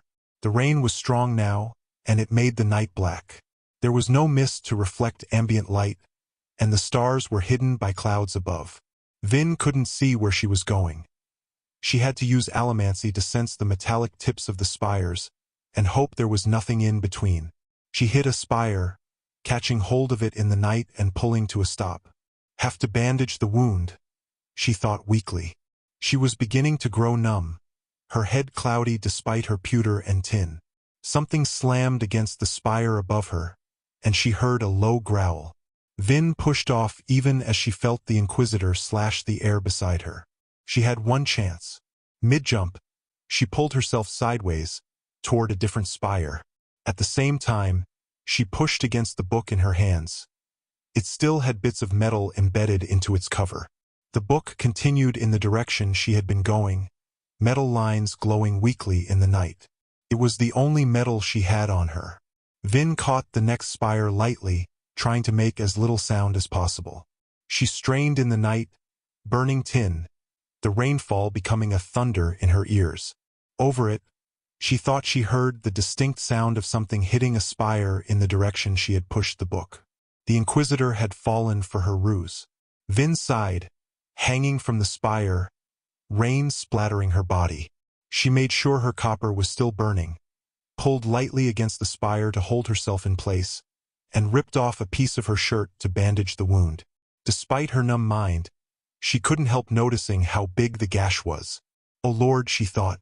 Without pewter, she would have fallen unconscious long ago. She should be dead. Something sounded in the darkness. Vin felt a chill looking up. All was black around her. Can't be. He can't.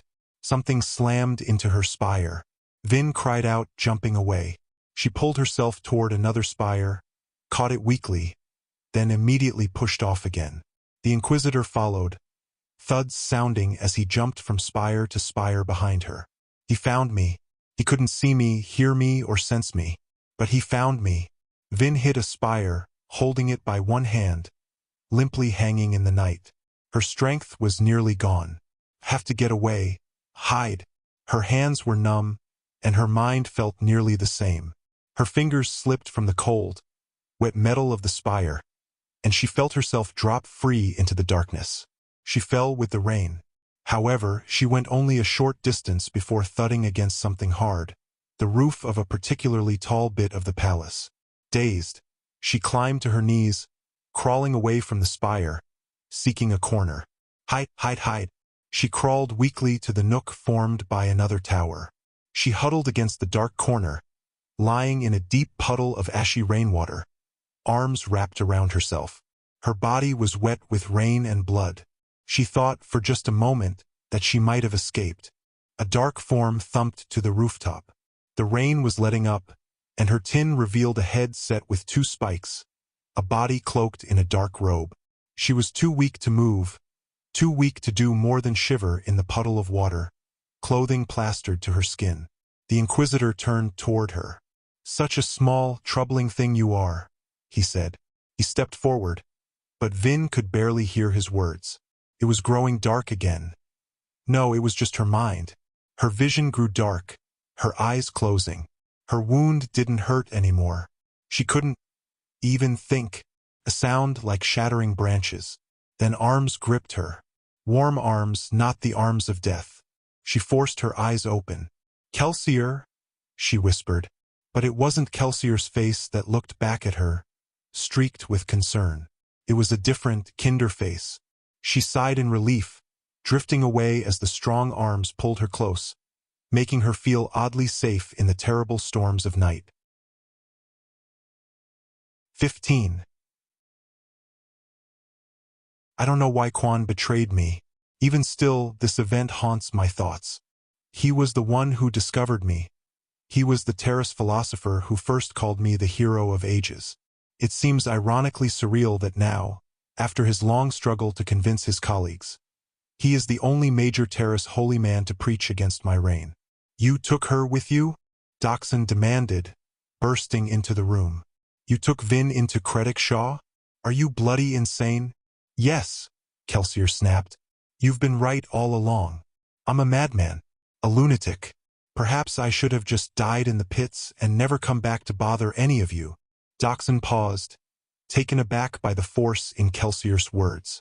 Kelsier pounded the table in frustration, and the wood splintered from the force of the blow. He still burned pewter, the metal helping him resist his several wounds. His mist cloak lay in tatters, his body sliced by a half-dozen different small cuts. His entire right side burned with pain. He'd have a massive bruise there, and he'd be lucky if none of his ribs were cracked. Kelsier flared the pewter. The fire within felt good.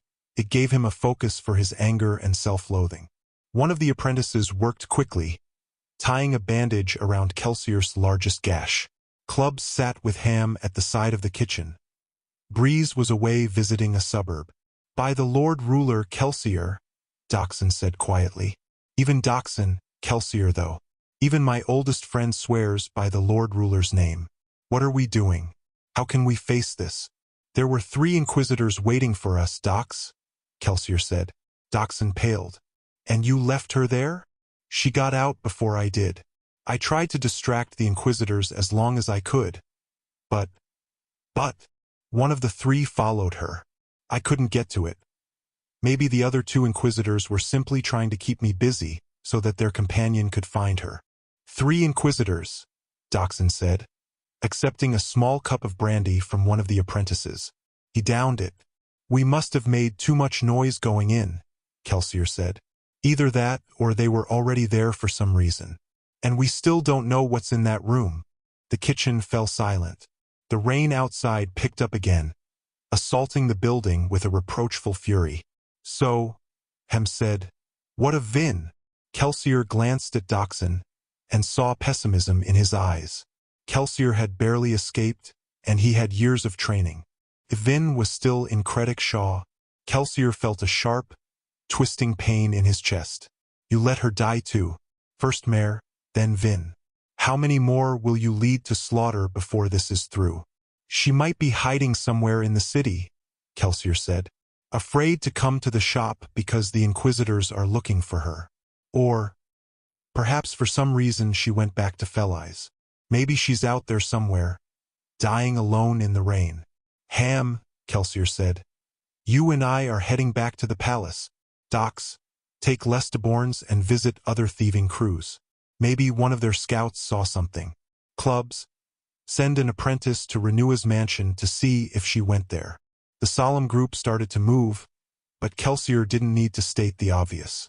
He and Ham wouldn't be able to get close to Credit Shaw without running afoul of guard patrols. Even if Vin was hiding in the city somewhere, the inquisitors would probably find her first. They would have. Kelsier froze, his sudden jerk causing the others to pause. He'd heard something. Hurried footsteps sounded as Mistborns rushed down the stairs and into the room, his lanky form wet with rain. Someone's coming. Out the night with the calling. Vin? Ham asked hopefully. Mistborns shook his head. Big man. Robe. This is it, then. I've brought death to the crew. I've led the inquisitors right to them. Ham stood, picking up a wooden stave. Doxon pulled out a pair of daggers, and Clubs' 6 apprentices moved to the back of the room, eyes wide with fright. Kelsier flared his metals. The back door to the kitchen slammed open. A tall, dark form in wet robes stood in the rain, and he carried a cloth-wrapped figure in his arms. Sazed, Kelsier said. She is badly wounded, Sazed said, stepping quickly into the room, his fine robes streaming with rainwater. Master Hammond, I require some pewter. Her supply is exhausted, I think. Hem rushed forward as Sazed set Vin on the kitchen table. Her skin was clammy and pale, her thin frame soaked and wet. She's so small, Kelsier thought. Barely more than a child. How could I have thought to take her with me? She bore a massive, bloody wound in her side. Sazed set something aside. A large book he'd been carrying in his arms beneath Vin, and accepted a vial from Hammond, then bent down and poured the liquid down the unconscious girl's throat. The room fell silent, the sound of pounding rain coming through the still open door. Vin's face flushed slightly with color, and her breathing seemed to steady. To Kelsier's allomantic bronze senses, she began to pulse softly with a rhythm not unlike a second heartbeat. Ah, good, Sazed said, undoing Vin's makeshift bandage. I feared that her body was too unfamiliar with allomancy to burn metals unconsciously. There is hope for her, I think.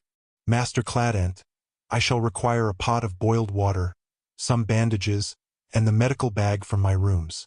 Quickly now. Clubs nodded, waving for his apprentices to do as instructed.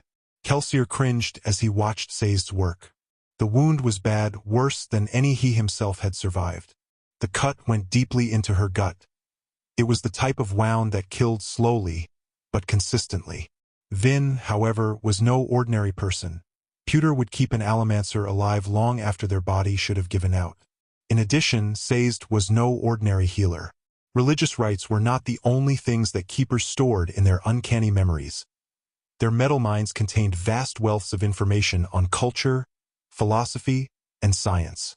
Clubs ushered his apprentices from the room as the surgery began. The procedure took an alarming amount of time, him applying pressure to the wound as Sazed slowly stitched Vin's insides back together. Finally, Sazed closed the outer wound and applied a clean bandage, then asked Ham to carefully carry the girl up to her bed. Kelsier stood, watching Ham carry Vin's weak, limp form out of the kitchen. Then he turned to Sazed questioningly. Dachshund sat in the corner, the only other one still in the room. Sazed shook his head gravely. I do not know, Master Kelsier. She could survive. We will need to keep her supplied with pewter. It will help her body make new blood. Even still, I have seen many strong men die from wounds smaller than this one. Kelsier nodded. I arrived too late, I think, Sazed said. When I found her gone from Renua's mansion, I came to Luthhuddle as quickly as I could. I used up an entire metal mine to make the trip with haste. I was still too late. No, my friend, Kelsier said. You've done well this night. Far better than I. Sazed sighed, then reached over and fingered the large book he'd set aside before beginning the surgery. The tome was wet with rainwater and blood. Kelsier regarded it, frowning. What is that, anyway? I don't know, Sazed said. I found at the palace while I was searching for the child. It is written in Clenny. Clenny, the language of Clenium, the ancient pre-ascension homeland of the Lord Ruler. Kelsier perked up a bit. Can you translate it? Perhaps, Sazed said, suddenly sounding very tired. But not for a time, I think. After this evening, I shall need to rest. Kelsier nodded, calling for one of the apprentices to prepare Sazed a room. The terraceman nodded thankfully, then walked wearily up the stairs. He saved more than Vin's life tonight, Dachshund said, approaching quietly from behind. What you did was stupid, even for you. I had to know, Dox, he said. I had to go back. What if the Asham really is in there? You said that it isn't. I said that, Kelsier said with a nod.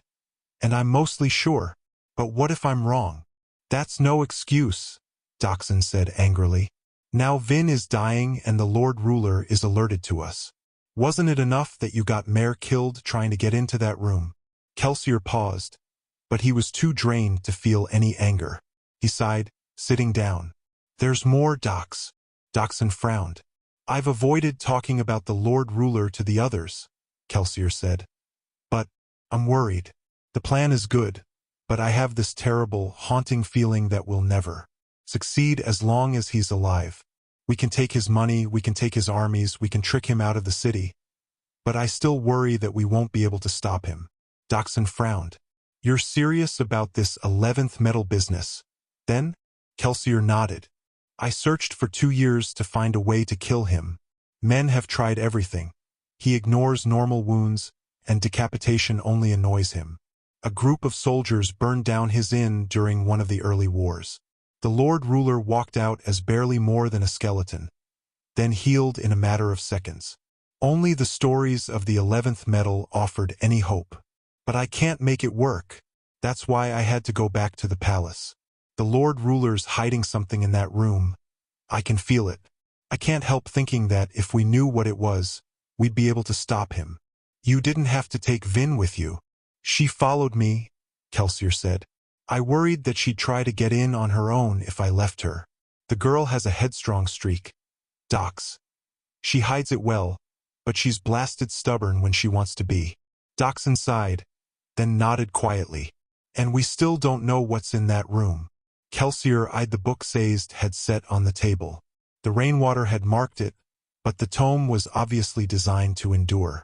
It was strapped tightly to prevent water from seeping in, and the cover was of well-cured leather. No, Kelsier finally said. We don't. But we do have that, whatever it is. Was it worth it, Kel? Dachshund asked. Was this insane stunt really worth nearly getting yourself and the child killed? I don't know, Kelsier said honestly. He turned to Dachshund, meeting his friend's eyes. Ask me once we know whether or not Vin will live. The end of Part 2. Part 3. Children of a Bleeding Sun. 16. Many think that my journey started in Clenium, that great city of wonder. They forget that I was no king when my quest began. Far from it. I think it would do men well to remember that this task was not begun by emperors, priests, prophets, or generals. It didn't start in Clenium or Cordal, nor did it come from the great nations to the east or the fiery empire of the west. It began in a small, unimportant town whose name would mean nothing to you. It began with a youth, the son of a blacksmith, who was unremarkable in every way, except, perhaps, in his ability to get into trouble. It began with me. When Vin awoke, the pain told her that Reen had beaten her again. What had she done? Had she been too friendly to one of the other crew members? Had she made a foolish comment, drawing the crew leader's ire? She was to remain quiet, always quiet, staying away from the others, never calling attention to herself. Otherwise he would beat her. She had to learn, he said. She had to learn, but her pain seemed too strong for that. It had been a long time since she could remember hurting this much. She coughed slightly, opening her eyes. She lay in a bed that was far too comfortable, and a lanky teenage boy sat in a chair beside her bed. Mistborn's, she thought. That's his name. I'm in Clubs's shop. Mistborn's jumped to his feet. You're awaking. She tried to speak, but just coughed again, and the boy hurriedly gave her a cup of water. Vin sipped it thankfully, grimacing at the pain in her side. In fact, her entire body felt like it had been pummeled soundly. Mistborn's? She finally croaked. Nodding as the now, he said. Kelsier raising the hit with my name. Changed it to Spook. Spook? Vin asked. It fits. How long have I been asleep? 2 weeks, the boy said. Wait here. He scrambled away, and she could hear him calling out in the distance. 2 weeks? She sipped at the cup, trying to organize her muddled memories. Reddish afternoon sunlight shone through the window, lighting the room. She set the cup aside, checking her side, where she found a large white bandage. That's where the Inquisitor hit me, she thought. I should be dead. Her side was bruised and discolored from where she'd hit the roof after falling, and her body bore a dozen other nicks, bruises, and scrapes. All in all, she felt absolutely terrible. Vin, Doxson said, stepping into the room. You're awake. Barely? Vin said with a groan, lying back against her pillow. Doxson chuckled, walking over and sitting on Mistborn's stool. How much do you remember? Most everything, I think, she said. We fought our way into the palace, but there were Inquisitors. They chased us and Kelsier fought. She stopped, looking at Doxson. Kelsier? Is he? Kel's fine, Breeze said. He came out of the incident in far better shape than you did. He knows the palace fairly well, from the plans we made 3 years ago, and he... Vin frowned as Doxson trailed off. What? He said the Inquisitors didn't seem very focused on killing him. They left one to chase him and sent 2 after you. Why? Vin thought. Did they simply want to concentrate their energy on the weakest enemy first? Or is there another reason? She sat back thoughtfully, working through the events of that night. Sazed, Vinci finally said. He saved me. The Inquisitor was about to kill me. But, Dox, what is he? Sazed, Doxson asked. That's probably a question I should let him answer. Is he here? Doxson shook his head. He had to return to Felice. Breeze and Kel are out recruiting, and Ham left last week to inspect our army. He won't be back for another month at least. Vin nodded, feeling drowsy. Drink the rest of your water, Doxson suggested. There's something in it to help with the pain. Vin downed the rest of the drink, then rolled over and let sleep take her again. Kelsier was there when she awoke. He sat on the stool by her bed, hands clasped with his elbows on his knees, watching her by the faint light of a lantern. He smiled when she opened her eyes. Welcome back. She immediately reached for the cup of water on the bedstand. How's the job going? He shrugged. The army is growing, and Renew has begun to purchase weapons and supplies. Your suggestion regarding the ministry turned out to be a good one. We found Theron's contact, and we've nearly negotiated a deal that will let us place someone as a ministry acolyte. Marsh? Vin asked. Will he do it himself? Kelsier nodded. He's always had a certain fascination with the ministry. If any skaa can pull off imitating an obligator, it will be Marsh. Vin nodded, sipping her drink. There was something different about Kelsier. It was subtle, a slight alteration in his air and attitude. Things had changed during her sickness. Vin, Kelsier said hesitantly, I owe you an apology. I nearly got you killed. Vin snorted quietly. It's not your fault. I made you take me. You shouldn't have been able to make me, Kelsier said. My original decision to send you away was the right one. Please accept the apology. Vin nodded quietly. What do you need me to do now? The job has to go forward, right?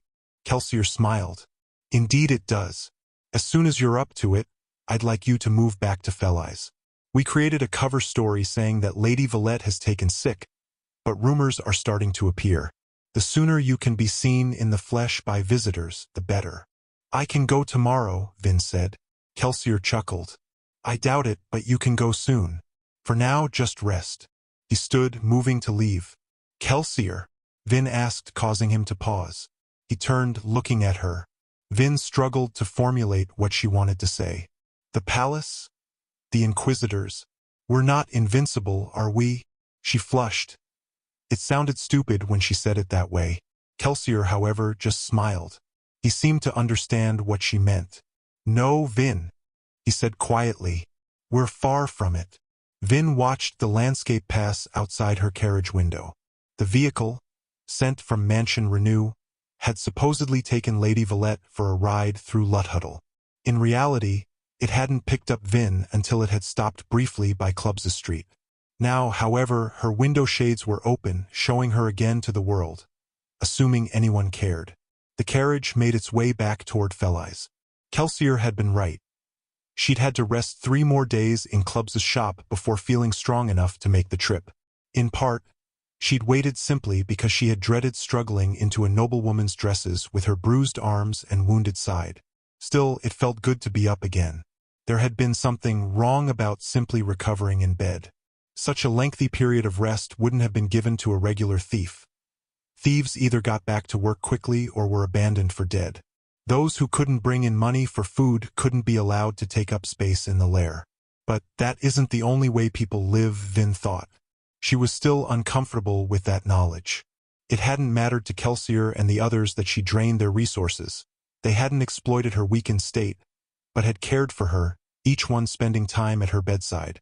Most notable among the Vigilists had been the young Mistborns. Vin didn't even feel that she knew him very well. Yet Kelsier said that the boy had spent hours watching over her during her coma. What did one make of a world where a crew leader agonized over his people? In the underground, each person bore responsibility for what happened to them. The weaker segment of a crew had to be allowed to die, lest they keep everyone else from earning enough to survive. If a person got captured by the ministry, you left them to their fate and hoped that they didn't betray too much. You didn't worry about your own guilt at putting them in danger. They're fools, Reen's voice whispered. This entire plan will end in disaster, and your death will be your own fault for not leaving when you could. Reen had left when he could. Perhaps he'd known that the Inquisitors would eventually hunt her down for the powers she unwittingly possessed. He always had. Known when to leave, it was no accident, she thought, that he hadn't ended up slaughtered with the rest of Common's crew. And yet, she ignored Reen's promptings in her head, instead letting the carriage pull her toward Felice. It wasn't that she felt completely secure in her place with Kelsier's crew. Indeed, in a way, her place with these people was making her even more apprehensive. What if they stopped needing her? What if she became useless to them? She had to prove to them that she could do what they needed her to. There were functions to attend, a society to infiltrate. She had so much work to do. She couldn't afford to spend any more of it sleeping. In addition, she needed to return to her allomantic practice sessions. It had only taken a few short months for her to grow dependent upon her powers, and she longed for the freedom of leaping through the mists, of pulling and pushing her way through the skies. Credit Shaw had taught her that she wasn't invincible, but Kelsier's survival with barely a scratch proved that it was possible to be much better than she was. Vin needed to practice to grow in strength until she too could escape Inquisitors like Kelsier had. The carriage turned a bend and rolled into Felice. The familiar, pastoral suburb made Vin smile to herself, and she leaned against the open carriage window, feeling the breeze. With luck, some streetgoers would gossip that Lady Valette had been seen riding through the city. She arrived at Mansion Renew a few short turns later. A footman opened the door, and Vin was surprised to see Lord Renew himself waiting outside the carriage to help her down. "My lord," she said, giving him her hand. "Surely you have more important things to attend to." "Nonsense," he said. "A lord must be allowed time to dote upon his favored niece. How was your ride? Does he ever break character?" He didn't ask after the others in Luthadel, or give any indication that he knew of her wound. "It was refreshing, uncle," she said as they walked up the steps to the mansion doors. Vin was thankful for the pewter burning lightly in her stomach to give strength to her still weak legs. Kelsier had warned against using it too much, lest she grow dependent upon its power, but she saw little alternative until she was healed. "That is wonderful," Renew said. "Perhaps, once you are feeling better, we should take lunch together on the garden balcony. It has been warm lately, despite the coming winter." "That would be very pleasant," Vin said.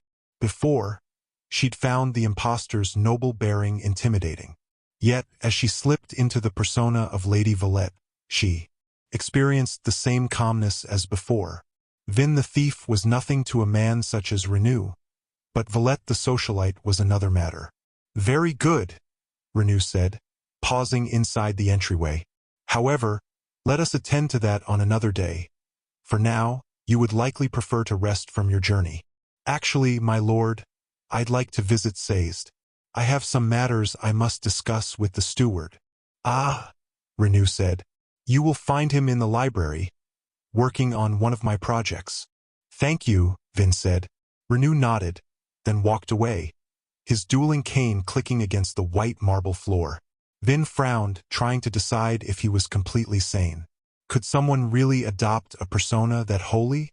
"You do it," Vin reminded herself. "When you become Lady Valette, you show a completely different side of yourself." She turned, flaring pewter to help her climb the northern set of stairs. She let her flare lapse as she reached the top, returning to a normal burn.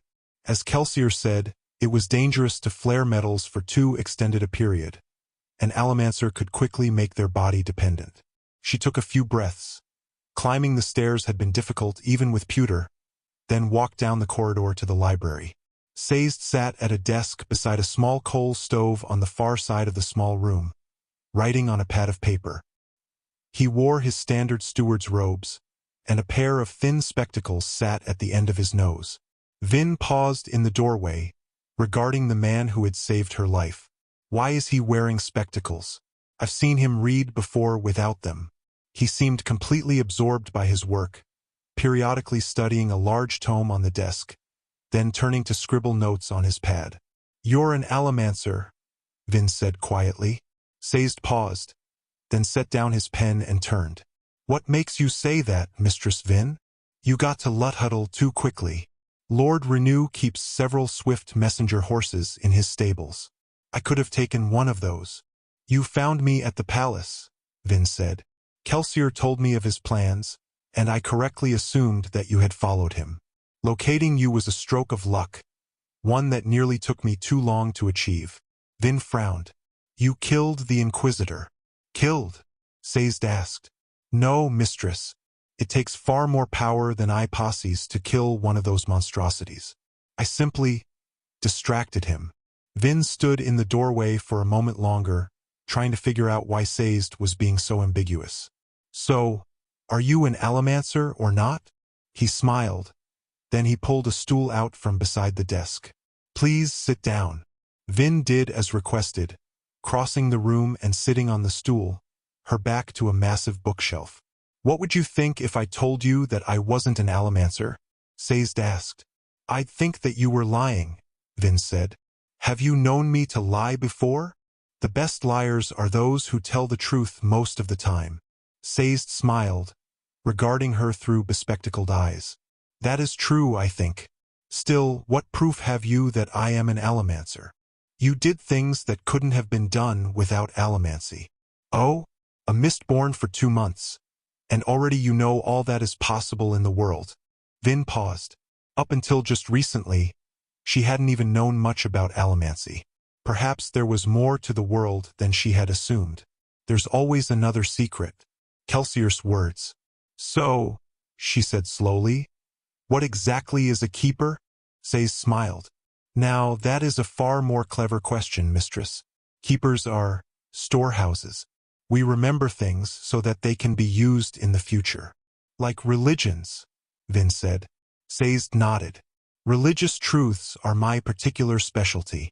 But, you remember other things too? Sazed nodded. Like what? Well, Sazed said, closing the tome he had been studying. Languages, for instance. Vin immediately recognized the glyph-covered cover. The book I found in the palace. How did you get it? I happened across it while searching for you, the terraceman said. It is written in a very old language, one that hasn't been spoken regularly in nearly a millennium. But you speak it? Vin asked. Sazed nodded. Enough to translate this, I think. And how many languages do you know? 172, Sazed said. Most of them, such as Clenny, are no longer spoken.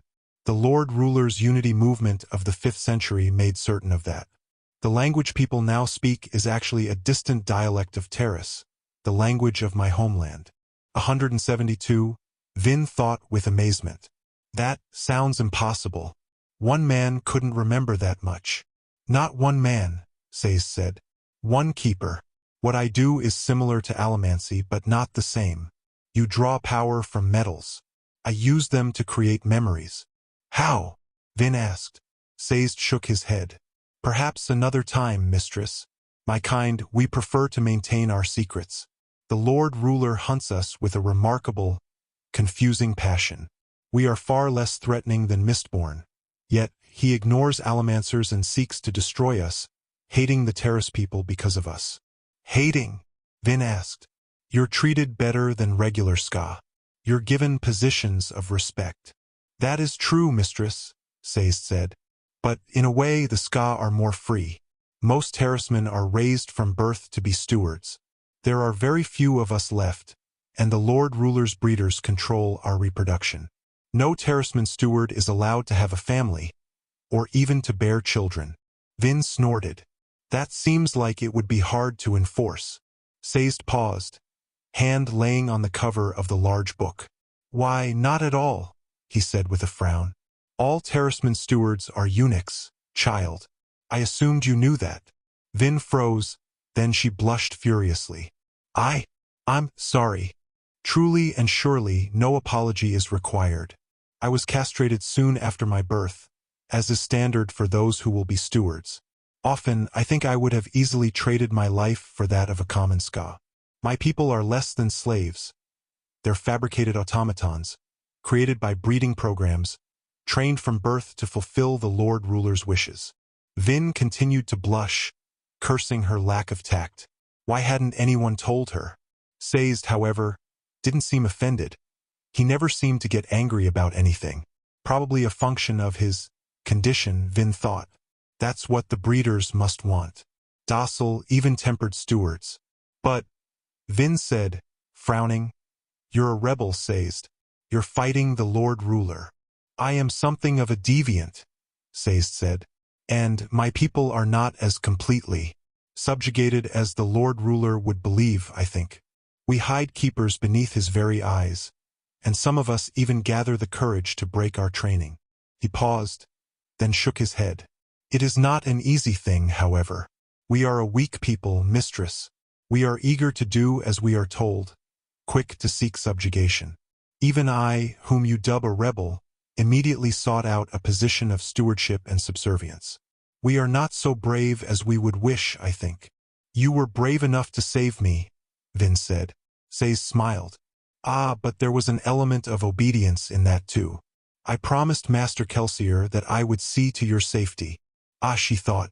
She had wondered if he'd had a reason for his actions. After all, who would risk their life simply to save Vin? She sat for a moment in thought, and Sazed turned back to his book. Finally, she spoke again, drawing the terraceman's attention. Sazed. Yes, mistress. Who betrayed Kelsier 3 years ago? Sazed paused, then set down his fountain pen. The facts are unclear, mistress. Most of the crew assumes it was Mare, I think. Mare? Vin asked. Kelsier's wife? Sazed nodded. Apparently, she was one of the only people who could have done it. In addition, the Lord Ruler himself implicated her. But, wasn't she was sent to the pits too? She died there, Sazed said. Master Kelsier is reticent about the pits, but I sense that the scars he bears from that horrid place go much deeper than the ones you see on his arms. I don't think he ever knew if she was the traitor or not. My brother said that anyone would betray you, if they had the right chance and a good enough motive. Sazed frowned. Even if such a thing were true, I would not want to live believing. It seems better than what happened to Kelsier, being turned over to the Lord Ruler by one you thought you loved. Kelsier is different lately, Vin said. He seems more reserved. Is that because he feels guilty for what happened to me? I suspect that is part of it, Sazed said. However, he is also coming to realize that there is a large difference between heading a small crew of thieves and organizing a large rebellion. He can't take the risks he once did. The process is changing him for the better, I think. Vin wasn't so certain. However, she remained silent, realizing with frustration how tired she was. Even sitting on a stool seemed strenuous to her now. Go and sleep, mistress, Sazed said, picking up his pen and relocating his place in the tome with his finger. You survived something that probably should have killed you. Give your body the thanks it deserves. Let it rest. Vin nodded tiredly, then climbed to her feet and left him scribbling quietly in the afternoon light. 17. Sometimes I wonder what would have happened if I'd remained there, in that lazy village of my birth. I'd have become a smith like my father. Perhaps I'd have a family, sons of my own. Perhaps someone else would have come to carry this terrible burden. Someone who could bear it far better than I. Someone who deserved to be a hero. Before coming to Mansion Renew, Vin had never seen a cultivated garden. On burglaries or scouting missions, she had occasionally seen ornamental plants, but she'd never given them much heed. They, like many noble interests, had seemed frivolous to her. She hadn't realized how beautiful the plants could be when arranged carefully. Mansion Renew's garden balcony was a thin, oval structure that overlooked the grounds below. The gardens weren't large. They required too much water and attention to form more than a thin perimeter around the back of the building. Still, they were marvelous. Instead of mundane browns and whites, the cultivated plants were of deeper, more vibrant colors, shades of red, orange, and yellow, with the colors concentrated in their leaves. The groundskeepers had planted them to make intricate, beautiful patterns. Closer to the balcony, exotic trees with colorful yellow leaves gave shade and protected from ashfalls. It was a very mild winter, and most of the trees still held their leaves. The air felt cool, and the rustling of branches in the wind was soothing. Almost soothing enough, in fact, to make Vin forget how annoyed she was. Would you like more tea, child? Lord Renew asked. He didn't wait for an answer. He simply waved for a servant to rush forward and refill her cup. Vin sat on a plush cushion, her wicker chair designed for comfort. During the last 4 weeks, her every whim and desire had been met. Servants cleaned up after her, primped her, fed her, and even helped bathe her. Renew saw that anything she asked for was given her, and she certainly wasn't expected to do anything strenuous, dangerous, or even slightly inconvenient. In other words, her life was maddeningly boring. Before, her time at Mansion Renew had been monopolized by Sazed's lessons and Kelsier's training. She'd slept during the days, having only minimal contact with the mansion staff. Now, however, Allomancy, at least the nighttime jumping kind, was forbidden her. Her wound was only partially healed, and too much motion reopened it. Sazed still gave her occasional lessons, but his time was dominated by translating the book. He spent long hours in the library, poring over its pages with an uncharacteristically excited air. He's found a new bit of lore, Vin thought, To a keeper, that's probably as intoxicating as street spice. She sipped at her tea with repressed petulance, eyeing the nearby servants. They seemed like scavenger birds, roosting and waiting for any opportunity to make Vin as comfortable and as frustrated as possible. Renew wasn't much help either. His idea of taking lunch with Vin was to sit and attend to his own duties, making notes on ledgers or dictating letters while eating. Her attendance seemed important to him, but he rarely paid much attention to her other than to ask how her day had been. Yet, she forced herself to act the part of a prim noblewoman. Lord Renew had hired some new servants that didn't know about the job. Not house staff, but gardeners and workmen. Kelsier and Renew had worried that the other houses would grow suspicious if they couldn't get at least a few servant spies onto the Renew grounds. Kelsier didn't see it as a danger to the job, but it did mean that Vin had to maintain her persona whenever possible. I can't believe that people live like this, Vin thought as some servants began clearing away the meal. How can noble women fill their days with so much nothing? No wonder everyone's eager to attend those balls. Is your respite pleasant, dear? Renew asked, poring over another ledger. Yes, uncle, Vin said through tight lips. Quite. You should be up to a shopping trip soon, Renew said, looking up at her. Perhaps you would like to visit Kenton Street? Get some new earrings to replace that pedestrian stud you wear. Vin reached a hand to her ear, where her mother's earring still Saturday. No, she said. I'll keep this. Renew frowned, but said no more, for a servant approached and drew his attention. My lord, the servant said to Renew. A carriage just arrived from Luthuddle. Vin perked up. That was the servant's way of saying that a member of the crew had arrived. Ah, very good, Renew said. Show them up, Tonson. Yes, my lord. A few minutes later, Kelsier, Breeze, Yeadon, and Doxson walked out onto the balcony. Renew discreetly waved to the servants, who closed the glass balcony doors and left the crew in privacy. Several men took up position just inside, watching to make certain that the wrong people didn't have an opportunity to eavesdrop. Are we interrupting your meal? Doxson asked. No, Vin said quickly, cutting off Lord Renew's reply. Sit, please. Kelsier strolled over to the balcony's ledge, looking out over the garden and grounds. Nice view you have here. Kelsier, is that wise? Renew asked. Some of the gardeners are men for whom I cannot vouch. Kelsier chuckled. If they can recognize me from this distance, they deserve more than the great houses are paying them. However, he did leave the balcony edge, walking over to the table and spinning a chair, then sitting down on it the wrong way. Over the last few weeks, he had mostly returned to his old, familiar self. Yet there were still changes. He held meetings more often, discussed more of his plans with the crew.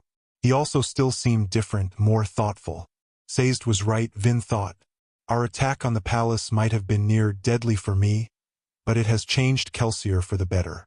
We thought we'd have our meeting here this week, Doxson said, since you two rarely get to participate. That was most thoughtful of you, Master Doxson, Lord Renew said. But your concern is unnecessary. We are doing just fine. No, Vin interrupted. No, we aren't. Some of us need information. What's happening with the crew? How is the recruitment going? Renew eyed her with dissatisfaction. Vin, however, ignored him. He's not really a lord, she told herself. He's just another crew member. My opinion counts as much as his. Now that the servants are gone, I can speak how I want. Kelsier chuckled. Well, captivity's made her a bit more outspoken, if nothing else. I don't have anything to do, Vin said. It's driving me insane. Breeze set his cup of wine on the table. Some would find your state quite enviable, Vin. Then they must already be insane. Oh, they're mostly noblemen, Kelsier said. So yes, they're quite mad. The job, Vin reminded. What's happening? Recruitment is still too slow, Doxson said. But we're improving. We may have to sacrifice further security for numbers. Kelsier, Yeadon said. That's a change too, she thought, impressed as she noted Yeadon's civility. He had taken to wearing nicer clothing, not quite a full gentleman's suit like Doxson or Breeze, but at least a well-cut jacket and trousers with a buttoning shirt beneath, all kept clean of soot. That can't be helped, Yeadon, Kelsier said. Fortunately, Ham's doing well with the troops. I had a message from him just a few days ago. He's impressed with their progress. Breeze snorted. Be warned, Hammond does tend to be a bit optimistic about these kinds of things. If the army were made up of one-legged mutes, he would praise their balance and their listening skills. I should like to see the army, Yeadon said eagerly. Soon, Kelsier promised. We should be able to get Marsh into the ministry within the month, Dockson said, nodding to Sazed as the terracemen passed their sentries and entered the balcony.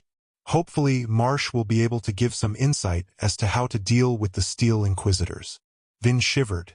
They are a concern, Breeze agreed. Considering what a couple of them did to you too, I don't envy capturing the palace with them in there. They are as dangerous as Mistborn. More, Vin said quietly. Can the army really fight them? Yeadon asked uncomfortably.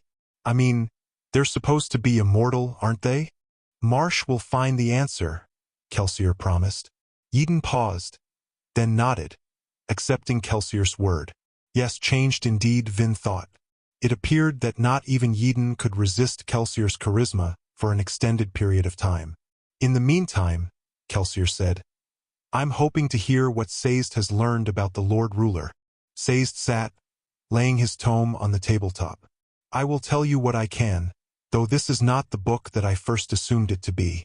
I thought that Mistress Vin had recovered some ancient religious text, but it is of a far more mundane nature. Mundane? Dockson asked. How? It is a journal, Master Dockson, Sazed said. A record that appears to have been penned by the Lord Ruler himself, or, rather, the man who became the Lord Ruler. Even ministry teachings agree that before the Ascension, he was a mortal man.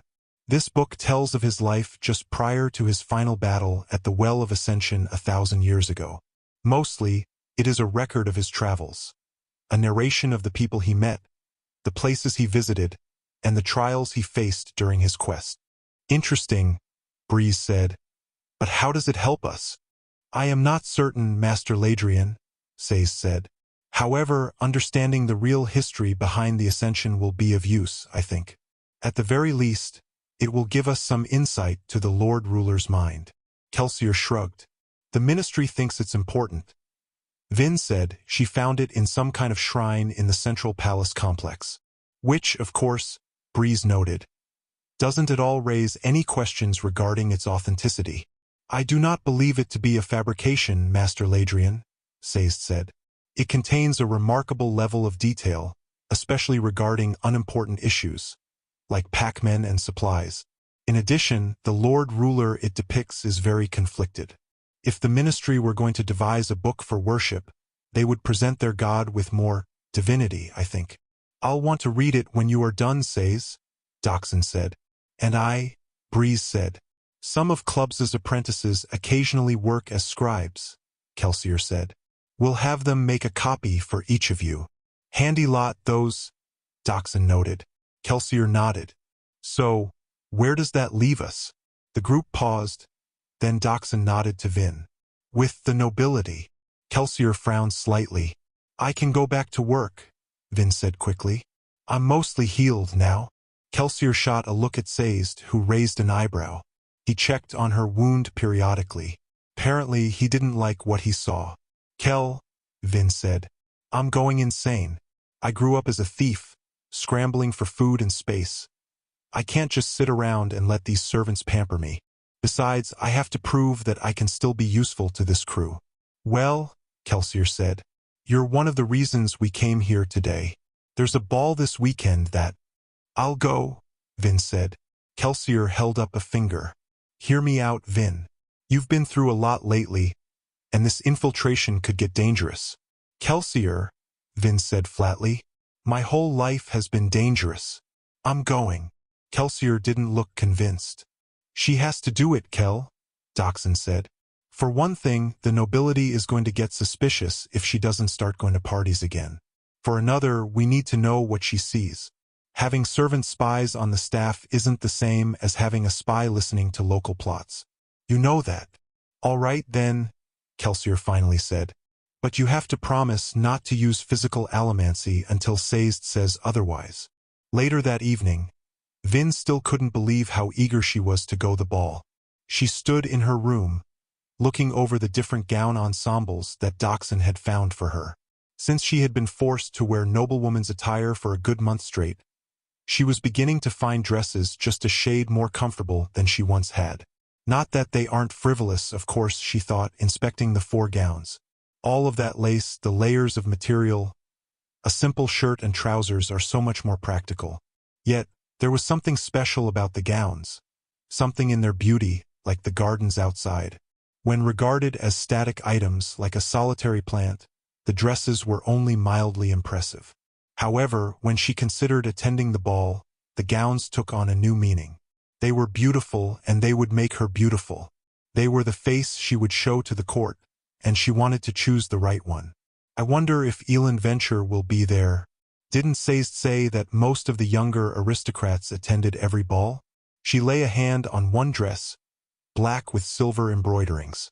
It would match her hair, but was it too dark? Most of the other women wore colorful dresses. Muted colors seemed reserved for men's suits. She eyed a yellow gown, but it just seemed a little too perky. And the white one was too ornate. That left the red. The neckline was lower. Not that she had a lot to show, but it was beautiful. A bit gossamer, with full sleeves that were made of translucent mesh in places. It enticed her.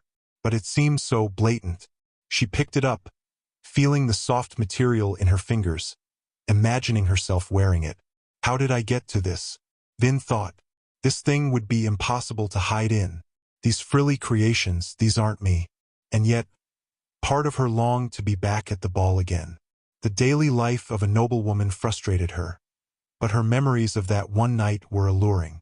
The beautiful couples dancing, the perfect atmosphere and music, the marvelous crystalline windows. I don't even realize when I'm wearing perfume anymore. She realized with shock. She found it preferable to bathe in scented water each day, and the servants even perfumed her clothing. It was all subtle, of course, but it would be enough to give her away while sneaking. Her hair had grown longer, and had been carefully cut by Renua's stylist so that it fell around her ears, curling just slightly.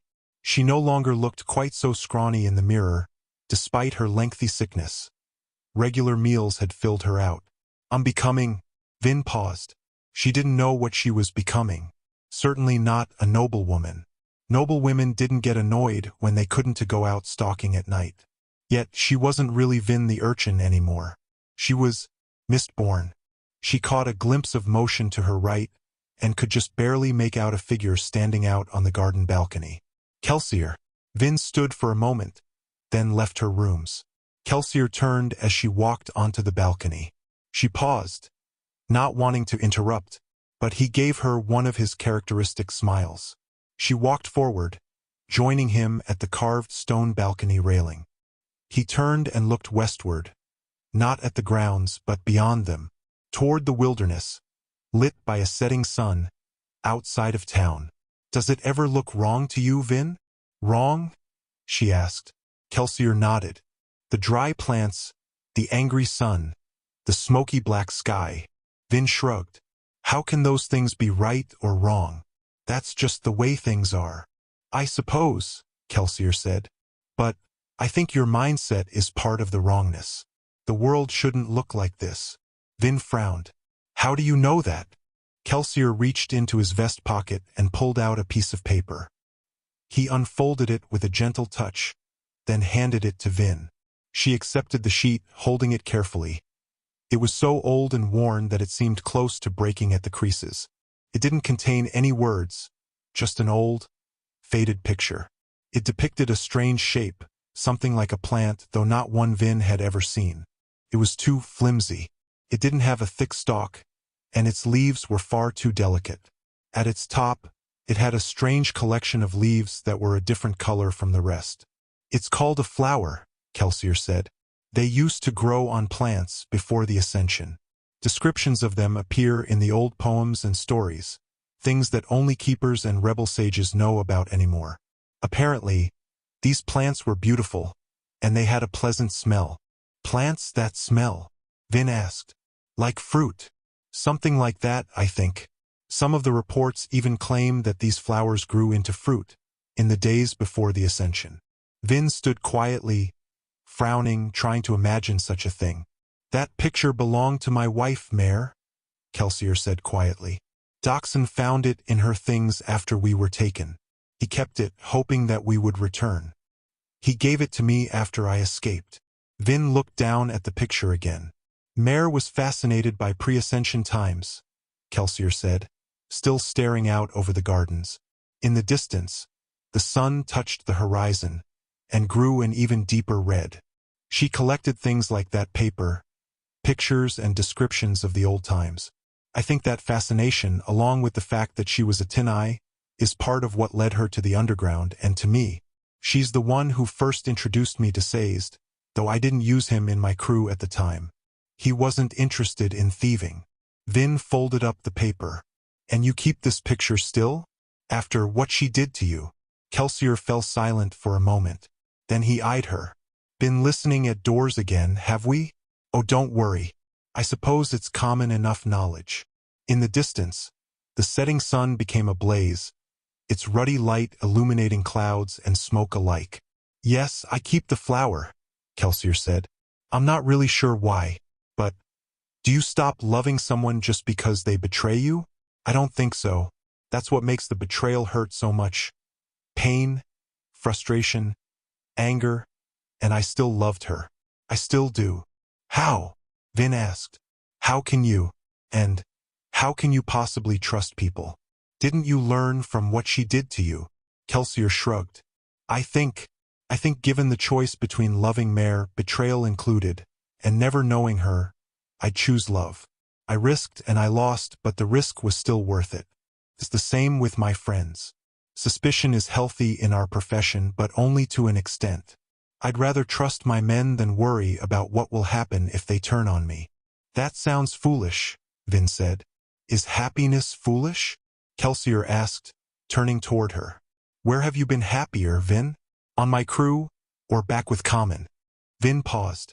I don't know for sure if Mare betrayed me, Kelsier said, looking back at the sunset. She always claimed that she didn't. And she was sent to the pits, right? Vin said. That doesn't make sense. If she sided with the Lord Ruler. Kelsier shook his head, still staring into the distance. She showed up at the pits a few weeks after I was sent there. We were separated after we were caught. I don't know what happened during that time, or why she was eventually sent to Hathsin. The fact that she was sent to die hints that maybe she really didn't betray me. But he turned toward Vin. You didn't hear him when he caught us, Vin. The Lord Ruler, he thanked her for betraying me. His words, spoken with such an eerie sense of honesty, mixed with the way that the plan was set up. Well, it was hard to believe Mare. That didn't change my love, though, not deep down. I nearly died when she did a year later, beaten before the slave masters at the pits. That night, after her corpse was taken away, I snapped. You went mad? Vin asked. No, Kelsier said. Snapping is an Allomantic term. Our powers are latent at first. They only come out after some traumatic event. Something intense, something almost deadly.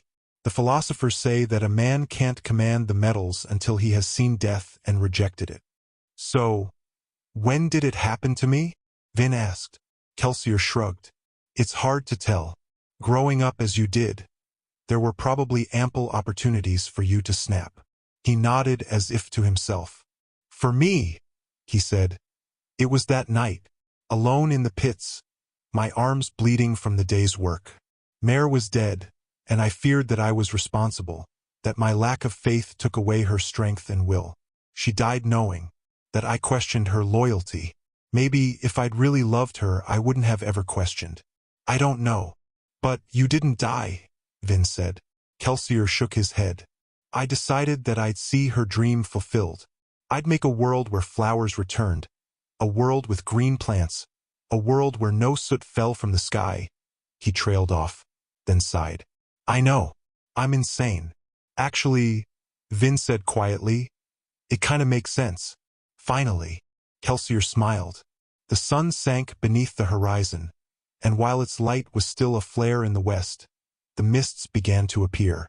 They didn't come from one specific place, they just sort of grew. They extended like translucent, twisting vines in the sky, curling back and forth, lengthening, dancing, melding. Mare wanted children, Kelsier said suddenly. Back when we were first married, a decade and a half ago. Didn't agree with her. I wanted to become the most famous skaa thief of all time, and didn't have time for things that would slow me down. It's probably a good thing that we didn't have children. The Lord Ruler might have found and killed them, but he might not have. Dox and the others survived. Now, sometimes, I wish that I had a piece of her with me. A child. A daughter, perhaps, with Mare's same dark hair and resilient stubbornness. He paused, then looked down at Vin. I don't want to be responsible for something happening to you, Vin. Not again. Vin frowned. I'm not spending any more time locked in this mansion. No, I don't suppose you will. If we try and keep you in much longer, you'll probably just show up at Clubs' shop one night having done something very foolish. We're a bit too much alike that way, you and I. Just be careful. Vin nodded. I will. They stood for a few more minutes, watching the mists gather. Finally, Kelsier stood up straight, stretching. Well, for what it's worth, I'm glad you decided to join us, Vin. Vin shrugged. To tell you the truth, I'd kind of like to see one of those flowers for myself. 18. You could say that circumstances forced me to leave my home behind. Certainly, if I had stayed, I would now be dead. During those days, running without knowing why, carrying a burden I didn't understand, I assumed that I would lose myself in Clenium and seek a life of indistinction. I am slowly coming to understand that anonymity, like so many other things, has already been lost to me forever. She decided to wear the red dress. It was definitely the boldest choice, but that felt right. After all, she hid her true self behind an aristocratic appearance. The more visible that appearance was, the easier it should be for her to hide. A footman opened the carriage door. Vin took a deep breath, chest a little confined by the special corset she was wearing to hide her bandages, then accepted the footman's hand and climbed down.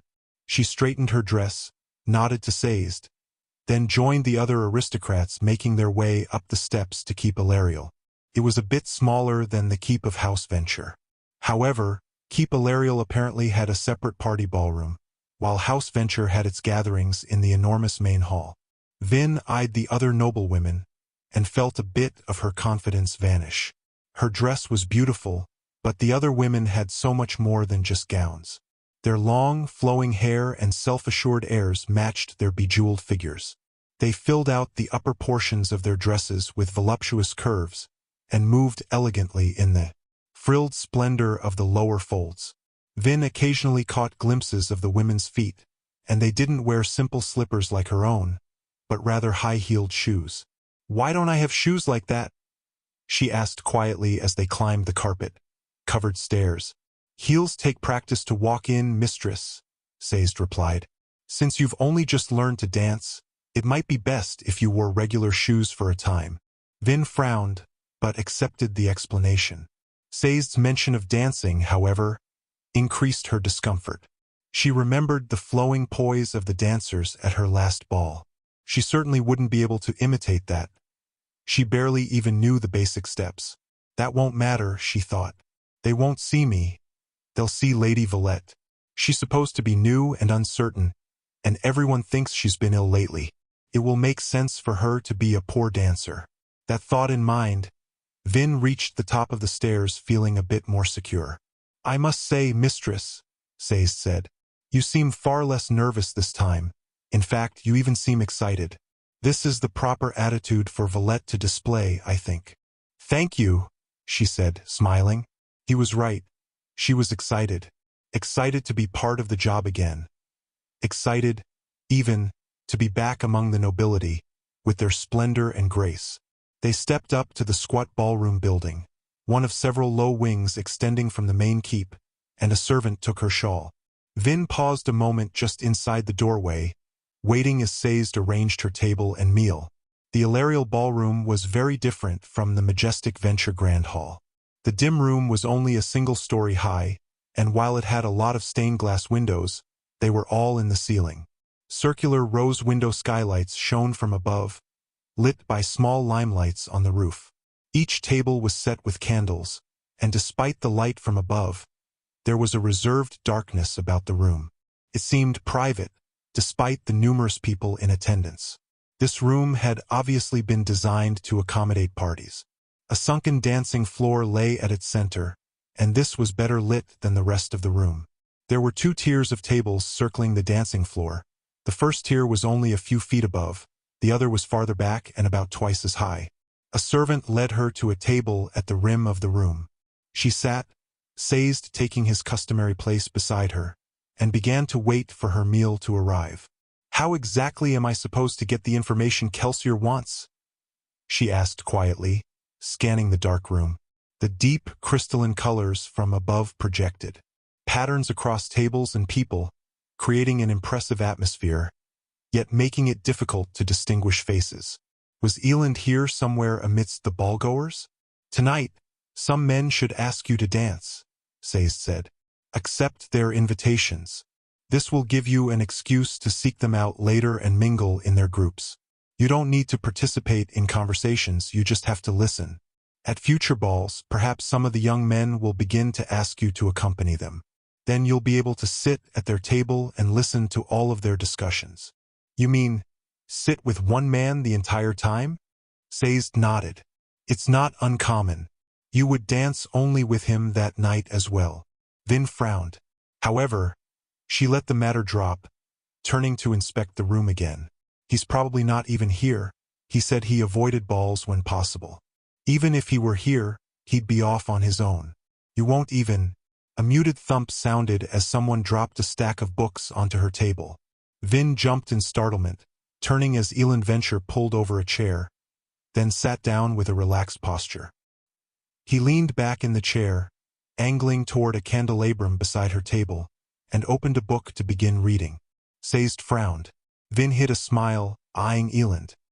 He still didn't look as if he had bothered to brush his hair, and again wore his suit without the buttons done up. The garment wasn't shabby, but nor was it as rich as others at the party. It seemed to have been tailored to be loose and relaxed, defying the traditional sharp, well-cut fashion. Eland flipped through his book. Vin waited patiently for him to acknowledge her, but he just continued to read. Finally, Vin raised an eyebrow. "I don't remember giving you permission to sit at my table, Lord Venture," she said. "Don't mind me," Eland said, not looking up. "You've got a big table. There's plenty of room for both of us." "Both of us, perhaps," Vin said. "But I'm not sure about those books. Where are the servers going to put my meal?" "There's a bit of space to your left," Eland said offhandedly. Sazed's frown deepened. He stepped forward, gathering up the books and setting them on the floor beside Eland's chair. Eland continued to read. He did, however, raise a hand to gesture. "See now, that's why I don't ever use terraceman servants. They're an insufferably efficient lot, I must say." "Sazed is hardly insufferable," Vin said coolly. "He is a good friend, and is probably a better man than you will ever be, Lord Venture." Eland finally looked up. "I'm sorry," he said in a frank tone. "I apologize." Vin nodded. Eland, however, opened his book and began reading again. "Why sit with me if he's just going to read? What did you do at these parties before you had me to pester?" she asked in an annoyed tone. "See now, how can I be pestering you?" he asked. "I mean really, Valette, I'm just sitting here, reading quietly to myself. At my table. I'm certain you could get your own, you're the Venture heir. Not that you were forthcoming about that fact during our last meeting." "True," Eland said. "I do, however, recall telling you that the Ventures were an annoying lot. I'm just trying to live up to the description." "You're the one that made up the description. Convenient, that," Eland said, smiling slightly as he read. Vin sighed in frustration, scowling. Eland peeked up over his book. "That's a stunning dress. It's almost as beautiful as you are." Vin froze, jaw hanging open slightly. Eland smiled mischievously, then turned back to his book. eyes sparkling as if to indicate that he'd made the comment simply because he knew the reaction he'd get. Sazed loomed over the table, not bothering to mask his disapproval. Yet he said nothing. Eland was obviously too important to be chastised by a simple steward. Vin finally found her tongue. "How is it, Lord Venture, that an eligible man like yourself comes to these balls alone?" "Oh, I don't," Eland said. "My family usually has one girl or another lined up to accompany me. Tonight's fare is the Lady Staceblanche's. She's the one in the green dress sitting on the lower tier across from us." Vin glanced across the room. Lady Blanche's was a gorgeous blonde woman. She kept glancing up at Vin's table, covering a scowl. Vin flushed, turning away. Shouldn't you be down there with her?" "Probably," Eland said. "But see, I'll tell you a secret. The truth is, I'm not really much of a gentleman. Besides, I didn't invite her. It wasn't until I got into the carriage that I was informed regarding my accompaniment." "I see," Vin said with a frown. "My behavior is, nonetheless, deplorable. Unfortunately, I'm quite prone to such bouts of deplorability. Take, for instance, my fondness for reading books at the dinner table. Excuse me for a moment. I'm going to go get something to drink." He stood, tucking the book into his pocket, and walked toward one of the room's bar tables. Vin watched him go, both annoyed and bemused. "This is not good, mistress," Sazed said in a low tone. "He's not that bad." "He's using you, mistress," Sazed said. "Lord Venture is infamous for his unconventional, disobedient attitude. Many people dislike him, precisely because he does things like this. Like this. He is sitting with you because he knows that it will annoy his family," Sazed said. "Oh, child, I do not wish to bring you pain, but you must understand the ways of the court. This young man is not romantically interested in you.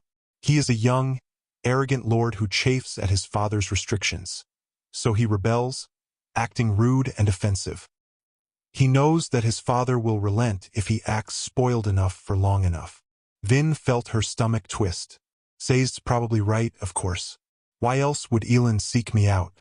I'm exactly what he needs. Someone low-born enough to annoy his father, but inexperienced enough not to see the truth. Her meal arrived, but Vin didn't have much of an appetite anymore.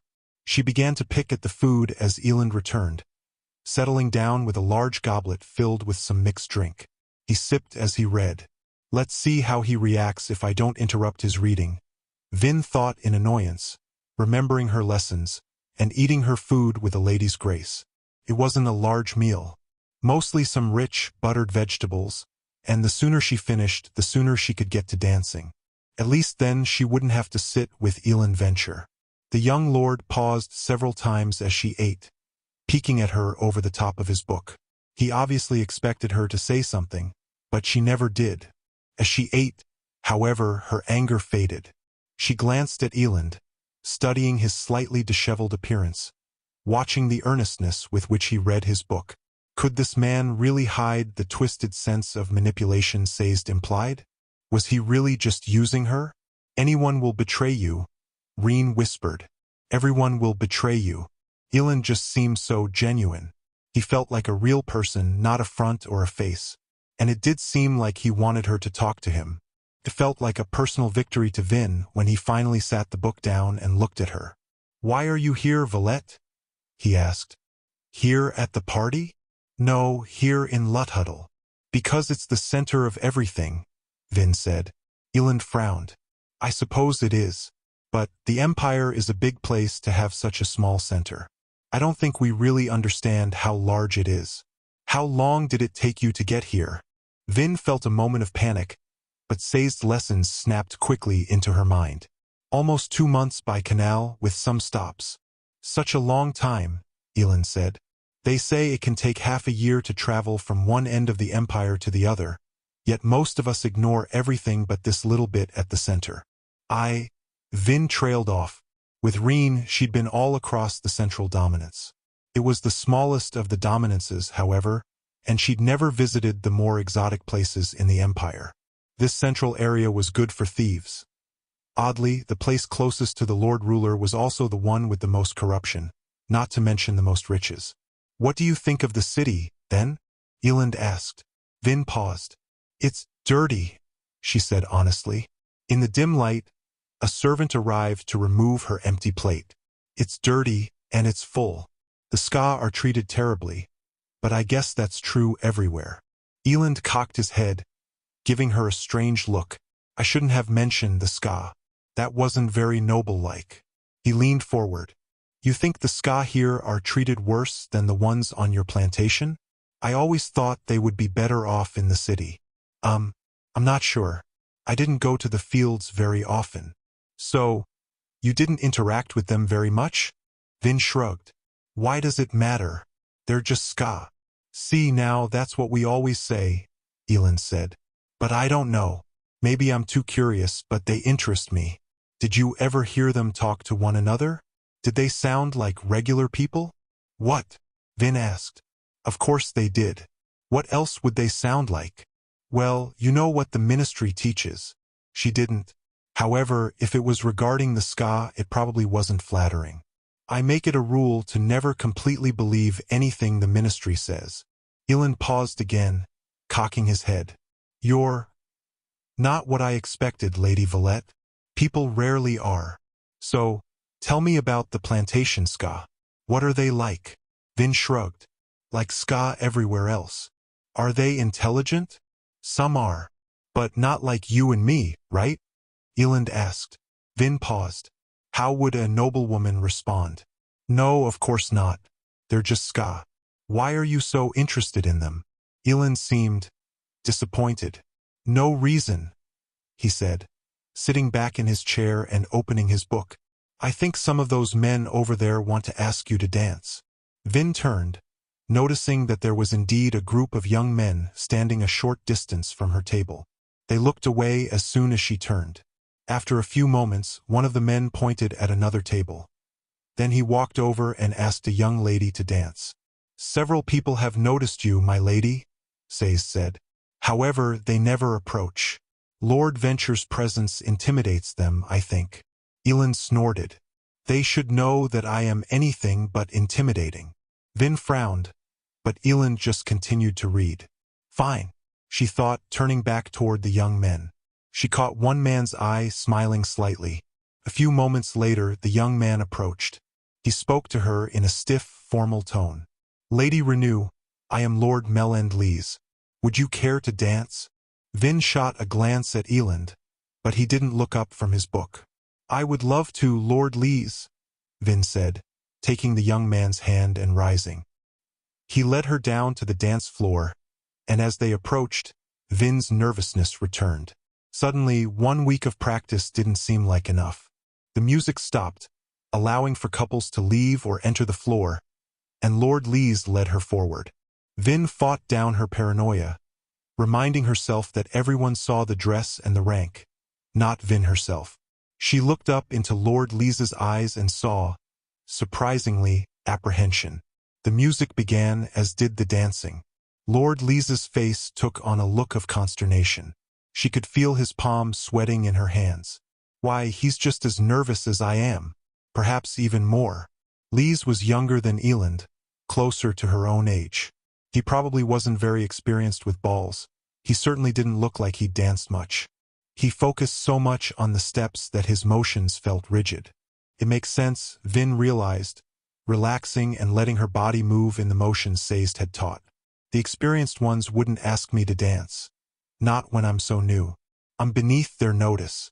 But why is Eland paying attention to me? Is it simply what Sayes said? A ploy to annoy his father? Why, then, does he seem interested in what I have to say? Lord Lees, Vin said. Do you know much of Eland Venture? Lees looked up. I don't focus so much on the dancing, Vin said. My instructor says that it will flow more naturally if you don't try too hard. He blushed. Lord Ruler, Vin thought. How fresh is this boy? Lord Venture, Lees said. I don't know. He's a very important person. Far more important than I am. Don't let his lineage intimidate you, Vin said. From what I've seen, he's pretty harmless. I don't know, my lady, Lees said. Venture is a very influential house. Yes, well, Elend doesn't live up to that reputation. He seems very fond of ignoring those in his company. Does he do that to everyone? Lise shrugged, dancing more naturally now that they were talking. I don't know. You seem to know him better than I, my lady. Vin trailed off. She felt as if she knew him well, far better than she should know a man after 2 brief encounters. She couldn't very well explain that to Lise, however. But maybe, didn't Renew say that he'd met Elend once? Oh, Elend is a friend of the family, Vin said as they spun beneath a crystalline skylight. He is. Yes, Vin said. It was very kind of my uncle to ask Elend to watch over me at these parties. And so far he's been quite a dear. I do wish that he'd pay less attention to those books of his and more attention to introducing me, though. Lise perked up and he seemed to grow a little less insecure. Oh, why, that makes sense. Yes, Vin said. Elend has been like an older brother to me during my time here in Luthhuddle. Lise smiled. I ask you about him because he doesn't speak much of himself, Vin said. The ventures have all been quiet lately, Lise said. Ever since the attack on their keep several months back. Vin nodded. You know much about that? Lise shook his head. No one tells me anything. He glanced down, watching their feet. You're very good at dancing, Lady Renew. You must have attended many balls back in your home city. You flatter me, my lord, Vin said. No, really. You're so graceful. Vin smiled, feeling a slight surge of confidence. Yes, Lise said, almost to himself. You're not at all like Lady Sean said. He stopped, jerking slightly, as if realizing what he was saying. What? Vin said. Nothing, Lise said, his blush rising. I'm sorry. It was nothing. Lady Sean, Vin thought. Remember that name. She prodded Lise further as the dance progressed, but he was obviously too inexperienced to know much. He did feel that there was a tension rising between the houses. Though the balls continued, there were more and more absences as people didn't attend parties thrown by their political rivals. When the dance ended, Vin felt good about her efforts. She probably hadn't discovered much of value to Kelsier, however. Lise was only the beginning. She'd work up to more important people. Which means, Vin thought as Lise led her back to her table, I'm going to have to attend a lot more of these balls. It wasn't that the balls themselves were unpleasant, especially now that she was more confident in her dancing. However, more balls meant fewer chances to be out in the mists. Not that Sazed would let me go anyway, she thought with an inward sigh, smiling politely as Lise bowed and retreated. Elend had spread his books across the table, and her alcove was lit by several more candelabra, apparently filched from other tables. Well, Vin thought, we've at least got thieving in common. Elend hunched over the table, making notations in a small, pocket-sized book. He didn't look up as she sat. Sazed, she noticed, was nowhere to be seen. I sent the terraceman to dinner, Elend said distractedly as he scribbled. No need for him to go hungry while you twirled down below. Vin raised an eyebrow, regarding the books that dominated her tabletop. Even as she watched, Elend pushed one tome aside, leaving it open to a specific page, and pulled over another. So, how was the aforementioned twirling anyway? He said. It was actually kind of fun. I thought you weren't very good at it. I wasn't, Vin said. I practiced. You may find this information surprising, but sitting in the back of a room reading books in the dark doesn't exactly help one become a better dancer. Is that a proposition? Elend asked, pushing aside his book and selecting another. It's unladylike to ask a man to dance, you know? Oh, I wouldn't want to take you away from your reading, Vin said, turning a book toward her. She grimaced. The text was written in a small, cramped hand. Besides, dancing with you would undermine all of the work I just did. Elend paused. Then he finally looked up. Work? Yes, Vin said. Sazed was right. Lord Lise finds you intimidating, and he found me intimidating by association. It could be quite disastrous to a young lady's social life if all of the young men assumed her unavailable simply because an annoying lord decided to study at her table. So, Elend said, so I told him that you were simply showing me the ways of court. Kind of like an older brother. Older brother? Eland asked, frowning. Much older, Vin said, smiling. I mean, you've got to be at least twice my age. Twice your Valette? I'm 21. Unless you're a very mature 10-year-old. I'm nowhere near twice your age. I've never been good with math, Vin said offhandedly. Eland sighed, rolling his eyes. Nearby, Lord Lees was speaking quietly with his group of friends, gesturing toward Vin and Eland. Hopefully, one would come ask her to dance soon. Do you know a Lady Shawn? Vin asked idly as she waited. Surprisingly, Eland looked up. Shawn Ilarial? I assume so, Vin said. Who is she? Eland turned back to his book. Nobody important. Vin raised an eyebrow. Eland, I've only been doing this for a few months, but even, I know not to trust a comment like that. Well, Eland said, I might be engaged to her. You have a fiancé? Vin asked with exasperation. I'm not exactly sure. We haven't really done anything about the situation for a year or so. Everyone's likely forgotten the matter by now. Great, Vin thought. A moment later, one of Lisa's friends approached. Glad to be rid of the frustrating venture air, Vin stood, accepting the young lord's hand. As she walked to the dance floor, she glanced at Eland and caught him peeking over the book at her. He immediately turned back to his research with an overtly indifferent air. Vin sat down at her table, feeling a remarkable level of exhaustion. She resisted the urge to pull off her shoes and massage her feet. She suspected that wouldn't be very ladylike. She quietly turned on her copper, then burned pewter, strengthening her body and washing away a bit of her fatigue. She let her pewter, then her copper, lapse. Kelsier had assured her that with copper on, she couldn't be spotted as an allomancer. Vin wasn't so certain. With pewter burning, her reactions were too fast, her body too strong. It seemed to her that an observant person would be able to notice such inconsistencies, whether or not they themselves were an allomancer. With the pewter off, her fatigue returned. She'd been trying to wean herself off constant pewter lately. Her wound was to the point that it only hurt badly if she twisted the wrong way, and she wanted to recover her strength on her own, if she could. In a way, her fatigue this evening was a good thing. It was a result of an extended period of dancing. Now that the young men regarded Eland as a guardian, rather than a romantic interest, they had no qualms about asking Vin to dance. And, worried that she would make an unintended political statement by refusing, Vin had agreed to each request. A few months ago, she would have laughed at the idea of exhaustion from dancing. However, her sore feet, aching side, and tired legs were only part of it.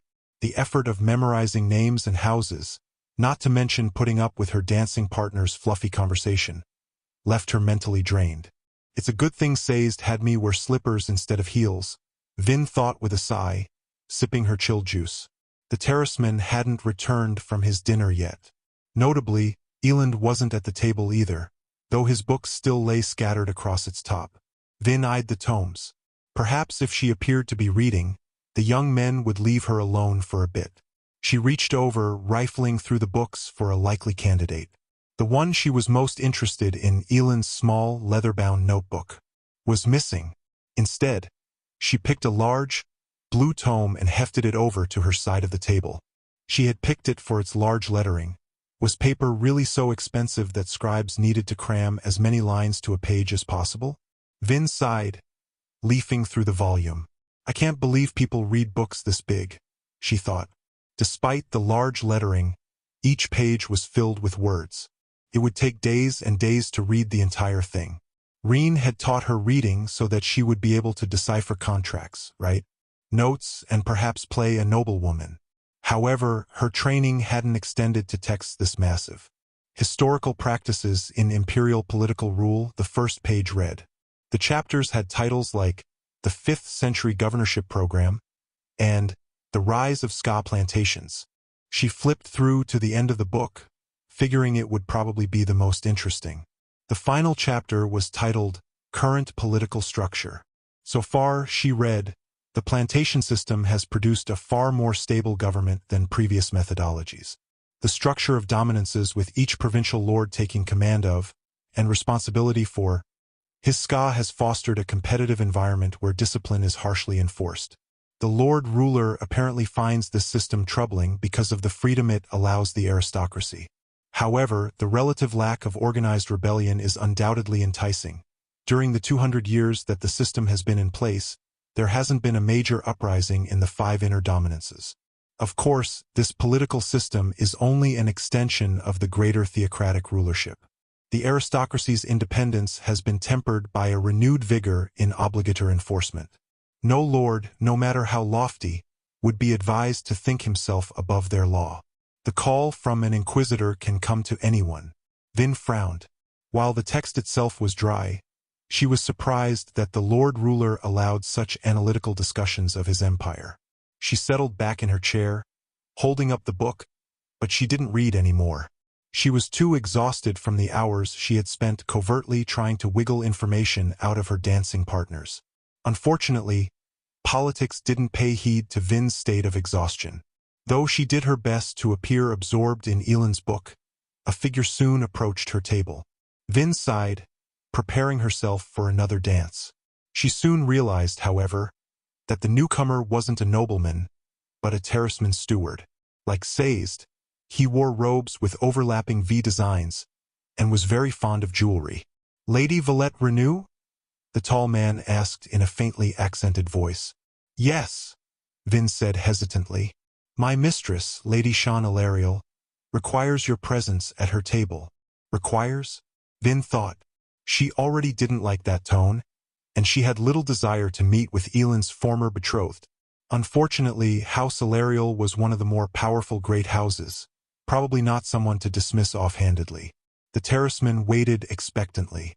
"Very well," Vin said, rising with as much grace as she could muster. The terraceman led Vin toward a table a short distance from her own. The table was well attended, with 5 women seated around it, and Vin picked out Sean immediately. Lady Ilariel was obviously the statuesque woman with long dark hair. She wasn't participating in the conversation, but seemed to dominate it nonetheless. Her arms sparkled with lavender bracelets that matched her dress, and she turned dismissive eyes toward Vin as she approached. Those dark eyes, however, were keen. Vin felt exposed before them, stripped of her fine dress, reduced to a dirty urchin once again. "Excuse us, ladies," Sean said. The women immediately did as ordered, departing the table in a stately flurry. Sean picked up a fork and began to meticulously dissect and devour a small piece of dessert cake. Vin stood uncertainly, the terraceman steward taking up a position behind Shan's chair. "You may sit," Sean said. "I feel like a skaa again," Vin thought, sitting. "Noblemen treat each other this way too?" "You are in an enviable position, child," Sean said. "How is that?" Vin asked. "Address me as Lady Sean," Sean said, her tone unchanged. "Or, perhaps, your ladyship." Sean waited expectantly, taking petite bites of the cake. Finally, Vin said, "Why is that, your ladyship?" "Because young Lord Venture has decided to use you in his games. That means you have the opportunity to be used by me as well." Vin frowned. "Remember to stay in character. You're the easily intimidated Valette. Wouldn't it would be better to not be used at all, your ladyship?" Vin said carefully. "Nonsense," Sean replied. "Even an uncultured simpleton like yourself must see the importance of being useful to your betters." Sean said the words, even the insult, without vehemence. She simply seemed to take it for granted that Vin would agree. Vin sat, dumbfounded. None of the other nobility had treated her in such a manner. Of course, the only member of a great house she'd met so far was Eland. "I trust from your vapid look that you accept your place," Sean said. "Do well, child, and perhaps I will let you join my retinue. You could learn much from the ladies here in Luthuddle." "Such as?" Vin asked, trying to keep the snappishness out of her voice. "Look at yourself sometime, child. Hair like you've undergone some terrible disease, so scrawny that your dress hangs like a bag. Being a noblewoman in Luthuddle requires perfection. Not that." She said the last word while waving her hand dismissively toward Vin. Vin flushed. There was a strange power to this woman's demeaning attitude. With a start, Vin realized that Sean reminded her of some crew leaders she had known, common the latest of them, men who would hit a person, fully expecting no resistance. Everyone knew that resisting such men only made the beating worse. "What do you want from me?" Vin asked. Sean raised an eyebrow as she set aside her fork, the cake only half eaten. The terraceman took the plate and walked off with it.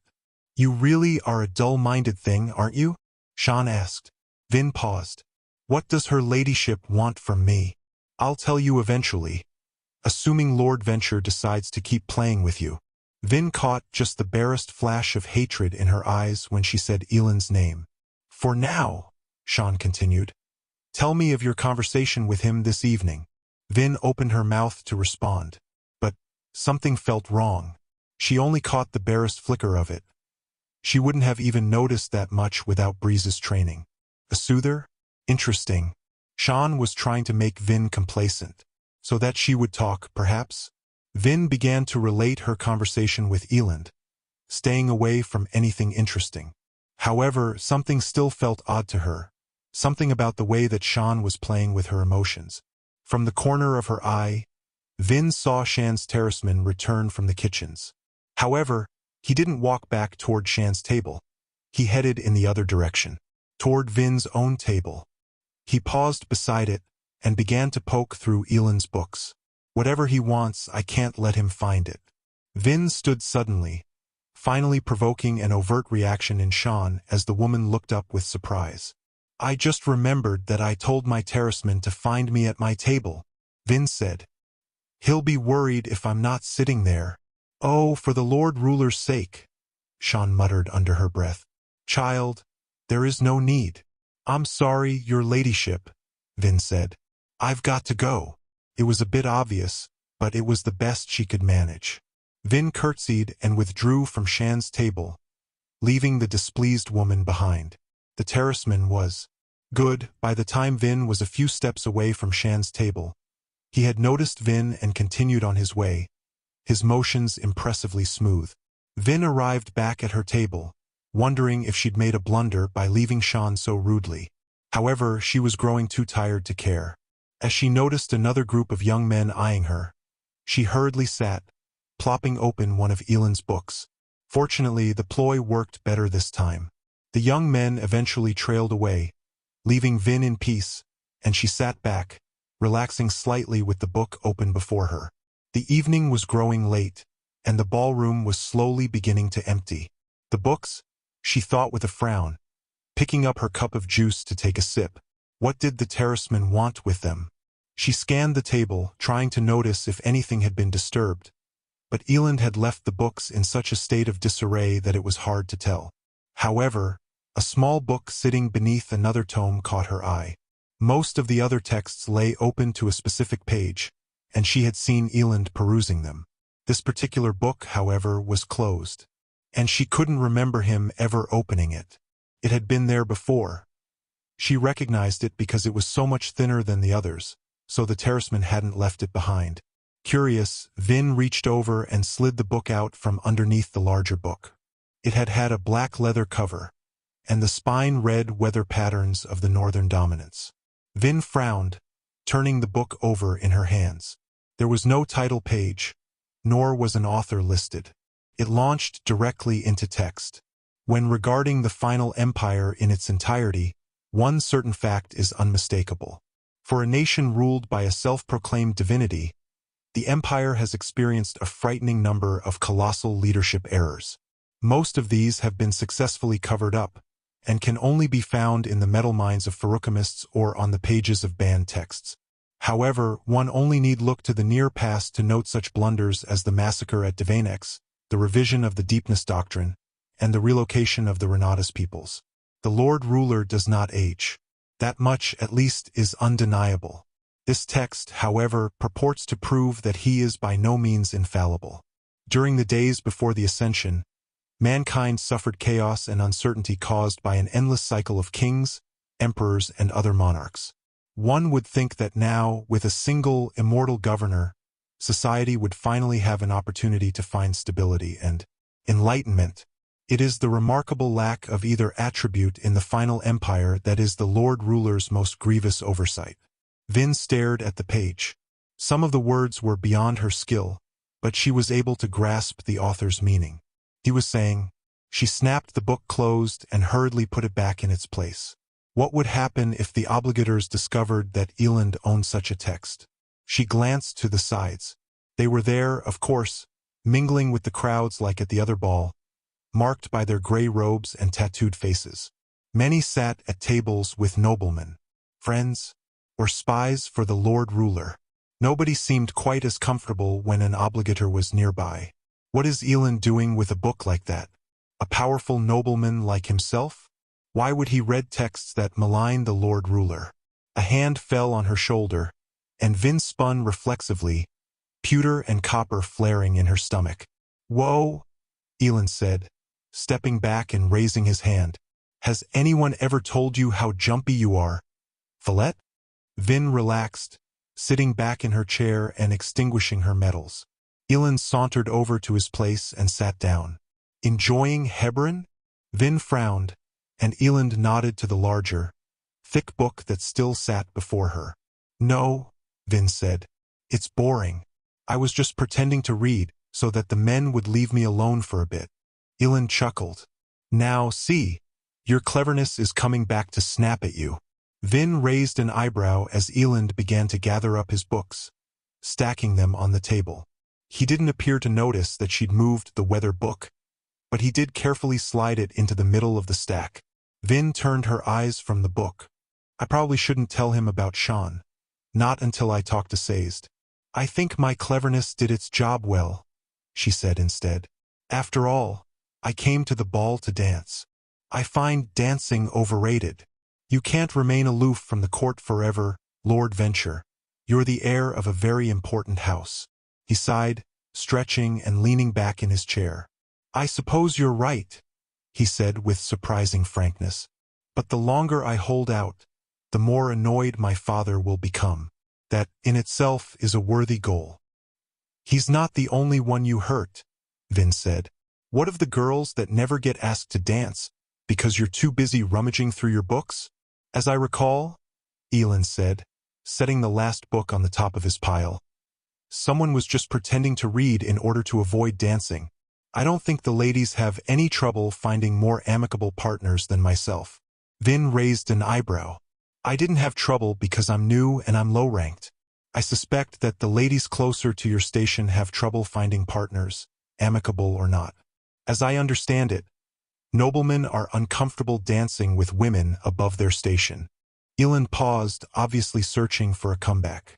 Vin leaned forward. "What is it, Eland Venture? Why are you so intent on avoiding your duty?" "Duty?" Eland asked, leaning toward her, his posture earnest. "Valette, this isn't duty. This ball. This is fluff and distraction. A waste of time." "And women?" Vin asked. "Are they a waste too?" "Women?"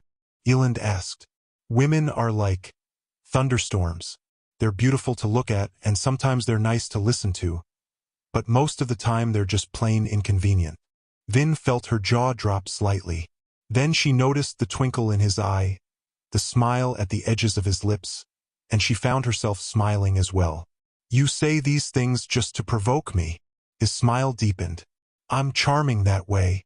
He stood, looking at her fondly. "Ah, Valette, don't let them trick you into taking yourself too seriously.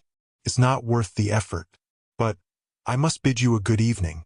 Try not to let months pass between balls you attend in the future." Vin smiled. "I'll think about it."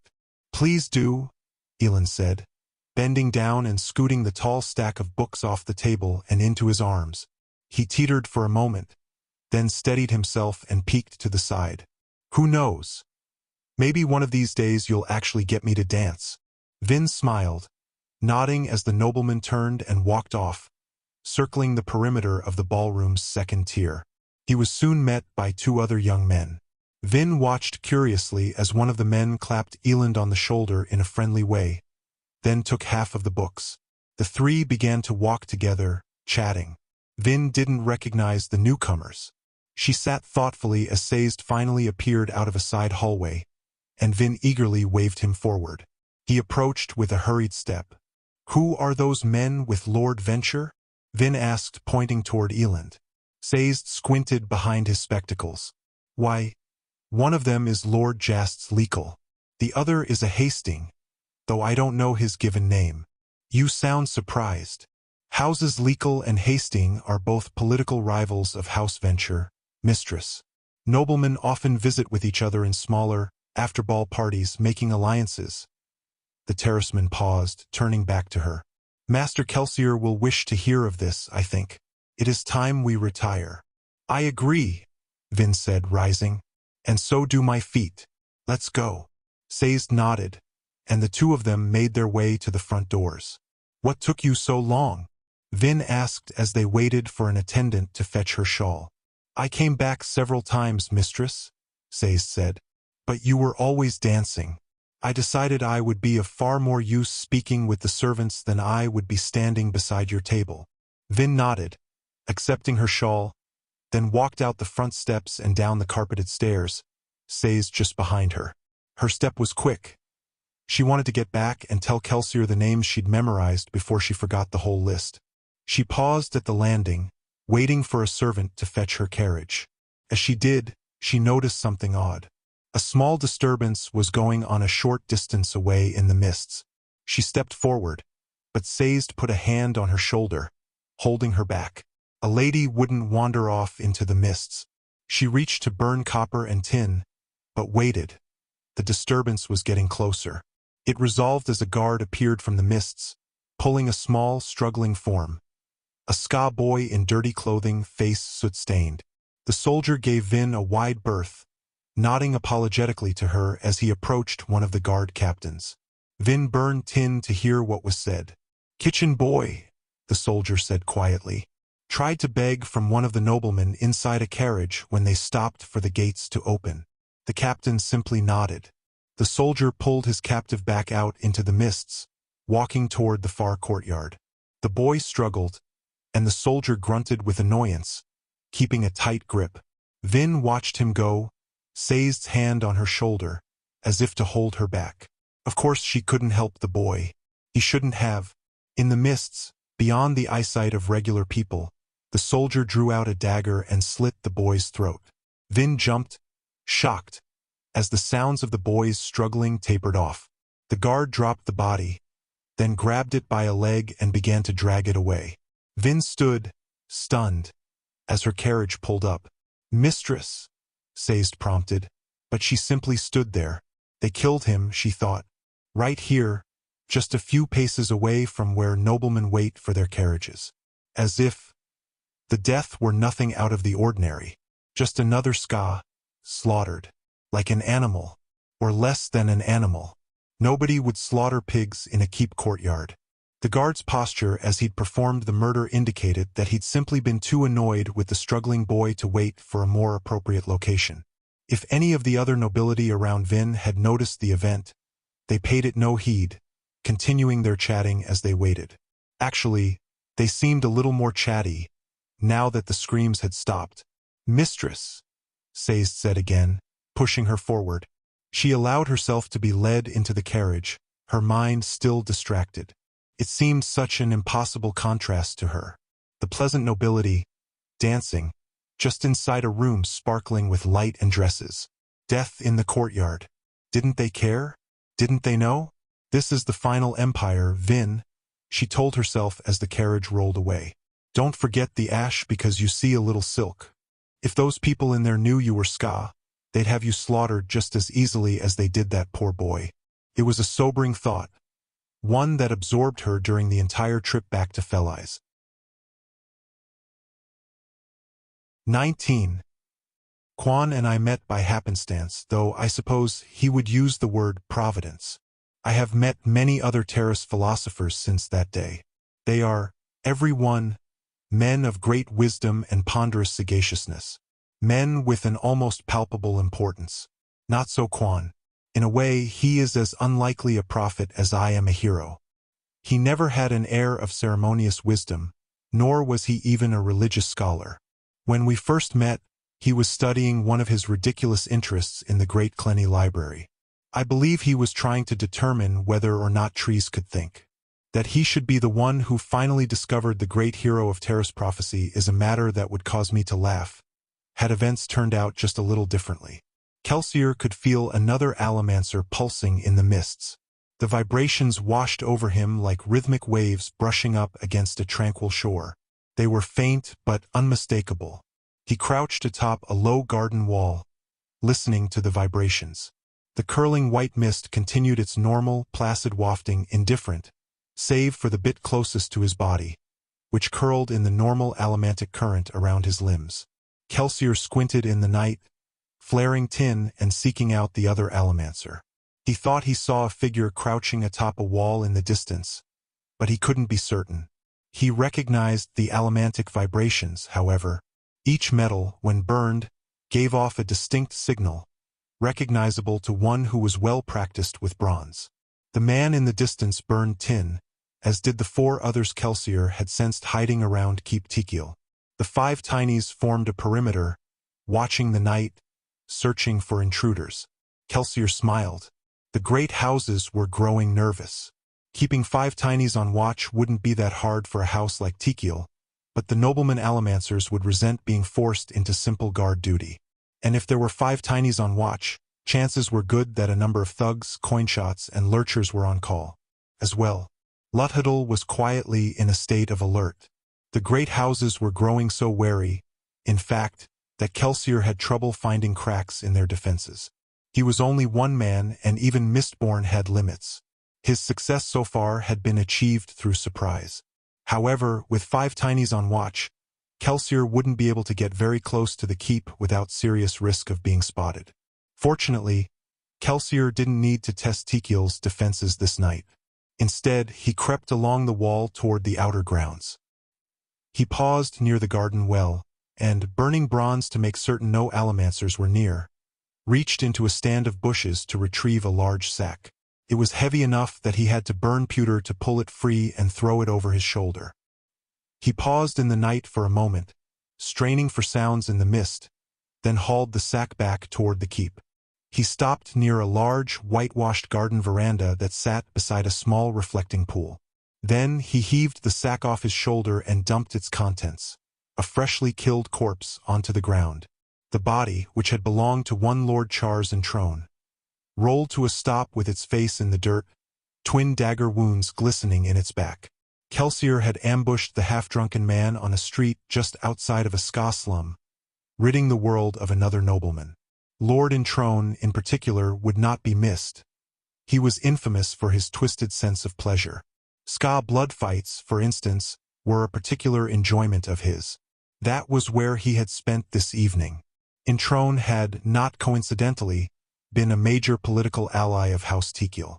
Kelsier left the corpse sitting in its own blood. The gardeners would locate it first, and once the servants knew about the death, no amount of noble obstinacy would keep it quiet. The murder would cause an outcry, and immediate blame would probably be placed upon House Eisenry, House Tikil's rival. However, Trone's suspiciously unexpected death might make House Tikil wary. If they began poking around, they would find that Trone's gambling opponent at the night's blood fight had been Cruz Geffenry, a man whose house had been petitioning the Tikils for a stronger alliance.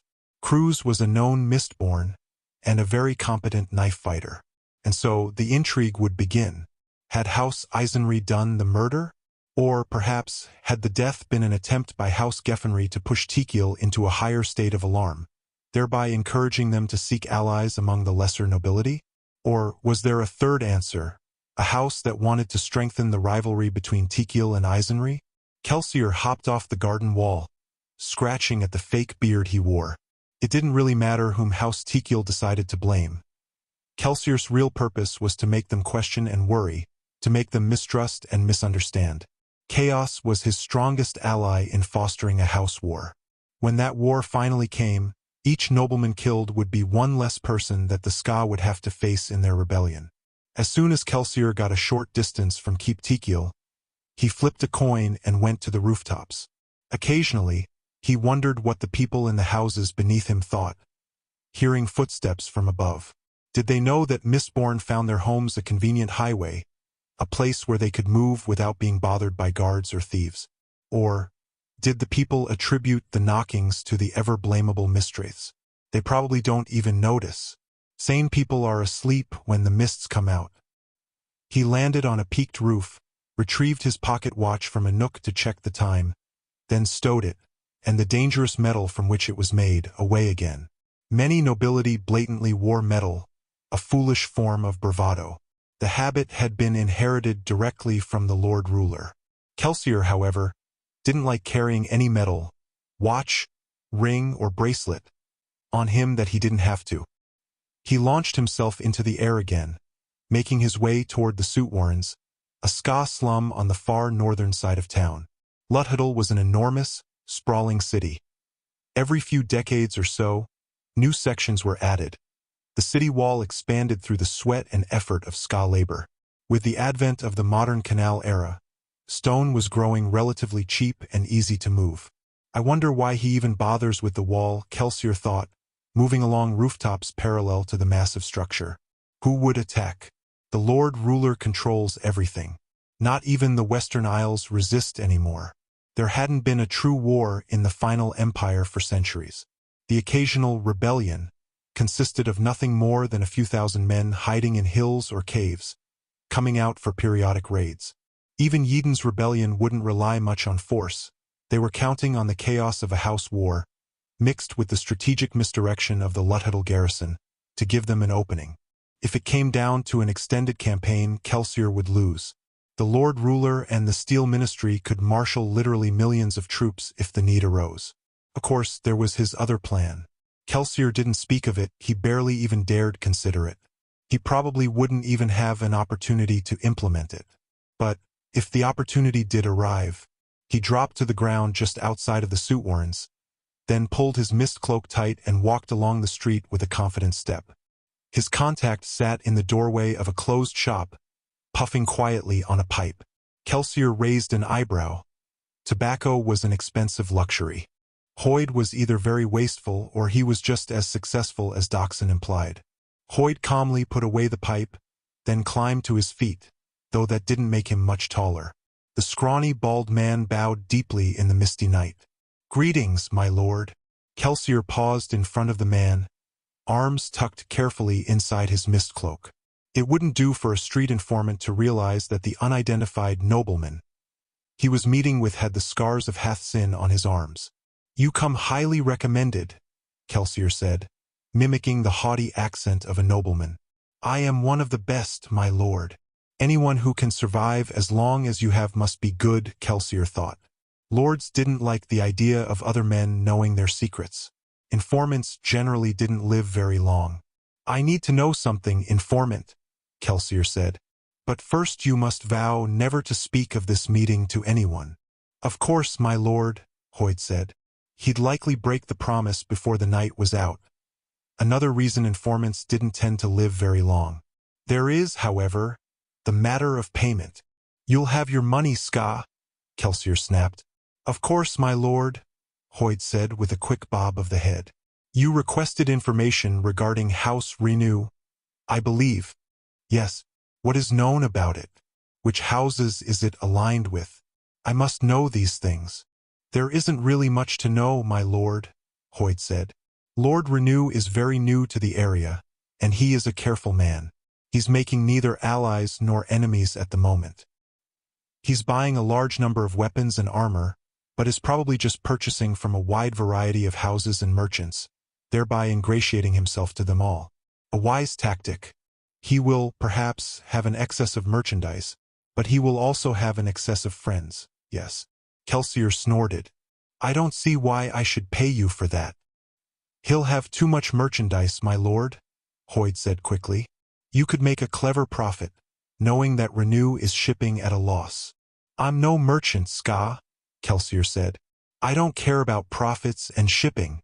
Let him chew on that. Now he thinks I'm of a great house. Of course, if he hadn't suspected that because of the mist cloak, then he doesn't deserve his reputation." "Of course, my lord," Hoyd said quickly. "There is more, of course. Ah, and here we see it. Does the street know that House Renew is connected to the rumblings of rebellion? If anyone had discovered that secret, then Kelsier's crew was in serious jeopardy. Hoyd coughed quietly, holding out his hand. Insufferable man, Kelsier snapped, tossing a pouch at Hoyd's feet. Yes, my lord, Hoyd said, falling to his knees and searching about with his hand. I apologize, my lord. My eyesight is weak, you know. I can barely see my own fingers held in front of my face. Clever, Kelsier thought as Hoyd found the pouch and tucked it away. The comment about eyesight was, of course, a lie. No man would get far in the underground with such an impediment. However, a nobleman who thought his informant to be half-blind would be far less paranoid about being identified. Not that Kelsier himself was worried. He wore one of Dockson's best disguises. Beside the beard, he had a fake, but realistic, nose, along with platforms in the shoes and makeup to lighten his skin. You said there was more? Kelsier said. I swear, Skaa, if it isn't good. It is, Hoyd said quickly. Lord Renew is considering a union between his niece, the Lady Valette, and Lord Eland Venture. Kelsier paused. Wasn't expecting that. That's silly. Venture is far above Renew. The two youths were seen speaking at length at the Venture Ball a month ago. Kelsier laughed derisively. Everyone knows about that. It meant nothing. Did it? Hoyd asked. Does everyone know that Lord Eland Venture spoke very highly of the girl to his friends, the group of nobling philosophers that lounge at the Broken Quill? Young men speak of girls, Kelsier said. It means nothing. You will be returning those coins. Wait, Hoyd said, sounding apprehensive for the first time. There is more. Lord Renew and Lord Venture have had secret dealings. What? It is true, Hoyd continued. This is fresh news. I heard it barely an hour ago myself. There is a connection between Renew and Venture. And, for some reason, Lord Renew was able to demand that Eland Venture be assigned to watch over Lady Valette at balls. He lowered his voice. It is even whispered that Lord Renew has some kind of leverage over House Venture. What happened at that ball tonight? Kelsier thought. Out loud, however, he said, This all sounds very weak, Skaa. You have nothing more than idle speculations. Not about House Renew, my lord, Hoyd said. I tried. But your worry over this house is meaningless. You should pick a house more central to politics. Like, say, House Alariel. Kelsier frowned. By mentioning Alariel, Hoyd was implying that he had some important tidbit that would be worth Kelsier's payment. It seemed that House Renew's secrets were safe. It was time to move the discussion along to other houses, so that Hoyd wouldn't get suspicious of Kelsier's interest in Renew. Very well, Kelsier said. But if this isn't worth my time. It is, my lord. Lady Shauna Alariel is a soother. Proof. I felt her touch on my emotions, my lord, Hoyd said. During a fire at Keep Alariel a week ago, she was there calming the emotions of the servants. Kelsier had started that fire. Unfortunately, it hadn't spread beyond the guardhouses. What else? House Alariel has recently given her leave to use her powers more at court functions, Hoyd said. They fear a house war and wish her to make whatever allegiances possible. She always carries a thin envelope of shaved brass in her right glove. Get a seeker close to her at a ball and you shall see. My lord, I do not lie. My life as an informant depends solely upon my reputation. Shauna Alariel is a soother. Kelsier paused, as if musing. The information was useless to him, but his true purpose, finding out about House Renew, had already been fulfilled. Hoyd had earned his coins, whether he realized it or not. Kelsier smiled. Now to sow a little more chaos. What of Shan's covert relationship with Salmon Tekiel? Kelsier said, picking the name of a likely young nobleman. Do you think that she used her powers to gain his favor?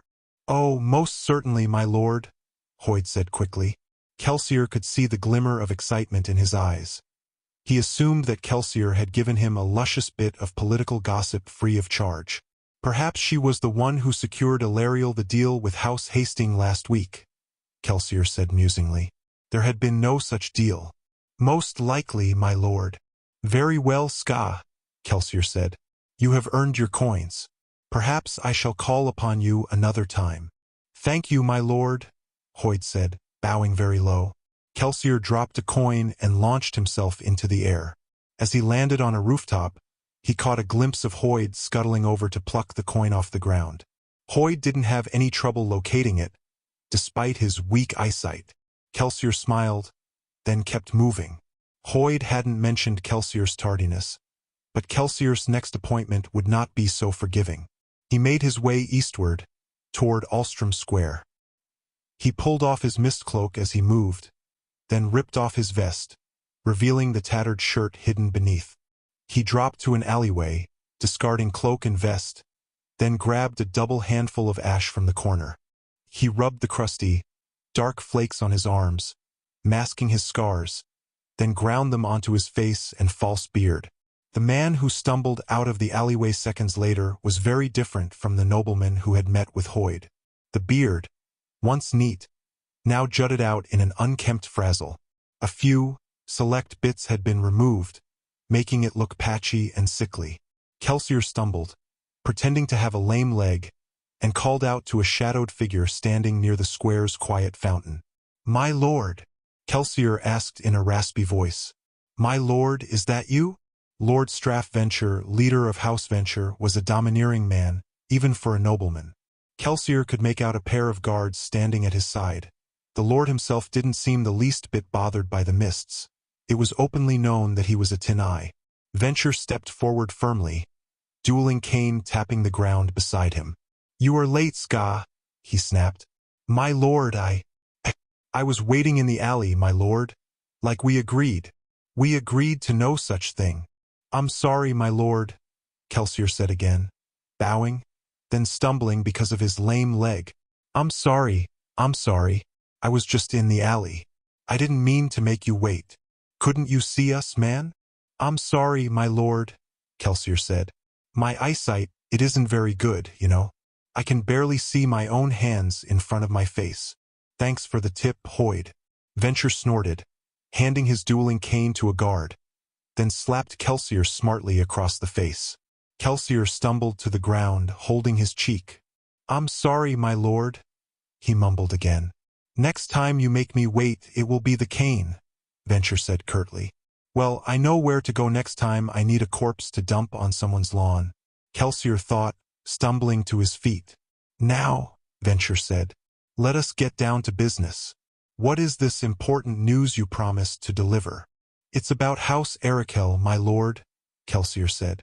"I know your lordship has had dealings with them in the past. And, well, my lord, they are cheating you dearly. They have been selling their swords and canes to House Tekiel for half the price you've been paying. Proof. You need only look to Tekiel's new armaments, my lord," Kelsier said. "My word is true. I have nothing but my reputation. If I have not that, I have not my life." And he wasn't lying. Or at least not completely. It would be useless of Kelsier to spread information that Venture could corroborate or dismiss with ease. Some of what he said was true. Tekiel was giving a slight advantage to Arakel. Kelsier was overstating it, of course. If he played the game well, he could start a rift between Arakel and Venture, while at the same time making Venture jealous of Tekiel. And if Venture came to renew for weapons instead of Arakel, well, that would just be a side benefit. Straff Venture snorted. His house was powerful, incredibly powerful, and relied on no specific industry or enterprise to fuel its wealth. That was a very difficult position to achieve in the final empire, considering the Lord Ruler's taxes and Asham costs. It also made Venture a powerful tool to Kelsier. If he could give this man the right mixture of truth and fiction. "This is of little use to me," Venture said suddenly. "Let's see how much you really know, informant. Tell me about the survivor of Hathsin." Kelsier froze. "Excuse me, my lord? You want to get paid?" Venture asked. "Well, tell me about the survivor. Rumors say he's returned to Luthhuddle." "Rumors only, my lord," Kelsier said quickly. "I have never met this survivor, but I doubt he is in Luthhuddle, if indeed he even lives. I've heard that he's gathering a skaa rebellion. There are always fools whispering rebellion to the skaa, my lord," Kelsier said. "And there are always those who try to use the name of the survivor, but I do not believe that any man could have lived through the pits. I could seek more information on this if you wish, but I worry you will be disappointed in what I find. The survivor is dead, the Lord Ruler. He does not allow such oversights. True, Venture said contemplatively. But the skaa seem convinced about this rumor of an 11th metal. Have you heard of it, informant? Ah, yes, Kelsier said, covering his shock. A legend, my lord. One I've never heard of, Venture said. And I pay very close attention to such things. This is no legend. Someone very clever is manipulating the skaa.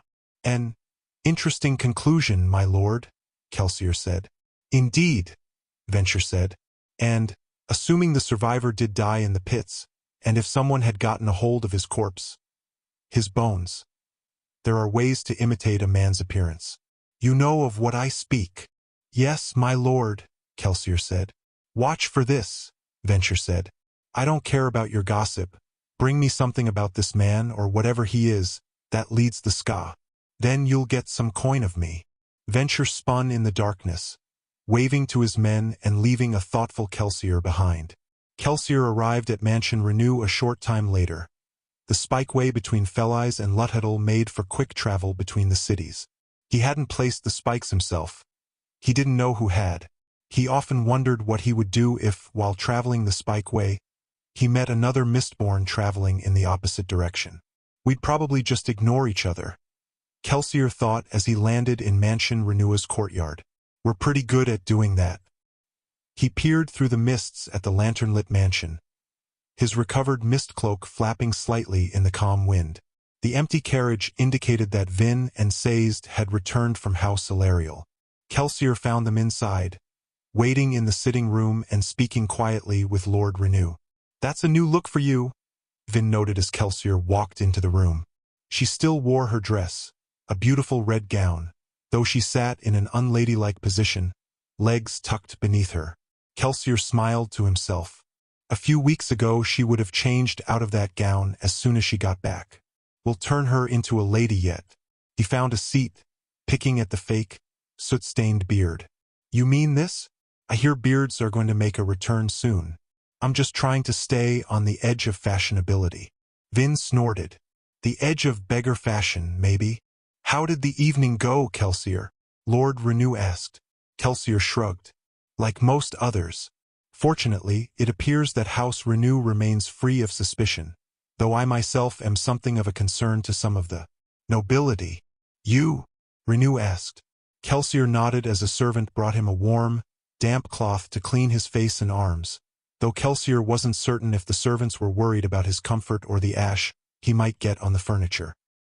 He wiped off his arms, exposing the pale white scratch scars, then began to pick off the beard. It seems that the general skaa have gotten wind of the 11th metal, he continued.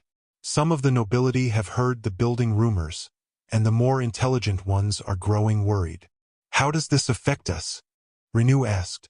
Kelsier shrugged. We'll spread opposite rumors to make the nobility focus more on each other and less on me. Though, amusingly, Lord Venture encouraged me to search out information about myself. A man could get very confused from this kind of play acting. I don't know how you do it, Renew. It is who I am, the Kandra said simply. Kelsier shrugged again, turning to Vin and Sazed. So, how did your evening go? Frustratingly, Vin said with a surly tone. Mistress Vin is a tad annoyed, Sazed said. On the way back from Luthadel, she told me the secrets she'd gathered while dancing. Kelsier chuckled. Not much of interest? Sazed already knew it all. Vin snapped. I spent hours twirling and twittering for those men, and it was all worthless. Hardly worthless, Vin, Kelsier said, pulling off the last bit of false beard. You made some contacts, you were seen, and you practiced your twittering. As for information, well, nobody's going to tell you anything important yet. Give it some time. How much time? Now that you're feeling better, we can have you start attending the balls regularly. After a few months, you should have gathered enough contacts to begin finding the kind of information we need. Vin nodded, sighing. She didn't seem quite as opposed to the idea of regularly attending balls as she once had, however. Sazed cleared his throat. Master Kelsier, I feel that I must mention something. Our table was attended by Lord Eland Venture for most of the evening, though Mistress Vin did find a way to make his attentions less threatening to the court. Yes, Kelsier said. So I understand. What did you tell those people, Vin? That Renew and Venture are friends. Vin paled slightly. How do you know? I'm mysteriously powerful, Kelsier said with a wave of his hand. Anyway, everyone thinks that House Renew and House Venture have had secret business dealings. They probably assume that Venture has been stockpiling weapons. Vin frowned. I didn't mean it to go that far.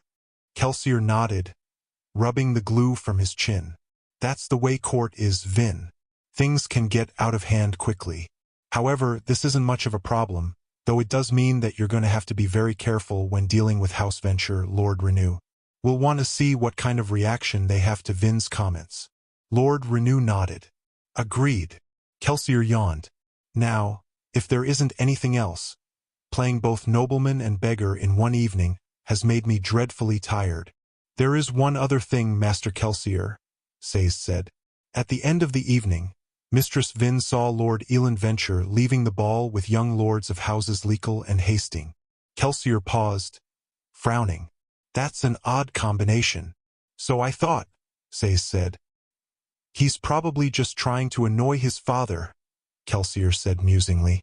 Fraternizing with the enemy in public. Perhaps, Sayes said. But the three did seem to be good friends. Kelsier nodded, standing. Investigate this further, Sayes. There's a chance that Lord Venture and his son are playing us all for fools. Yes, Master Kelsier, Sayes said. Kelsier left the room, stretching and handing his mist cloak to a servant. As he walked up the eastern stairway, he heard quick footsteps. He turned to find Vin scooting up behind him, shimmering red dress held up as she climbed the steps. Kelsier, she said quietly, there was something else. Something I'd like to talk about. Kelsier raised an eyebrow.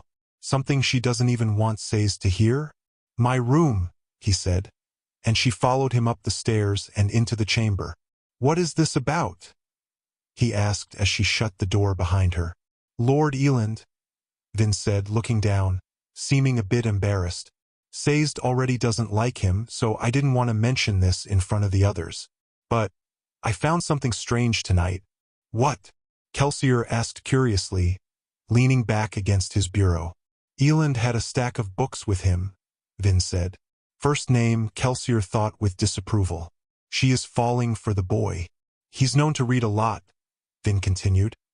But some of these books, well, when he was gone, I picked through them. Good girl. The streets gave you at least a few good instincts. One of them drew my attention, she said.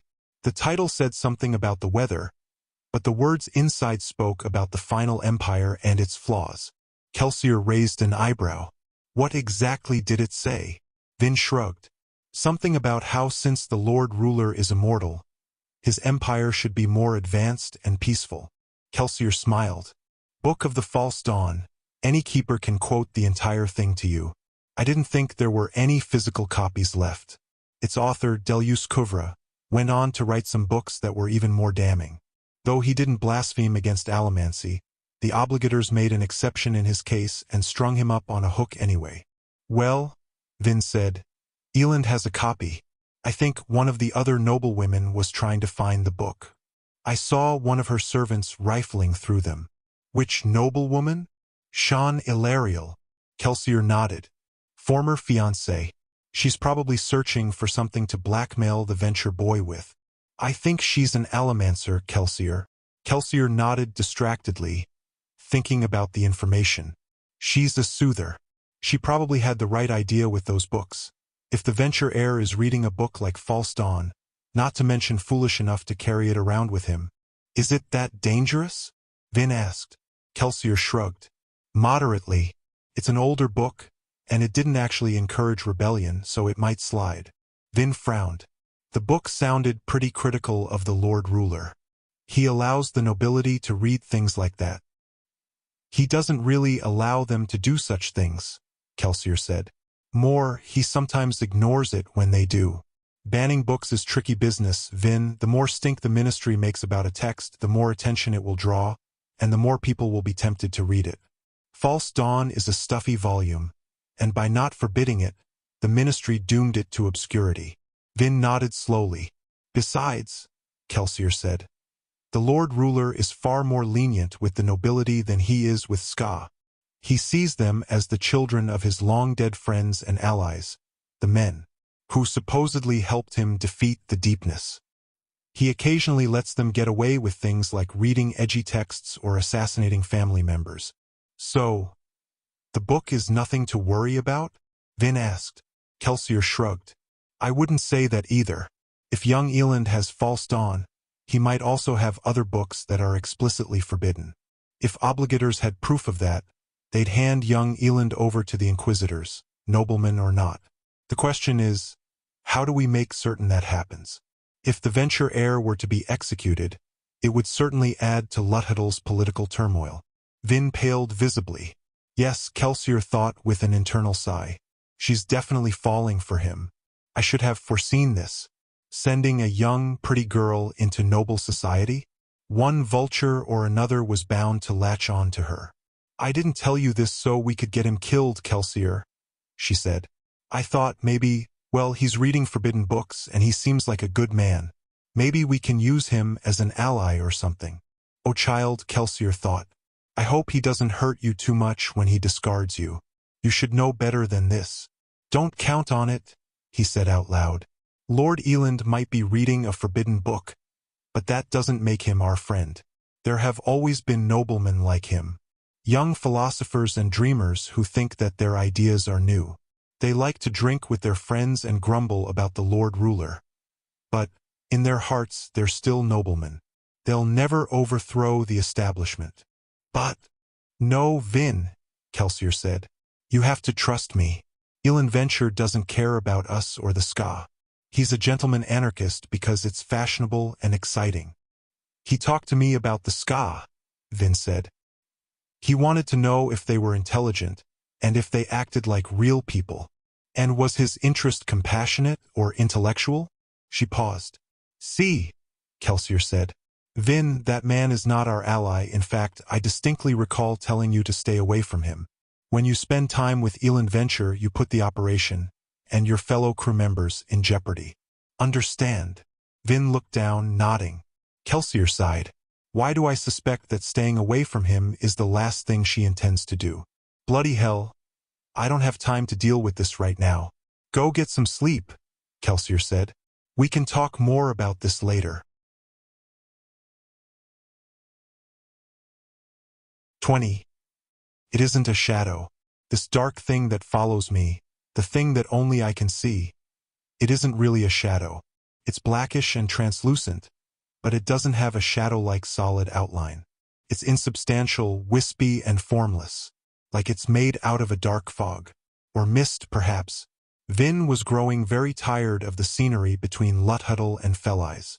She'd made the same trip at least a dozen times during the last few weeks, watching the same brown hills, scraggly trees, and rug of weedy underbrush.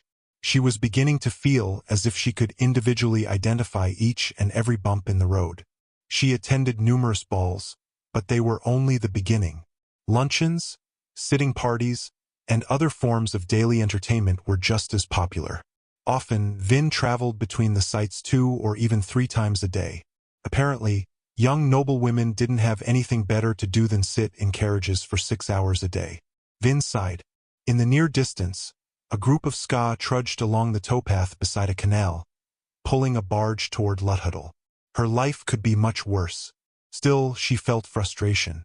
It was still midday, but there weren't any important events happening until the evening, so she had nowhere to go but back to Felice. She kept thinking about how much faster she could make the trip if she used the spikeway. She longed to leap through the mists again, but Kelsier had been reluctant to continue her training.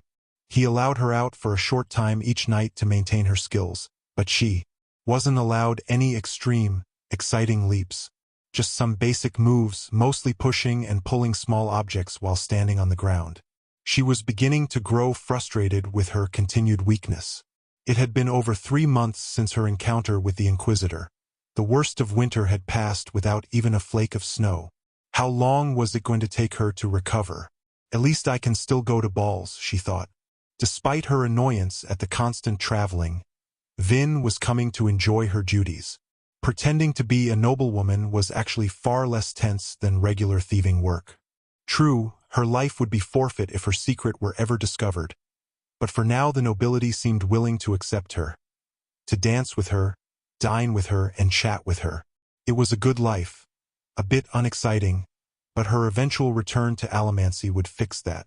That left her with two frustrations. The first was her inability to gather useful information. She was getting increasingly annoyed at having her questions avoided. She was growing experienced enough to tell that there was a great deal of intrigue going on, yet she was still too new to be allowed a part in it.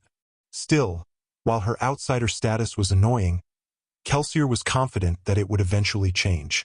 Vin's second major annoyance wasn't so easily dealt with. Lord Eland Venture had been notably absent from several balls during the last few weeks, and he had yet to repeat his act of spending the entire evening with her. While she rarely had to sit alone anymore, she was quickly coming to realize that none of the other noblemen had the same depth as Eland. None of them had his droll wit or his honest, earnest eyes. The others didn't feel real. Not like he did. He didn't seem to be avoiding her. However, he also didn't seem to be making much of an effort to spend time with her. Did I misread him? She wondered as the carriage reached Felice. Eland was so hard to understand sometimes. Unfortunately, his apparent indecision hadn't changed his former fiancé's temperament. Vin was beginning to realize why Kelsier had warned her to avoid catching the attention of anyone too important. She didn't run into Sean Alariel often, thankfully, but when they did meet, Sean took every occasion to deride, insult, and demean Vin. She did it with a calm, aristocratic manner, even her bearing reminding Vin just how inferior she was. Perhaps I'm just becoming too attached to my Valette persona, Vin thought. Valette was just a front. She was supposed to be all the things Sean said. However, the insults still stung. Vin shook her head, putting both Sean and Eland out of her mind.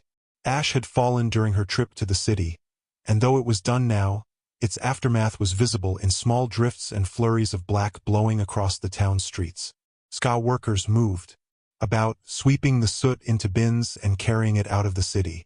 They occasionally had to hurry to get out of the way of a passing noble carriage, none of which bothered to slow for the workers. Poor things, Vin thought, passing a group of ragged children who were shaking aspen trees to get the ash out so that it could be swept up. It wouldn't do for a passing nobleman to get an unexpected dump of tree-borne ash on his head. The children shook, two to a tree, bringing furious black showers down on their heads. Careful, cane-wielding taskmasters walked up and down the street, making certain the work continued. Eland and the others, she thought. They must not understand how bad life is for the skaa. They live in their pretty keeps, dancing, never really understanding the extent of the Lord Ruler's oppression. She could see beauty in the nobility. She wasn't like Kelsier, hating them outright. Some of them seemed quite kind, in their own way, and she was beginning to think some of the stories Skaa told about their cruelty must be exaggerated. And yet, when she saw events like that poor boy's execution or the Skaa children, she had to wonder, how could the nobility not see? How could they not understand? She sighed, looking away from the Skaa as the carriage finally rolled up to Mansion Renew. She immediately noticed a large gathering in the inner courtyard, and she grabbed a fresh vial of metals, worrying that the Lord Ruler had sent soldiers to arrest Lord Renew. However, she quickly realized that the crowd wasn't made up of soldiers, but of Skaa in simple workers' clothing. The carriage rolled through the gates, and Vin's confusion deepened. Boxes and sacks lay in heaps among the Skaa, many of them dusted with soot from the recent ashfall. The workers themselves bustled with activity, loading a series of carts. Vin's carriage pulled to a stop in front of the mansion, and she didn't wait for Says to open the door. She hopped out on her own, holding up her dress and stalking over to Kelsier and Renew, who stood surveying the operation. "You're running goods to the caves out of here?" Vin asked under her breath as she reached the two men. "Curtsy to me, child," Lord Renew said. "Maintain appearances while we can be seen." Vin did as ordered, containing her annoyance. Of course we are, Vin, Kelsier said. Renew has to do something with all of the weapons and supplies he's been gathering. People would start getting suspicious if they didn't see him sending them away. Renew nodded. Ostensibly, we're sending this all via canal barges to my plantation in the west. However, the barges will stop to drop off supplies, and many of the canalmen at the Rebellion Caverns. The barges and a few men will continue on to keep up appearances. Our soldiers don't even know that Renew is in on the plan, Kelsier said, smiling. They think he's a nobleman that I'm scamming. Besides, this will be a great opportunity for us to go and inspect the army. After a week or so at the caves, we can return to Luthhuddle on one of Renew's barges coming east. Vin paused. We? She asked, suddenly imagining weeks spent on the barge, watching the same, dull scenery day after day as they traveled. That would be even worse than traveling back and forth between Luthhuddle and Felice. Kelsier raised an eyebrow. You sound worried. Apparently, someone's coming to enjoy her balls and parties. Vin flushed. I just thought that I should be here. I mean, after all the time I missed by being sick, Kelsier held up his hand, chuckling. You're staying. Yeden and I are the ones going. I need to inspect the troops, and Yeden is going to take a turn watching over the army so that Ham can come back to Luthhuddle. We'll also take my brother with us, then drop him at his insertion point with the ministry acolytes up in Venias. It's a good thing you're back. I want you to spend a little time with him before we leave. Vin frowned. With Marsh? Kelsier nodded. He's a misting seeker. Bronze is one of the less useful metals, especially for a full Mistborn, but Marsh claims he can show you a few tricks. This will probably be your last chance to train with him. Vin glanced toward the gathering caravan. Where is he? Kelsier frowned. He's late. Runs in the family, I guess. He should be here soon, child, Lord Renew said. Perhaps you'd like to go take some refreshment inside? I've had plenty of refreshment lately, she thought, controlling her annoyance. Instead of going into the mansion, she wandered across the courtyard, studying the goods and workers, who were packing the supplies onto carts for transport to the local canal docks. The grounds were kept well maintained, and though the ash hadn't been cleaned up yet, the low-cut grass meant that she didn't have to hold her dress up much to keep it from dragging. Beyond that, ash was surprisingly easy to get out of clothing. With proper washing and some expensive soaps, even a white garment could be rendered clean of ash. That was why the nobility could always have new-looking clothing. It was such an easy, simple thing to divide the skaa and the aristocracy. Kelsier's right, Vin thought. I am coming to enjoy being a noblewoman. And she was concerned about the changes her new lifestyle was encouraging inside of her. Once, her problems had been things like starvation and beatings. Now they were things like extended carriage rides and companions who arrived late for appointments. What did a transformation like that do to a person? She sighed to herself, walking amidst the supplies. Some of the boxes would be filled with weapons, swords, war staves, bows, but the bulk of the material was sacked foodstuffs. Kelsier said that forming an army required far more grain than it did steel. She trailed her fingers along one stack of boxes, careful not to brush the ash that was on top of them. She'd known that they'd be sending out a barge this day, but she hadn't expected Kelsier to go with it. Of course, he probably hadn't made the decision to go until a short time before. Even the new, more responsible Kelsier was an impulsive man. Perhaps that was a good attribute in a leader. He wasn't afraid to incorporate new ideas, no matter when they occurred to him. Maybe I should ask to go with him, Vin thought idly. I've been playing the noblewoman far too much lately. The other day, she'd caught herself sitting straight, backed in her carriage with a prim posture, despite the fact that she was alone. She feared that she was losing her instincts. Being Valette was almost more natural to her now than being Vin was. But of course she couldn't leave. She had a lunch appointment with Lady Flavine to attend, not to mention the Hasting Ball. It was going to be the social event of the month. If Valette was absent, it would take weeks to repair the damage. Besides, there was always Eland. He'd probably forget about her if she disappeared again. He's already forgotten you, she told herself. He's barely spoken to you during the last 3 parties. Keep your head on, Vin.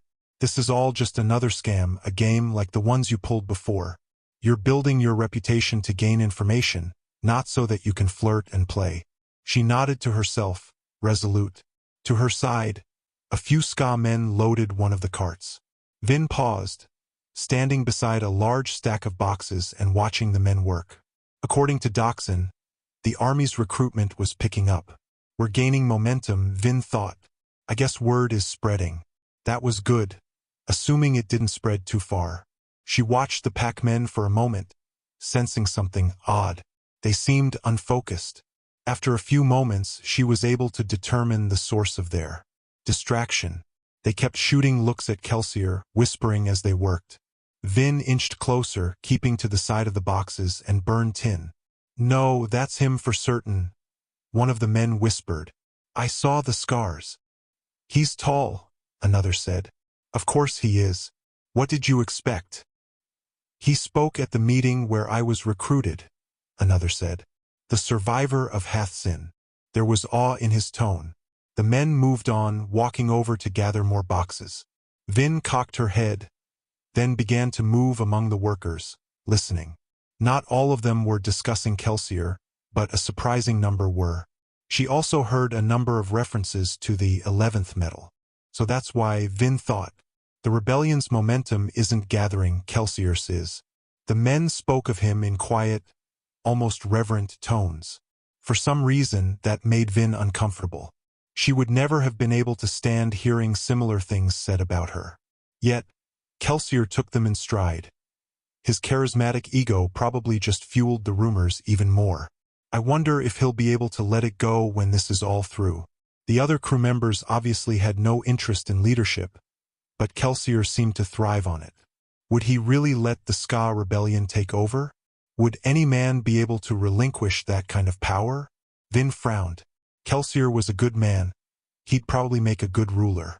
However, if he did try to take control, it would smell of betrayal, a reneging on the promises that he had made to Yeden. She didn't want to see that from Kelsier. Valette, Kelsier called. Vin jumped slightly, feeling a bit guilty. Kelsier pointed toward a carriage that was pulling onto the mansion grounds. Marsh had arrived. She walked back as the carriage pulled up, and she reached Kelsier about the same time that Marsh did. Kelsier smiled, nodding toward Vin. We won't be ready to leave for a while yet, he said to Marsh. If you have time, could you show the kid a few things? Marsh turned toward her.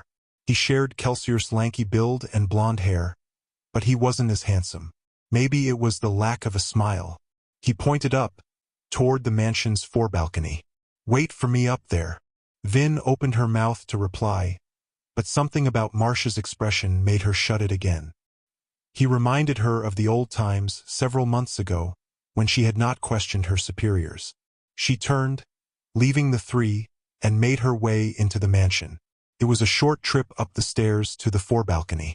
When she arrived, she pulled over a chair and seated herself beside the whitewashed wooden railing.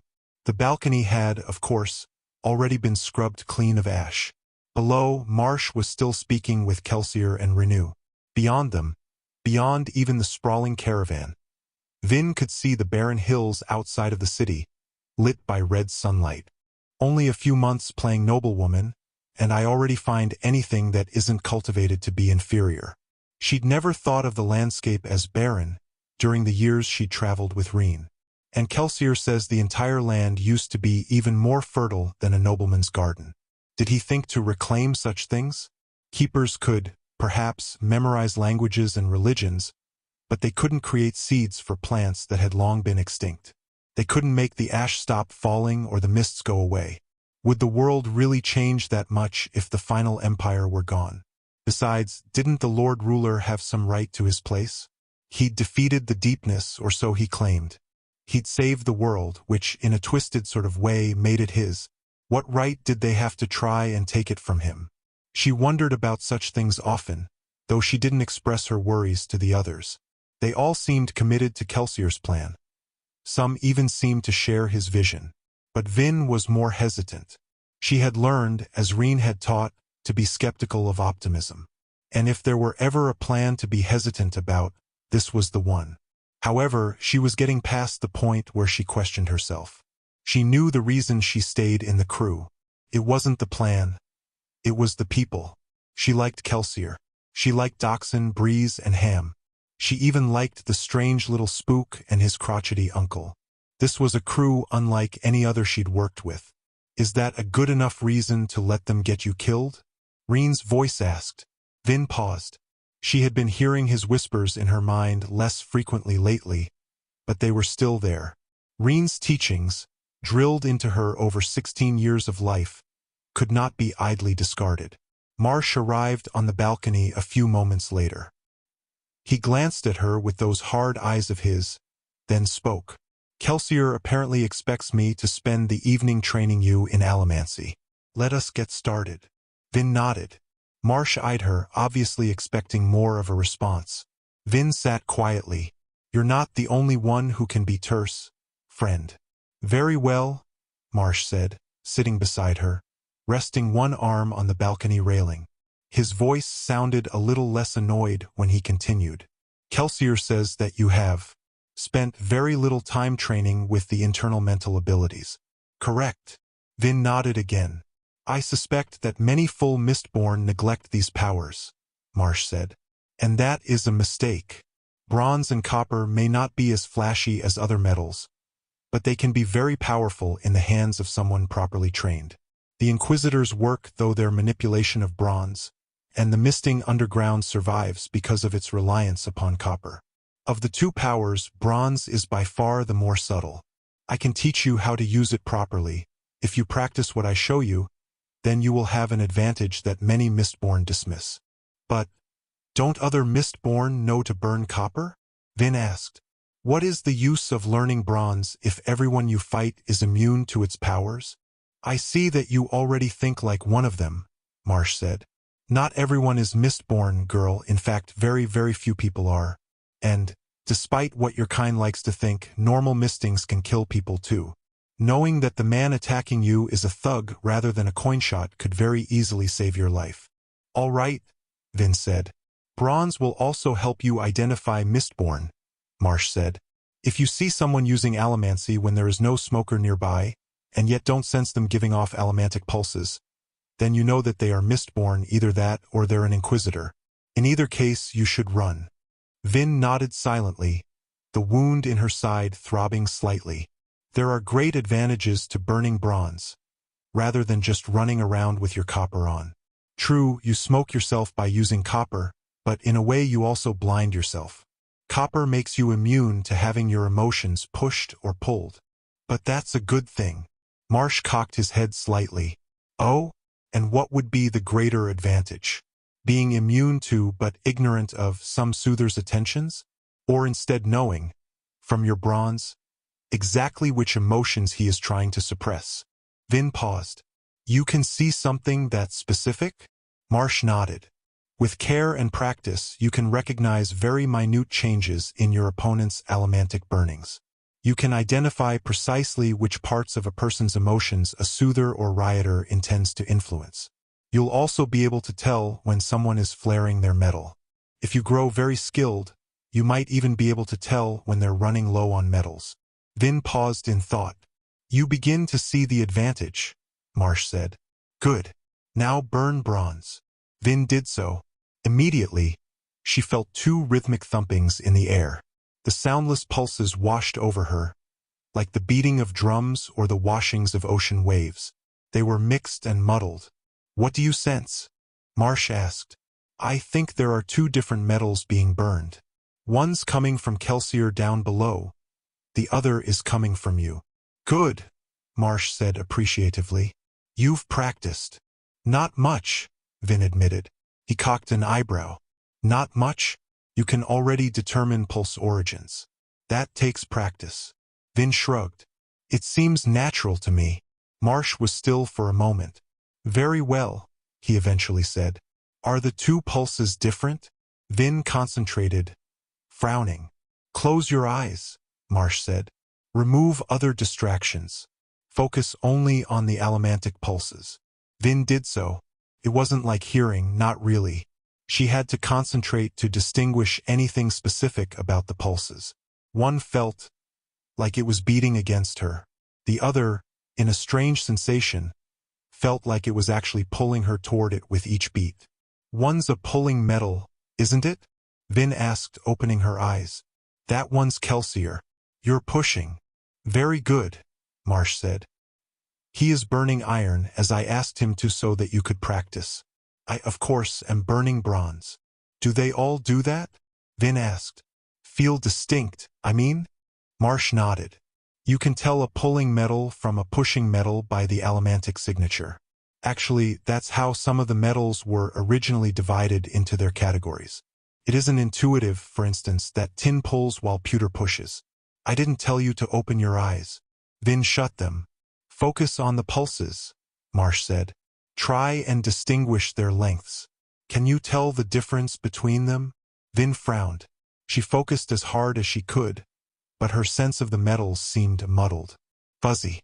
After a few minutes, the lengths of the separate pulses still seemed the same to her. I can't sense anything, she said, dejected.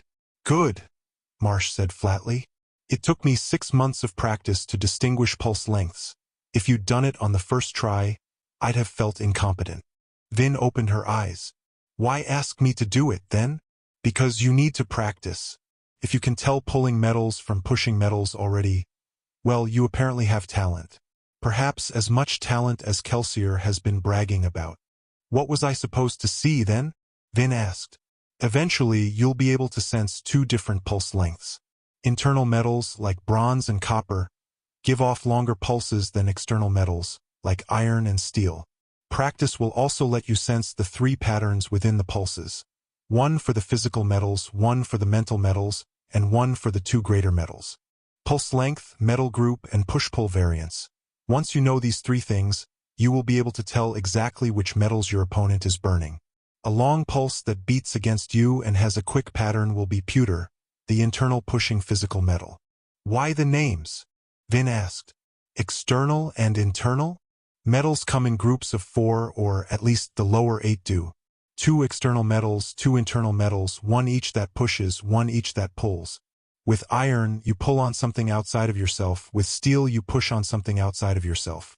With tin, you pull on something inside of yourself. With pewter, you push on something inside of yourself. But bronze and copper, Vin said. Kelsier called them internal metals, but it seems like they affect external things. Copper keeps people from sensing when you use allomancy. Marsh shook his head. Copper doesn't change your opponents, it changes something within yourself that has an effect on your opponents. That's why it is an internal metal. Brass, however, alters another person's emotions directly, and is an external metal. Vin nodded thoughtfully. Then she turned, glancing toward Kelsier. You know a lot about all the metals, but you're just a misting, right? Marsh nodded. He didn't look like he intended to respond, though. Let's try something. Then Vin thought, extinguishing her bronze. She lightly began burning copper to mask her allomancy. Marsh didn't react, instead continuing to look down at Kelsier and the caravan. I should be invisible to his senses, she thought, carefully burning both zinc and brass. She reached, just as Breeze had been training her to do, and subtly touched Marsh's emotions. She suppressed his suspicions and inhibitions, while at the same time bringing out his sense of wistfulness. Theoretically, that would make him more likely to talk. You must have learned somewhere? Vin asked carefully. He'll see what I did for sure. He's going to get angry and... I snapped when I was very young, Marsh said. I've had a long time to practice. So have a lot of people, Vin said. I had reasons. They're hard to explain. They always are, Vin said, slightly increasing her allomantic pressure. You know how Kelsier feels about the nobility? Marsh asked, turning toward her, his eyes like ice. Iron eyes, she thought. Like they said. She nodded to his question. Well, I feel the same way about the obligators, he said, turning away. I'll do anything to hurt them. They took our mother. That's when I snapped, and that's when I vowed to destroy them. So, I joined the rebellion and started learning all I could about allomancy. Inquisitors use it, so I had to understand it. Understand everything I could. Be as good as I could, and are you soothing me? Vin started, abruptly extinguishing her metals. Marsh turned back toward her again, his expression cold. Run, Vin thought. She almost did. It was nice to know that the old instincts were still there, if buried just a bit. Yes, she said meekly. You are good, Marsh said. I'd have never known if I hadn't started rambling. Stop it. I already have. Good, Marsh said. That's the second time you've altered my emotions. Never do it again. Vin nodded. Second time. The first was in my shop, 8 months ago. That's right. Why don't I remember him? I'm sorry. Marsh shook his head, finally turning away. You're Mistborn, that's what you do. He does the same thing. He was looking down at Kelsier. They sat quietly for a few moments. Marsh, Vin asked. How did you know I was Mistborn? I only knew how to soothe back then. Marsh shook his head. You knew the other metals instinctively. You were burning pewter and tin that day, just a tiny bit, barely noticeable. You probably got the metals from water and dining utensils. Did you ever wonder why you survived when so many others died? Vin paused. I did live through a lot of beatings. A lot of days with no food. Nights spent in alleys during rain or ashfalls. Marsh nodded. Very few people, even Mistborn, are so attuned to Allomancy that they burn metals instinctively. That's what interested me in you. That's why I kept track of you and told Doxon where to find you. And, are you pushing my emotions again? Vin shook her head. I promise. Marsh frowned, studying her with one of his stony gazes. So stern, Vin said quietly. Like my brother. Were you close? I hated him, Vin whispered. Marsh paused, then turned away. I see. Do you hate Kelsier? Marsh shook his head. No, I don't hate him. He's frivolous and self-important, but he's my brother. And that's enough? Vin asked. Marsh nodded. I have trouble understanding that, Vin said honestly, looking out over the field of skaa, boxes and sacks. Your brother didn't treat you well, I presume? Vin shook her head. What about your parents? Marsh said. One was a nobleman, the other. Mad, Vin said. She heard voices. It got so bad that my brother was afraid to leave us alone with her. But, of course, he didn't have a choice. Marsh sat quietly, not speaking. How did this get turned back to me? Vin thought. He's no soother, yet he's getting as much out of me as I'm getting out of him. Still, it was good to speak it finally. She reached up, idly fingering her earring. I don't remember it, she said. But Reen said that he came home one day and found my mother covered in blood. She'd killed my baby sister, messily. Me, however, she hadn't touched, except to give me an earring. Reen said. He said she was holding me on her lap, babbling and proclaiming me a queen, my sister's corpse at our feet. He took me from my mother and she fled. He saved my life, probably. That's part of why I stayed with him, I guess. Even when it was bad. She shook her head, glancing at Marsh. Still, you don't know how lucky you are, having Kelsier as a brother. I suppose, Marsh said. I just wish he wouldn't treat people like playthings. I've been known to kill obligators, but murdering men just because they're noble. Marsh shook his head. It's not just that either.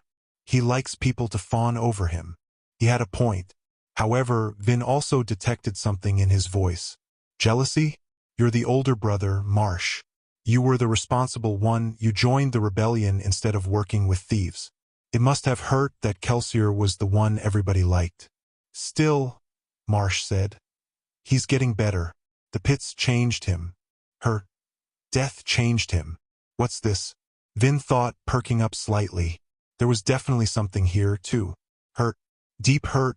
More than a man should feel for a sister-in-law. So that's it. It wasn't just everyone who liked Kelsier more. It was one person in particular. Someone you loved. Anyway, Marsh said, his voice growing more firm. The arrogance of the past is behind him. This plan of his is insane, and I'm sure he's partially doing it just so he can enrich himself, but, well, he didn't have to go to the rebellion. He's trying to do something good, though it will probably get him killed. Why go along if you're so sure he'll fail? Because he's going to get me into the ministry, Marsh said. The information I gather there will help the rebellion for centuries after Kelsier and I are dead. Vin nodded, glancing down at the courtyard. She spoke hesitantly. Marsh, I don't think it's all behind him. The way he's setting himself up with the skaa. The way they're starting to look at him. I know, Marsh said. It started with that 11th metal scheme of his. I don't know that we have to worry. This is just Kel playing his usual games. It makes me wonder why he's leaving on this trip, Vin said. He'll be away from the action for a good month. Marsh shook his head. He'll have an entire army full of men to perform for.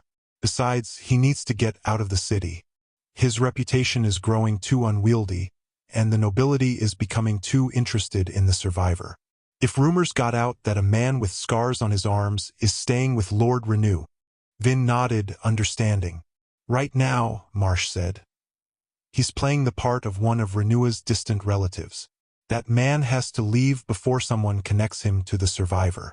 When Kel gets back, he'll have to keep a low profile, sneaking into the mansion instead of walking up the steps, keeping his hood up when he's in Lutthuddle. Marsh trailed off, then stood. Anyway, I've given you the basics. Now you just need to practice. Whenever you're with mistings, have them burn for you and focus on their allomantic pulses. If we meet again, I'll show you more, but there's nothing else I can do until you've practiced. Vin nodded, and Marsh walked out the door without any other farewell. A few moments later, she saw him approach Kelsier and Renew again. They really don't hate each other, Vin thought, resting with both arms crossed atop the railing. What would that be like? After some thought, she decided that the concept of loving siblings was a little like the allomantic pulse lengths she was supposed to be looking for. They were just too unfamiliar for her to understand at the moment. Dear listener, we close the pages on another tale, a journey through words, imagination, and emotion. Here at the Falls Audiobook, where stories flow like a river's current, carrying you to distant worlds and uncharted depths. We thank you for joining us. As always, we invite you to linger a little longer. Subscribe to our channel to discover more stories waiting to be heard, each a cascade of voices, ideas, and artistry. And remember, every great story begins with a single word. Perhaps the next one will begin with you. Until our voices meet again, may your days be filled with quiet moments, rich pages, and the soothing sound of a story well told. This is the Falls Audiobook, signing off.